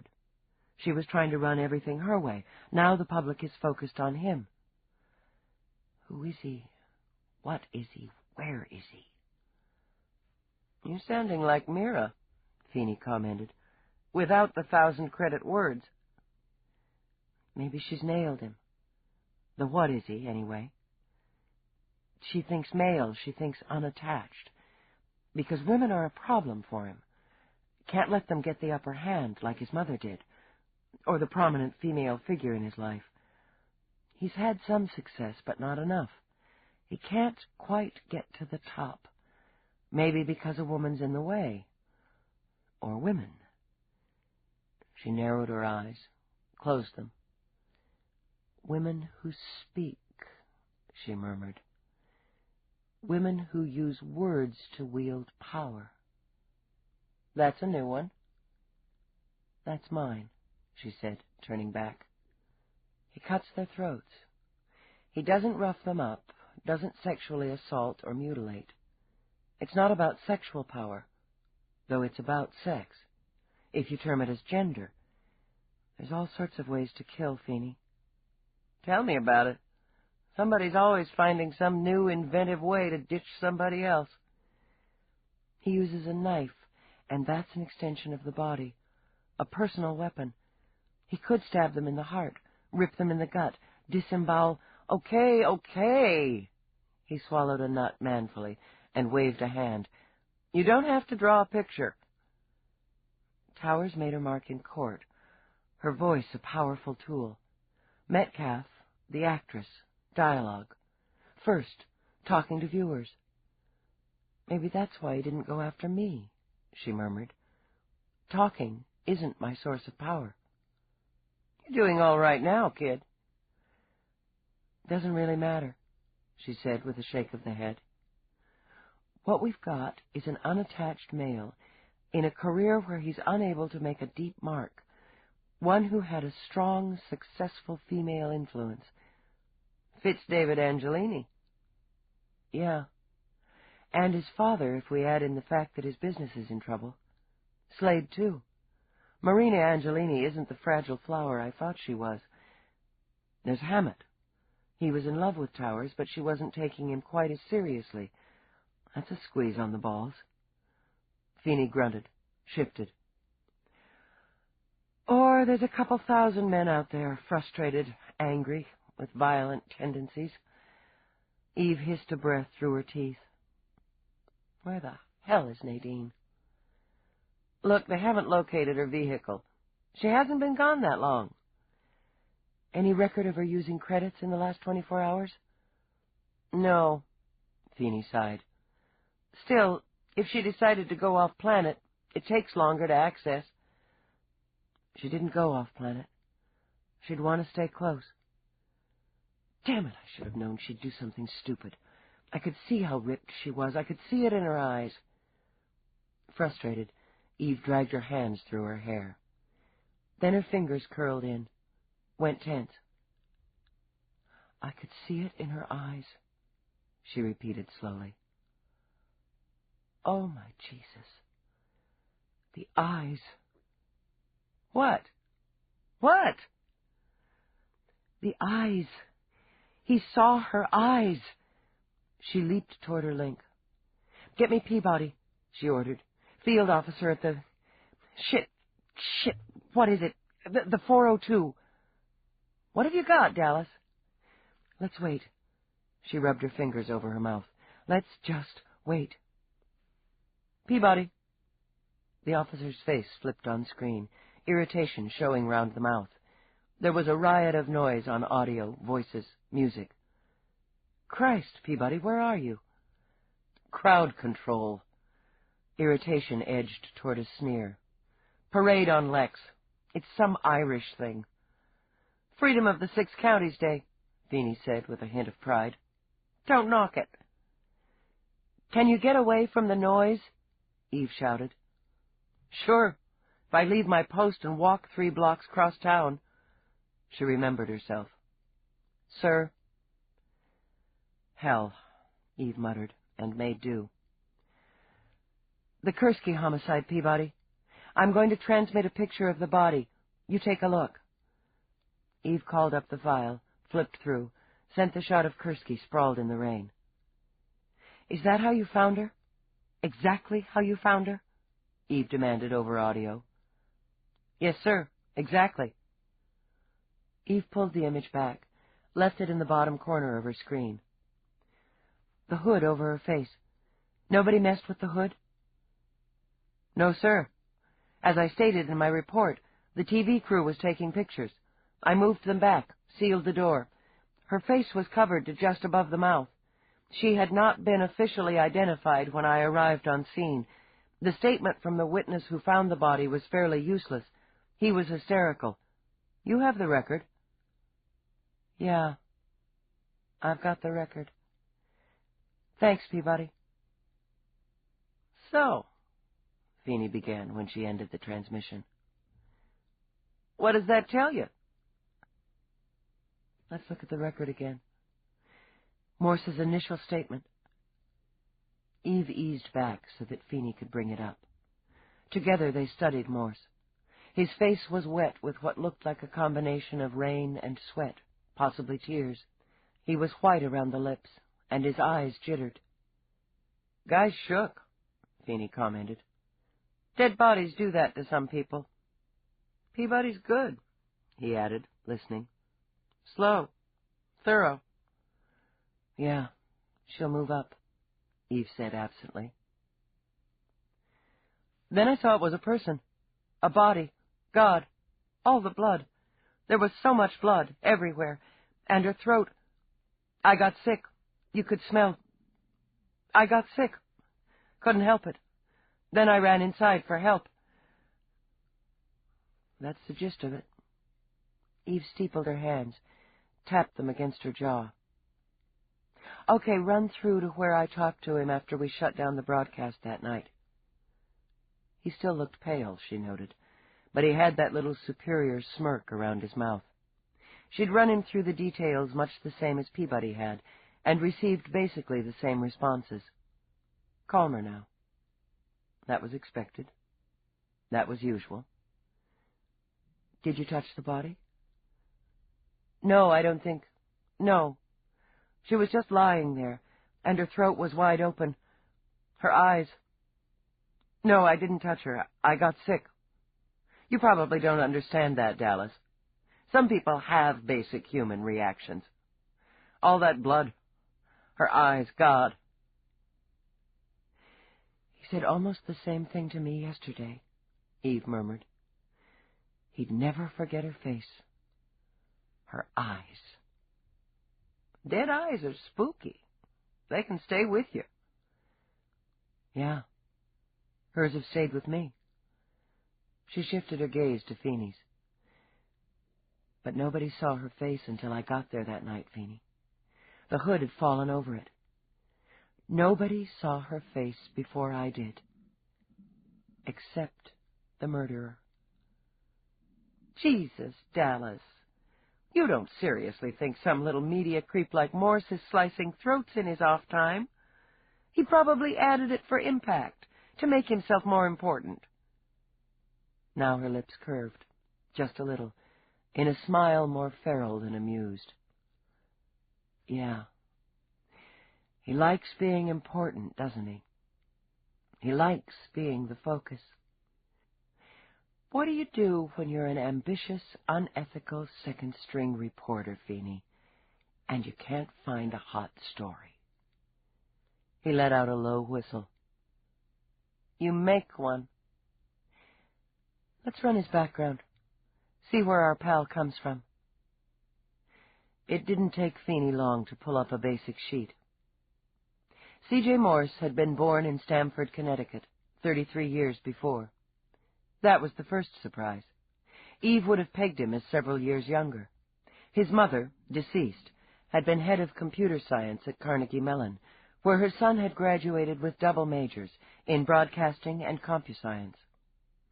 Smart little fucker, Feeney commented. 20th in his class. I wonder if it was good enough. His employment record was varied. He'd bumped from station to station. 1 year at a small affiliate near his hometown, 6 months with a satellite in Pennsylvania, nearly 2 years at a top-rated channel in New Los Angeles, then a stretch in a half-baked independent in Arizona before heading back east, another gig in Detroit before hitting New York. He'd worked on All News 60, then made the lateral transfer to Channel 75, first in the social data unit, then into hard news. Our boy doesn't hold down a job long. Channel 75's his record with 3 years, and there's no mention of his father in family data. Just Mama, Feeney agreed. A successful, highly positioned Mama. A dead Mama, she thought. They'd have to take time to check on how she died. Let's check criminal. No record, Feeney said, frowning at the screen. A clean living boy. Go into juvie. Well, well, she said, reading the data. We've got ourselves a sealed record here, Feeney. What do you suppose our clean living boy did in his misspent youth bad enough that somebody used an arm to have it sealed up? Won't take me long to find out. He was cheering up, fingers ready to dance. I'll want my own equipment and a green light from the commander. Do it. And dig into each of those job positions. Let's see if there was any trouble. I think I'll take a swing by Channel 75. Have a nice, fresh chat with our boy. We're going to need more to take him down than a possible match with the psych profile. Then we'll get it. She shrugged into her shoulder harness. You know, if I hadn't had such a personal beef with him, I might have seen it before. Who benefited from the murders? The media. She locked in her weapon. And the first murder took place when Nadine was conveniently off-planet on assignment. Morse could step right in. And Metcalf? The fucker was on scene almost before I was. It pissed me off, but it never clicked. He was so damn cool. And then who finds Kursky's body? Who's on air in minutes giving his personal report? It doesn't make him a killer. That's what the PA's office is going to say. They want a connection. Ratings, she said, as she headed for the door. There's the goddamn connection.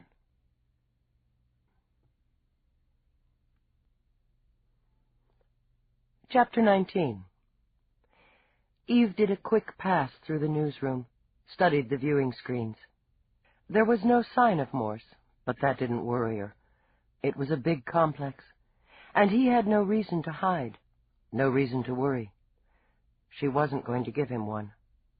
The plan she'd formulated on the trip over was simple, not as satisfying as hauling him out by his camera-friendly hair and into lockup, but simpler. She'd talk to him about Nadine, let it leak that she was worried. From there, it would be natural to steer things to Kursky. She could play good cop, for a good cause. She could sympathize with his trauma, add a war story from her first encounter with the dead to nudge him along. She could even ask him for help in broadcasting Nadine's picture, her vehicle, agree to work with him. Not too friendly, she decided. It should be grudging, with underlying urgency. If she was right about him, he'd love the fact that she needed him, and that he could use her to pump up his own airtime. Then again, if she was right about him, Nadine could already be dead. Eve blocked that out. It couldn't be changed, and regrets could come later. Looking for something? Eve glanced down. The woman was so perfect, Eve might have been tempted to check for a pulse. Her face could have been carved from alabaster, her eyes painted with liquid emerald, her lips with crushed ruby. On-air talents were often known to leverage their first 3 years' salaries against cosmetic enhancement. Eve figured unless this one had been born very lucky, she'd bet the first 5. Her hair was gold-tipped bronze, swept up and away from that staggering face.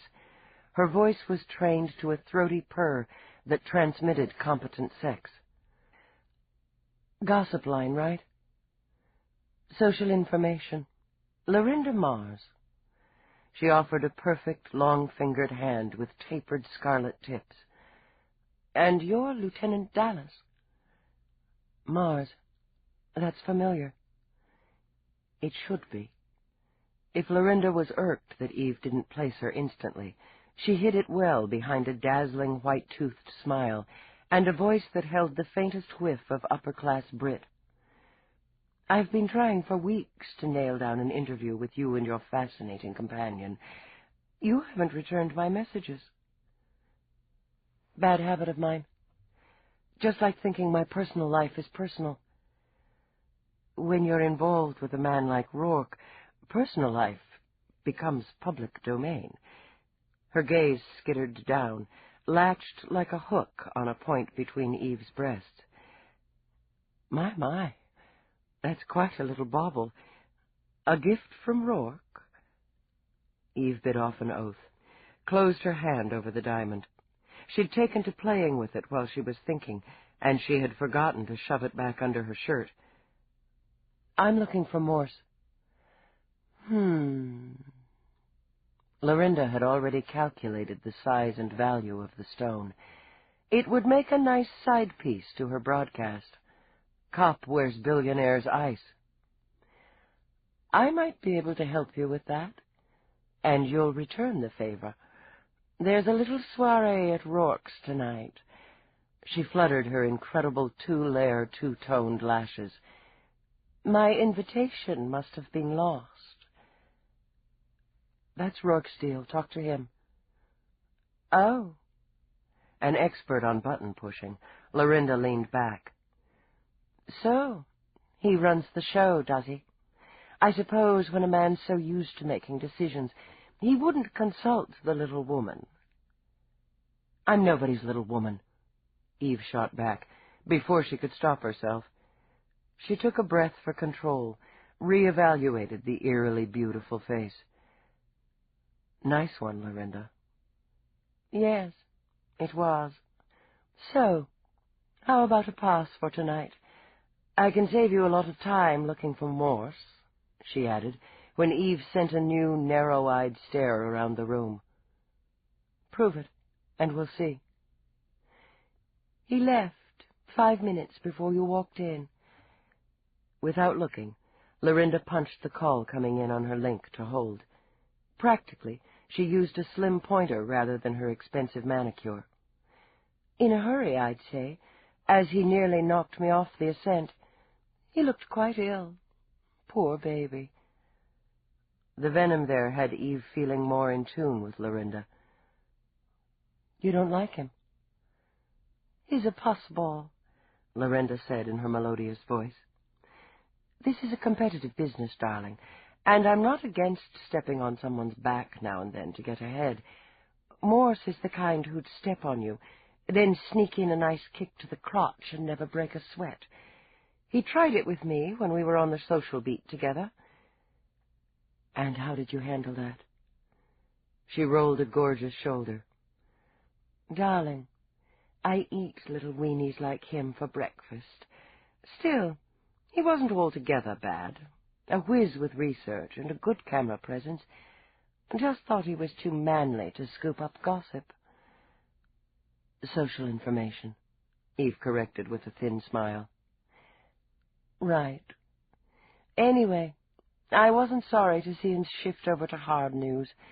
You won't find that he's made many friends there, either. He's cut Nadine." "What?" Bells rang in Eve's head.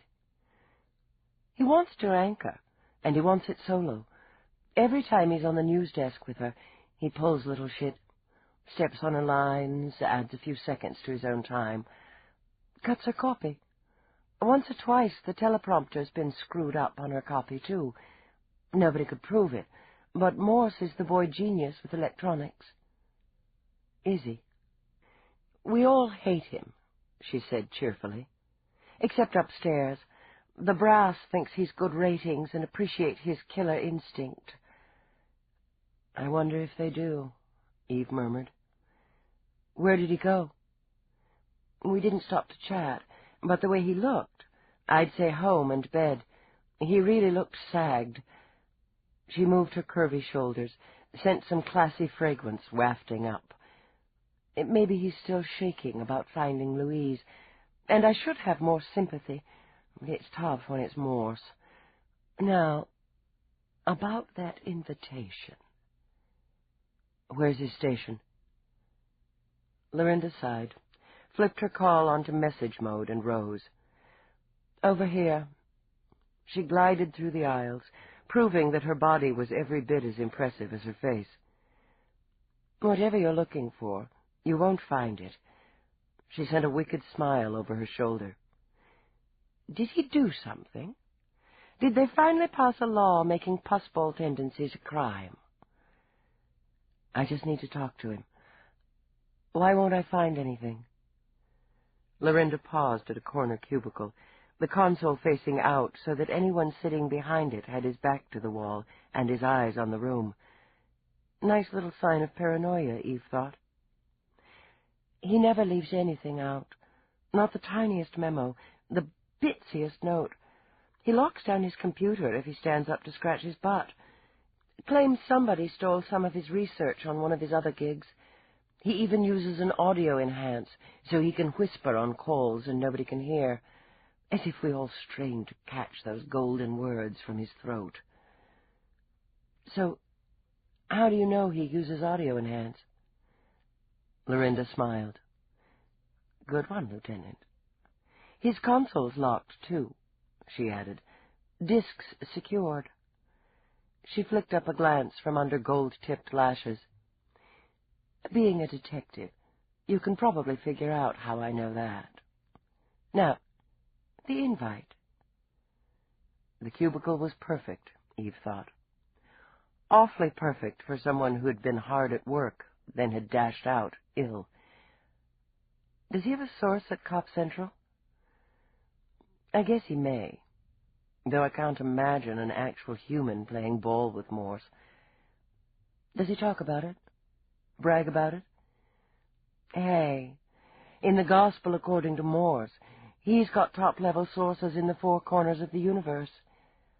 Her voice lost a bit of its sophistication on the dig, and whispered unmistakably of Queens. But he never scooped Nadine. Well, until the Towers murder. But he didn't last long on that. Eve's heart was pounding now, strong and steady. She nodded, turned on her heel. Hey! Lorinda called after her. How about tonight? Tit for tat, Dallas.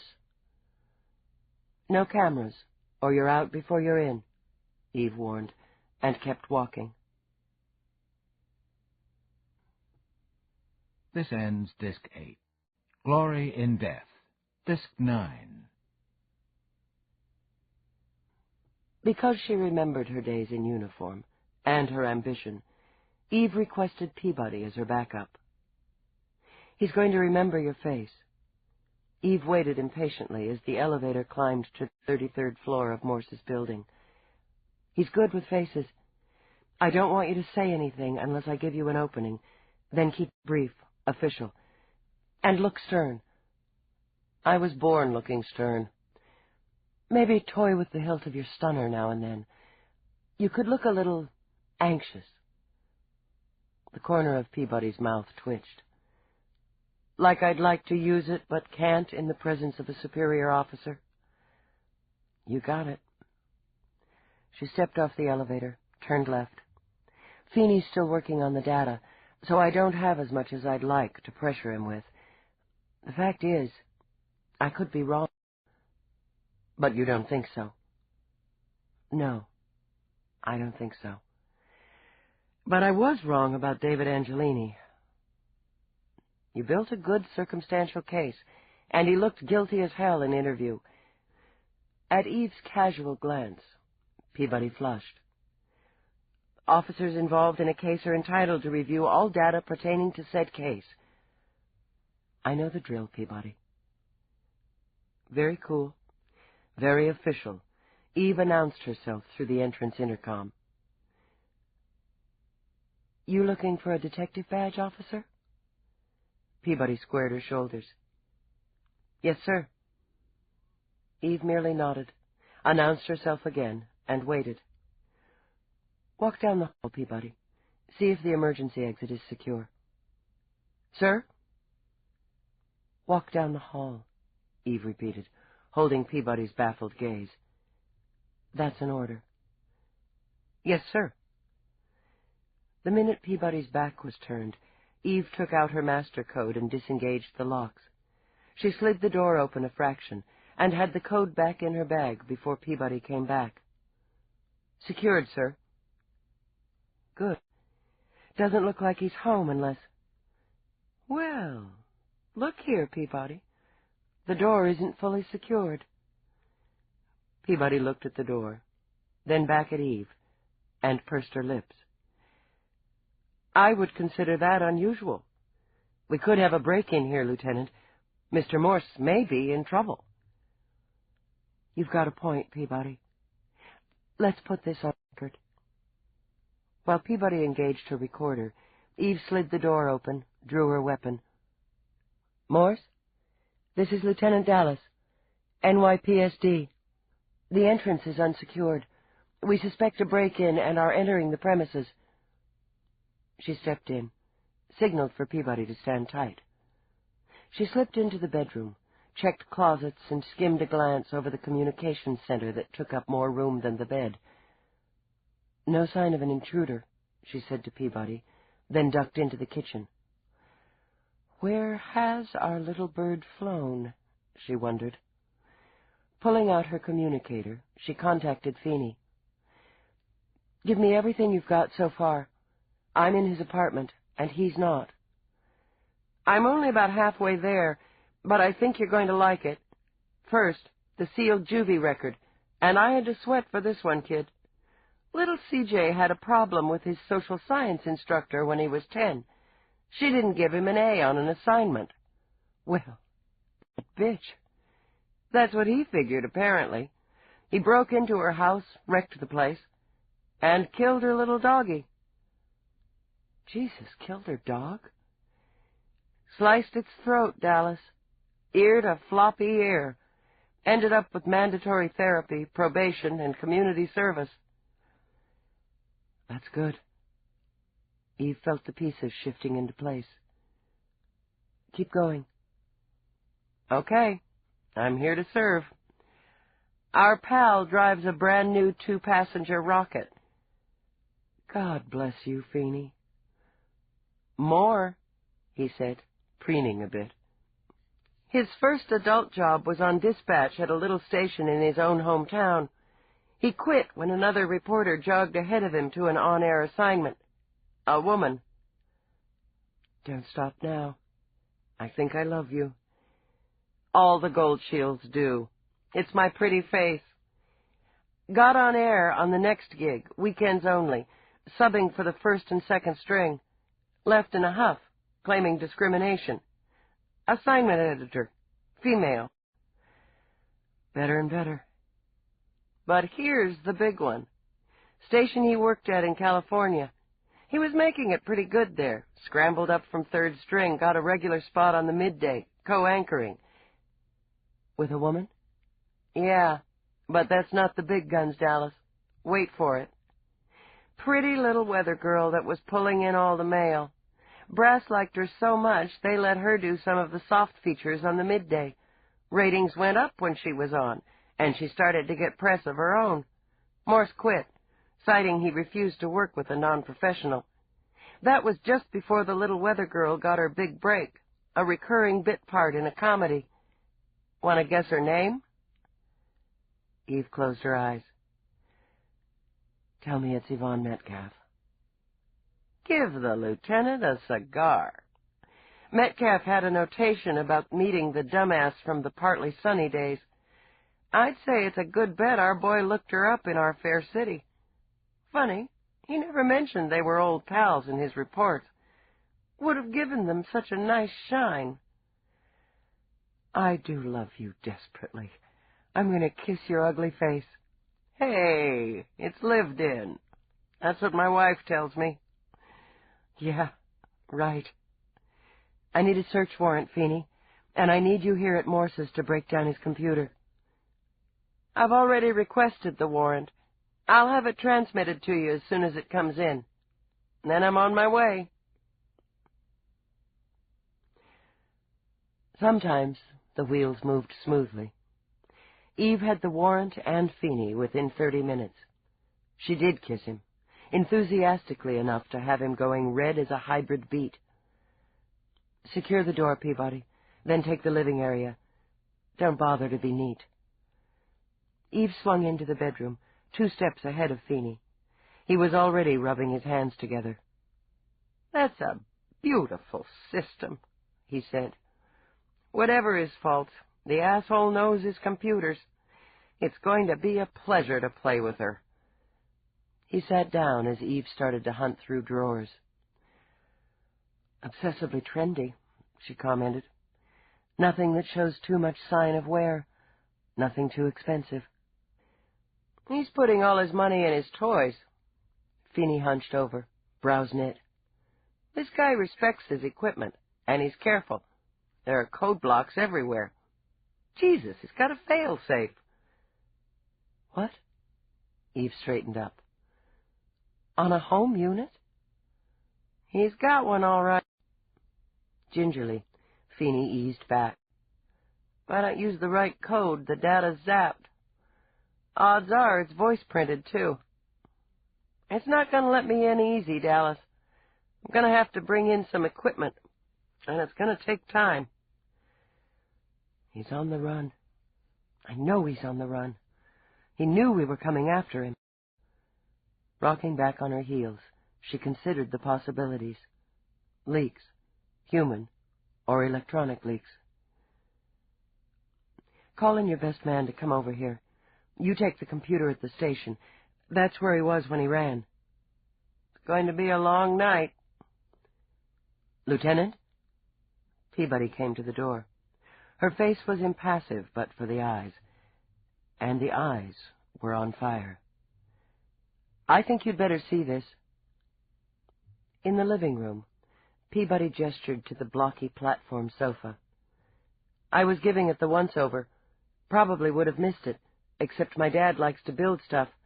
He was always putting in hidden drawers and hidey-holes. We got a kick out of it. Used to play hidden treasure. I got curious when I saw the knob on the side. It looks like an ordinary decorative device that simulates old-fashioned turnbolts." She stepped around the front of the couch and gestured. Eve could almost feel the vibrations rising from her skin. Peabody's voice rose slightly an octave. "Hidden treasure." Eve felt her heart kick once, hard. There, in a long, wide drawer that slid from under the cushions, lay a purple umbrella and a high-heeled red and white striped shoe. "Got him." Eve turned to Peabody with a fierce and powerful grin. "Officer, you've just taken one giant step toward your detective shield." "My man says you're harassing him." Eve scowled at Feeney's face in her communicator. "I'm simply asking him for periodic updates." She paced away from the sweepers who were scanning the living area of Morse's apartment. They had the lights on high. The sun was going down. "And interrupting his flow, Dallas? I told you this would be slow work. Morse was an expert on compuscience. He knew all the tricks." "He'd have it written down, Feeney, like a fucking news report. And if he's got Nadine, that's on one of those damn discs, too." "I'm with you on that, kid. But breathing down my man's neck isn't going to free up the data any quicker. Give us some space here, for Christ's sake. Don't you have a fancy do tonight?" "What?" She grimaced. "Oh, hell." "Go put on your party dress and leave us alone." "I'm not going to dress up like some brainless idiot and eat canapes while he's out there." "He's going to be out there, whatever you're wearing. Listen up. We got a citywide net out on him, his car. His apartment's under heavy surveillance, so's the station. You can't help us here. This part's my job." "I can—" "Slow up the process by making me talk to you," he snapped. "Go away, Dallas. The minute I get anything, the first bite, I'll call you in." "We've got him, Feeney. We've got the who, the what." "Let me try to find the where. If Nadine First is still alive, every minute counts. That was what haunted her. She wanted to argue, but there was no ammunition. Okay, I'll go, but... Don't call me, Feeney interrupted. I'll call you. He broke transmission before she could swear at him. Eve was trying hard to understand relationships, the importance of balancing lives and obligations, the value of compromise. What she had with Roarke was still new enough to fit snugly, like a vaguely uncomfortable shoe, and lovely enough to keep wearing it until it stretched to accommodate. So she dashed into the bedroom at a full run, saw him standing in the dressing area, and launched into the offense strategy. Don't give me any grief about being late. Somerset already handled that. She whipped off her harness, tossed it on a chair. Roarke finished securing a square of gold to his cuff, hands elegant, steady. You don't answer to Somerset. He looked at her then, a brief flick of the eyes as she tugged off her shirt. Nor to me. Look, I had work. Naked from the waist up, she dropped into a chair to pull off her boots. I said I'd be here, and I'm here. I know guests are going to be arriving in 10 minutes. She heaved a boot aside as Somerset's abrasive words scraped through her head. I'll be ready. I don't take hours to put some dress on and trowel a bunch of gunk on my face. Boots disposed of, she arched her hips and wiggled out of her jeans. Before they hit the floor, she was dashing into the adjoining bath. With a smile for the exit, Roarke followed her. There's no hurry, Eve. You don't clock into a cocktail party, or get docked for tardiness. I said I'd be ready. She stood in the crisscrossing sprays of his shower, lathering pale green liquid into her hair. Suds dripped into her eyes. I'll be ready. Fine. But no one will be offended if you come down in 20 minutes. Or 30, for that matter. Do you expect me to be annoyed with you because you have another life? She swiped at her stinging eyes, tried to see him through suds and steam. Maybe. Then you're doomed to disappointment. If you recall, I met you via that other life, and I have a number of other obligations as well. He watched her rinse her hair. It was pleasant to see the way she tilted her face back, the way water and soap sleeked down and away from her skin. I'm not trying to box you in. I'm just trying to live with you. She blew her wet hair out of her eyes as he opened the dry door. She stepped toward it, pivoted, then surprised him by grabbing his face in both of her hands and kissing him with a burst of enthusiasm. It can't be easy. She stepped into the tube and hit the power that swirled warm, dry air over her. I can have a hard time living with myself. Sometimes I wonder why you don't just deck me when I start on you. It's occurred to me. But you're so often armed. Dry and fragrant from the perfumed soap, she stepped out. I'm not now. He caught her by the waist, then stroked his hands down her firm, muscled bottom. Other things occur to me when you're naked. Yeah. She wrapped her arms around his neck, enjoying the fact that by rising slightly on her toes, they were eye to eye, mouth to mouth. Like what? With more than a little regret, he eased her back to arm's length. Why don't you tell me why you're so revved?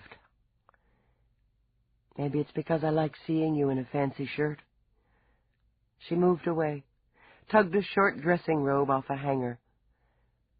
Or maybe it's because I'm stimulated by the idea of wearing shoes that will make my arches scream for the next couple of hours.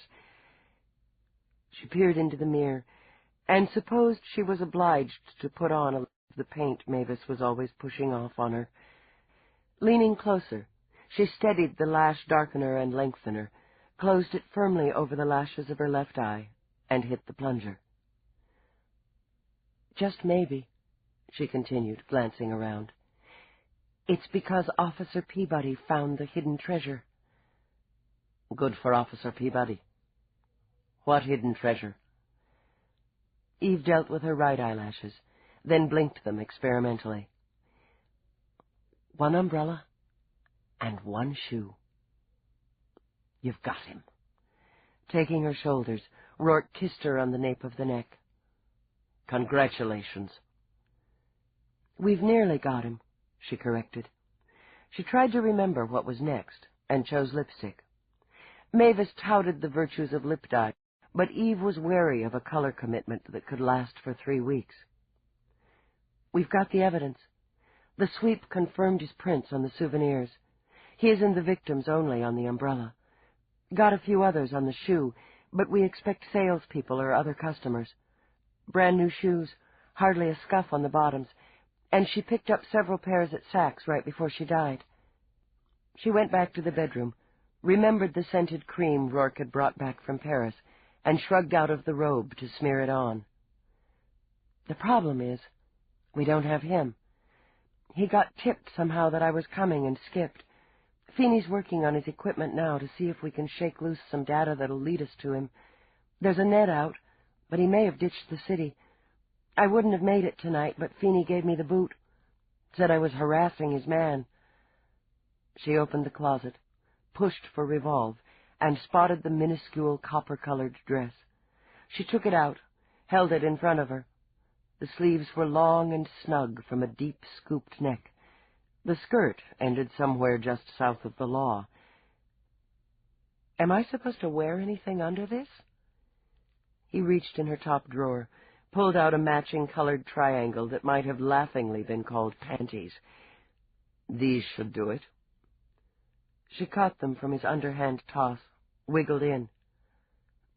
Jesus, she said, after a quick look in the mirror. Why bother? Since it was too late to debate, she stepped into the dress and began to tug the clinging material up.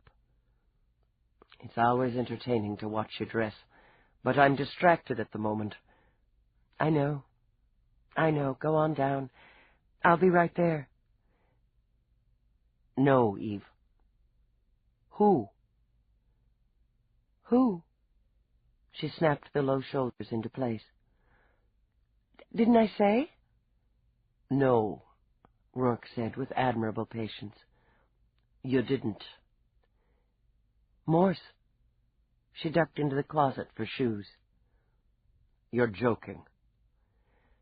C.J. Morse. She held the shoes as she might hold a weapon, and her eyes went dark and fixed. And when I'm finished with the son of a bitch, he's going to get more airtime than he ever dreamed of. The in-house link beeped. Somerset's disapproving voice floated out. The first guests are arriving, sir. Fine. Morse, he said to Eve. That's right. I'll fill you in between canapes.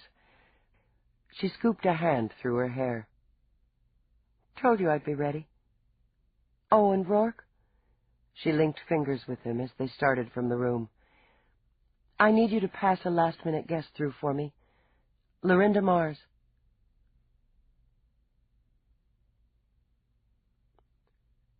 Chapter 20. Eve supposed there could have been worse ways to wait through the last stages of an investigation. The atmosphere had it all over her cramped office at Cop Central, and the food was certainly a long leg up from the eatery. Roarke had opened up his dome-ceilinged reception room with its glossy wood floors, mirrored walls, and sparkling lights. Long, curved tables followed the rounded walls and were artistically crowded with exotic finger foods.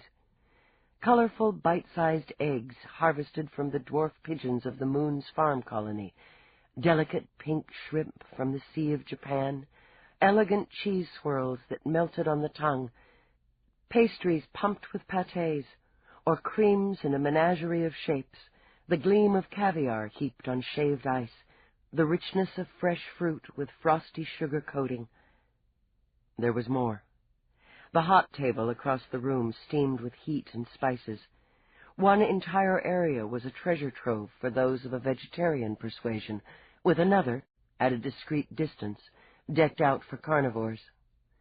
Roarke had opted for live music rather than simulation, and the band out on the adjoining terrace played quiet, conversation-enhancing tunes. They would heat up as the night went on, to seduce dancers. Through the swirl of color, of scent, of gleam and gloss, waiters in severe black wandered with silver trays topped with crystal flutes of champagne. "This is so decent." Mavis popped a black-button mushroom in her mouth. She'd dressed conservatively for the occasion, which meant a great deal of her skin was actually covered, and her hair was a tame medium red. Being Mavis, so were her irises. "I can't believe Roarke actually invited me." "You're my friend." "Yeah. Hey, you think if later on, after everybody's imbibed freely, could I ask the band to let me do a number?" Eve scanned the rich, privileged crowd, the glint of real gold and real stones, and smiled. "I think that'd be great." "Superior." Mavis gave Eve's hand a quick squeeze. "I'm going to go talk to the band now, sort of worm my way into their hearts." "Lieutenant." Eve shifted her gaze from Mavis's retreating form over and up into Chief Tibble's face. "Sir?" "You're looking unprofessional tonight." When she squirmed, he laughed. "That was a compliment. Roarke puts on quite a show." "Yes, sir, he does. It's for a worthy cause." But she couldn't quite remember what that worthy cause was. "I happen to think so. My wife is very involved." He took a flute from a passing tray and sipped. "My only regret is that these monkey suits never go out of style." With his free hand, he tugged at his collar. It made her smile. "You should try wearing these shoes." "There's a heavy price for fashion." "I'd rather be dowdy and comfortable." But she resisted tugging at her butt-molding skirt. "Well," he took her arm, eased her toward a shielding arborvitae. "Now that we've exchanged the obligatory small talk, I'd like to tell you you've done an excellent job on the investigation." "I bumped with Angelini." "No, you pursued a logical line. Then you backtracked and found pieces others had missed." "The albino junkie was a fluke, sir. Just luck." "Luck counts. So does tenacity. And attention to detail. You cornered him, Dallas." "He's still at large." "He won't get far. His own ambition will help us find him. His face is known." Eve was counting on it. "Sir, Officer Peabody did fine work. She has a sharp eye and good instincts." "So you noted in your report. I won't forget it." When he glanced at his watch, she realized he was as edgy as she. "I promised Feeney a bottle of Irish whiskey if he broke it by midnight." "If that doesn't do it, nothing will." She put on a smile. There was no use reminding the chief that they hadn't found the murder weapon in Morse's apartment. He already knew. When she spotted Marco Angelini step into the room, her shoulders stiffened. "Excuse me, Chief Tibble. There's someone I have to speak to." He laid a hand on her arm. "It isn't necessary, Dallas." "Yes, sir. It is." She knew the moment he became aware of her by the quick upward jut of his chin. He stopped, linked his hands behind his back, and waited. "Mr. Angelini." "Lieutenant Dallas?" "I regret the difficulties I caused you and your family during the investigation." "Do you?" His eyes were cool, unblinking. "Accusing my son of murder? Subjecting him to terror and humiliation? bringing more grief upon already impossible grief, putting him behind bars when his only crime was witnessing violence. She could have justified her actions. She could have reminded him that his son had not only witnessed violence, but had turned away from it without a thought but to his own survival, and had compounded his crime by attempting to bribe his way out of involvement. I regret adding to your family's emotional trauma. I doubt if you understand the phrase. He skimmed his eyes down. And I wonder if, had you not been so busy enjoying your companion's position, you might have caught the real murderer. It's easy enough to see what you are. You're an opportunist, a climber, a media whore. Marco. Roarke spoke softly as he laid a hand on Eve's shoulder. No. She went stiff under the touch. Don't defend me. Let him finish. I can't do that. I'm willing to take your state of mind into account, Marco, as the reason you would attack Eve in her own home. You don't want to be here, he said, in an undertone of steel that indicated he was taking nothing into account. I'll show you out. I know the way. Marco's eyes stabbed at Eve. We'll put our business association to an end as soon as possible, Roarke. I no longer trust your judgment. Hands balled into fists at her side, Eve trembled with fury as Marco strode away. Why did you do that? I could have handled it. You could have, Roarke agreed, and turned her to face him. But that was personal. No one, absolutely no one, comes to our home and speaks to you that way. She tried to shrug it off. Somerset does. Roarke smiled, touched his lips to hers. The exception, for reasons too complicated to explain. He rubbed away the frown line between her brows with his thumb. Okay. I guess I'm not going to be exchanging Christmas cards with the Angelinis. We'll learn to live with it. How about some champagne? In a minute. I'm going to freshen up. She touched his face. It was getting easier to do that, to touch him when they weren't alone. I guess I ought to tell you that Mom has a recorder in her bag. Roarke gave the dent in her chin a quick flick. She did. I have it in mine now, after I let her crowd me at the vegetarian table. Very slick. You never mentioned pickpocketing as one of your skills. You never asked. Remind me to ask, and ask a lot. I'll be back. She didn't care about freshening up. She wanted a few minutes to simmer down, and maybe a few more to call Feeney, though she imagined he'd bite her head off for interrupting his CompuSearch. He still had an hour to go before he lost his bottle of Irish. She didn't think it would hurt to remind him. She was at the door to the library, preparing to code herself in, when Somerset melted out of the shadows behind her. Lieutenant, you have a call, termed both personal and urgent. Feeney? He did not grant me his name, Somerset said down his nose. I'll take it in here. She had the small but worthy satisfaction of letting the door close smartly in his face.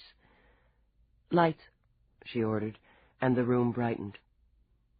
She'd almost gotten used to the walls of books with leather bindings and paper pages that crackled when you leafed through. For once, she didn't give them so much as a glance as she hurried to the link on Rourke's library desk. She engaged, then froze. Surprise, surprise, Morse beamed at her. Bet you weren't expecting me. All dressed up for your party, I see. You look flash. I've been looking for you, CJ. Oh, yeah, I know. You've been looking for a lot of things. I know this is on record and it doesn't matter. But you listen close. You keep this between you and me, or I'm going to start slicing off little pieces of a friend of yours. Say hi to Dallas, Nadine." He reached out, and Nadine's face came on screen. Eve, who'd seen terror too many times to count, looked at it now. "Has he hurt you, Nadine?" She whimpered when he jerked her head back by the hair, touched a long, slim blade to her throat. "Now you tell her I've been real nice to you. Tell her." He skimmed the flat of the blade over her throat. "Bitch." "I'm fine. I'm okay." She closed her eyes and a tear squeezed through. "I'm sorry." "She's sorry," Morse said between pursed lips, and pressed his cheek to Nadine's so both of their faces were in view.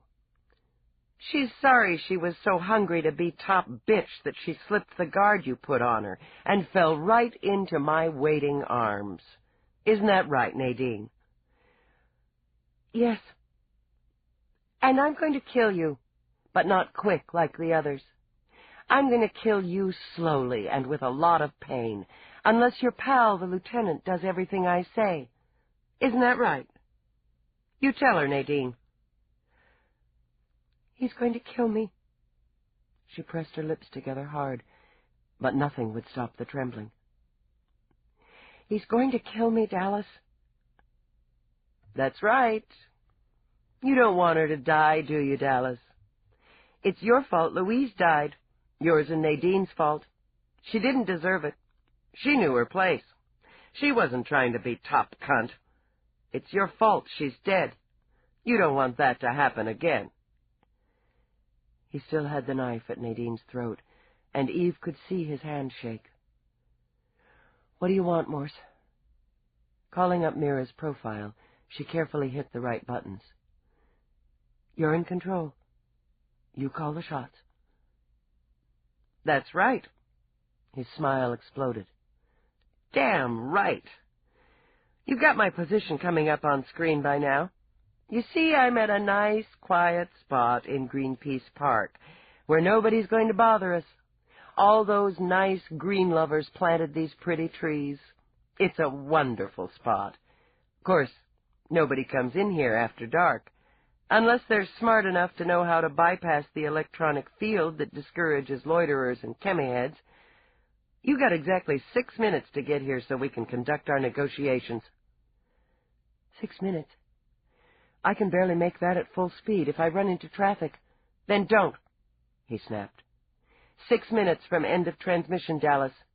10 seconds over, 10 seconds you might use to call this in, to contact anyone, to do so much as blink for backup, and I start ripping Nadine. You come alone. If I smell an extra cop, I start on her. You want her to come alone, right, Nadine?" As incentive, he turned the point of the blade to prick a narrow slice at the side of her throat. "Please." She tried to arch back as the blood trickled. "Please." "Cut her again and I won't deal." "You'll deal," Morse said. 6 minutes, starting now. The screen went blank. Eve's finger poised over the controls, thought of dispatch, of the dozens of units that could be around the park in minutes. She thought of leaks, electronic leaks. And she thought of the blood dribbling down Nadine's throat. She bolted across the room and hit the elevator panel on the run. She needed her weapon. C.J. Morse was having the time of his life. He'd begun to see that he'd sold himself short by killing quickly. There was so much more kick in courting fear, seducing it, watching it swell and climax. He saw it in Nadine First's eyes. They were glassy now, the pupils huge, slick, and black, with barely a rim of color at the edges. He was, he realized with great relish, literally scaring her to death. He hadn't cut her again. Oh, he wanted to, and made sure he showed her the knife often, so that she would never lose the fear that he could. But a part of him worried about the cunt cop. Not that he couldn't handle her, Morse mused. He could handle her the only way women understood, by killing her. But he wouldn't make it fast, like the others. She'd tried to outsmart him, and that was an insult he wouldn't tolerate. Women always tried to run the show, always got in the way, just when you were about to grab that fat brass ring. It had happened to him all of his life, all of his fucking life, starting with his pushy bitch of a mother. You haven't done your best, CJ. Use your brains, for God's sake. You'll never get through life on looks or charm. You haven't got any.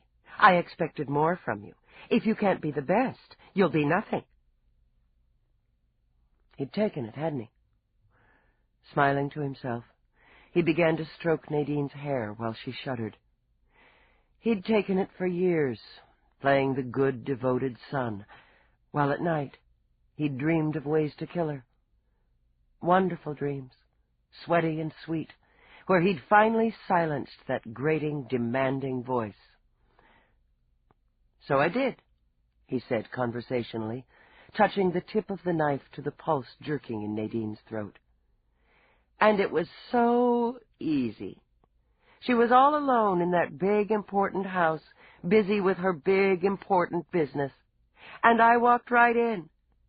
CJ, she said, what are you doing here? Don't tell me you've lost your job again. You'll never succeed in life unless you focus. And I just smiled at her and I said, shut up, Mother. Shut the fuck up. And I cut her throat. To demonstrate, he trailed the blade over Nadine's throat, lightly, just enough to scrape the skin. She gushed and she goggled and she shut the fuck up. But you know, Nadine, I learned something from the old bitch. It was time I focused. I needed a goal. And I decided that goal would be to rid the world of loud-mouthed, pushy women, the ball-breakers of the world, like Towers and Metcalf. Like you, Nadine. He leaned over, kissed her dead center of the forehead. Just like you. She was reduced to whimpers. Her mind had frozen. She'd stopped trying to twist her wrists out of the restraints, stopped trying anything. She sat docile as a doll, with the occasional quiver breaking her stillness. You kept trying to shove me aside. You even went to management to try to get me off the news desk. You told them I was a... He tapped the blade against her throat for emphasis. Pain in the ass. You know, that bitch Towers wouldn't even give me an interview. She embarrassed me, Nadine. Wouldn't even acknowledge me at press conferences. But I fixed her. A good reporter digs, right, Nadine? And I dug, and I got a nice, juicy story about her darling daughter's idiot lover. Oh, I sat on it and sat on it, while the happy mother of the bride-to-be made all her wedding plans. I could have blackmailed her. That wasn't the goal, was it? She was so ticked when I called her that night, when I dumped it all in her face. His eyes narrowed. They gleamed. She was going to talk to me then, Nadine. Oh, you bet she was going to talk. She'd have tried to ruin me, even though I was only going to report the facts. But Towers was a big fucking deal. She would have tried to squash me like a bug. That's exactly what she said over the link.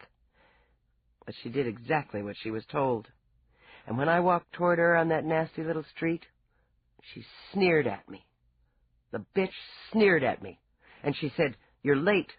Now, you little bastard, we're going to set things straight."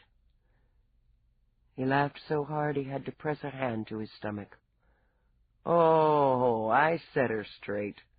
Gush and goggle, just like my dear old mother. He gave Nadine a quick slap on the top of the head, rose, and faced the camera he had set up. "This is C.J. Morse reporting.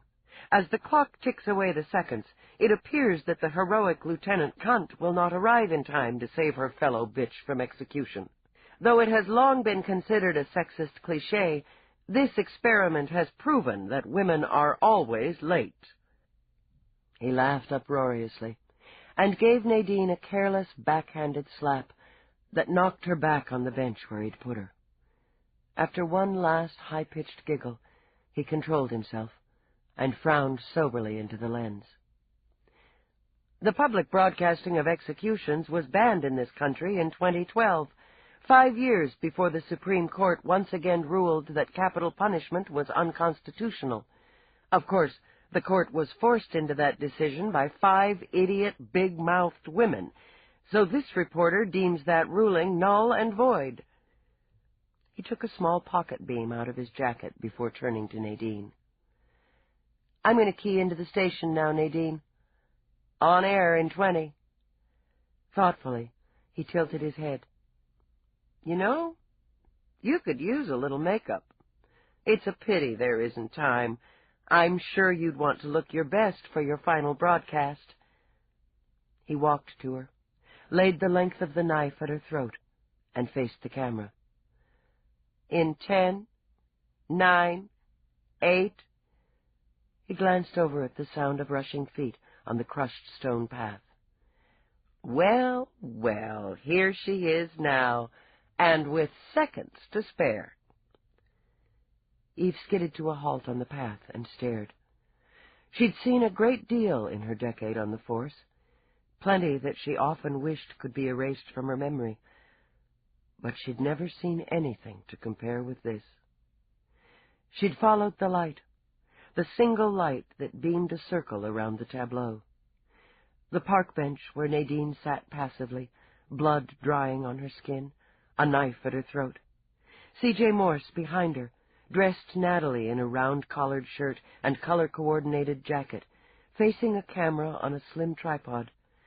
Its red light beamed as steadily as Judgment's eye. "What the hell are you doing, Morse?" "Live stand-up," he said cheerfully. "Please, step into the light, Lieutenant, so our viewers can see you." Keeping her eyes on his, Eve stepped into the circle. She'd been gone too long, Roarke thought, and found himself irritated by the party chat. Obviously, she'd been more upset than he'd realized, and he regretted not dealing with Angelini more effectively. Damn if he'd let her brood or take on blame. The only way to make sure she didn't was to amuse or annoy the mood out of her. He slipped quietly from the room, away from the lights and music and voices. The house was too big to search, but he could pinpoint her location with one question. "Eve," he said, the moment Somerset stepped from a room to the right. "She's gone." "What do you mean, gone?" "Gone where?" Because discussing the woman always put Somerset's back up, he lifted his shoulders. "I couldn't say. She simply ran out of the house, got into her vehicle, and drove off. She did not deign to inform me of her plans." The nasty twisting in Rourke's gut sharpened his voice. "Don't fuck with me, Somerset. Why did she leave?" Insulted, Somerset tightened his jaw. "Perhaps it was due to the call she received a few moments ago. She took it in the library." Turning on his heel, Roarke strode to the library door, uncoded it. With Somerset at his heels, he stepped up to the table. "Replay. Last call." As he watched, listened, the twisting in his gut turned to a burning that was fear. Christ Jesus, she's gone for him. She's gone alone. He was out of the door and moving fast. The order shot over his shoulder like a laser. "Relay that information to Chief Tibble, privately." "Though our time is short, Lieutenant, I'm sure our viewers would be fascinated by the investigative process." Morse kept the pleasant camera smile on his face, the knife at Nadine's throat. "You did pursue a false lead for a time, and were, I believe, on the point of charging an innocent man." "Why did you kill them, Morse?" Oh, I've documented that extensively for future broadcast. Let's talk about you. You must have felt terrible when you realized you'd killed Louise Kursky instead of Nadine. I felt very bad about that. Sickened. Louise was a nice, quiet woman with an appropriate attitude. But it wasn't my fault. It was yours and Nadine's for trying to bait me. You wanted exposure. She flicked a glance toward the camera. You're certainly getting it now. But this is putting you in a spot, Morse. You won't get out of this park now. Oh, I have a plan. Don't worry about me. And we have just a few minutes left before we have to end this. The public has a right to know. I want them to see this execution, but I wanted you to see it in person, to witness what you caused. She looked at Nadine. No help there, she noted. The woman was in deep shock, possibly drugged. I won't be as easy to take. You'll be more fun. How did you take Nadine?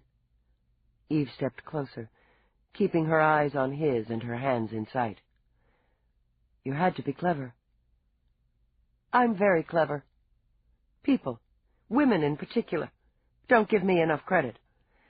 I just leaked a tip to her about the murders. A message from a frightened witness who wanted to speak to her, alone. I knew she'd ditch her guard, an ambitious woman after the big story. I got her in the parking garage. Just as simple as that. Gave her a dose of a deep trank, loaded her in her own trunk, and drove off. Left her in the car in a little rent space zone way downtown. You were smart. She stepped closer, stopping when he lifted his brows and pressed the knife more firmly. Really smart, she said, lifting her hands up. You knew I was coming for you. How did you know? You think your wrinkled pal Feeney knows everything about computers? Hell, I can run rings around that hacker. I've been keyed into your system for weeks. Every transmission, every plan, every step you took. I was always ahead of you, Dallas. Yeah. You were ahead of me. You don't want to kill her, Morse. You want me. I'm the one who ragged on you, gave you all the grief. Why don't you let her go? She's zoned anyway. Take me on. He flashed his quick, boyish smile. Why didn't I kill her first? Then you. Eve lifted a shoulder. I thought you liked the challenge. Guess I was wrong. Towers was a challenge. You had to do a lot of fast talking to get her where you wanted her. But Metcalf was nothing. Are you serious? She thought I was pus. He bared his teeth, hissed through them. She'd still be doing weather if she hadn't had tits, and they were giving her my airtime. My fucking airtime! I had to pretend I was a big fan. Tell her I was going to do a 20-minute feature on her. Just her. Told her we had a shot at international satellite, and she bit good. So she met you that night on the patio? Yeah. She got herself all slicked up, was all smiles and no hard feelings. Tried to tell me she was glad I'd found my niche. My goddamn niche. Well, I shut her up. You did. I guess you were pretty smart with her, too. But Nadine, she's not saying anything. She can't even think right now. She won't know you're paying her back. I'll know. Time's up. You might want to stand to the side, Dallas, or you're going to get blood all over your party dress. Wait. She took a step, and fainting to the side and reaching a hand to the small of her back, she whipped out her weapon. Blink, you bastard, and I'll fry you. He did blink. Several times. It seemed to him the weapon had come from nowhere. You use that, my hand's going to jerk. She'll be dead before I am. Maybe, Eve said steadily. Maybe not. You're dead, either way. Drop the knife, Morse. Step away from her, or your nervous system's going to go on fast overload. bitch. You think you're going to beat me?" He jerked Nadine to her feet, shielding himself from a clean shot, then shoved her forward. Eve caught Nadine with one arm while she aimed with her weapon hand, but he was already into the trees.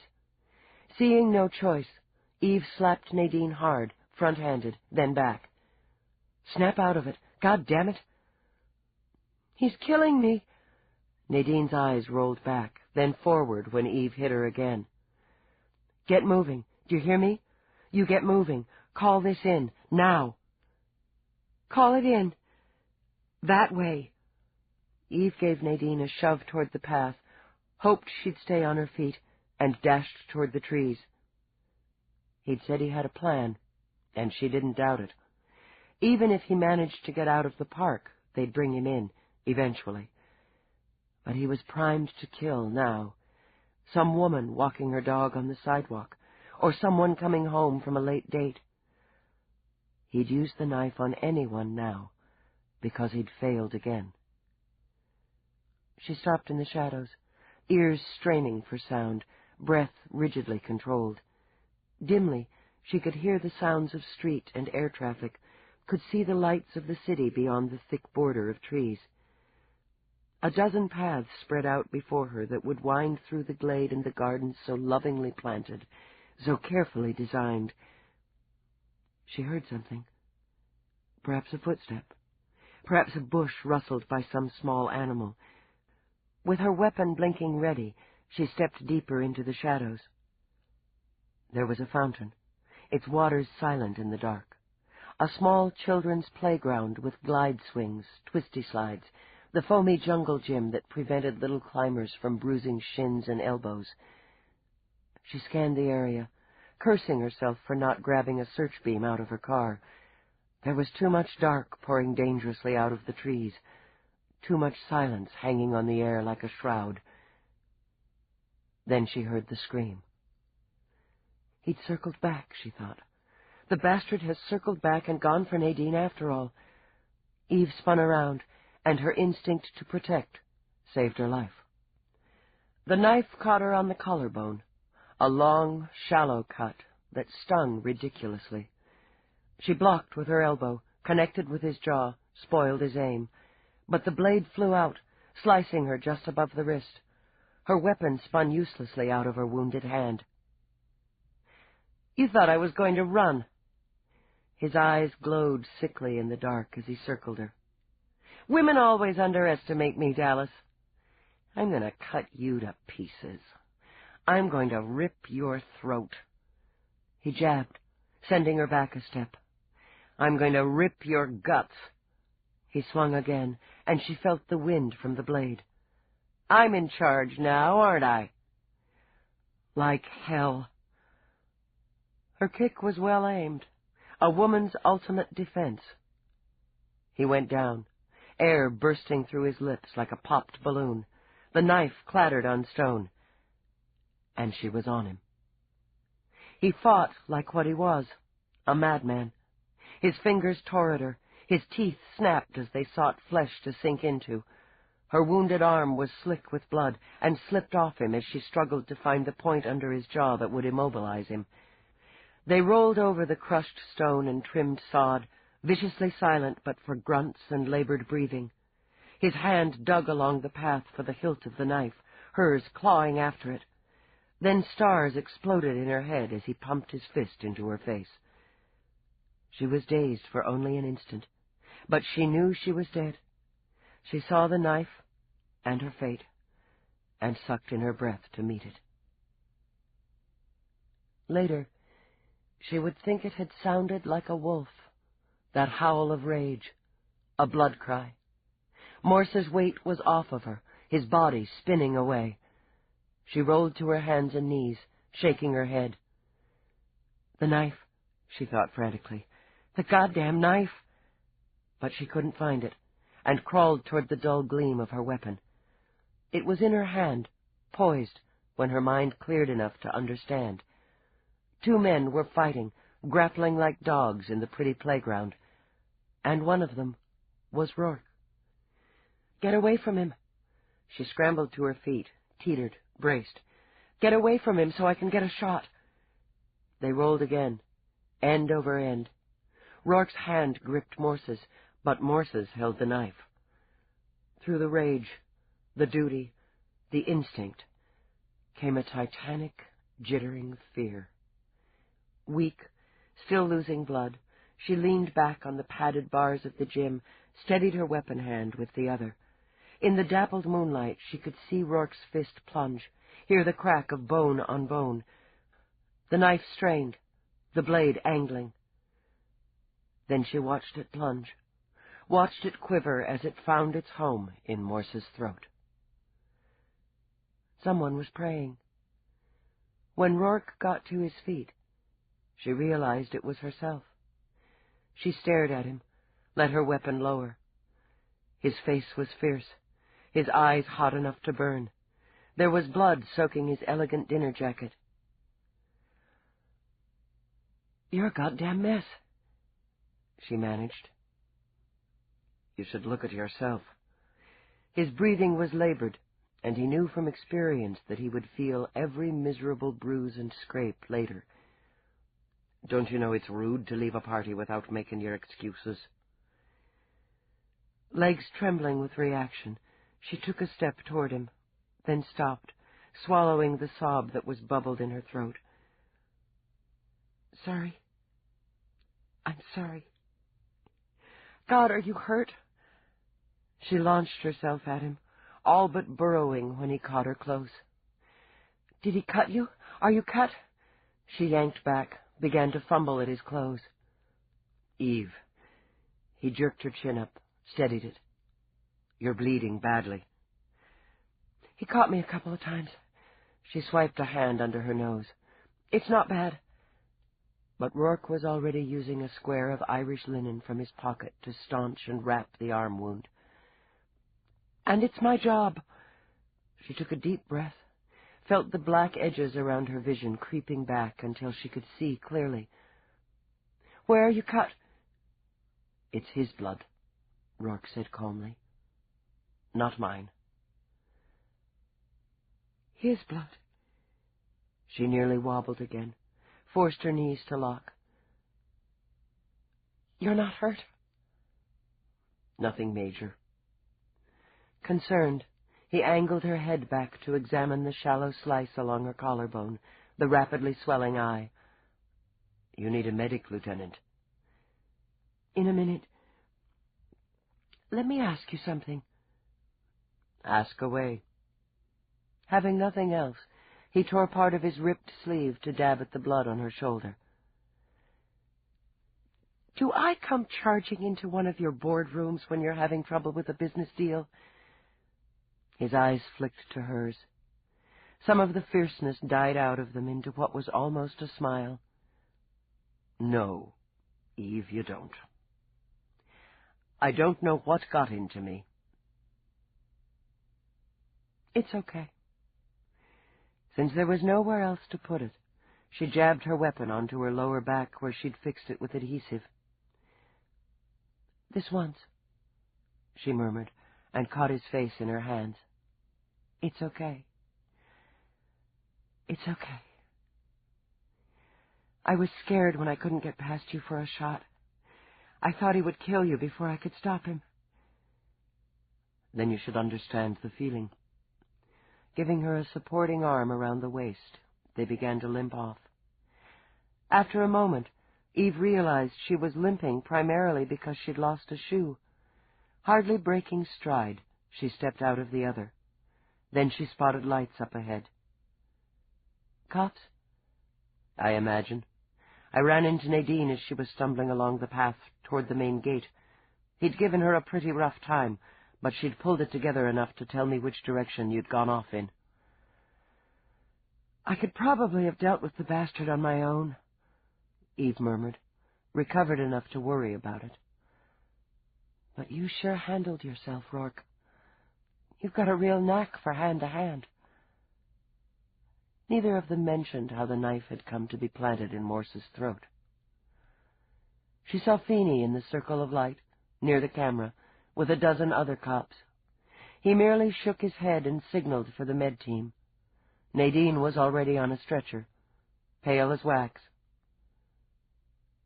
"Dallas." She lifted a hand, let it fall. "I blew it." Eve leaned over as one of the medics dispensed with Rourke's first aid on her arm and began his own. "He pumped you full of chemicals." "I blew it," Nadine repeated, as the stretcher lifted toward a med unit.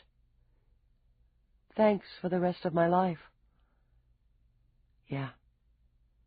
She turned away, sat heavily on the cushioned support in the triage area.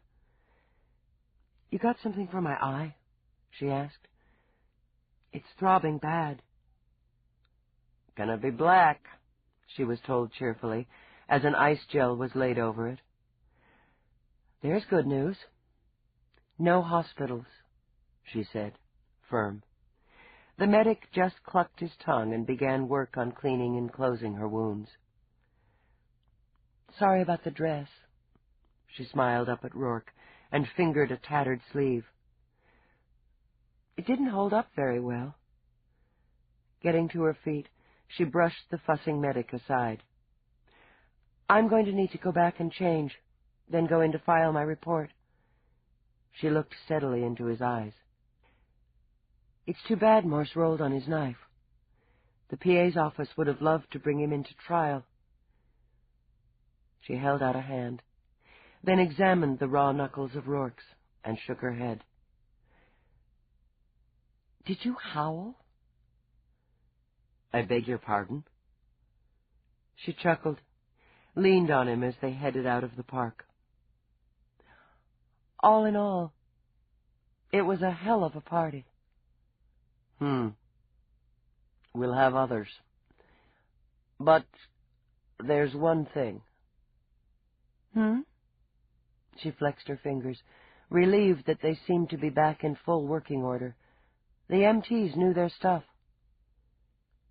"I want you to marry me." "Uh-huh. Well, we'll—" She stopped, nearly stumbled, then gaped at him with her good eye. "You want what?" "I want you to marry me."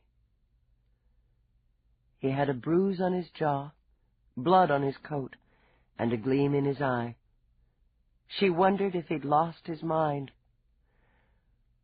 "We're standing here, beat to shit, walking away from a crime scene where either or both of us could have bought it, and you're asking me to marry you?" He tucked his arm around her waist again, nudged her forward. "Perfect timing." The End. You've been listening to Glory in Death by J.D. Robb, narrated by Christine McMurdo Wallace. If you've enjoyed this book and this performance, the Eve Dallas series continues with Immortal in Death, also narrated by Christine McMurdo Wallace. J.D. Robb is the pseudonym of author Nora Roberts, and Recorded Books is pleased to also offer her best-selling novel Carnal Innocence, narrated by Tom Steckschulte. Carnal Innocence includes an in-depth interview with Nora Roberts in which she discusses her many books and gives us a fascinating behind-the-scenes look at the Eve Dallas series. You'll find a wide selection of titles in the Recorded Books catalog, including bestsellers, mysteries, classics, histories, and more.